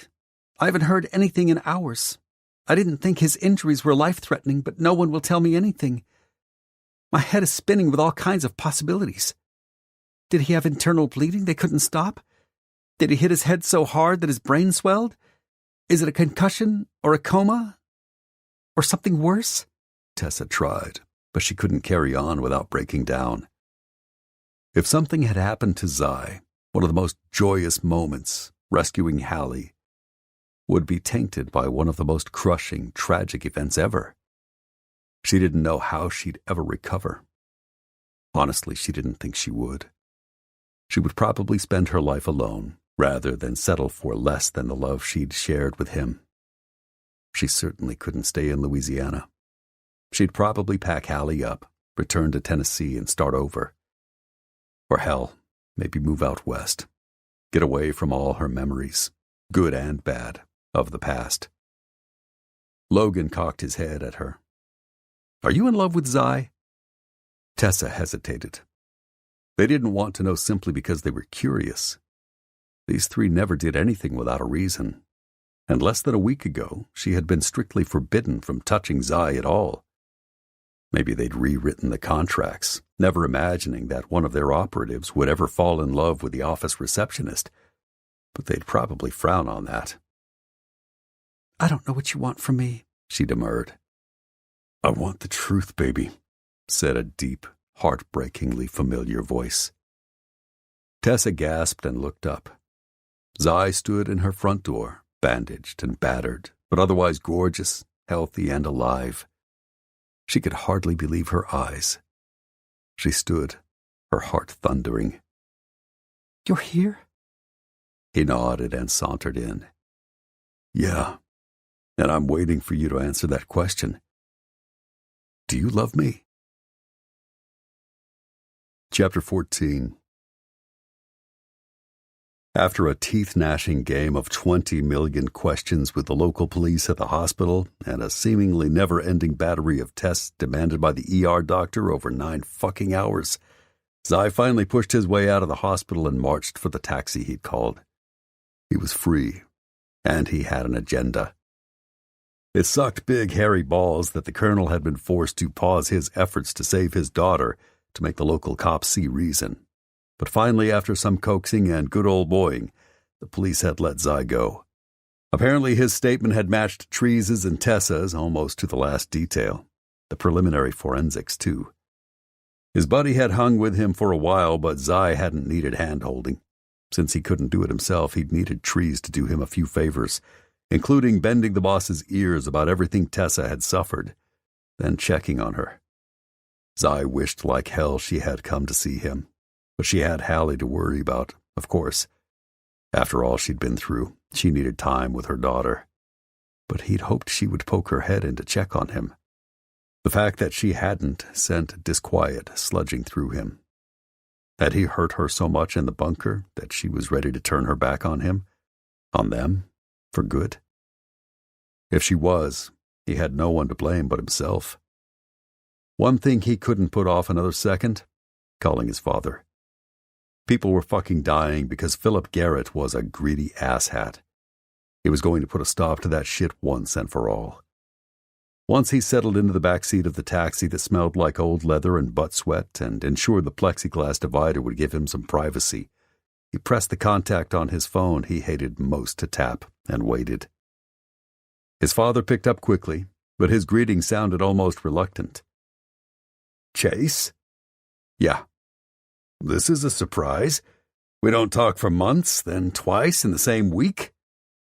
"I thought you might want to know that your son, granted the throwaway and not your beloved Ivy League carbon copy, almost died this morning in a shitty mobile home in BFE, Louisiana, because you're so fucking unscrupulous that you're willing to take cash or favors or whatever the fuck you're getting from drug dealers so they can use A-Buzz to communicate. I'm sorry for you that they failed to off me, but it was close. Better luck next time." "Well, I don't... Someone almost killed you? This morning? What the fuck do you think I do for a living?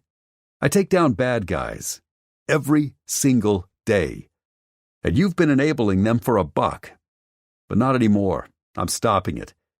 They also kidnapped my girlfriend's daughter. They put a gun to her head. She's an infant. And it was all coordinated on your fucking app. Won't that look good in the press? Especially after you banned people so publicly for merely talking about government overreach because you thought they might get violent? These people are violent, and they're criminals. Give me a fucking break. Son." The emotional peel in that one word pissed him off. "Don't call me that." "But you are. In blood only. If you don't want me to go to the press with everything I have, accounts, screenshots, secret groups that clearly violate your terms of service, you ban every one of those motherfuckers and you live up to your promise of a safe platform. If you don't, in 24 hours everything I have will be public. And since it resulted in 3 deaths just this morning, not to mention another man's torture a few months back and a woman's abduction, who's still missing, by the way, won't that make you look good? Don't do that. Please. If I ban them and cut off their communication, they'll come after me. They'll kill me." Zai shook his head.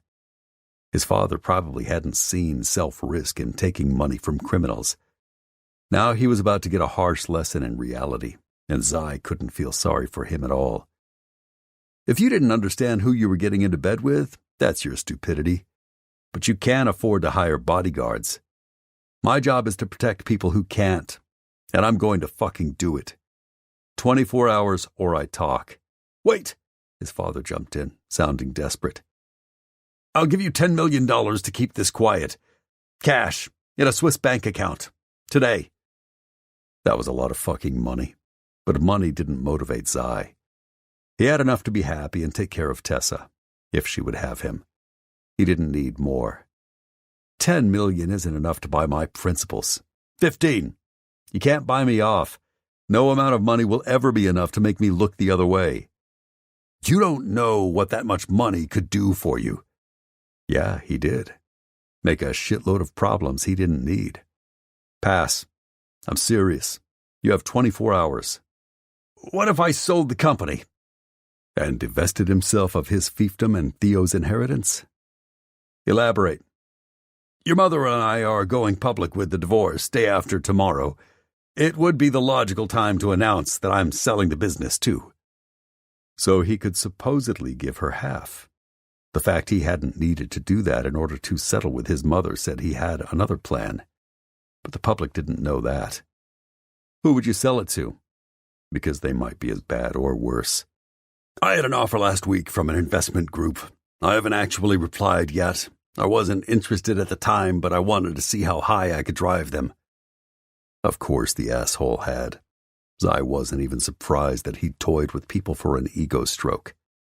"But I could take them up on it, and let them know there are some security problems on the platform," Philip rushed to add.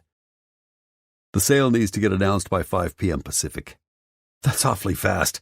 These things take weeks, sometimes months. Get it done today, or else." His father hesitated, and Zai could feel him fuming. Finally he huffed, "Fine." That was one hurdle down, but Zai had other provisions. Even if his father and the investment group agreed to a deal today, the actual close of the sale would take a while. 2 more things. First, you have an outage or a glitch or whatever you need to have to not piss off these cartels, but disable, throttle, or delete their accounts until the company changes hands. Be all apologies for the technical problems, but get it done. His dad sighed. "All right." "And you give 10% of the sale of the business to helping others. Women's shelters, food banks, halfway houses. Not through your buddies and their tax shelters or pet projects. And not to your fucking investment guy to line your pockets later. Actual people in need. Don't buy another fucking Lamborghini or whatever overpriced phallic symbol you drive these days. Be a human being." Philip turned very quiet. "You're right." Zai didn't kid himself. His dad's sudden change of heart and self-enlightenment wouldn't last. But if it protected the people he loved for now, he'd done what he could. "And one more thing. I know you're going to dive back into the tech pool, and I'd be an idiot to think you don't already have something working, but you don't do business with these criminals again. Ever." "Fine." His dad paused. "I don't even know who you are. How are you so not like the rest of us?" More than once, Zai had wondered the same thing. He still didn't know why he'd never been a fortune chaser like his father, lazy and worried only about appearances like his mother, or a budding tycoon more concerned about his own pleasure than actually contributing to society like his brother. "I grew up with 3 examples of what not to be. That was all I needed." That and the fact he'd been determined to be his own man. "Are you still in Louisiana?" "Why?" "It's backward and mostly full of bumpkins, and the bumpkins are great people who care about each other in their community. They're turning into the kind of family I've always wanted and never had." "Ouch. You never spared my feelings as a kid. I'm just returning the favor. Oh, and when you announce the divorce tomorrow, my name better not be anywhere on that press release." "I'll have it removed," his father sighed. "Will I ever hear from you again?" "I don't know." Then the taxi driver pulled into Tessa's neighborhood, and his patience with this conversation ended. "That all depends on you. I have to go." "I'm sorry." Zai knew his dad wasn't merely apologizing for this latest fiasco, but a lifelong host of disappointments. "And I'm sorry it's come to this. Maybe someday. Goodbye, son." His father actually sounded choked up. And Zai didn't have the energy to decide whether he believed the man or not. The taxi was stopping in front of Tessa's place, and this was the future he needed to focus on. "Goodbye." With that, he hung up, paid the taxi driver, then hauled ass out of the car. Well, as much as he could in his banged-up condition. Then he hobbled up Tessa's walkway. On the other side of the door, he heard familiar male voices. The bosses were here. They fucking better not be firing her. "Are you in love with Zai?" That was Logan. Exactly what Zai wanted to know. His heart caught in his throat as he eavesdropped, waiting for her reply. "I don't know what you want from me," Tessa said. Her voice was so soft, but he heard the catch in it. Zai frowned. What kind of answer was that? He pushed the door open and took in the scene. Tessa surrounded by all the bosses, looking exhausted and worried and put on the spot by the 3 bastards they worked for. I want the truth, baby. She stood, clearly shocked. You're here? Had she thought he wouldn't come as soon as he could? Or was she simply wishing he hadn't? He nodded and entered, shutting the door behind him. Yeah, and I'm waiting for you to answer that question. Do you love me? And that's our cue to leave. Hunter stood. The other 2 followed suit, Logan frowning as if he wasn't quite ready to rush out the door. Good. Since Zai was on a roll, cleaning house and sweeping out the shit, he might as well continue.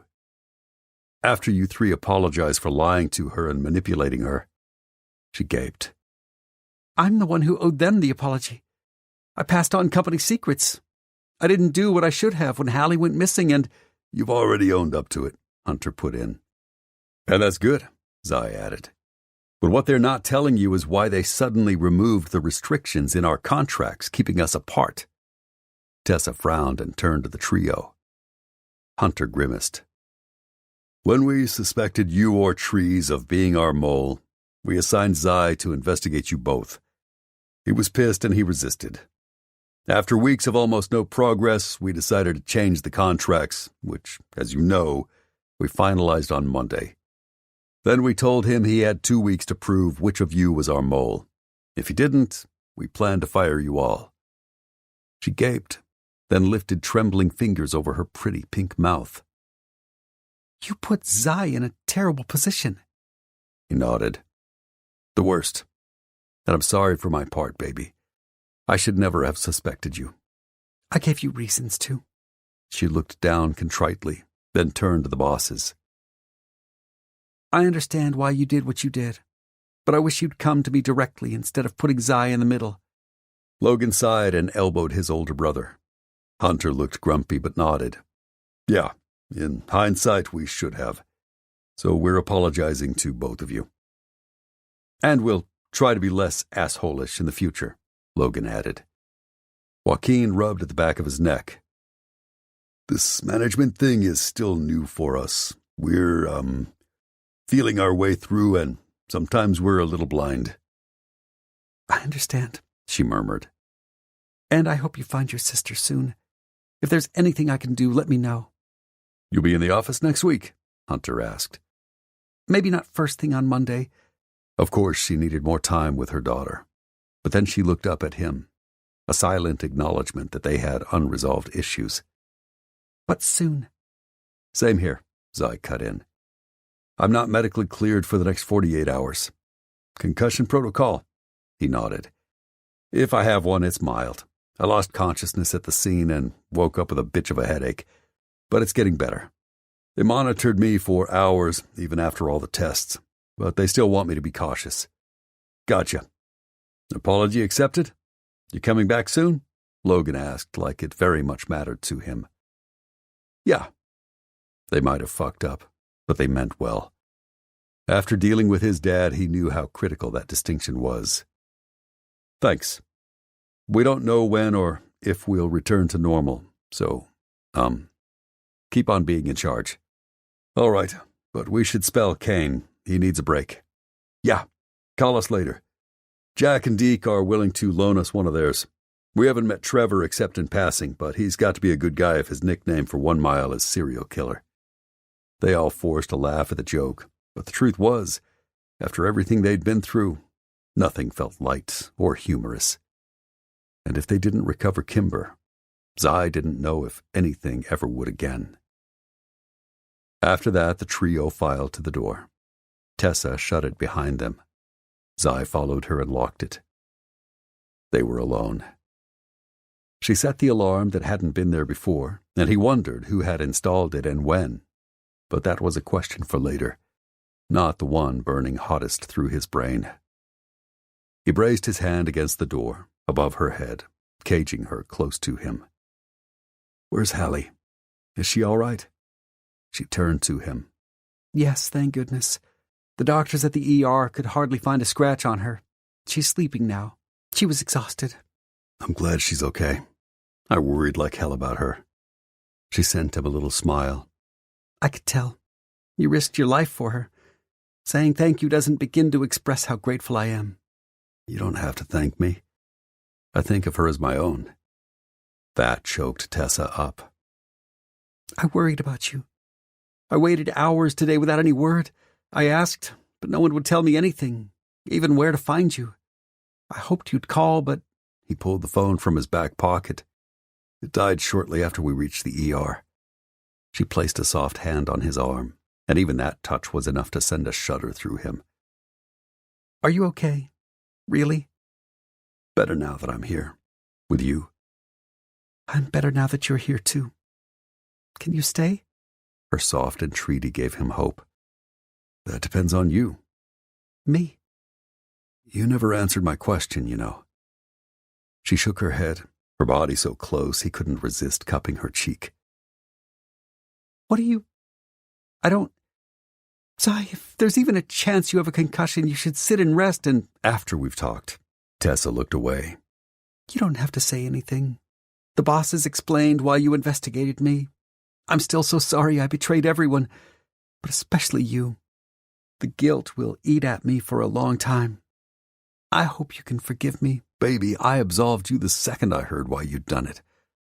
You put Hallie first. You had to. I understand. And you're right that you didn't handle things the way I would have, but you had no way of knowing how to deal with a situation like that. I've been trained to. You haven't. I just hope you can forgive me. What I said and did in that bunker. I understand. But if you hate me for it... God damn it, the thought nearly ripped him in two. No. She lifted her stunned gaze to him. I don't. I couldn't. Okay, I can work with that. I know we have a lot to figure out, and a lot of trust to repair. I trust you. She bit her lip, her face full of regret. But I should have trusted you more. Just like I should have. Let's not fuck up again, huh? She laughed. Let's not. Let's agree to talk anything out in the future. Absolutely. Now I'm dying to ask you a question, baby. He took her by the hand, never breaking her soft, blinking gaze as he urged her to the sofa, then knelt at her feet, pulling the box from his pocket Trees had dropped off earlier. When he lifted the lid, she gasped as he pressed a kiss to her hand. Marry me. She looked absolutely stunned as she trembled against him. You mean that? Really? Of course. You know I love you. I bought this ring 4 days ago. I want you to be my wife. I want to be a father to Hallie. I want to grow a family with you. I'd like the answer to my first question, too, but if that's a no... Zai, I love you. Tears filled her eyes and spilled down her cheeks. I love you so much. His heart caught and lifted. He'd waited forever to hear those words, and having her say them now was way more than he'd dared to hope for today. Hell, maybe for weeks or months. As long as Tessa had agreed to be his, he'd been prepared to do or say whatever he needed to win her over. But if she already loved him... She sniffled and looked at him with such an earnest gaze, he melted. In fact, I've loved you for a long, long time. Since shortly after you first walked through my door. Baby, he gripped her shoulder. Is that a yes? You'll marry me? More tears fell, but she gave him a watery, heartfelt nod before throwing herself against his chest. Yes. I'd be thrilled and honored to marry you. Oh, thank fuck. I want this ring on your finger before you have a chance to change your mind. He slid it on, surprised to find his own hand shaking. It fit perfectly. She gave him a tearful giggle and looked down at the diamond winking on her finger, then back up at him. Oh my gosh.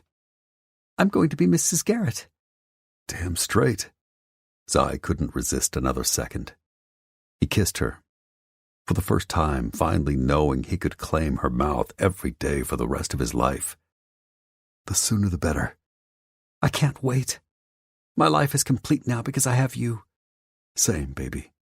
He cupped her face. And you better not ever stop looking at me like that. She grinned, beaming with joy and love. Like what? Like you want me to peel off your clothes and take you to bed as much as I'm dying to. I'll never stop. I promise. I just want to know what you're waiting for. Nothing. I'm done waiting. You're mine now. Forever. Epilogue. February 2nd, 3 a.m. Forrest Scott, known to most everyone as Trees, because what else was someone supposed to call a gawky-as-fuck 6'8" dude, jolted awake to the nagging whine pealing from the alarm panel and sat straight up in bed. Someone unauthorized had opened one of his doors or windows. His first thought was of Layla Torres. Had someone come to take her from him, or was she trying to escape? Again. It didn't matter which scenario he was facing, someone was getting interrogated tonight. Trees vaulted out of bed and disengaged the alarm before hopping into his sweatpants and steel-toed boots. Without bothering to lace up, he grabbed the Benelli he kept propped beside his bed and a pair of cuffs from his nightstand, then pocketed the nearby flashlight. Trees prowled across the house quietly, a skill acquired from years at war in both urban dogfights and desert shitholes, until he reached Layla's bedroom. He wasn't surprised to find the door closed. She shut it every night, locked it too. Apparently she thought that would save her from him if he was the kind of asshole who would force his way into her bed. She had known men like that most of her life, so he'd let her keep the illusion. Trees hated to screw with her peace of mind now, but he had her door open in less than 10 seconds. Her bed was empty, her window tightly shut, but it was chillier in here, as if someone had recently let the winter night into her room. Son of a bitch. He doubled back, charging to the front door, plucked his coat off the nearby hook and shoved it on over his bare torso as he hauled ass onto the porch. Thank God he still had a pair of thermal night vision binoculars in his pocket. Trees lifted them to his face and found Layla in seconds. She was alone. He grunted, wanting to be grateful that someone hadn't taken her from him, but he was just too pissed. Did the woman not understand that her life was in danger? Or did she simply not value her goddamn safety? Cursing, he bounded off the porch and ran after her. He would catch up to her quickly for 4 reasons. First, she had nothing on her feet but flimsy flip-flops. Second, it was 37 degrees, and she was covered only by a tank top and short shorts. Third, his height advantage meant he had hella long legs, and her soft curves proved that, unlike him, she didn't run a few miles a day. Fourth, and most important, she might want to leave him badly enough to brave nature and the elements at 3 o'clock in the morning, but he was far more determined to keep her under his roof. Hell, if he could, he'd keep her in his bed. But ever since he'd heaped a trio of orgasms on her and shared the most mind-blowing fuck of his life, she'd done nothing but try to escape him. Time to drag her back, put his foot down, and tell her exactly how things were going to be. It didn't take him long to catch her. He could see the flash of her sleek, naked legs in the moonlight, along with the puffs of her breaths in the cold. Layla had no idea he even chased her until he was practically on top of her. She whipped her gaze over her shoulder just as he hooked an arm around her waist and lifted her from the ground. He yanked her, kicking, writhing form into his arms and against his body. Her flip-flops went flying. Let me go! Nope. He retrieved her shoes and shoved them in his pocket, despite her struggles. She did her best to punch and kick him, even bit him once. But as his mother would have said, bless her heart, every attempt to get free was both ineffectual and pointless. You cannot keep me here against my will. That was where she was wrong. EM Security Management was paying him for just that. I can, he said as he headed back toward his house. My sister needs me. Your sister has her own protection. We've ensured that, and you know it. That's not why you're trying to run, and you know I'm right." Layla went stubbornly mute, a response he was well used to. She didn't want to talk? Fine by him. Trees contained her still wriggling form, bypassed the front door, then headed around to the back before flipping on his chipper shredder. "No!" she screamed in terror, scratching and clawing, scrambling to get away from him as if her life depended on it. What the hell did she think he intended to do? Feed her into it? One look at her face told him she did. Fuck. "Hey, calm down, honey. It's all right. I'm not going to hurt you." She looked at him with wary eyes. "Then what?" He didn't need words to explain. Instead, he took her flip-flops from his pocket and fed them into the machine, watching a pile of pink rubber emerge on the ground. Then he turned it off. "Are you crazy? Those are my only shoes." "Were. They're not shoes anymore. Let's go." He hiked her up against his body, thick arm around her middle. Instinct won out, and she wrapped her legs around him to ensure she didn't fall. "Why would you do this?" Trees didn't answer until he climbed the front porch, made his way inside, and set her on her feet. By the ambient security lights, most would call them night lights, he watched the fear and anger war across that face of hers, which still had the power to take his breath away. It didn't matter that he terrified her, or that he hadn't touched her in days. He hated the fact that she hated him. They were a fucked-up tangle, but he refused to let anyone hurt her. "Because now you can't go anywhere," he pointed out. Layla fumed. Oh, she tried to hide it, but he was learning her tells. She might be a gorgeous Latina, but she didn't have the stereotypical spicy temper to go with it. Nope. Layla wasn't the sort of woman to get mad. She got even. Trees was pretty sure she was plotting some really shitty revenge right now. That didn't worry him half so much as her insistence on escaping. He took her by the arm, hauled her to the kitchen table, and thrust her into the first chair, then wrapped his hands around her shoulders. It didn't escape his notice that his grip covered most of her upper arms. "What we have here is a failure to communicate." "I understand your English. Though it may shock you as a man, I have my own thoughts, and I disagree with you." "I'm not shocked at all. I'm just making it incredibly clear that you're not getting your way. You and your sister are under our protection. As long as either faction warring for control of the Tierra Caliente cartel is after you, it is my responsibility to keep you alive. You can't fight them alone, and you've got to know that. But since you don't seem to, and I'm not getting through to you, we're going to make some changes around here until you grasp the concept." Without waiting for a response, he began patting her down. It was fucking hard not to notice her soft, lush breasts when he had to cup them. Impossible not to remember having them in his mouth, or watching them bounce when he'd gripped her hips and she'd ridden him hard and fast. But now wasn't the time for this trip down memory lane, or his erection. He needed to find her phone. Layla pushed at his hands and turned her body away protectively, but he finally felt his way from her chest to her ass and pulled the phone from her back pocket. He saw 3 messages from her sister, which was no surprise, and 1 from Hunter Edgington. That shocked the hell out of him. "What are you up to?" Stubbornly, she pressed her lips together, crossed her arms over her chest in a way that made her tits look even more luscious, and jerked her stare out the window. Damn it. How the fuck could he get her to talk? Turning her ass red and stripping the starch from her attitude sounded great. But she'd made it clear she never wanted him touching her again, and she didn't even trust him a bit, so she'd never volunteer for any sort of consensual spanking, even if she needed it. So Trees did the next best thing. He waved her phone in front of her face until it unlocked, then started prowling through the device.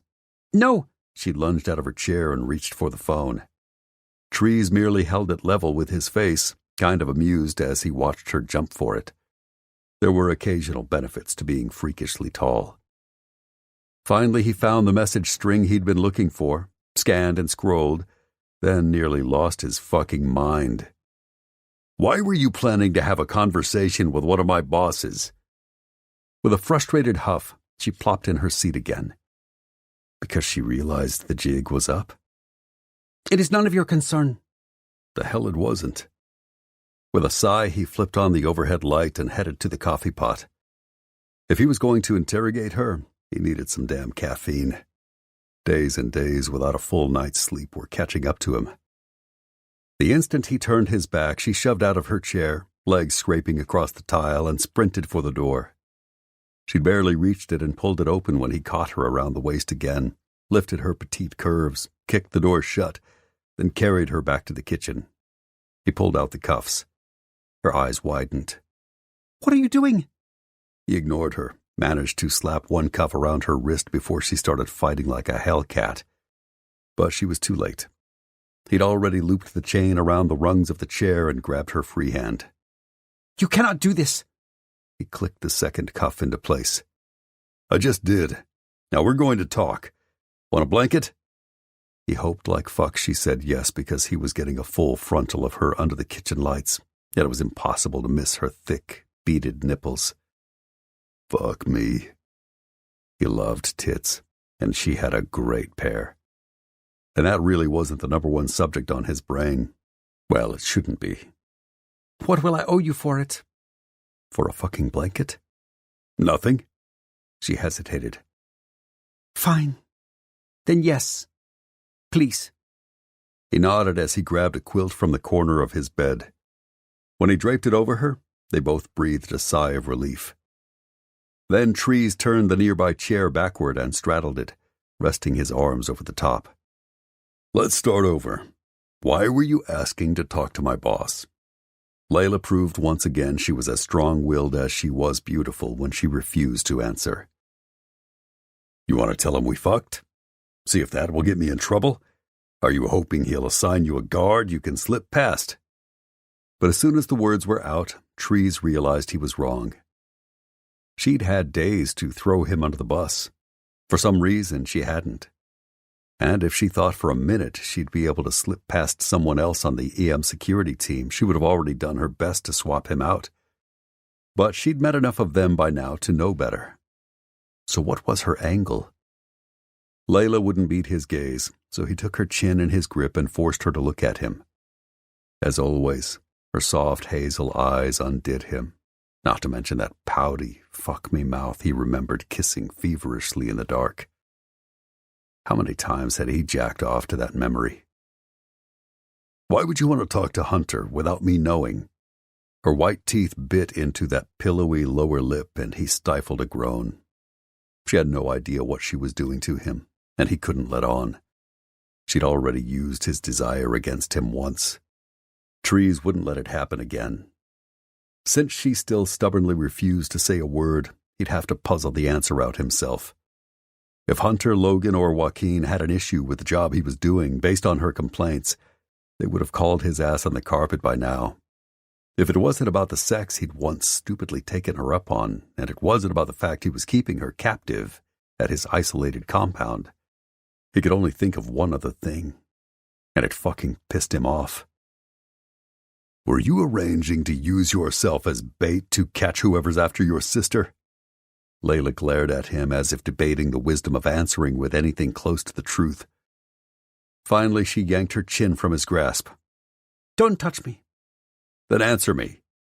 Yes, and you cannot stop me. That's what she thought. Were you planning to run to Hunter's place? Maybe get clear of my property, then call him to come get you? It wasn't anything she did that told him he'd hit the nail on the head, but he knew. Oh, that would have made me look really fucking good. Then again, you don't care about that, do you? I have no wish to hurt you, but my sister will be fine. She shook her head. They will come. They will keep coming. They will never stop until they kill her and take her son. I know these people. They are animals. They will never give up. Then neither will I. I can be an animal too, and I'll prove it. Want more trees in Layla? Get ready for Wicked as Seduction, coming soon. This concludes Wicked and True by Shayla Black. Narrated by Troy Duran. Copyright 2021 by Shelley Bradley, LLC.